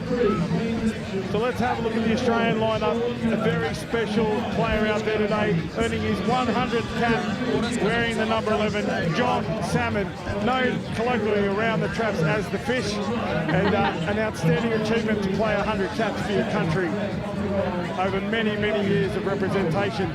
But in number one, we'll have a look at how they line up. Number one is Amir Ayub. Number two is Ian Smith. 3, Edward Fong. 4 is David Chung. Number 5 is Tony Parsons. 6, Shane Rigby. Number 7, Brett Gillard. 8 is Brandon McDonald. Number 9, Derek Dugood. Number 10, Ian Jordan. Number 12 is Brooke Early. 13, James Marks. 14, Anthony Hoffmeyer. Number 15, John Hallidus. And number 16, Steve Hughes.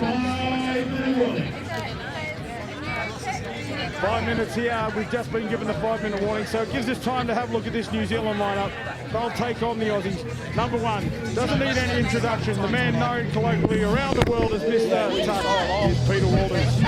Yeah, really excited. Me personally to watch him in action in the number 1 shirt today. Definitely going to be one to look out for. Pete, you know, responsible for a lot of changes around the game. He's very fresh. He hasn't played a single game of the World Cup. He's been waiting for the final. That's the way to do it, isn't it? So the rest of the lineup, number 2 is Paul Norris, 3 is Dwayne Lipscomb, 4 is Sean Miller, number 5 is Kevin Orlowski, number 6 is Terry Tuatia, number 7, Mark Hoffman, number 8, Terry O'Carroll, number 9 is Raymond T. Moanganui, number 10, Greg Okoroa, number 11, David Poe, number 13 is Jim Griffiths, number 14 is Anthony Rangahito, number 15 is Michael Liuaga, number 16, Todd Peterson, and rounding out the team, number 20, James Lofisol. We see here on screen Aussie supporters and of course the face of one of the touch legends himself, Mr. Scott Notley, out here. Is selected in this team but unfortunately had to withdraw via injury, but it's great to see him on the sidelines supporting his teammates from Australia as you see the teams going through their final preparations. And great shots around the crowd. The bananas are on site, Kate. Yeah, absolutely. I've been seeing them around all day. I'm not quite sure who they're with, where they come from, but they keep cropping up and they are having a great time. Oh, they're an odd bunch, but they're here spectating. We are just minutes away. It is a great vibe here. We've been out in the village, the bar set up, the big screens, and this atmosphere electric to kick off the first of our 13 finals. Could you imagine? And we're going to bring you all the action here. So exciting. I really cannot wait. And yeah, like you said, first to 13. We've got a whole weekend of this. We've got it all to look forward to. I don't know about you, but the voices are quivering a little bit. But we're going to get through this. We're going to hope to bring you the best coverage we possibly can. 2 minutes, 2-minute warning. Sounds pumping, teams warming up. Oh yeah, I couldn't find them for a bit either. I hope you're picking up the vibe at home. It really is pumping. Great weather conditions for the first of these finals. The rain's held off. The temperature is nice, just very nice as it sits at the moment. See some of the locals have jackets on. Myself? Is this about earlier, me saying that I was cold? Not at all. Not at all, Kate. It was windy, Adam. Oh, the English summer. We love it. This is your 1-minute warning, players and officials. Wow, what about the countdown? 5-minute warning, 2-minute warning, 1-minute warning. At least we know where we're at. We're never going to get lost or not start on time. It looks like it'll be the Aussies to tap off.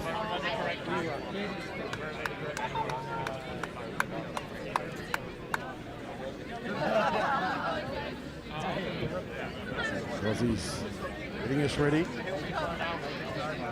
New Zealanders in the sub-box directly in front of us. And officials, this is your 30-second warning. Please keep the field ready to play.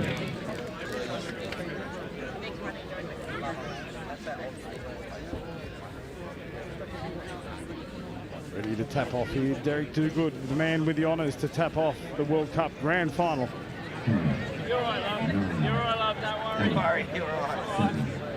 I'm not even that tall. That's not a problem.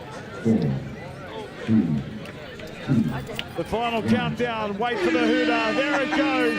The referee blows his whistle. We're underway. Australia skip it out to the right-hand side. Nice settling. Taking it easy there, David Chung. There's Toogood.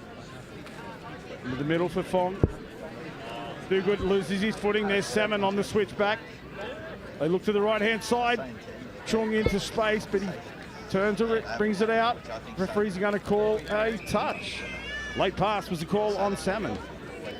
Good first defensive set there for New Zealand. The last thing you want there is letting the Aussies score on first tap, and they've D'd them out really well there. Fong and Salmon getting up off the line, as does Toogood, trying to keep the New Zealanders down this part of the ground if they can. Through the ruck goes Salmon.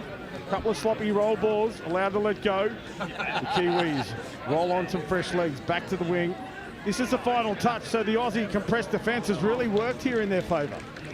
Yeah, doing really well there. Not really getting anywhere near the halfway there, New Zealand. So yeah, brilliant defensive set there from Australia. Toogood, known in the Australian team as Bowie, gets the ball down for Fong. And the new man on in the shape of Shane Rigby out here, with the long compression socks. Riggers, long-term men's opens representative for Australia. Great to see him back here playing in the senior categories. As Chung works with Fong in the middle, quick roll ball.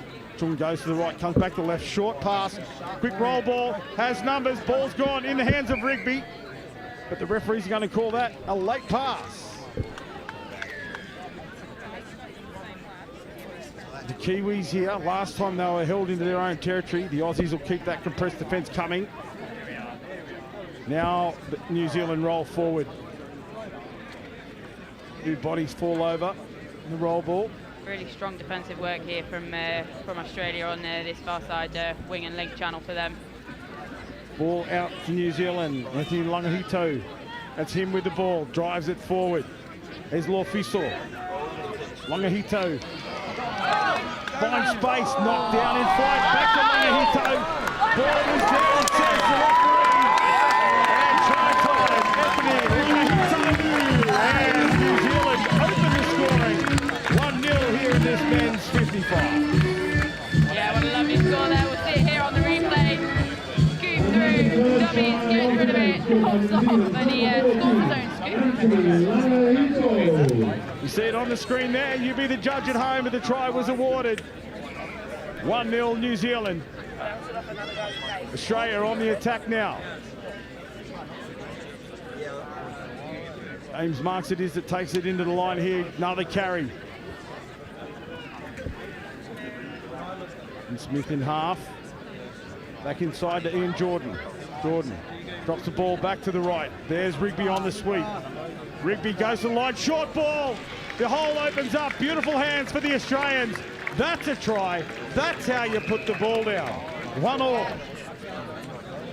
Yeah, lovely score there. Like we saw Rigby coming round on that sweep. I'm sure we're going to be getting the replay in a second. And then just hands off there. Simple draw and pass. Here it comes.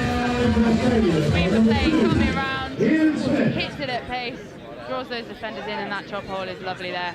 And yeah, really, really good, well held. Good control of the ball. Yeah, great try there for Ian Smith, but good team touch football from the Aussies. The men's 55s, Emus as they're called now. You see New Zealand reset on the line. It's Tuatia from half. Ball back to Peter Walters. Walters through the line. Touch made. Brandon McDonald gets a touch on Peter Walters. And now it'll be the Aussies to roll up off their line. Take it forward, move the ball for Salmon. Salmon drives it forward. Good pace here from Tony Parsons. Chung picks up Rugby on the sweep. All the way out here to Steve Hughes. Steve Hughes charges forward. Another absolute gentleman of our sport, Stephen Hughes. There's Bowie Dogood. Ball down. 10 metres inside the New Zealand halfway. This is where they want to move up now in compressed defence. Iwis need to get men on. Drive forward through Terry Tuatia. And they earn a penalty there for going through the ruck. Yeah, good opportunity here for New Zealand. They got the tap on halfway here, so something to capitalise on for sure. Into the line goes Todd Peterson. There's Peterson again. Into Langahito. There's Lofiso. Lofiso and Langahito working together in the centre of the field. Yeah, unfortunately there, just a bit of loss of control in the roll ball there. Gifting, sort of letting Australia off the hook there. And then a chance to get some fresh legs on. It is Rugby that rolls it up field. That's a good charge from Fong. Nice direct play there from the Aussies. Bending the line of New Zealand. They've got numbers out here. That ball bounced.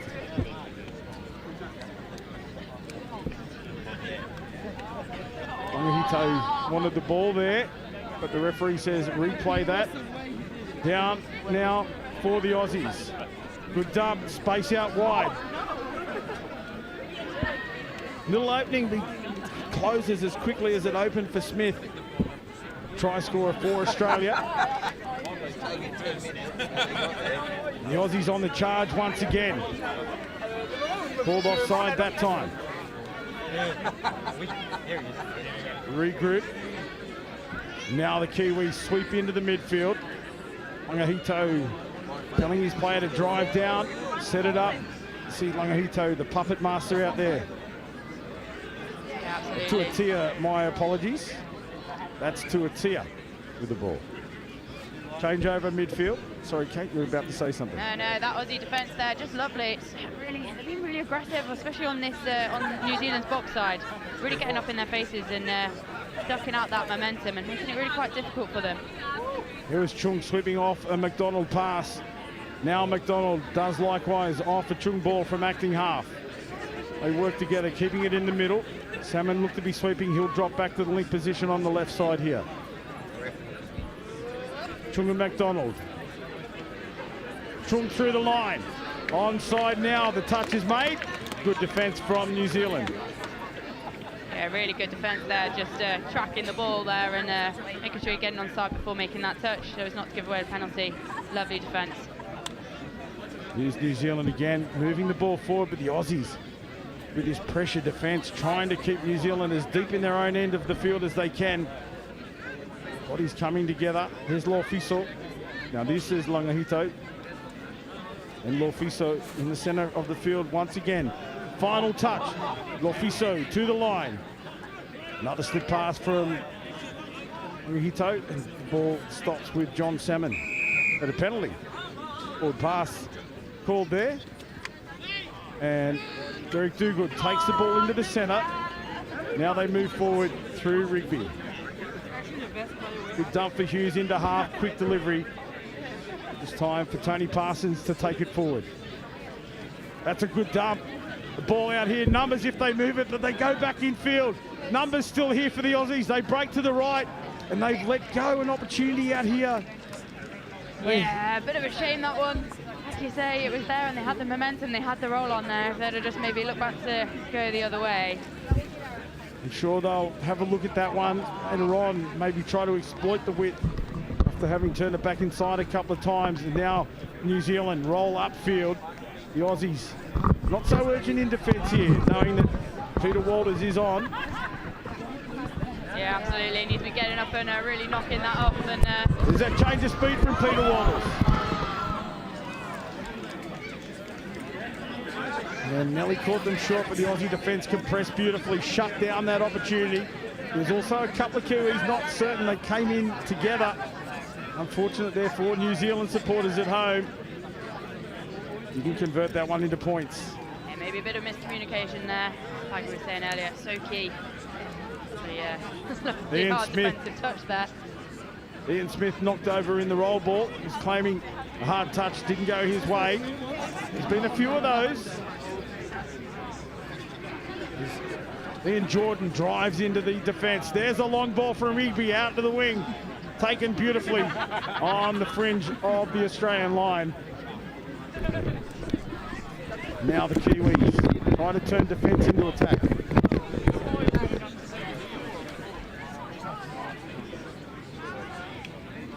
Up to the right-hand side, the Kiwis come looking for the in-change players. Pete Walters drives into the line, takes a breath.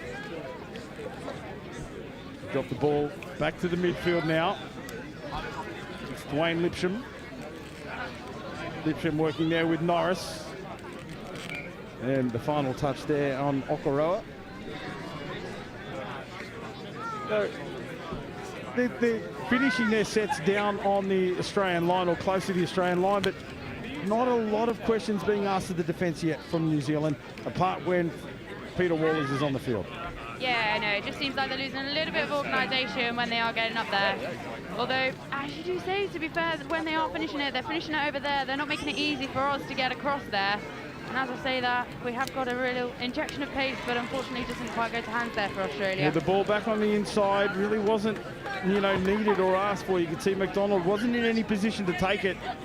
And the hands up in acknowledgement that the pass wasn't the best one from Parsons. But a change over here for New Zealand. Great opportunity for the Aussies. 15 metres out from the New Zealand line. The ball has to be played in centre field. So Jordan will be the man to play it. Ian Smith in acting half. They bring it out for Hughes. Hughes into the line. He's pushed off balance. Referee says play on, return to the mark. There's McDonald now. Is it across for Chung? Jordan down for Chung. Chung into half. He's a danger man for the Aussies. Quicked up there. Short pass. Was that player onside? Referee says he was. Lovely face play there, though, for Australia. See the off-field referee coming on talking to him as well. So that could have been about onside or the collision. Chung for the line. That ball looked down for me. The referee agrees. David Chung, you can't give him an inch. He will seize it. Saw the opening and then just dived low and got to the ground. That's the first time the Aussies have been in front in the game. 2-1. Yeah, absolutely. We'll see a replay of it here. Just gets it back, goes on the outside, and then the step back there in the middle. Claiming the touch there, but it's just not quite quick enough. Yeah, lovely score there for David Chung. It really was. And now the Kiwis, the ball's back on the scoreline. The Aussies didn't bring it back. But thank you to crowd members. We see another replay beautifully executed from David Chung. There's James Lofiso. Here's again the Lofiso-Langito duo in the middle. Here they bring in Tuatia. So their three strike players are out there now. Here's a nice skip pass, the passive play out the back. Beautifully executed by the New Zealand team.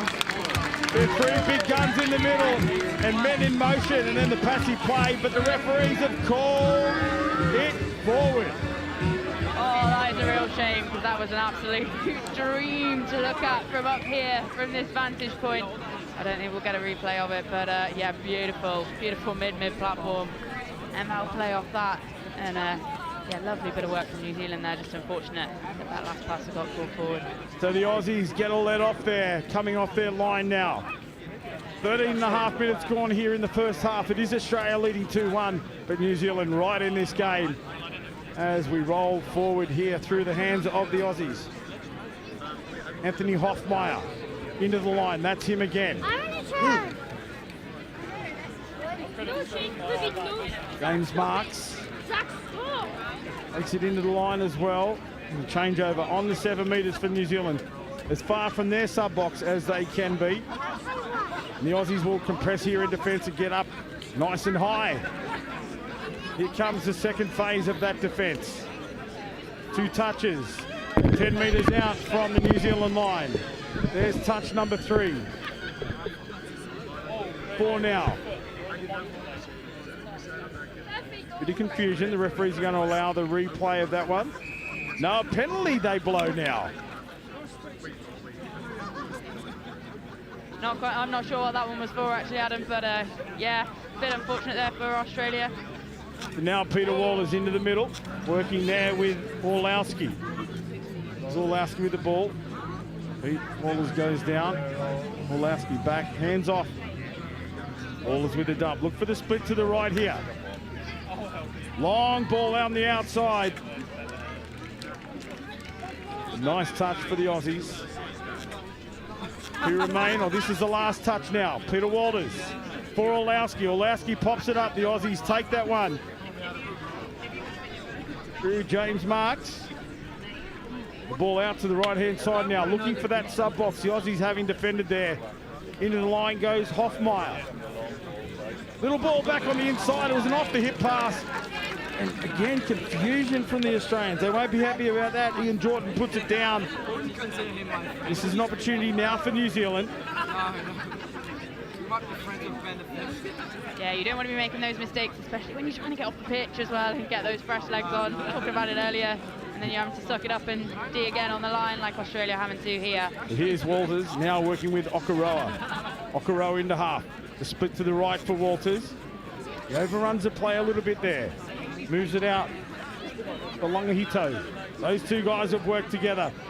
Walters to the right, skips out. Numbers are on here. Touch made by Ian Smith.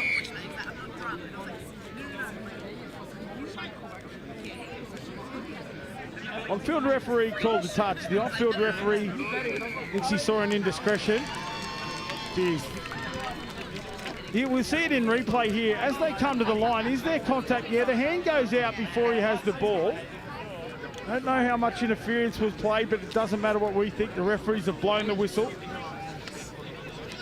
There's Tuatia. Back for Longahito.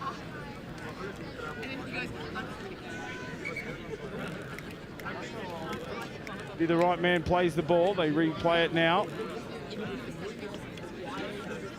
Slides to the left for Lofiso. Lofiso picks up, bounces out to the left. There's a long pass. They had numbers there. That came from nothing. And that little skip pass to the left drew the winger in. And it's 2-2 here as the Touch Black supporters pump their team up here. 2-2, Australia, New Zealand. Yeah, lovely score here, like we see. Just gets that ball down, gets it back and draws the wing in, and there's acres of space out there on the wing. Yeah, the link was caught out of position there and then jammed in as soon as he turned his body. Quick hands of Longahito. Found the winger unmarked for a try as we see Rugby down on his haunches. In the middle now for Duguid. Switches it up with Chung. Fong drives in. Chung from half now. Little stutter step out to the left. Good pace here from Chung. Numbers out wide, but well read in defence from the New Zealanders. Yeah, really well read there by the New Zealander winger. Like we were talking, it's a really technical position, knowing when to read that and stay out. And yeah, really well defended there. 2 minutes left in the first half here. We're all tied up 2 each for Australia and New Zealand. Here comes the charge for the Touch Blacks men 55s. Walters dishes off into the middle. Walters and Orlowski. Orlowski there, ball out to the link position. Put down by by Greg Okaroa. A bit of a shame there. New Zealand got a bit of a good roll on, actually, overcoming that really quite aggressive midfield Australian defence. But yeah, not quite to hands there at the end. Yeah, and this interchange here, a lot more direct from the Australians, laying the foundation going forward. That's a good charge from Fong. This is where they're dangerous, but the outside defence compresses. Now they're bent here in shape, this defensive line, but the Australians just walk it forward. Here's Chung, he'll go into half. This is where he's dangerous, skips out to the left. And the final touch there for the Aussies, nothing doing. It was Ian Jordan caught in possession. 1 minute remains here. Will we go to the break at 2-2, or will we see a change in the scoreline? Peter Walters charges forward. Now the ball put back into the middle.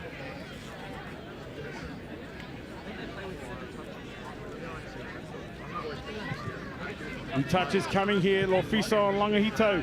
They bounce out to the left. Well read. That ball was late. Referees are right onto it. So the final plays here will be in the hands of Australia. They'll close out the first half. 15 seconds remain. Probably have one play from this tap here. Yeah, so you're just taking them back to the mark here, and the Claxton is gone just as the tap has happened. Hands out, space on the right-hand edge, but shut down by the defensive Sean Miller across in cover, and that is half-time. The siren sounds in the background. 2 apiece here in the men's 55 gold medal match, Australia and New Zealand.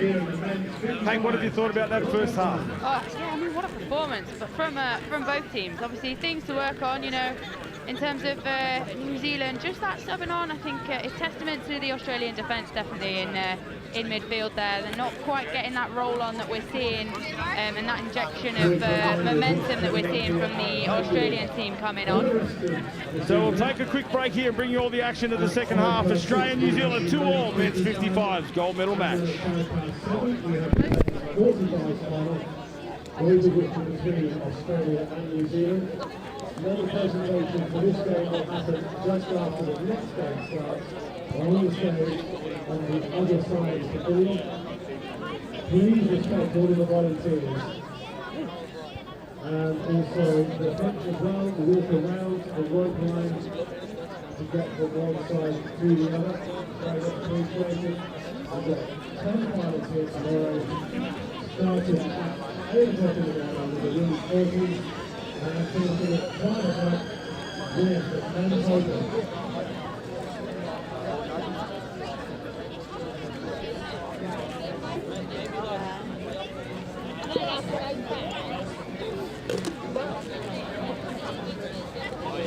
The band will remain open for food, drinks, and extras. For the shades, everything else part of the play, all the rest of it. The massive thanks to our hosts here at the University of Nottingham, along with the biggest sponsor this year, the main sponsors, Kia Pura, Mappe, Hilux, Energy Resource Acceleration, and Vermeer, all of you will know the power of Dutch World Cup 2024 football is clean access for all.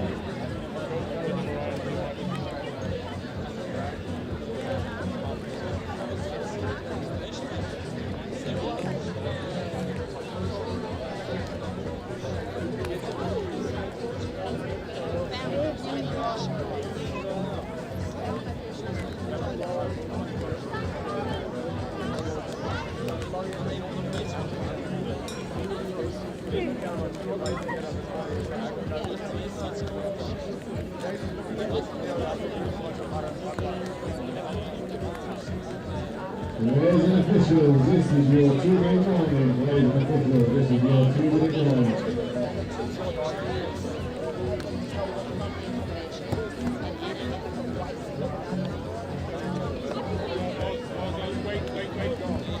One of you has to go up, one of you has to go under. Okay, I'll go.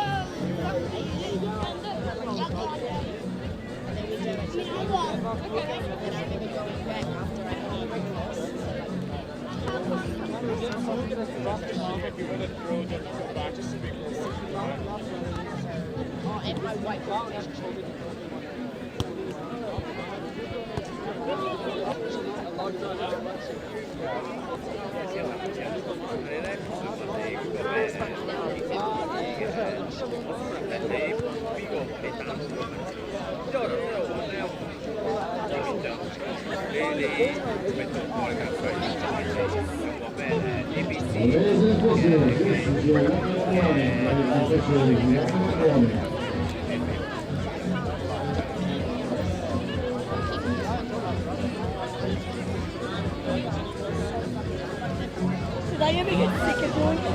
Welcome back to our coverage here from Nottingham, the World Cup gold medal game here, Australia and New Zealand men's 55. We're all tied up at 2-2. New Zealand, they've looked dangerous when Peter Walters has been on the field, but also it's been the hot hand of Terry Tuatea. We've also had Anthony Langahito and James Law-Fiso looking dangerous in the middle for the Touch Blacks, and Dave Chung always dangerous in the middle for the Australians. Yeah, absolutely. It'll be interesting to see. You know, obviously we're having a look in the sub boxes at half time there, and see what has been fixed in both teams and who's going to come out on top in this first 30 to 60 seconds. Well, they're both out there ready to go, well ahead of schedule. So they want to get this underway, and it is Law-Fiso that starts us off. It's Langahito working together, and Tuatea, the three players we talked about. Just taking it slowly. It'll be a change of pace here. Law-Fiso into the line, cut out pass. There was Langahito stepping out, but a changeover here for the Australians. A bit unfortunate there, just a bit lost control there. It's Dogood, gets it down for Fong. Fong to Salmon. Salmon back into Dogood, down the centre of the field.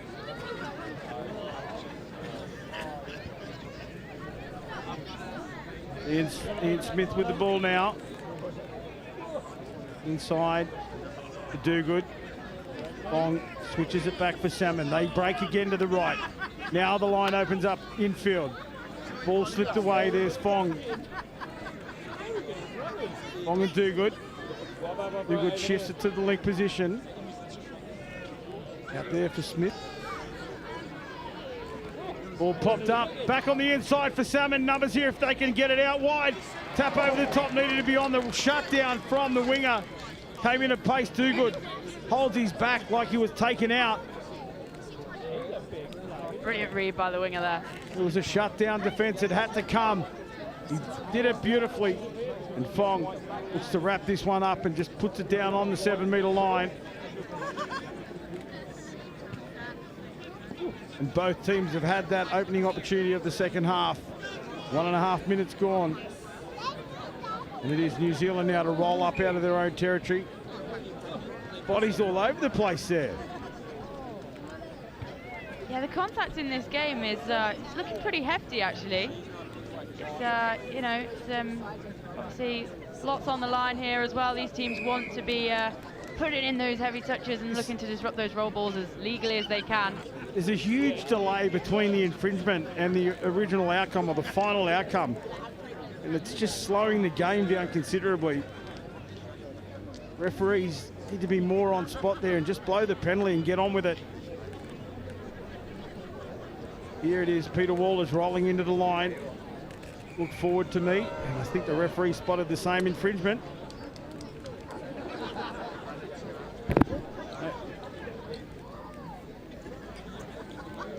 Another delay between the infringement and the outcome. Dogood takes it to the line, as does Salmon, looking to get the ball to the sub box. There's Fong driving forward. So the opening attacking team of the Aussies just getting interchanged now as we see Chung out of half, pulling the man back under. That's out for Brooke Early. Chung now. Early looking to go on the inside. Chung wanted in there, but Early had broken short. And the turnover midfield here for New Zealand. The Aussies up out of the line. Make that touch. Trying to cut down. The inside pass gets extra metres for New Zealand. Territory, so important here for the Touch Blacks, men 55s. The dummy back to the inside. This is great movement here through Jim Griffiths. Law-Fiso back into the middle. There's Tuatea. Touch made on Terry Tuatea. Law-Fiso just being pointed in the right direction. Sean Miller takes the drive in. There's Law-Fiso. Langahito wraps around and the ball goes to ground. A great movement from the Touch Blacks of New Zealand men's 55s. Ball goes to ground. And a penalty for a late pass. Sees the Aussies punch up through the midfield. James Marks gets the territory. Now Brandon McDonald drives onto the field, but downtime. Delay there for the Aussies. Tony Parsons to the line. There's Chung. Chung and McDonald, they'll work together here. Chung steps out, goes back short. Dive over play. Touch affected. David Chung pointing to the referee saying, sir, why can't you call play through? Why isn't that a try? If he's offside, why don't I get the advantage? Yeah, don't seem to be too happy with that result, do they, Australia? But another 6 at the line, nonetheless. Another penalty, not moving forward against the New Zealand team. Gordon slips it back inside. There's McDonald again. Chung on the switch play. Hoffmeyer taking it down. There's Chung. Short for Jordan. Sorry, Tony Parsons. Up out of the line comes Lorfiso. Lorfiso with his back to the attack there, but Langahito comes underneath and covers up his mate. Lorfiso was offside. They needed to break to the short. Fortunately, Chung hit the wrong hole.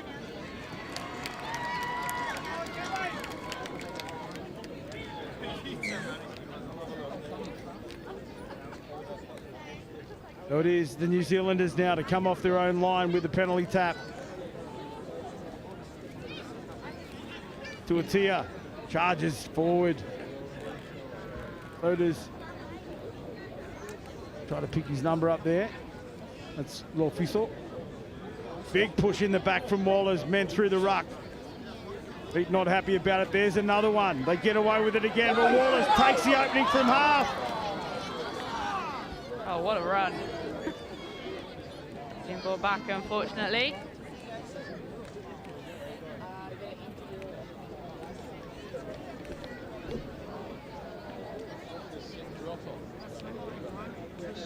There's another one of those. That's advantage taken away from the Touch Blacks. Waller sees the opportunity. There's just so much going on out here in this final. You can hear, you may be able to pick up in the effects mics, groans from the crowd at several decisions. But that one may have a major impact on the game. Yeah, definitely. And, you know, questions I think were being asked there, but lovely attempt at the line there from Peter Walters, but quite converted into a try. There's 4 Aussie bodies around that one. They got down low with Peter. And it is the Aussies now up off their own line. Rugby out to Hughes. There's another charge into the line from Tony Parsons. Penalty to the Aussies on the halfway line. Rugby to take the tap. What are you doing? What are you doing? Back to the midfield they come. Eric Dugood. This is Fong. Fong back to Dugood. Salmon sweeps to the left. They give off to Salmon. Salmon switches it back to the right-hand side. Goes down for Fong. Referee says not square. Unfortunate again. That was a really good opportunity for Australia. But just got to control the controllables, as we say. But yeah, unfortunate there. A bit of an error, and again being brought back for a penalty against Australia again. It is now the New Zealanders 10 metres their own side of halfway with a penalty tap. Taken by Langahito. He drives it forward again. 3 danger men for New Zealand here in the middle in this near link position. That's Lorfiso. Working with Langahito in the middle. Tucked out here in the link position is Terry Tuatia. Tuatia with the ball now. They skip out. Back on the inside. And it is Tuatia that steps off the left foot, gets inside John Salmon. And Tuatia breaks the deadlock. 3-2 New Zealand. Let's see it here. The no-touch Lorfiso steps to the right, dishes off to the left, and then Tuatia with the big left foot step. Dots the ball down. Try time, New Zealand. What a lovely bit of footwork there from Tuatia. Yeah, absolutely beautiful. Halfway, we're about at the midpoint of this half now, and yeah, finally one team getting the one up. It's Australia that need to get back into the action here. We are right on the halfway mark of this half. The 1/4 of the game remains. Australia, they don't look like cracking this New Zealand defence as we say that. Chung comes around to the right, the long ball to the left. This time, it's the bodies in motion into the midfield. That opens up on the left. And a great play there by the Aussies. Amir Ayoub it is that scores the try, but let's see it again in replay.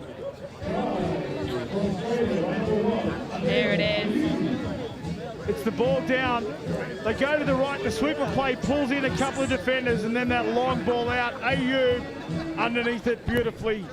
We're all tied up once again, 3-all. What a lovely response there from Australia to New Zealand's try only a few seconds before. 9.5 minutes remain here in this match. 3-all, Australia, New Zealand, exactly what we expected. And they bring it through the centre again. This time to the short side. No holes in the defence. They return to the 7 metres. Look for a second phase here. Out to the left they go, in behind the line, the long ball. Touch this time. Steve Hughes. The big touch from Stevie Hughes. Nobody gets past him, he's like a trap. The flags of New Zealand supporters wave and then get pulled down as quickly. Yeah, lovely take there on the wing, but yeah, not quite there. Look at this Australian drive, coming at it with such depth and pace here. Salmon it is, the 100 games today. The caps for John Salmon. The skew roll ball. Play on is the call. Back inside for Dogood. Fong into half. It's Chung now. David Chung, the danger man, close to the line. Works with Dogood. Down he goes. Chung goes right. Hits a hole on the left. That'll be a late pass. Yeah, unfortunate there. Would have been a nice little play if it had come off. We saw the bounce ball coming, but not quite executed there. So now it is the New Zealanders that drive up the field looking for a hole. Big push from the offender, from the attacking player there. Sometimes you can give away an offensive penalty in that situation, but that time the referees call play on. Ball centre field now. It's those two again. Lofiso and Langahito. Langahito gets the ball out, popped up. One's going to be called a late pass. A couple of errors coming in from both sides really as we're going into this final quarter of the game. At what point do we start thinking about drop-offs here, Adam? I don't want to see a drop-off, I have to be completely honest. I want this one determined here in normal game time as Rugby takes it forward. Defence of New Zealand just moving up, opened up a little hole but not exploited by the Aussies. Wraparound play here to Salmon to go into half. Salmon dangerous from the half position. The pick and scoop has to come back to the right-hand side. Long ball out to the winger. Steps back on the inside. Gets the ball down in time. Deadlock broken. Australia. Stephen Hughes. Great try. What a lovely step back there. Lovely bit of heads-up play. Like we saw coming on. I mean, a lot of that came from that drive as well for Australia. Let's see it again here. Just to scoop the pickup. Looks to go left. Changed his mind. Coming back the other way. Lovely step back to the right foot there. And then the left as well. Beautiful. He had to change direction a couple of times. This ball from Salmon was on the money. You can see the winger did everything right. Charged out, and it's just the pace. It's hard to change direction when you're chasing like that. Yeah, absolutely. Really, really well executed there by Australia. So the Aussies in front by 1. They move forward now through the midfield. Back in the hands of McDonald. McDonald down for Hoffmeyer. Back for Hoffmeyer. Meyer again, the man with the skin socks on. In Jordan in the number 10. Down for Jordan into half. Skips out to the right, the big chase again. They go wide. He falls over, but does he get it over the line? He does. Try time Australia, they're out by 2. Brooke early. Let's watch this one again. Acrobatic put down. Lovely pickup here. Goes on the outsides again, just absolutely. Ian Jordan here from half, sights an opening. He can see that the big number 8 from New Zealand is in tight. That's Terry O'Carroll. And as he rolls over the line, O'Carroll despairingly looking. He thinks, did he drop it? No, the ball's down. Try time, they're out by 2 in the blink of an eye. It was just bundled up there, wasn't it? Yeah, maybe not the most stylish of dives, but it was effective. Doesn't matter how you get it over the line.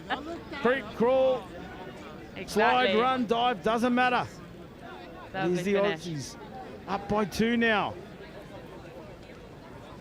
Danger men here to grow to the crowd. Thought that one was forward.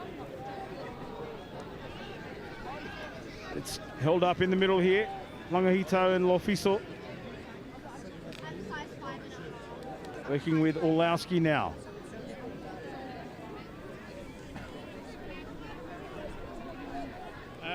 Here they are. Langahito diving for the line. The referee drops back into big position, scores that, and you can see the crowd in the background of that shot.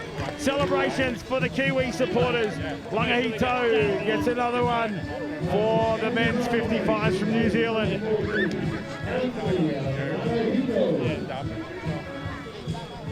Here it is again on the replay. Just bringing up those Australian middles. Both are up in our position there, and yeah, lovely attempt to get the touch in there. This Diving view touch. here will be perfect. Oh, we lose the replay just at the crucial moment, but bringing all the live action here from the World Cup match. This Australian team in front by 1, 5-4 the scoreline. Donald in the middle. Working with Jordan. There's Rugby on the sweep. Goes to the line of pace. Looks for Chung. Chung can't release the ball.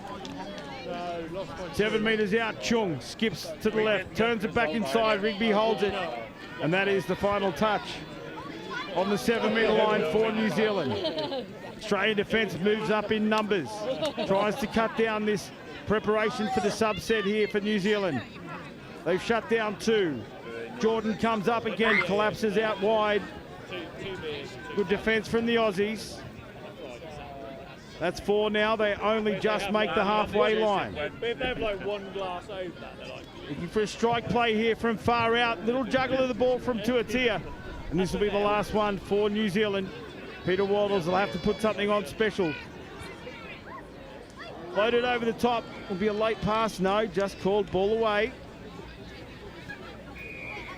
Now there's the signal. Forward pass is called. Will be the Aussies through David Chung. Tap it off and just walk it forward. 5 metres on the play there. This one goes through the hands of Tony Parsons. Brendan McDonald looking around this ruck. Rugby. Back inside, cuts out McDonald. Gets it out to Parsons. There's Chung. Not much doing here. Slowed down the pace somewhat. Yeah, Oz will be looking to run up the clock a little bit at this point, for sure. You can't afford to shut down completely against New Zealand. You really have to keep the whip cracking. They earn a penalty late in the touch count. Not moving forward enough. 5-4 the scoreline. 2 minutes remain here in this gold medal match. Australia have the ascendancy by 1. New Zealand have to be more aggressive in defence here. Jordan calls McDonald around. There's Chung in half. Back to Ian Jordan. Jordan will go down for Rugby. No, pulls it back. Hoping to get these defenders up out of the line for Riggers. Rugby goes to the line. Pops it out for Jordan. Numbers there if he can get it down. What has the referee said? Player calls no touch. You can see that great honesty. This is a World Cup final. And the New Zealand men's 50s calls a no touch. And that is how this game is played. Great camaraderie and spirit, but complete honesty from the Kiwi defence. Yeah, absolutely. It's such an important part of this sport, and it's what we all know and love about it. And yeah, lovely finish there on Yeah, you can on the see outside. you see it completely. As soon as the ball was down, he was saying no touch, no touch. That's outstanding in a World Cup final. You are watching at home. That is the example you should follow. As we see a little pop-up intercept. Will he go all the way? They've called the touch back here. As soon as he makes that original contact, if there's any touch made, then regardless of what happens, that is a touch called, and we'll see it perfectly here. That knock up and then the touch. So great call by the referee. Yeah, very much so there. Being brought back here, as we can see. Thought we were going to have a full pitch moment then. Coast to coast in the men's 55s, but we don't see that. But what we will see is Australia wind down the clock here, a 2-try lead. They'll win the gold medal for the 2024 World Cup as we have a breakaway now, but that doesn't matter. The boys celebrate hard. Australia take out the first gold medal match of the 2024 World Cup. 6 tries to 4, and what a victory. So tight at half-time. Broken apart by 2 a couple of times, but the Kiwis brought it back, and then eventually Australia victorious. Outstanding match to open up the final series. Yeah, absolutely. It's that last sort of 10 minutes, they really just seem to be clicking and really putting the burners on, and yeah, really well deserved. I mean, both teams fought really hard. It was a brilliant first final to kick us off for sure. Yeah, we see the smiles of the Australian players. But so tight, the two teams here celebrating together. Handshakes and hugs all around. These boys have been playing against each other for the best part. In some examples, over 30 years, these guys have been going hard at it. And what a great way to start all of our finals. Okay, we're going to go down pitch side to Meeksy. He's got one of the Australian players. Over to you, Ben. Here with John Sammy on his 100th cap. Congratulations, world champions for the 55 in the first category. How's it feel? First time, amazing. Loved it. Tough game. Yeah, absolutely. They gave it to you all the way. You've had quite a comfortable campaign, but this one, they really gave it to you. Yeah, we knew they were going to come out. They're a quality side, you know. They're led by quality people, and we expected that. And a game of legends from both sides. Yeah. And you guys just came on top. What does it mean to be an Australian winning the first category for Australia in this World Cup? It's such a privilege. To play this sport at home with my family, for my state, for my country, you just can't beat it. Thank you for the interview and congratulations, world champion John Salmon. Well done, congratulations.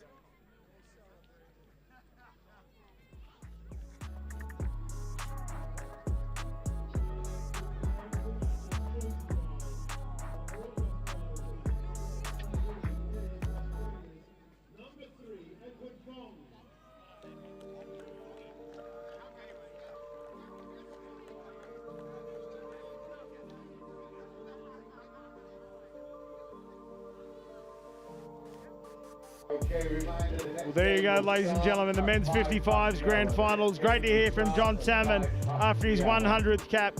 Thanks to Meeksy for bringing us that pitch side interview and all the insight of the excitement and the atmosphere here at the finals, when now it'll be Australia getting set for the next grand final against New Zealand, this time in the men's 50s division. All of the action right here. Stand by for the preparation. Kate, what do you think of that one? Oh, I mean, what a game, what a game. I love it when it's so close. And, you know, as I made reference to, I do love a drop-off as well. And, you know, I really thought it was heading towards it at one point. So, yeah, really nice to see, you know, two really absolute, I mean, greats of the game coming at each other with such intensity. And, yeah, a really well-fought and well-deserved Australia win. So congratulations to the men's 55s Emus team. Yeah, well done. We're going to take a break, but stand by for all of the action here from Nottingham. The World Cup finals have begun.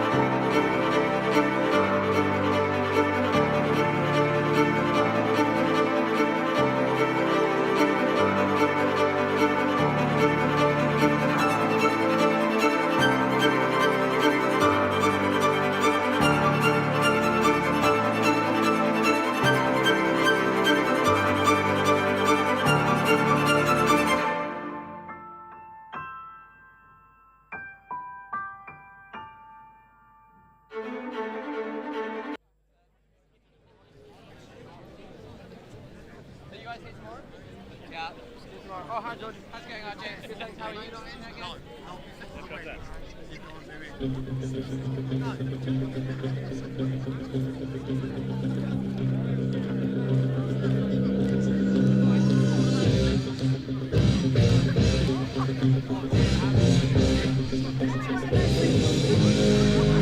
It's time for the second final of the day. Well, the stage is set here at Nottingham. The gold medal match here to take home the World Cup trophy for the men's 50s division, Australia and New Zealand. Here they come now. James Preston and Kate Davis-Batten to bring you all the action. Our second grand final of the 2024 Touch World Cup.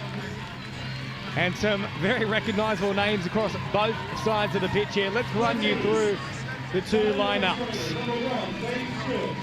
Number 2, Joy Morgan. Number 3, Cameron Foster. Number 4, Devin Schuster. Number 5, Anthony Nugent. Number 6, Tony L. Paxi. Number 7, Gary Sonda. Number 8, Graham Knight. Number 9 is David Roberts. Number 10, Mark Levin. Number 11, Steve Menzies. Number 12, Craig Neelan. Number 13, Al Wood. Number 14, David Hoffmeyer. Number 15, Christian Nathanson. And number 16, James Victor. For New Zealand, number 1, Holiday Warby. Number 2, Tony, Lee Perry, Carol Ria. Number 3, Rondo Dio.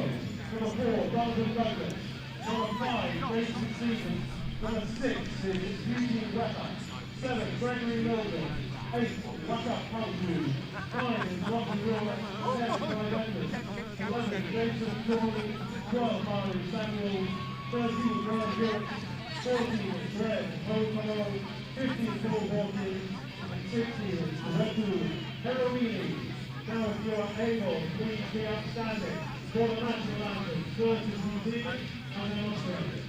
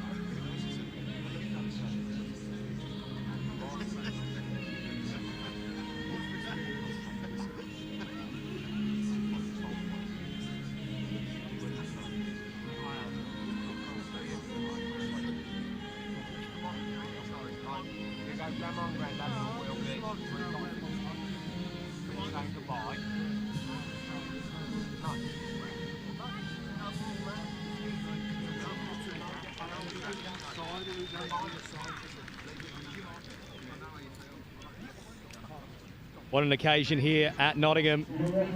Australia and New Zealand head-to-head, the two traditional rivals, once more contesting for the ultimate prize. 5 minutes away from finding out exactly what is going to happen here. Can Australia walk away with yet another World Cup trophy? Kate Davis-Babbitt. Yeah, I mean, absolutely. It's all to play for, isn't it? And just excited to see what these two teams can bring. Obviously, it worked really hard in their pool stages and knockouts to get here. So, yeah, be looking to put on a bit of a world-class performance, I think, here today in their second final. I'll just run through those team lists again for you in case you didn't quite get them coming over the loudspeaker before. For Australia, 1 through 16, Dave Stewart, Troy Morgan, Cameron Foster, Gavin Shuker, Anthony Dudek, Tony Eltachi, Gary Sonder, Graham Knights, David Roberts, Mark Leonard, Steve Beaver Menzies, Craig Neelan, Alan Woods, Damien Hoffmeyer, Kristen Davidson and Dean Mikdovich.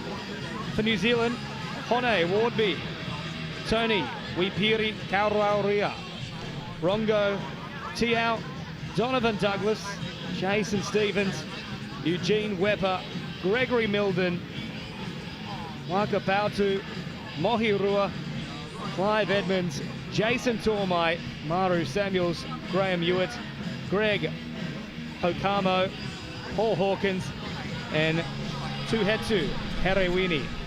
So two outstanding lineups. They've had great campaigns in this World Cup. And of course, for those who may not follow touch football all the time, you'll certainly recognise a few faces here in the Australian side, most notably Steve Beaver Menzies. So on screen there, we're seeing Maru Samuels and New Zealand. It's been an outstanding campaign for them, but the Aussies, they're always tough to beat. Doesn't matter what category, what division, they're a hard task. Yeah, absolutely, and they will be bringing it. And like we've just seen in the men's 55s division, they're always looking so dangerous. Just that discipline, that pace, the execution. It's, you know, obviously you see it in opens levels and you see it in the senior teams as well. It is a real treat to see as well in person and at home where you're watching. Unfortunately as well though, the heavens has started to open here at Nottingham. The sun has been out and shining all day, but just in time for this final. It is now started to sprinkle down. Nothing too heavy as of yet, but might cause a few issues early on in this one in terms of the handling. Yeah, exactly. That ball might just be that little bit more greasy than you'd like. And yeah, like we said, we've seen a few umbrellas going up all around Highfield Pitch 1 here. A few rain macs coming out too, but yeah, hopefully it'll stay away for the duration of this final. And if you are just joining us in our first World Cup final here, Australia are in the 55s division once more, lifting the trophy above their heads. In the 50s, they'll be wanting to follow suit, but New Zealand, they certainly will be bringing it to the Aussies. They won't let it have their own way. And we're not too far away from tap-off now. Final checks here from our officials, players going through their warm-ups. Nobody leaving early. Another final still to come after this one. The men's 45s to wrap up day 6, and then of course looking ahead to a massive day 7. Yeah, absolutely. That'll be really exciting. And yeah, we're just getting a little bit of a taster today, but tomorrow is really going to be one to watch. Welcome to the jungle. It's going to be great fun, and you know, really, it's what these teams have come here for. It's the pinnacle of the week, as you well know. And they have come here from quite literally the other side of the world, both of these teams. So Malaysia, 5 years ago, it's been a long wait in between. We've had to deal with a pandemic in the middle of it all. It pushed back the World Cup another year, so 5 years and 6 days as well in the making. It's been a big campaign, a massive tournament, but here it is, the last dance for these two sides. The men's 50s final about to get underway. Gold medals await the winner. New Zealand, first use of the ball, off and running now. Moving forward is Wepper. Now for the run here of Hawkins. Hawkins gradually moving upfield. trying to get the Aussies pinged here for not stepping up correctly. Now they'll look to launch a little raid here. Passive out the back. Not a bad little ball there for Tormai. Australia turning them away once more. New Zealand patient in the build-up. A little bit too patient there, though. They needed some more urgency about the play. And in the end, they'll gift easy possession here to the Aussies. Yeah, absolutely. Just, maybe not quite executing those 6 touches in the way they probably would have wanted in the first tap. And, yeah, giving Australia some room to run here. Plenty of metres as well for the Aussies as David Roberts heads well and truly up over halfway. Now Foster playing it. Roberts taking off, turns it back on the inside. The dummy seal, that was close to being an old school obstruction for a moment. They might even call it. No, that'll be the last anyway, and they haven't returned the ball back onto the mark, so maybe lucky not to be marched an extra little bit as well. Yeah, we have been seeing a lot of that this tournament as well. It has been being pinged a lot more, you know, and I think a few teams have kind of come a bit unstuck with that being pinged by referees a lot more. Bit of a passive start here from both teams. We saw the 55s actually come out all guns blazing, but a little bit more of a concerted approach here from the 50s. Yeah, absolutely. You know, both teams probably just settling into it a little bit, finding their feet in this game, and here we go. Off and running there momentarily was Rua. And he's turned away once more here. So inside the first 2 minutes, no change to the score as of yet. Both these sides no strangers to laying on plenty of tries throughout the tournament as El Tachi sends it wide and pops a little pass here and up over halfway come the Emus now. Nice quick roll ball too. The reinforcements on deck. However, there's an incorrect roll ball in the process. That's probably why it was so quick. Yeah, absolutely. It comes at a bit of a dasher in there for sure. And but pulling it over the that far side there is never too much of a bad thing, making New Zealand go a little bit lateral, and then here we go, force the error there. And yeah, good defence from Australia, but yeah, a little not quite hands there for New Zealand. Well, that's what can happen once you're forced into moving across the side of the pitch. Menzies now directing traffic. Here's the Beaver back at him. Leonard.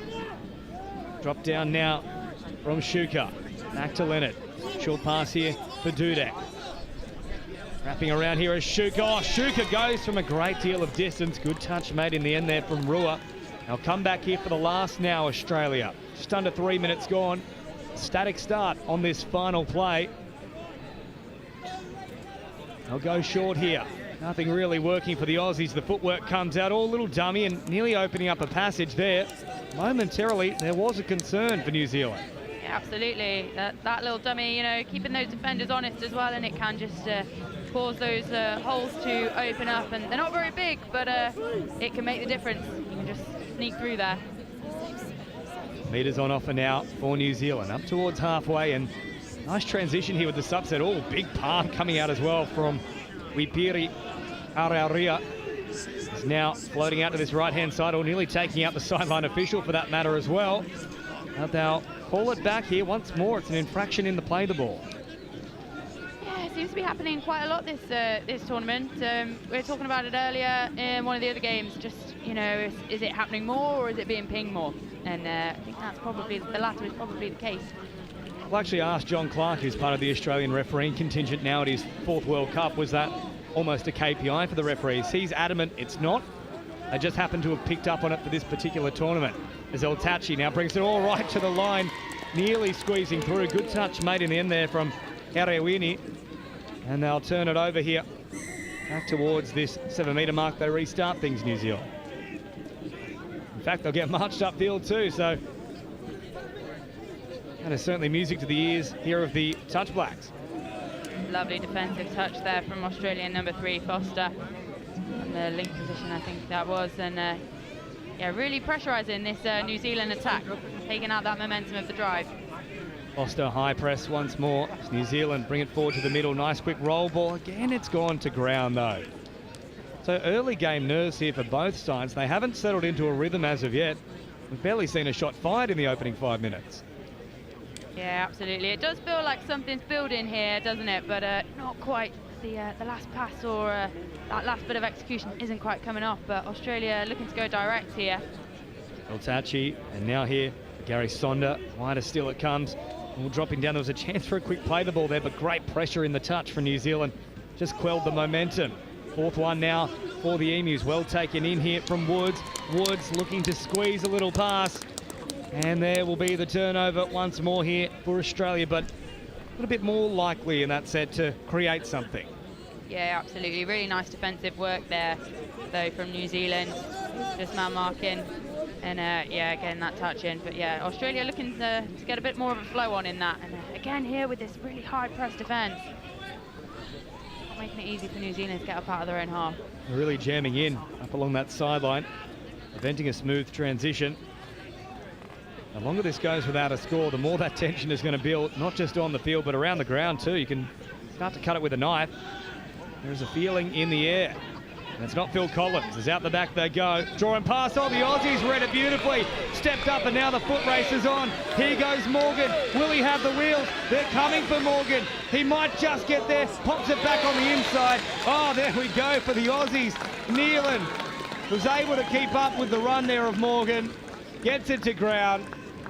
They're not going to confirm this touch. It's try time for Australia, and they strike first in the World Cup final. Oh, what a finish there. That was absolutely lovely. We'll see it again here. Going half the pitch, 3/4 of the pitch almost. Refs doing well to keep up with him there, and then the handoff there, the support is there. Lovely finish there. What about the pace of the sideline official too? He was the closest one to catching Morgan. That was really impressive.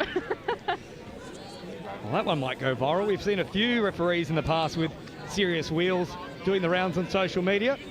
Yeah, absolutely. I mean, you have got to be fast to be a referee in these, you know, the fitness that these referees have, like we were saying earlier, there's 3 teams on the pitch and they really put in the work.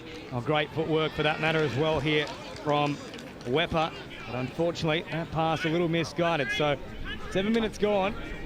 Only try here coming from an intercept for Australia, probably against the run of play as well.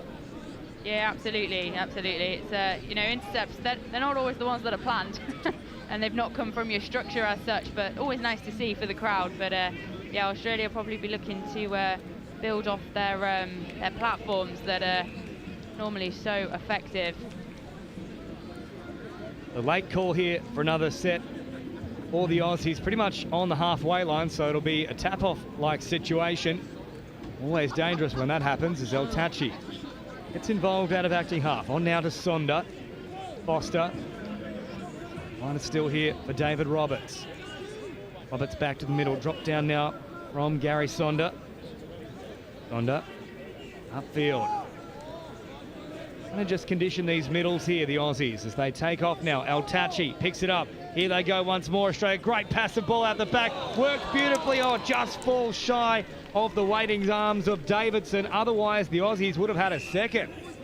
Yeah, unfortunate there, that didn't quite go to hands, but what a beautiful play. That was like, you know, those structures that we're talking about, and they're really starting to materialise. Short pass here for the Kiwis as they head up towards halfway and now cross that threshold. Davidson makes the touch, having just missed out on a try. Now, Wipiri Kaurauria, and then off here for Erawini. Erawini, still an option here through the middle. Here he is now with ball in hand. Oh, big step off the right, then the left. Well, he's forced a little bit of a tumble here for Gary Sonda. He does have sharp footwork. Yeah, lovely bit of agility there displayed. Now El Tachi rolls it back and then on the run here for Sonda. 9 minutes gone on this one. Ticking along. Up towards halfway they come. Good drive here from the Aussies. Nice quick roll ball too. They weren't in there quite quickly enough to completely capitalise on it, but they'll still keep marching forward. That's a little better here for the Aussies. Good footwork here from Woods. Woods splitting them. Now finds support out wide. Oh, what a finish! What a finish here from Nealon, who gets it down. There's maybe a question mark in the put down here. We'll have a closer look, but Alan Woods, outstanding. See him pick up here. Unfortunately, Kiwi defender just loses a bit of footing. That gap is just opening up. Lovely take there, and that is control there and deemed as a try. Lovely score there for Australia. Yeah, nothing wrong with that there from Nealon. Craig Nealon getting on the board here. It's a second one now for Nealon as well. Second try of the day by Australia's number 12, Craig Nealon. The meters here now for New Zealand, Maru Samuels. Coming across to this left-hand side of the field, turns it back on the inside now. Rua picking up once more, oh, looking dangerous, turns it back on the inside. Just a little bit too late with the release there was Rua. And there is the turnover. 10.5 gone here. The Aussies, they've been pretty clinical once they've got down that end of the field. Yeah, absolutely. It's like they've sort of started to switch on and get into their groove a little bit more, the Aussies, and here going direct again. Just the pace on that and really getting those meters. That is unfortunate there. That is like loss of control. And one of those 50-50s going the way of the green and gold here. Well, Tachi once more tap this off. They've had a few of those, the Aussies. Now forward marches Foster. Sees it back once more here from El Tachi. Now Tachi and Foster just working over the middles in the opening exchanges of this set. El Tachi now taking off, looking long. El Tachi sums it up beautifully. Oh, he's still got the hot hand. Tony El Tachi sends it out wide. Are they going to call it back here? They've said it's forward. Wow. Oh, what a shame. That was a lovely ball, but yeah. On-field ref decision has not gone Australia's way in that instance. I'll get a chance to have another look at it in a moment, but New Zealand on the charge now into enemy territory, bringing it forward. Little ball here from Wepa. Wepa still an option. Oh, Wepa with the great footwork there, and El Tachi simply stands up in the line and says, thank you very much. Yeah, lovely take there. We were saying, you know, it's a bit of a high risk, high reward thing going for those intercepts, but yeah, really well held and taken, and yeah, gives Australia a chance to get fresh legs on and get this drive going again, as we're seeing here, just opening the legs up into some open space. Emu's building nicely in this set as now Shuka brings it up to the 7, or doesn't get the strike dump. I think he was looking for the penalty there, but on that occasion, you just got to get to ground quickly. And we're all backpedaling New Zealand. Now Shuka switching the emphasis. Little turning run. Oh, great ball over the top again. And Graham Knight is on the spot. They won't take this one off Australia. There's another one to the tally. Yeah, lovely. We'll just see it again here, bringing those Kiwi defenders up. Little switch, draws the defender, and again that miss passes on all day. Absolutely lovely, lovely work here from the middles. And a really nice finish there for Graham Knight as well. A great change of pace there through the middle from Australia. Brings up their third try now. Double to Neil, and now Graham Knight's out wide as well, getting his name on the scoreboard. And once more, easy turnover here from New Zealand. If they want to stay in the contest, they can't afford to keep just offering possession back to Australia. Yeah, absolutely. It's not what you want to be doing, just giving that ball back and not using those 6 touches. And again, giving Australia a chance to get this drive on. Unfortunate there. That call's not quite gone their way. And they said, no, New Zealand, you have it back. And New Zealand now up over halfway. Oh, another loose play the ball here from New Zealand. They were trying to point at the Aussies. Somehow that's been let go. Well, I can't imagine that was a mutual infringement. That was just a complete drop there from the Kiwis, but they'll take it. They need a little bit of luck on this occasion. Heavy touch as now Rua brings it forward. Oh, lovely little flick pass, nearly building there for Wardby. All goes to ground though, and Australia still have this 3-try advantage. Yeah, a nice little buffer there for Australia. Can't really afford to take the foot off the gas, really, for this game. You know, with New Zealand, they got some real flair in their team, and but yeah, no, a nice buffer for Australia to be having at this point in the game. El Tachi cuts out Foster back to the middle here. Now for Menzies, who puts the foot down. The Beaver, still one of the fittest, floating around in touch circles. Now Foster, drop down here. El Tachi on the wraparound, heading the needle. Was a touch there from New Zealand? Australia certainly think it was. And there is the late call here. They'll get another set on the New Zealand line. Yeah, lovely, good opportunity here for Australia. Setting the pace a little bit here, and as we can see, just walking it up. But we can see they can inject that pace and that change of pace really easily, and it's really quite effective when they do. El Tachi scooping, playing short, offloading over the top. It's a little too big though for the Emus. They don't get that wrong very often. That one had a bit too much spice on it. Unfortunate there. You know, with touches to play with as well, they won't be happy with that one. New Zealand looking upfield now. Good touch made there from Nealon. 2 tries to his name already in this World Cup final. Short pass provided now for Okamo. And there's a penalty for New Zealand. That's music to the ears. Okamo will bring it all the way up here into enemy territory. So their best field position in a little bit of time, but they need to complete here, New Zealand. They've turned it over an enormous amount of times down this end of the field, and that was from acting half on play number 2. Well, that is a coach killer here for the Kiwis. Yeah, that's really unfortunate that there. You know, it's things like that. You really don't want to be making those kind of mistakes, those errors, you know, when you've been given the opportunity to have another 6 at your line in that, getting up to that red, that danger zone. Again, giving Australia that opportunity to come steaming on at some serious pace here. Yeah, good meters on offer for Australia. There's now Woods, once more looking dangerous through the middle here. I'll turn it over the Aussies, so both sides guilty of easy turnovers in the opening 16.5 minutes here at Nottingham. A lot riding on this game, of course, the big trophy just sitting inside here, and then heavy contact on Okamo, and he'll earn another penalty here for New Zealand. So restarting things up towards halfway. They'd love to get one here before half-time. Go into the sheds with a little bit of confidence.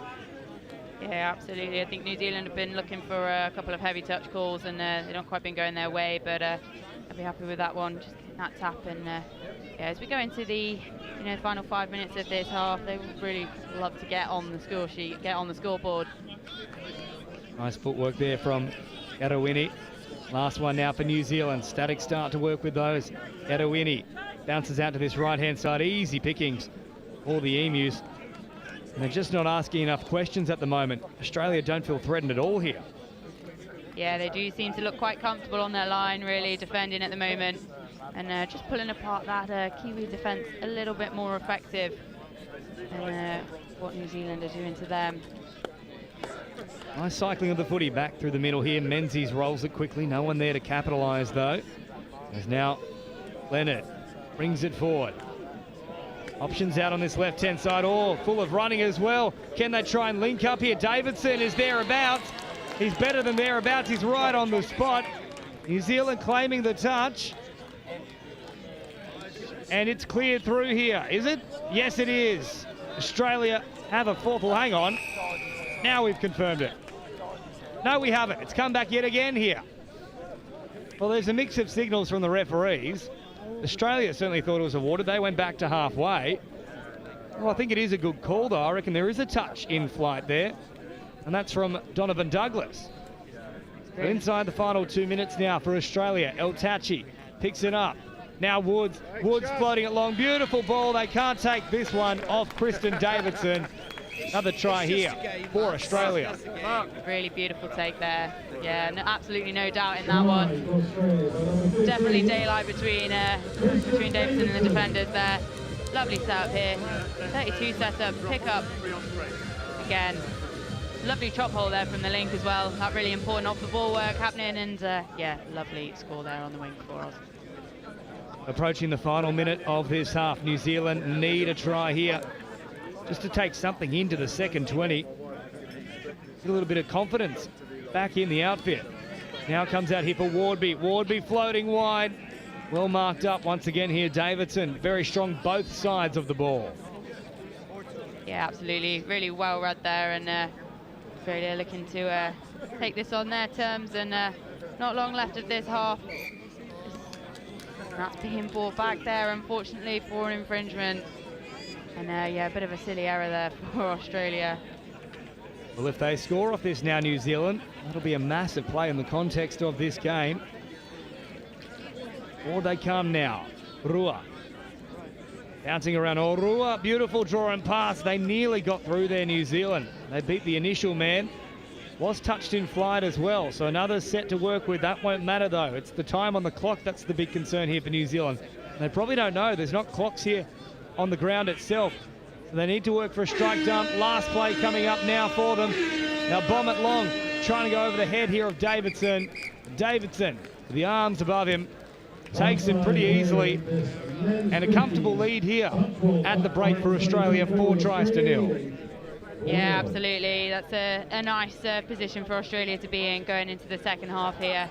You know, all's not lost though. New Zealand very much still in this game. We've seen the start of some real moments of flair. So maybe be interesting to see what happens at halftime or after halftime, and what they can do to get a score on the door, hopefully. Well, let's see if New Zealand can mount a comeback in the second half. As it stands at the break, Australia leading in the World Cup title match, 4 tries to 0. We'll take a quick break and all the second half action in just a moment here from Nottingham.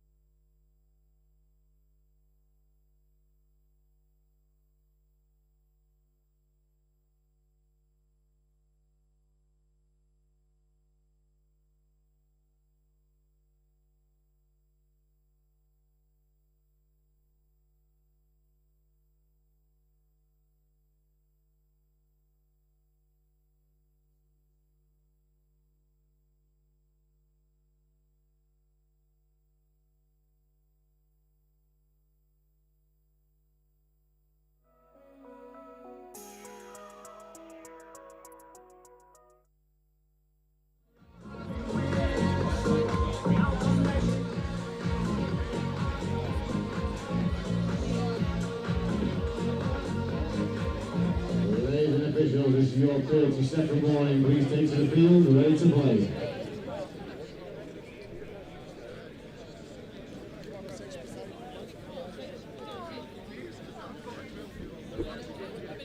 Welcome back here to Nottingham.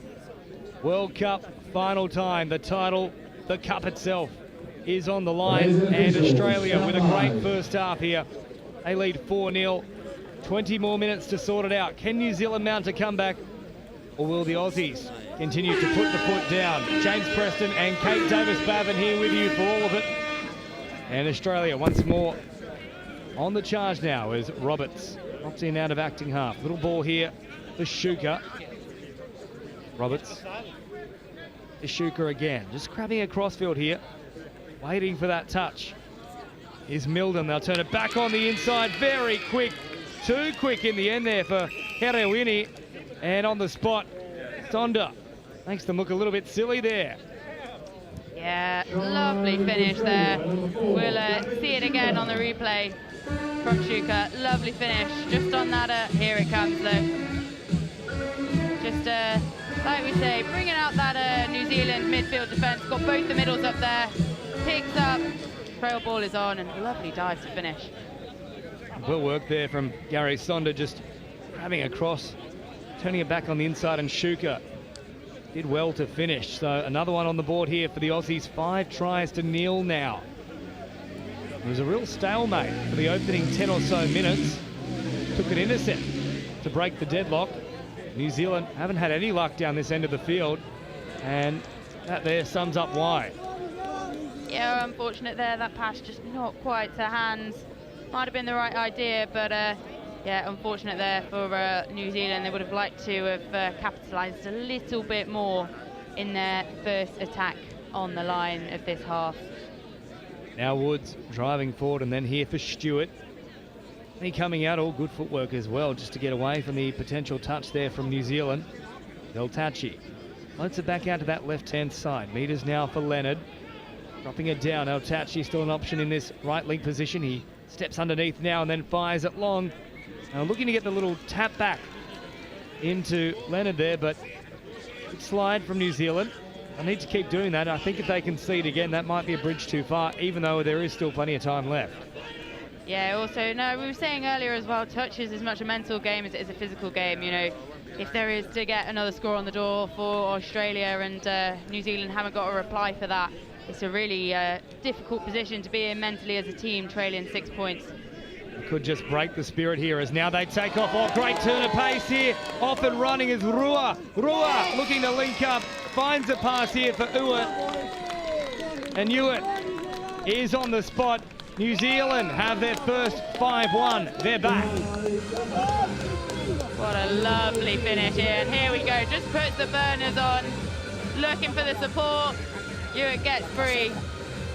Lovely finish there. And how good for New Zealand to get on the scoreboard in this second half. That little stutter step there from Rua, and then nearly running out of real estate at the end there was Ewart, who actually had a lot of work to do and did it well. Yeah, absolutely. So the Aussies now looking to reply. 5-1, New Zealand finally break the donut, and then very passive in defence, allows Shuka once more to stretch out, and he grabs a second. Well, that was far too simple. Yeah, a bit unfortunate there for the New Zealand defence. You really want to have a bit of a shutout after scoring, keep that morale up, but here we go, we see it again. Bringing those middles up, Cookie on the outside, decides to go outside, he's looking for the step back, but ultimately that dive is on. Lovely score there for Shuka. It's Tiao, unfortunately, who was just caught in no man's land, well and truly behind the line, failing to step up with the rest of the team. Gap opened up, and Shuka takes full advantage of it. There's still plenty of time to go here, but they must hit back, and hit back quickly here, New Zealand. Upfield they go now. Wepa dropping it down. Tying things up here, the Kiwis. Nice little release right at the line. Wepa stepping away from the support back to the middle and then fumbling it. He spilt the lollies there. And New Zealand still 5 behind here. Can't afford to be giving easy possession over like that. Yeah, no, definitely not. Not in this position. And, you know, with the just letting Australia again open it up a little bit up this midfield, which they've been so good at doing in the first half. And that hasn't gone anywhere, as we can see. Getting up to that danger zone again. Woods once more taking huge meters and then finding a nice pass. He's been outstanding for them. Woods once more threatening to go wide and long. Taps back in, but it's the deck. New Zealand scramble well enough. So 5 minutes into the second half. 2 tries to 1 since the break. Little short pass now for New Zealand as they head up towards halfway. Woods makes the touch. He's been in everything for the Emus. Struggling to get the full complement on deck here are New Zealand as it's passed away now to Wardby. Wardby for Hawkins. Rua now putting the foot down, a chance to explode here for New Zealand. Wardby with the sunnies as cool as a cucumber. Wants it over the top, but once more, Davidson sliding out, making the touch for the Aussies. Yeah, lovely bit of pace there we were seeing from New Zealand. We're seeing, you know, a bit of a flavour of what they can do. So hopefully they can convert that to some more scores for them. Big meters on offer here now for Australia. I'll just keep chewing them up too. Quick play the balls. New Zealand struggling to get back the required distance each time. Short one now for Dudek. El Tachi is there, hops in an acting half. Now takes off El Tachi, floating it wide. Oh, at pace too. Timed to perfection there from Neelan, who is searching for a hat-trick in a World Cup final. Yeah, I don't think he'd be complaining at that, but there's still plenty of time for it to happen. Meters there from Akamo. Now up towards halfway come New Zealand. Nice flat ball there, right at the advantage line as Wipiri Karauria brings it forward. Now floated out here for Milden. Milden back through the middle. Good meters here for New Zealand, building nicely. Once more here for Heroini. Heroini sending it wide. Davidson, though, is all over it. Just can't get around him. He's got plenty of speed. He reads the play exceptionally, so they might have to go a little bit more of a direct passage here, New Zealand. Yeah, absolutely. He's been such a solid position on that wing, defensively and in attack. And yeah, they're not getting past that, not getting past him at all. Meters once more here for the Aussies. They charge onto the ball. Good strong run here from Sonda. He's already set up a try himself. Lovely show and go. Now wider here for Steve Menzies, who leaves it behind. 6-1, Australia over New Zealand here with around about 12 and a half minutes remaining. Where's the response for New Zealand? Where does it come from? Yeah, this is a time where they've really got to dig deep as a team here. You know, like we're saying, they're trailing by 5 now, and yeah, it can be so easy to let your head go down. But this is a time where the comms have really got to be there. The energy's got to be up more than what it would have been, and that is unfortunate there. Maybe a bit of lack of comms and just hasn't quite gone to hands, and it is gifted back to Australia again, unfortunately. Coming free there of the hands of Wepa, as now the Emus once more on the march over halfway. Sonda drives it forward, playing flat, and now the reinforcements arrive. Here's the danger man, Woods. Woods once more, nice stride about things. El Tachi, lovely scoop, hitting the link, oh, and then just falling behind. A really good read, though, out wide from Jason Stevens. Yeah, absolutely. That was really, really good defensively there from New Zealand, and you know, really good chop hole as well from Australia. So I'll tell you what, we're seeing some heavy contact going into the touches here. It's a really physical game we're witnessing down here at Highfields. Yeah, they're not backward in coming forward, that's for sure. As Wipiri Karauria brings it forward, and now a little charge here from Rua. Up over halfway they go. Meters on offer here. Rua once more. Oh, was that touch first there from Australia? It looked to be. I don't think the referees have spotted it, though. They're going to call the turnover. Yeah, might have got let off the hook a little bit there, Australia. But I'm sure there are no complaints from their sub-box about that. Woods once more, bring it forward. Stevens with the read, makes the touch. And a little ball here for Leonard. Numbers through the middle here as they go to Morgan. He's the man who took the intercept that got things going in the first place for Australia. El Tachi once more. He's tried it multiple times. Stevens again, though, makes a clutch touch. That's a cracking effort from the winger.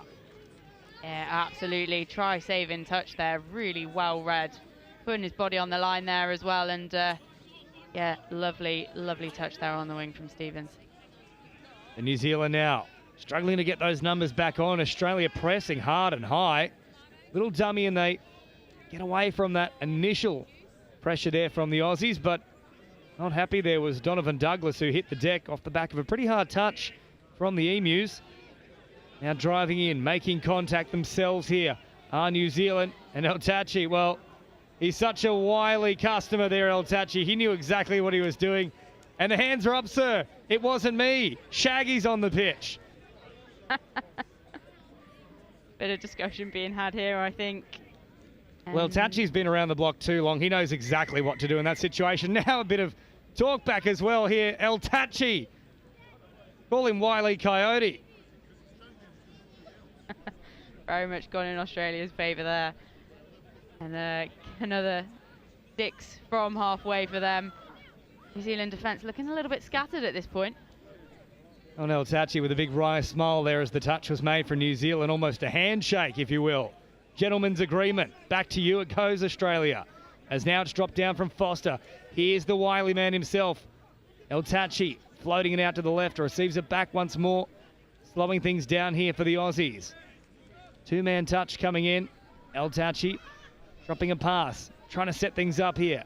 He's the architect. Back on the inside. They'll float it wide. Oh, well worked. And El Tachi playing chess. New Zealand were playing checkers. He'd set it up multiple plays ahead of time. And Davidson has a second. Really nice finish there from Davidson. As we see, pulling the middles up. The pickup is there. Miss pass again and just bundled up there on the wing. Absolutely lovely finish there from Davidson. And yeah, lovely, well-worked team try. I think that one for Australia. El Tachi conditioning the defence, but the final pass thrown from Sonda. That's his second try assist here. It's going to be tough to pick a man of the match. There's a few standout candidates as we approach the final 8 minutes of this one here. Unless New Zealand can conjure up an absolute miracle. It is well and truly done and dusted. That one just out of the reach there of Donovan Douglas. I think it was out of the hands backwards initially. Definitely floated forward. Probably gone about 3 metres forward in the end there. I'm happy with the referees to call that one forward out of the hands, in fact. Yeah, absolutely. Absolutely. And yeah, a bit unfortunate there. Probably the right idea, but yeah, the execution just wasn't quite there with that final pass. Australia once more marching upfield. Little touch made from Wardby. And about 10 shy of the halfway line now. Meters on offer there for Stewart. Yet to see Miknovic. Not sure if he's actually taking part in this particular one for Australia. It's dropped down now. Morgan. Heading upfield. Oh, pops a very late pass, and then Roberts with an attempted audacious flick pass, but was always going to hit the deck from that angle as now Stevens hops back in and acting half here for New Zealand. They've got to go the length in this set. Yeah, absolutely. They really need to look to get this roll on. Lovely there was a big bit of contact there. Yeah, just jamming in. Well, they're going to say it's against Douglas Donovan here. He can't believe it. And Troy Morgan, well, I think he's probably equally to blame there. I would have been happy to just see a roll ball continue on. Yeah, and a shake of the hands there, I think, as well. But yeah, that's a bit unfortunate, I think, for New Zealand there. But like I was saying, we're seeing the contact in this game. It seems to be somewhat increasing in this second half, especially. Well, as the fatigue starts to set in, maybe a little bit of frustration as well for New Zealand. Woods, stopping on the run. Nearly got back on the inside. Rolls it back now. Morgan hopping a pass here. For Roberts. Back to Woods again. Rolls it down. Roberts. Short pass provided here for Morgan, who's threatening to go long. New Zealand step up. And we're going to get on with things quickly here as Wepper restarts things and now meters up towards the subs box. Yeah, New Zealand looking to get those meters in. Just that bit of injection of pace coming in here. Lovely little bit of drive in there for New Zealand. Now Milden. Wider still here for Hawkins. Milden drops it down. Hawkins at speed now as Heroini. Heroini sending it wide. Great hands there from New Zealand. Oh, the flick pass comes out as well. This is now building nicely for them. Floating over the top. The last pass leaves plenty to be desired. Otherwise, we were looking at a real World Cup specialty. Yeah, absolutely. Again, a bit unfortunate that one. It's just that last pass. Not quite coming off. And yeah, Australia have got the tap and the advantage there. The final 5 minutes now approaching in this game. If New Zealand don't score from the next set, I'm calling it. The World Cup is headed back to the land down under. El Tachi on the march forward. Will drop it here. Quick release and then good drive here from Sonda. Sonda wanted a forceful touch. Won't get it. Slow things down here. Last one now. New Zealand with strong contact have quashed that attack there for Australia. And there's the turnover. Now is the time for the Kiwis. Can they go the distance? Try and give themselves a glimmer of hope. They have to get a result off the back of this set. 4.5 remaining. They're going nowhere fast at the moment. Australia just zoning in. I think they understand the importance of this particular set in the grand scheme of things. Touches made last one. Now they still haven't cleared halfway. They've got to let it sing here. Keep it alive. They'll switch the emphasis. Throwing long. Oh, just getting back onto the field in time. That's the last. And unfortunately for Uwit, who's just come onto the field, he didn't know about it. And that'll do it here for Australia. 7-1 with only 4 to go. Yeah, absolutely. I think, unfortunately, New Zealand been chasing for majority of this game now. And but yeah, looking to obviously still try and keep their heads in the game for these last few minutes and not let the momentum and the energy drop, but it can be quite disheartening. But as we're seeing, still putting on a really good defensive show here. Just not quite getting up out of their half when they need to. Sonda, bring it forward. Last one now for El Tachi. He's been bombing long all game. Heads out that way once more. Hasn't had too much success with the long ball. New Zealand have largely marked up on El Tachi in particular. Probably Woods and Sonda having more luck in that regard. Yeah, absolutely. Absolutely. I think the defensive reads, especially of the New Zealand wingers, have been really quite bob on in this game. And yeah, definitely a performance to be proud of from the New Zealand wingers here. Wepa receives it back once more, got them backpedaling all. Wepa just had to put the foot down, instead opted long. Still on here though for New Zealand. Stretching the Aussies back through the middle.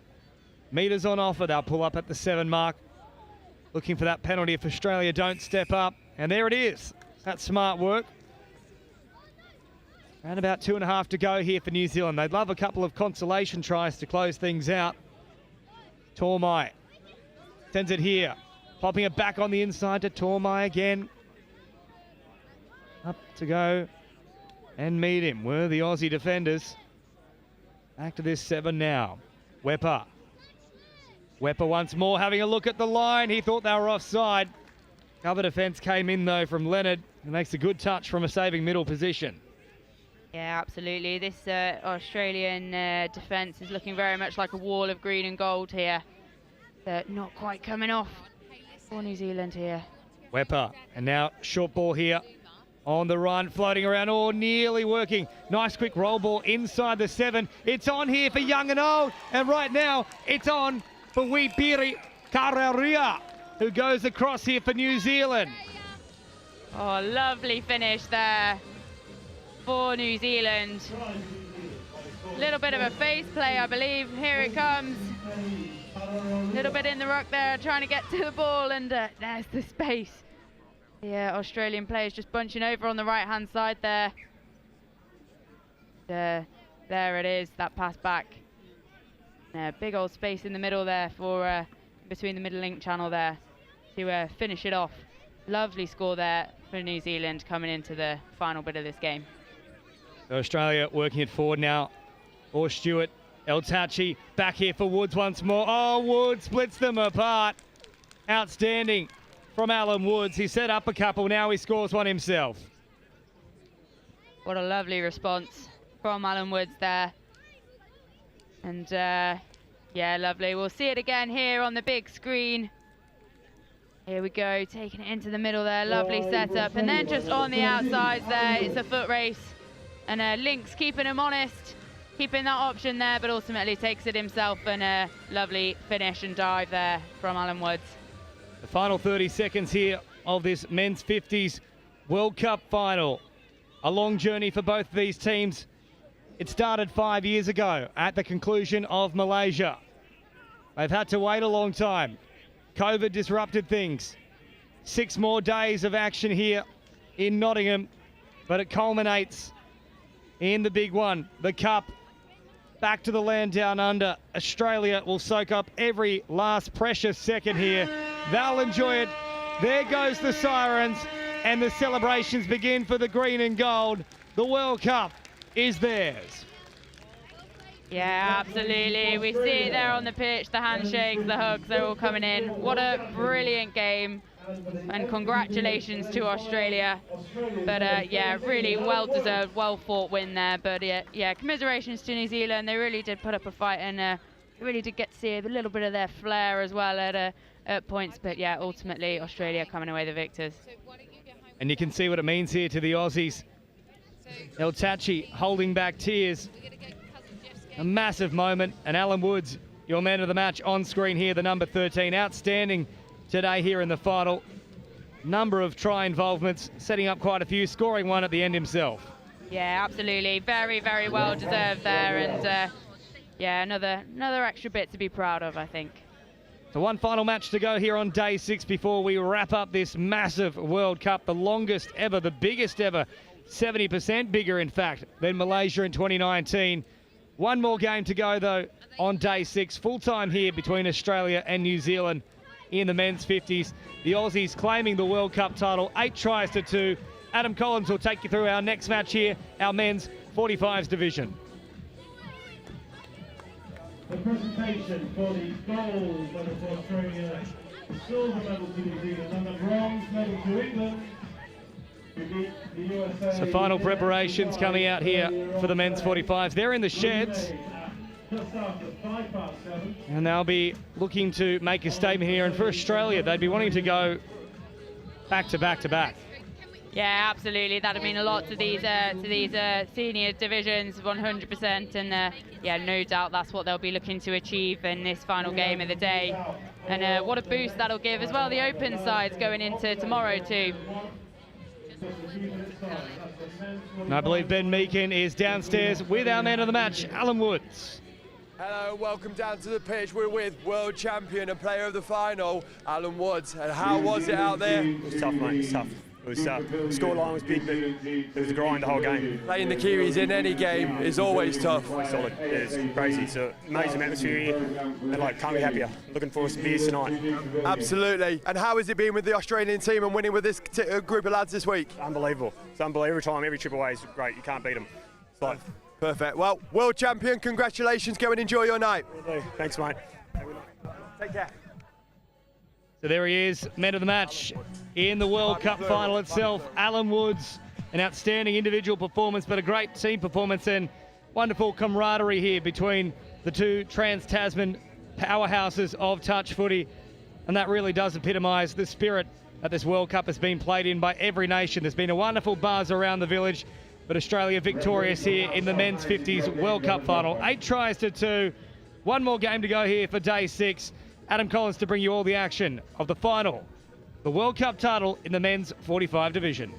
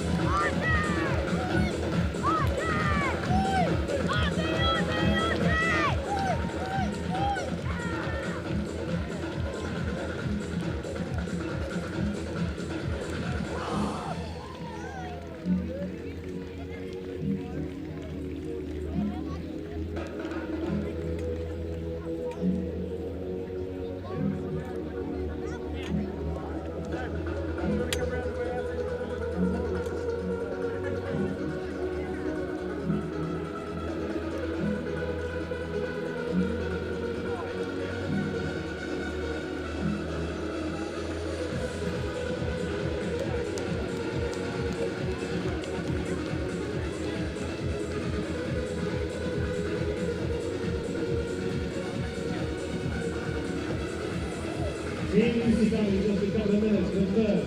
If you can, please be upstanding for the national anthems of Australia and first of all, New Zealand.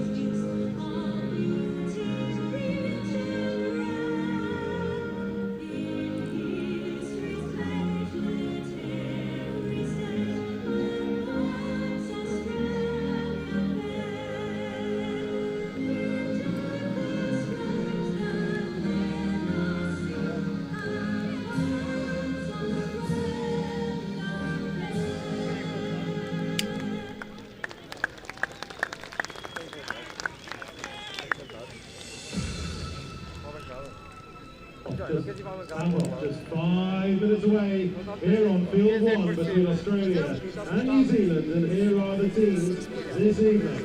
For Australia, number 1, Michael Irvin. Number 2, Adam Page. Number 3, Adam Fahim. Number 4, Drew Davis. Number 5, Trung Lee. Number 6, Todd Mills. Number 7, David Rose. Number 8, Mark Williams. Number 9, Paul McPherson. Number 10, Dean Taylor. Number 11, Darryl Reynoldsson. Number 12, Adrian Baralonga. Number 13, Justin Lehman. Number 14, Nathan McLaughlin. Number 15, Matt Rowe. And number 16, Shane Woman. For New Zealand, number 1, Grant Robinson. Number 2, Scott Grant. Number 3, Stephen Wall. Number 4, George Janker. Number 5, Mitchell Seabeck. Number 6, Rodney Birch. Number 7, Benjamin Page. Number 8, Mark Elliott. Number 9, Brendan Stewart. Number 10, Matthew Withers. Number 11, Jason Kaiwai. Number 12, Shama Sultan. Number 13, David Edmonds. Number 14, Lewis Harper. Number 15, Mature Tafata. Number 16 is Jonathan Mason. And just a reminder of today's and this evening's officials, should I say, referees Kevin Hawks, Brad Smith and Michael Lansford. Tap off, just a couple of minutes away.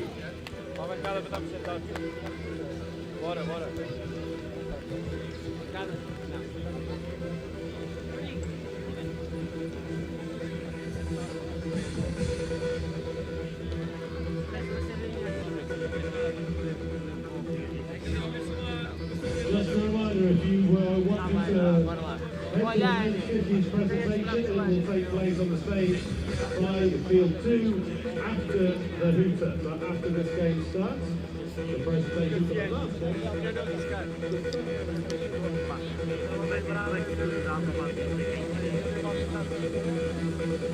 Hoje o Valve depois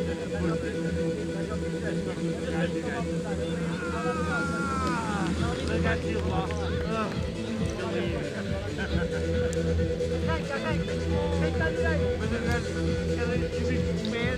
Faz uma corrida do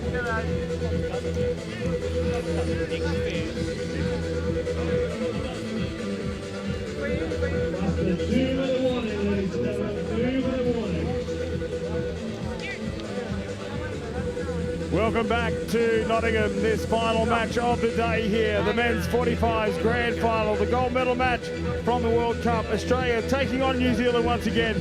Adam Collins in commentary, joined by Ben Meeksy.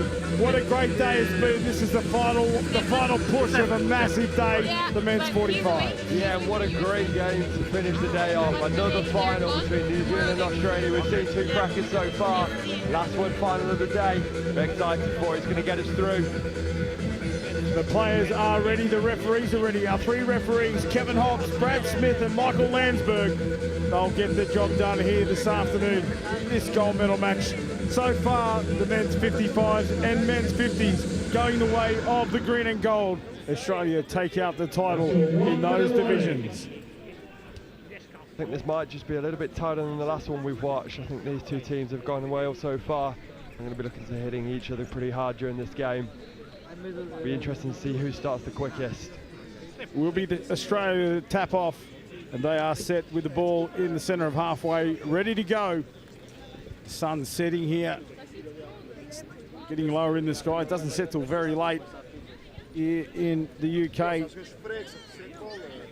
Currently 7 p.m, 7:05.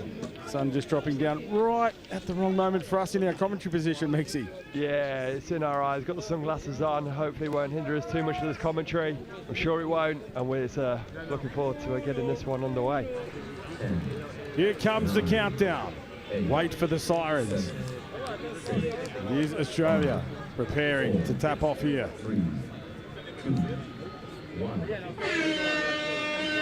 And off we go. Up over the halfway line from the tap. Ball back to the centre. Sweeper play comes around the shape of Drew Davies. Davies drops it back in for Nathan McLaughlin. There's a split play. Through the middle they go. Referee says the ball is down. Two defenders claiming the touch, but the referee says no touch. Ball down and opening try for Australia. Let's see it here on the replay. It is McLaughlin that drives in. Michael Irvine at half, back to McLaughlin. Try time, Australia.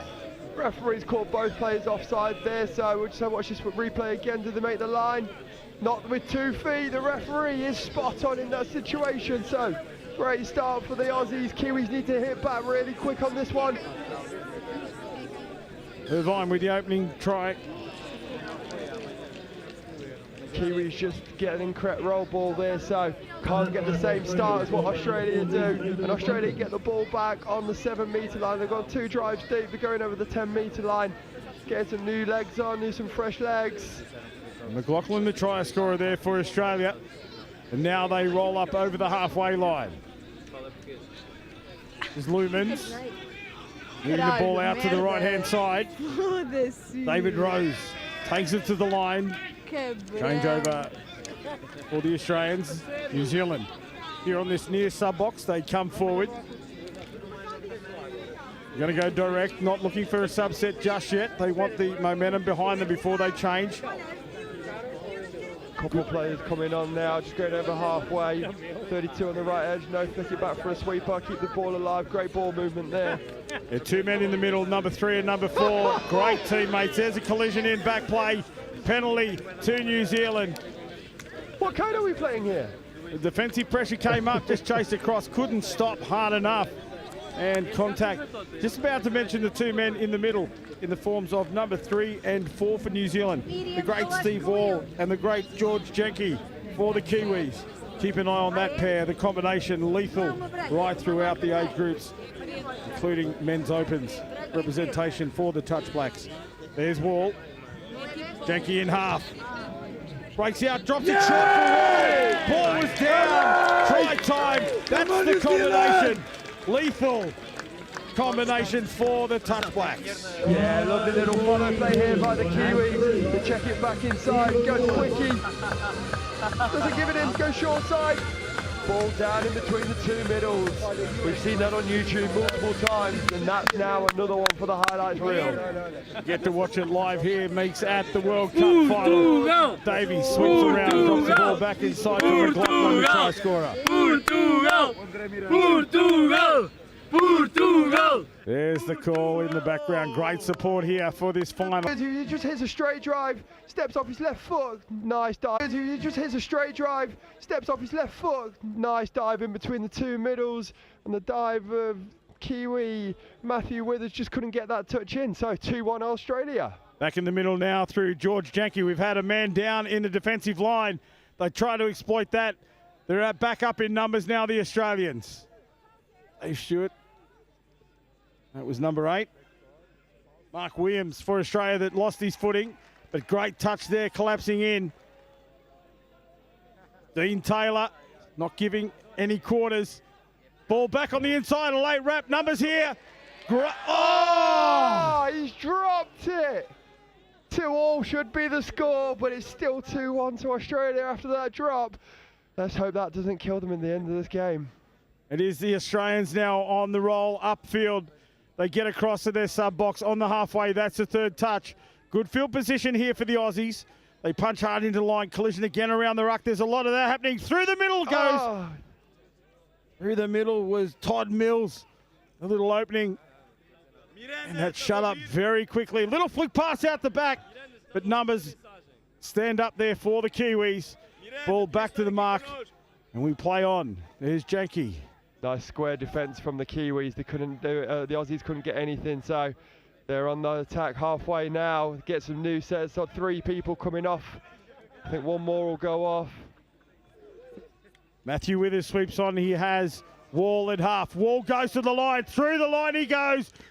A touch a call back in the middle. Be a late pass. Or late pass will be the call. Touch and pass, Stephen, just going through there. You've said he's going to be dangerous. He's definitely caused a few issues on the Australian defence already, but great diving defence in the middle channel from Australia. The Aussies control this part of the game, this phase of the game, the roll on. Sure what they're going to call here. Referees are just talking about it. I think one's put a push, one's saying ball down. Kevin Hobbs ultimately is on the pitch. He said ball down, and New Zealand have got the ball. You see there too, the Kiwi player grabbed the shirt of the Australian defence and tried to pull him into the ruck. Obviously there's no love lost between these two teams. The referees will have to keep an eye on that. The amount of times these two teams have played against each other, trying to get one up on each other as they go onto the 7-metre line. Open side quickie here. Scott Grant took it to the line. That ball to the ground as well. No, a penalty against the Australians. Drew Davis thought he was going full field with an inset, but the ball went to ground and the penalty to New Zealand. Referee wants it in the right spot.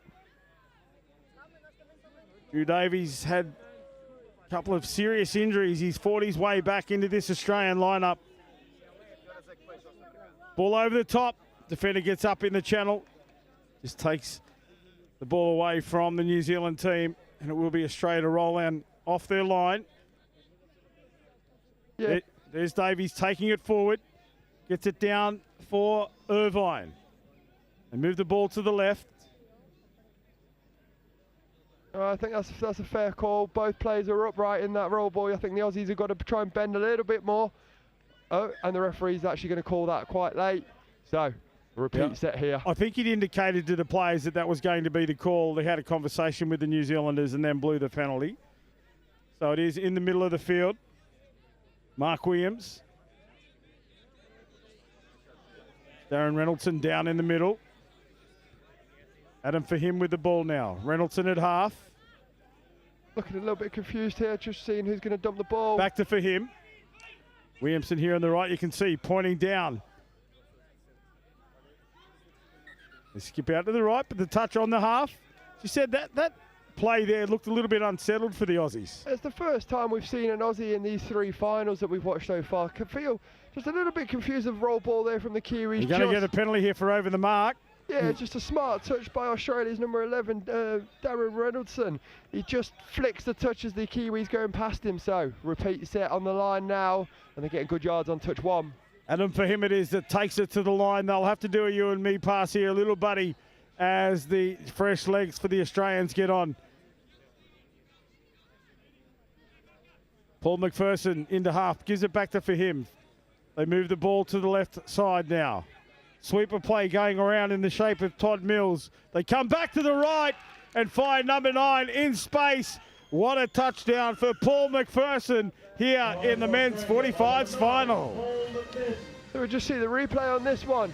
Drives in, open side quickie, middle can't chase. Everyone has to shorten a little bit. It's a great 3-on-2 Beautiful pass. long ball. The sweeper play went to the left, and that just turned one defender, and that's all it took. They came back to the right, as you said, the right side quickie play. That's Australia 3, New Zealand 1. After the last final where Australia just got ahead a little bit and just kept running away with it. I think New Zealand need to try and hit back here and get a score to keep within a couple of scores. They send the sweeper, they don't. They go hands, got the overlap, couldn't get the ball away. Is the referee going to call a hard touch? See Davies up again off the line. They've come together. The referee steps up. Conversation. Looks like the ball will go the way of the Australians. So they'll start with the ball on the 7 here. 6 more. There's Davies around the back once again. He'll sweep to go off. And there's another hard touch. And fresh legs come on as the penalty is awarded. You can see as we go down the age grades now, it's starting to get a bit more physical on the midfield to touches, and there's a few penalty calls already. Here's another slight one. The referee allows it and rolls the ball. So Australia goes up past the 10. Trung Lee stands strong in that contact. There's a little juggle in the acting half. Play on is the call. There's Trung Lee once again. Ball back to the left-hand side. Mark Williams, always dangerous in the middle. Trung takes a nice ball out in front. Sweeps back. This time they skip to the right. This time the man on the line, teetering.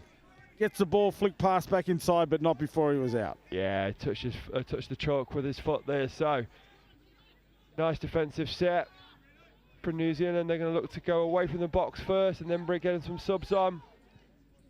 That was touch 1 in the middle, touch 2 with 2 Australian defenders, rolling them back on the 3rd. There's Wall. He comes off for a substitution. Now they're in the midfield on the halfway line. That's Grant Robertson. Pushed forward there by Matthew Withers. In behind the defensive line, tapped up. Got right in behind the defence there. I think that was Scott Grant that pushed his way through. The ball over the top, touched in flight, knocked to ground. So it'll be a full set here for the Kiwis. 9 metres out from the Australian line. They have to push forward. Bounce out play to the left. That's Jason Kaiwai with the big head of hair. Keep an eye on him. Long play again, step back, keeps the ball alive. Scott Grant, no touch called. Referee was right there too. You could hear it so loud. Yeah, we heard it up here, and I think we all saw it at the same time. So Aussies start on the 7, first touch, 10 metre. Oh. And that is the first mistake the Australians have really made coming out of their line. Yeah, that was a player looking to go off, and Trung Lee just looked up and saw the body in motion and thought that was a run on. The pass was poor from Trung Lee, and now it is Kaiwai with the ball in hand. In one hand at times as well, and he's just flicking around, going forward now, needs in half. There's George Jenke. He's the man. A hot stepper, left foot, right foot, doesn't matter.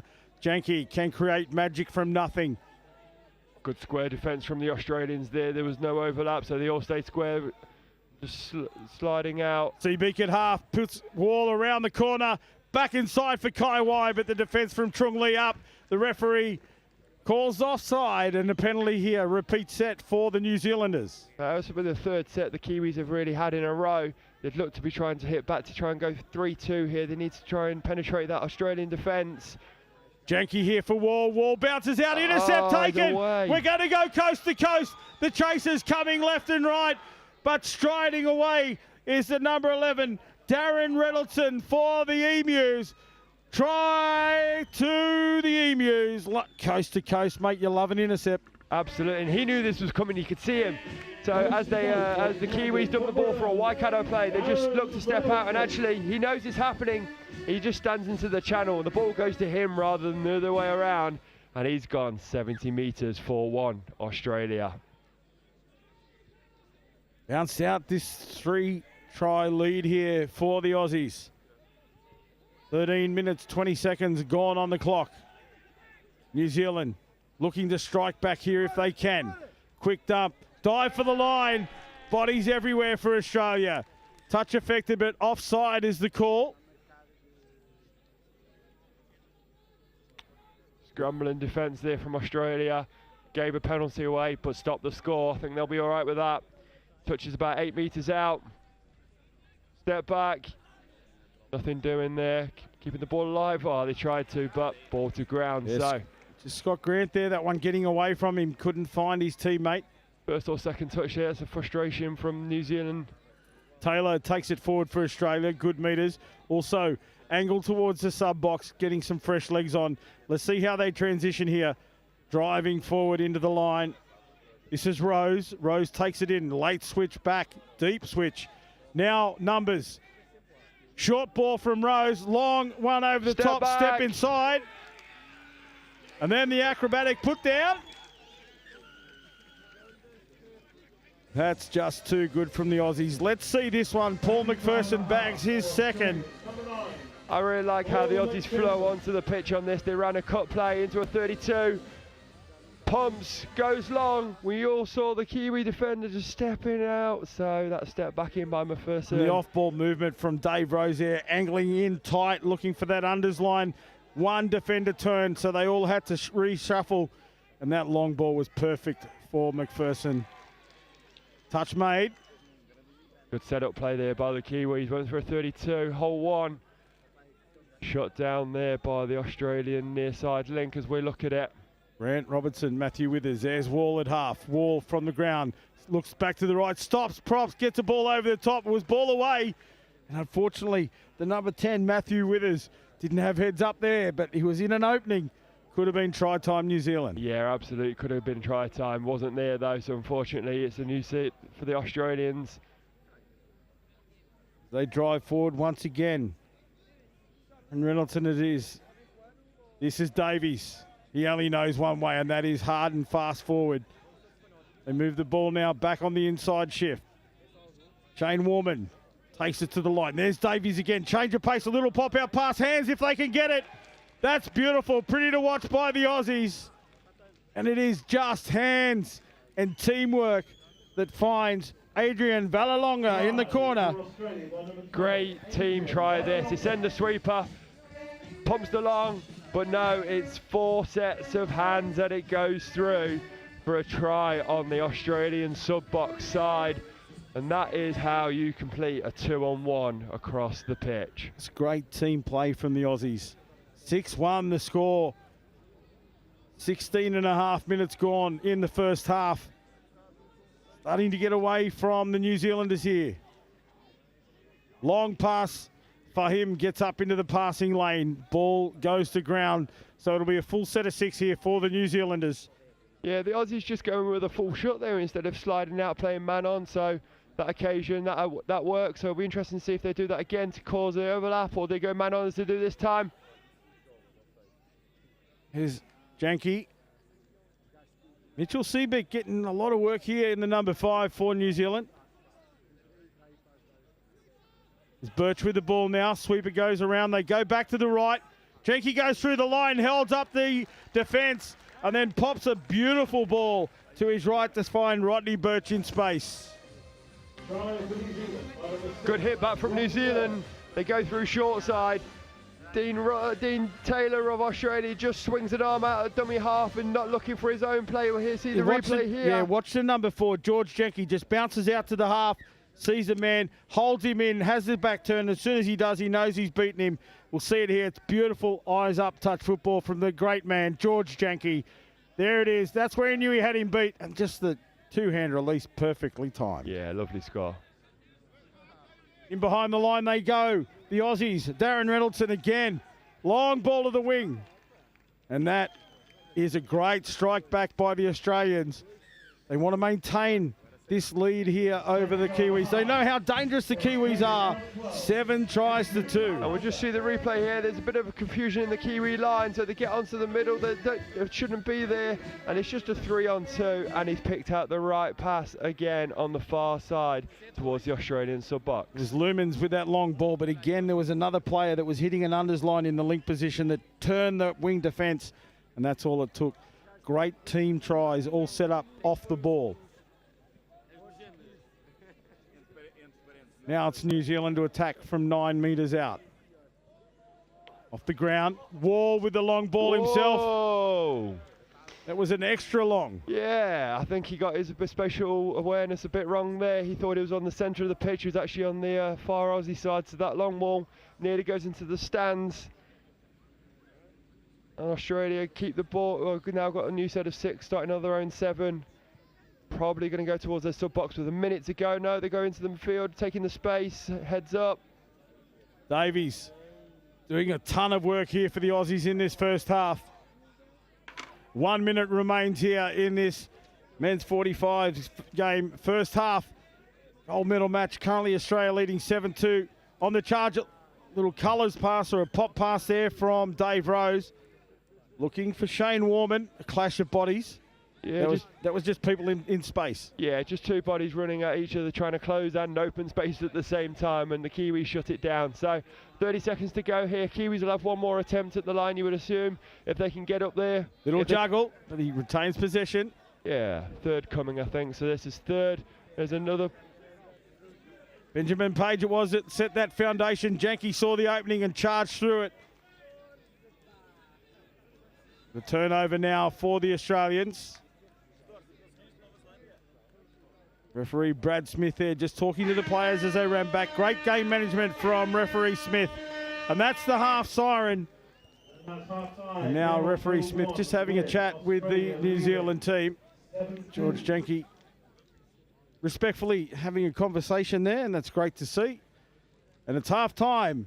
Australia 7 leading to New Zealand 2. What do you thought of the game so far there, Ben? Has it reached the heights you thought it might? I think Australia definitely have, and I think they have in the last three finals. I think New Zealand have got the attack. We've seen that, and I think if they can just regroup and try and get a couple of scores on early, I think they can come back. But these Australians are very good. I'm excited to see what can happen in this second half. Well, the second half will come your way right from this venue. Go and take a quick break. We certainly will be. We'll bring you all the action in the second half here from Nottingham shortly.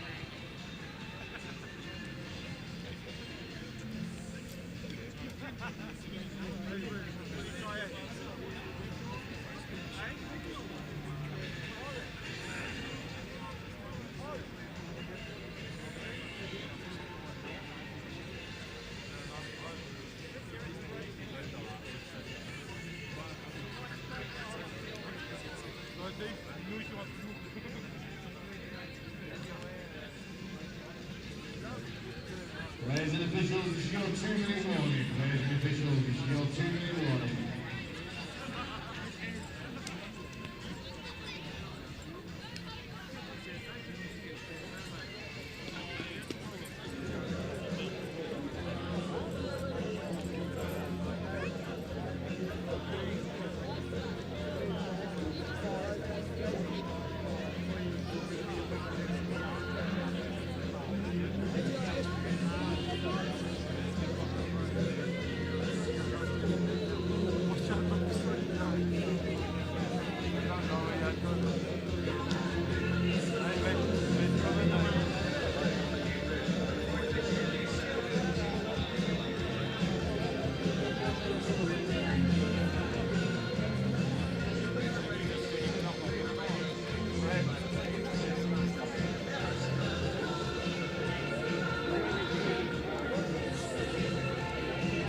Players and officials, this is your 1-minute warning. Players and officials, this is your 1-minute warning.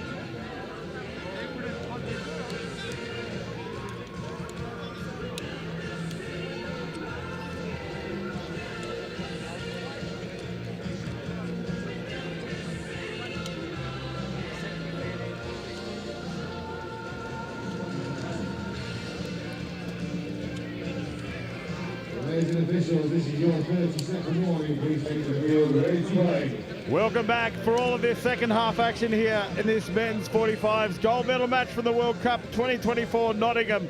Australia 7, New Zealand 2. And this is the final 20 minutes. This will be the decider. Who'll take home the gold? Who'll take home the silver? Mixie, what are you thinking?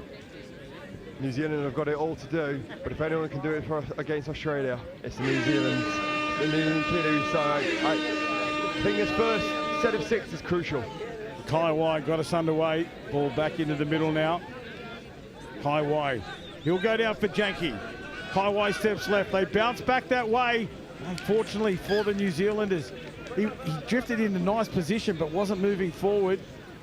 Yeah, he comes round, he steps back, and actually he's got a space. He's got space in front of him, but no one's going through holes, and ultimately the ball goes to ground. So decent start. They would have looked for a score, but it allows the Aussies to come off their line and bring their defence. Oh, nice pirouette there. Giving a penalty away, has he? Sure has. Adam for him was the Australian that charged the ball forward, and Kai Wai just stood his ground, and it was a collision, but the referee judges it was initiated by the defender. And the ball for the Australians now over the halfway line. This is Mills taking it forward, Todd Mills. Dave Rose slips into the half position, dishes back to Mills. Mills and Rose play the centre. There's another touch from Janky. And offside is the call as Janky charged forward. Sorry, that touch was from number 13, David Edmonds. Shane Warman just trying to hit a short line on this left side. And she's going to look to do the same again this time. Take a settle play on the far side. That's one. Odd Mills getting through a ton of work in the middle. This is Warman. Warman and Mills there. See Davies sweeping around. They need to time this right now. They pull back. Davies steps left again. Player offside through the middle. Referee says try time. Drew Davies, he was just hanging around the back of that roll ball, and he played the heads-up football, saw the defence just turn slightly. He did. For anyone out there that wants to know how to run a sweeper, go early. This is what is being done. Look, he goes so early. Step back, holes in the middle. Ball was down before the touch was made. Great skills there. And you would just see this from this camera angle. Goes down. He's still there. He's still wanting the ball. The touch is made.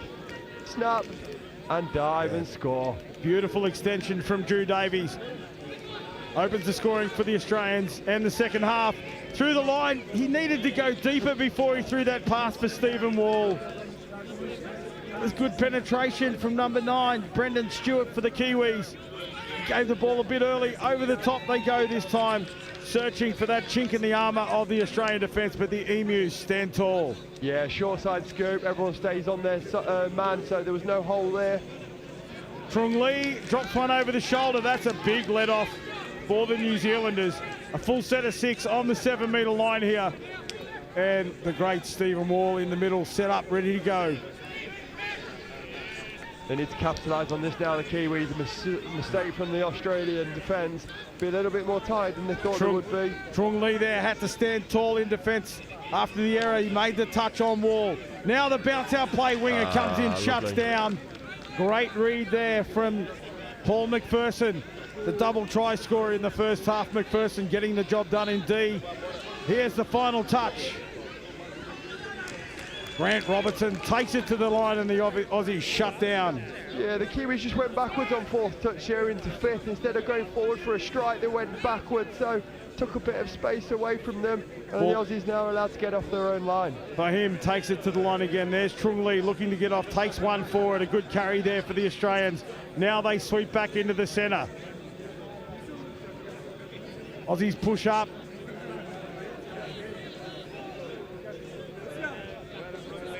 And a little bit of confusion there around the play. Aussies won't mind this, with the scoreline being 8-2. They won't mind just going down to the New Zealand side and just trying to push the Kiwis back. That means the Kiwis are then going to come all the way back to their side to try and get a score. So scoreboard pressure here from the Australians.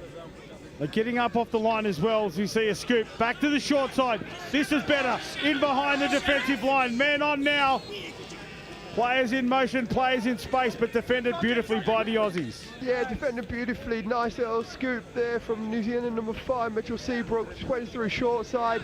Everyone stays man on. We call it a mirrors in England, and that's what they did exactly, stayed man on. So good defence, good little penetration from New Zealand.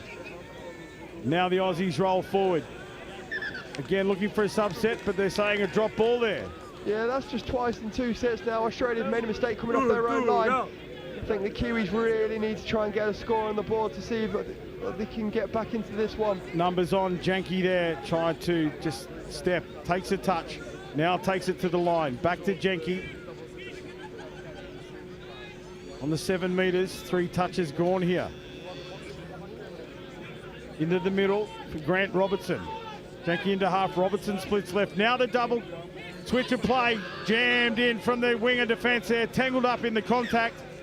And it was unfortunate, accidental, but definite interference in the ruck, in the roll ball area. I think it's a score if he doesn't interfere here. So Australia will take that penalty, and I think they'll be okay with that as they strike on quickie play here. Can they make it? Referee said ball down. Yeah, shut down defence. You saw David Rose there. He came in to shut it down, but as soon as he was able to get to his feet, he said, "I didn't get him, sir." So a good call from David Rose, and a touchdown to New Zealand. We see it here in replay. Doesn't look like anything's on. Grant Robertson there working with Janky, and then it was just the long levers of Grant Robertson. Tall man. Yeah. Got down low and just extended beautifully. Yeah, we can see him in front of us in the New Zealand sub box. Tall bloke, got down very quickly, got between the 2 middles, and we said New Zealand had to hit back. So they need to have good defence here, especially on this set, because Australia are coming forwards. Back inside for Trung Lee now. This is where they're dangerous, close to the line.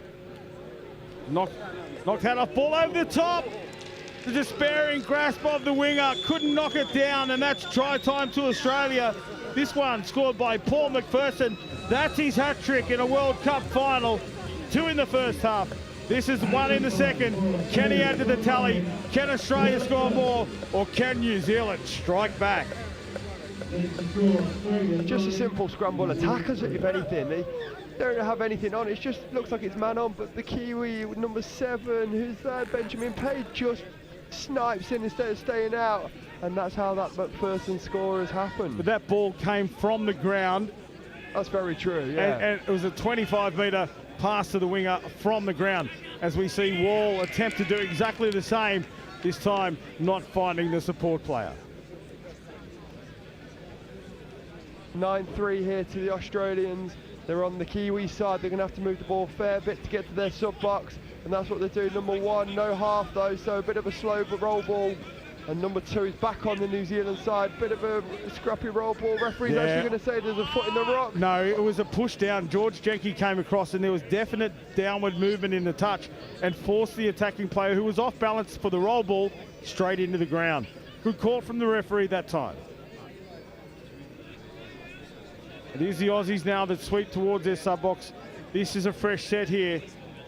Men sweep into position. Dave Rose charging into the line. That's Mills. Good. Picked up by Warman. Warman trying to find the link, hitting the hole in the shape of Justin Lumans. Knocked down by the Touch Blacks defence. Yeah, that was just Seebeck getting his hand in the way there. It's either a score or a repeat set. So he's worked hard, Seebeck. He's been very impressive for the New Zealand team. Done a lot of work here. There's Warman to the line. No play there. Defence had read that nicely. I like how Warman goes towards the line and he creates uncertainty from the New Zealand defence every time he does it. He might be doing it here, maybe even an open side quickie this time, and Warman is a bit of a decoy. That's Mills and Warman working together. Rose sweeps to the left. They pop it back to the right. Long ball again. The unders line held the winger in. What's the referee going to say? We've got a score? Yeah, that's yes, a score. We do. Without doubt, that was a beautiful play. You see the sweeper go, they turn in defence.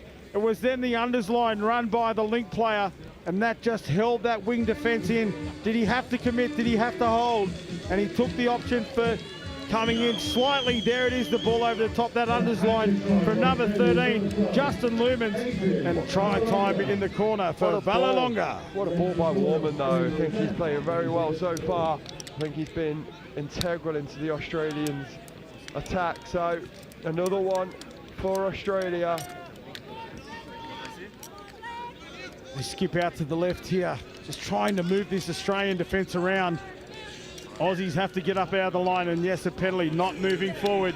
Quick tap taken on the line. Player got back on side. Good scramble defence there by Australia. They were trying to take Mark Williams out of the game, but he retreated just in time to make the touch.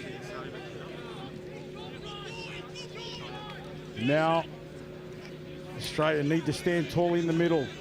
10-3 to score. New Zealand not giving up.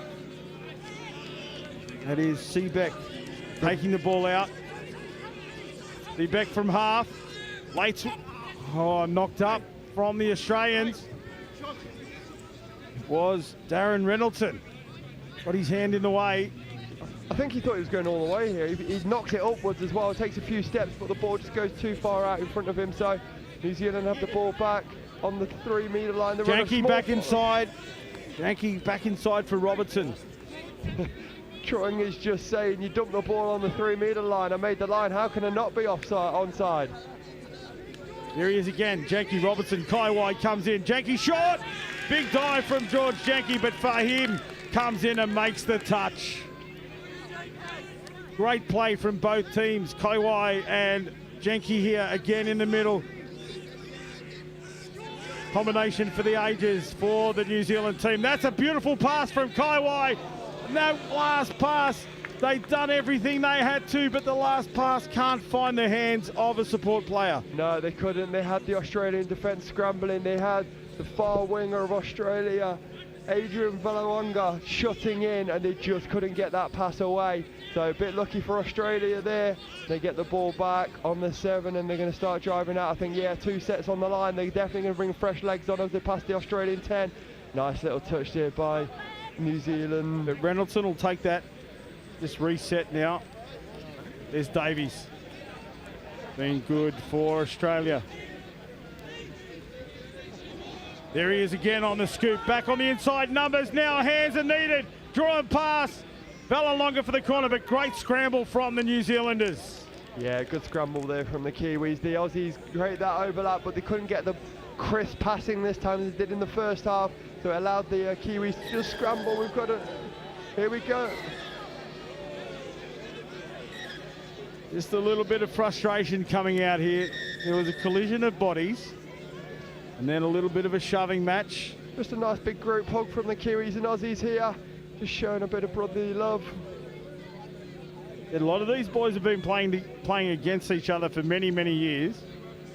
Be interesting to see what the referee does here. It just looks like the Kiwis stood over the Australian at that point, booking more to the... Yeah, there was a collision initially, but then there was a little flick of a leg too from, you know, both players, and then it seemed to escalate from there. That's what it means. That's what it means to these guys. They're just showing so Sin much bin. passion. So there's been one of the New Zealanders who's been sent to the bin, and so is the Australian. So a chance for both of those players to cool off. I think that's a good decision from the referees. Brad Smith there showing great game management. Yeah, he's dealt with that really well, hasn't he? You know, send each player for a period of time, and we've got a bit more space on the field now. So hopefully we get a couple of tries in the next 4 sets, as these guys have 4 sets off. The Kaiwai takes it forward into the line now. This time through the hands of Brendan Stewart. Stewart with the ball, switches it back inside for Wall. Wall goes down for Stewart. They break, go short to the right-hand side here. Numbers, it's a numbers game now. And a great try to the Kiwis. They exploit first. Yeah, we said there was going to be a lot more space on the pitch with only 10 players on the field, not 12. And that's just happened. They've just picked up no real short side. They've just gone through a hole, and the Australian defence can't get across. And that's a good finish from the Kiwis. Benjamin Page gets his name in the gold medal match record books for New Zealand. Now Australia with a tap off. I'll tell you what, I like the game with 5 players per team. Plenty of space out there. Absolutely. I like calling it. I wouldn't like to be running it. Oh, no, definitely not. Not in the Todd Mills. End of day 5 in the tournament. Day 6. Day 6 is it? There's Mills for him in the middle. He's at half. Mills again drives forward for him to half. Warman to the short, dives himself. Try time, absolutely. The referee was on the spot. They hadn't retreated far enough. And that's 1 try all when they are and a man down. There we go. Yeah, he just runs the straight line. The Kiwi defender picks his defensive line, and the Warman just goes the opposite way, and he comes over like a rocket to get that score. Here it is, still 5-on-5 this final with 2 players in the sin bin. 2 sets to go. You've got to have 2 sets each, or 4 sets in total off. So 2 more sets, 1 more set each, sorry. 5 minutes remain here in this gold medal match. Australia with the ascendancy, 11 tries to 4. New Zealand looking for Wall. Yankee split for Wall. Now the pair work together again. Stephen Wall, ball in hand, gets it out to Withers. Yankee. And then a penalty. Repeat set, 5-on-5. Plenty of space out there. And the mastery of George Jenke, ball in hand. Can he get one back for the Kiwis here? Kiwis are looking to settle in that last set on the right to left. This time they're going on the left side of the field with the left to right. No, they're going to send the sweeper. And the end of the set there for Seebeck. They've called another penalty not pushing forward. Is that what we're going to see? We are. So 1 more penalty on the line. Australia actually go down to 4. That would make it interesting. There should be a lot more space then. Seebeck. Jenke looks left, comes back to the right, but taken beautifully there by number 11, Darren Reynoldsson. He's getting through a ton of work for the Australians. Referee's just hobbled off on this sideline, so we might have some referee trouble, and then we've got an extra one. Shooter from Drew Davies doesn't get there in time, calls no touch. Great play there from Davies, good honest play. He came in to shut down. Should have made the touch, but called no. And try time to New Zealand. There's always going to be space when there's 5-on-5. And when someone doesn't make a touch, there's even more space, and he just darts down. So that's again another score when it's 5-on-5. We'll see it here, there's a no touch. That puts the defensive line under plenty of pressure. Davies knew he had to come forward, but that is a reward for effort for Mitchell Seebeck. Try time. So it's the last set now with 5-on-5 after this set. Even if it's no penalty, it'll stay 5-on-5. But Rung Lee into half, Adam Fahim. And there's Shane Warman out here. Just say the referees had to have a bit of a change up here as well, because there was an injury. Warman comes again. Oh, integral in everything the Australians are doing at the minute. He hits that same line he scores on the 5-on-5 last time, but instead of going for the line, people shut on him. He's got an overlap. And here it is on the replay. Watch, you just watch a real straight line. It goes at the line, everyone shuts on him. Simple 3-on-2 for him, and he Gets that ball away, and I believe we are back to 6 people per team on now. We certainly are. Adrian Villalonga has a hat-trick in the gold medal final here in the men's 45s division. Seebeck again with a little show and go. It's number 13 coming together with him, his own teammate David Edmonds, but nice work from Seebeck. Could have done with a space of 5 on 5, but now we're back to 6 on 6. There's a bit less. Couple of minutes remain here in this match. The intercept attempted. Ball knocked down by Reynoldson. The second time he's got in the passing lane and we thought he was going to go coast to coast. Defensively doing the right thing, maybe shutting in a bit too much there, but he's trying to get the ball. Seebeck and Kaiwai. Kaiwai gets down, but this time the defence stands tall. Gets down just as low to make the touch. That's Todd Mills. David Rose working together in the middle again. They push forward. Rose back to the line, needs to get across in cover. And Seebeck finds Kaiwai, and New Zealand score again. David Rose just turned around slightly there. Yeah, just a bit of a middle gap there. The Australians just uncharacteristically get stuck. Both middles corner almost, and the Kiwis just go through, and a nice knee slide there for the score.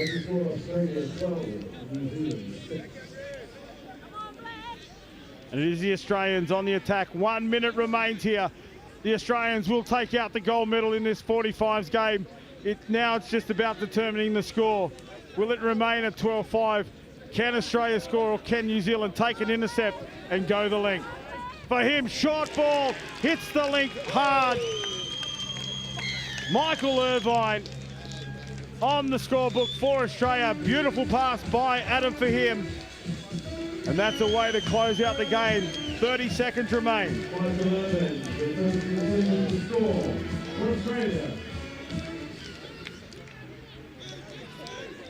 It is Australia now defending the Kiwis in the shadows of the Hooter.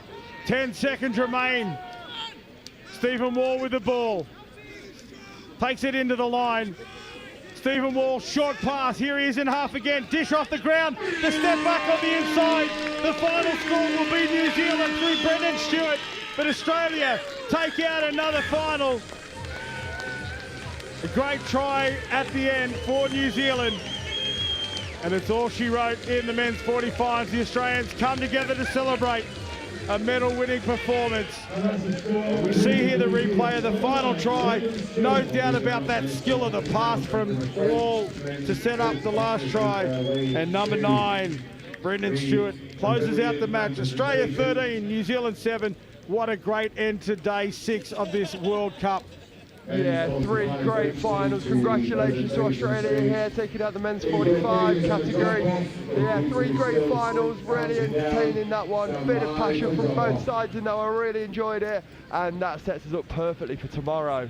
What a day we're in store for. Oh, absolutely can't wait. This has really whet the appetite. Been 3 amazing finals all the way of Australia, but don't discount the effort of New Zealand. They were exceptional in each of those finals. We're going to try and bring you an interview with the player of the match.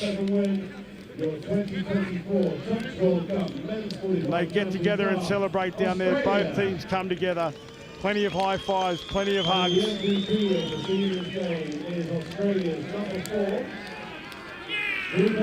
There we go. The player of the final, number 4 for Australia, Drew Davies.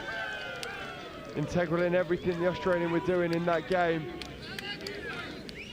And they come together down there. I know the boys, they've been preparing. They have come away with the gold medal here at the World Cup. The biggest World Cup in history. And it looks like we have James Preston down on the field now with that MVP, Drew Davies. Down to you, James.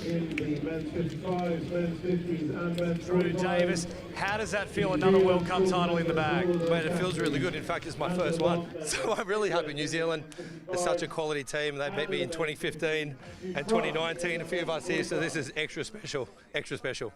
3 in a row now as well for the Aussies. Overall, very strong nation who have come here to play for this tournament. What's the vibe been around like for camp throughout the week? Yeah, this bunch of boys is just such a special group of boys. I could feel a vibe early on, not just on the field, but off the field. It's so special, and winning with a bunch of guys like this, something I'll never forget. Well, it looks like a very close-knit team. For yourself personally, man of the match in this one. How proud are you right now? Yeah, that means a lot. That means a lot. I've lost. There's not much I can say. Thank you. That's a big honour. It's a real big honour. Well, Drew, thank you very much. Congratulations. Well done once again. Back up to you guys. Yeah, great interview down there with the man of the moment, Drew Davies. It really shows just how much this means to those men. He's been around a long time, but the emotion of that victory and that award means so much to him. Yeah, you can tell it does. He said he's lost the last 2 World Cups, so he's worked so hard to get to there, and you see the showing the love to the fans there. You know, it means so much to play for your country a World Cup in any nation at this World Cup, but to actually get the win after 2 hard-fought losses must mean so much to him. Yeah, it certainly does. These boys have been around a long time, but they will savour this victory. I know how important it is. And they're going to lap up tomorrow. They'll get to come out and spectate and support the rest of the Australian teams, but they'll enjoy a beer tonight, I'm sure. They're going to come tomorrow hungover, that's for sure. They're going to enjoy a few beers. They're going to be celebrating tomorrow and just get round all the other Australian teams. Well, congratulations to the Australian men's 45s gold medalists. We hope you've enjoyed what has been an awesome day 6 here of the tournament. The teams down on the field just come together once again. Applause all round and great camaraderie here at the World Cup. Well, we're going to take a break. We're going to have to go home and get some sleep, Mixie, because tomorrow they actually come thick and fast. 10 gold medal matches. 10 matches starting at 8 o'clock in the morning. Yeah, it's going to be a great day. I mean, the first 6 days of this tournament have all been building up towards that 7th and final day, the Sunday. The crowds are going to be huge, and when we get to those Opens finals tomorrow afternoon, they are just going to be, wow, breathtaking. Thanks to the team from NextGenXV for bringing you all of the pictures here live from Nottingham right throughout the tournament. One more day, the final push. Stick around, have a great night's sleep wherever you are. We're certainly going to go and push some Zeds and bring you all of that live action here tomorrow through NextGenXV. The third final of the day has been played. We are now ready. We are not done. Day 6 is over and done with. We've got one more day to play with here already. Finals day tomorrow. Every game is a final. We're going to hand it over to Robin Bud, who's going to be doing the presentation. And the shout-out last was for the men's French team, the 45, so we can get the presentation underway.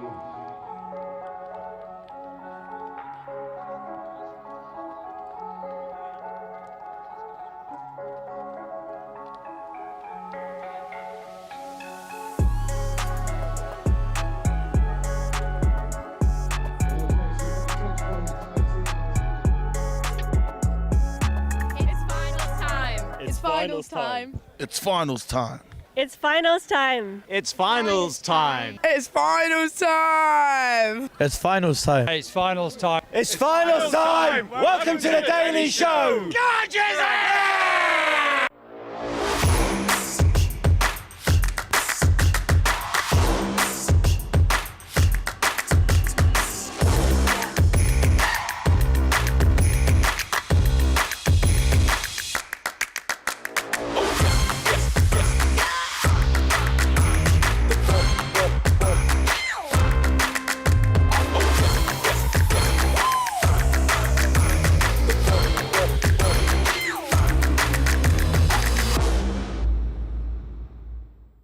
Welcome to Day 6 of the Touch Rugby World Cup 2020.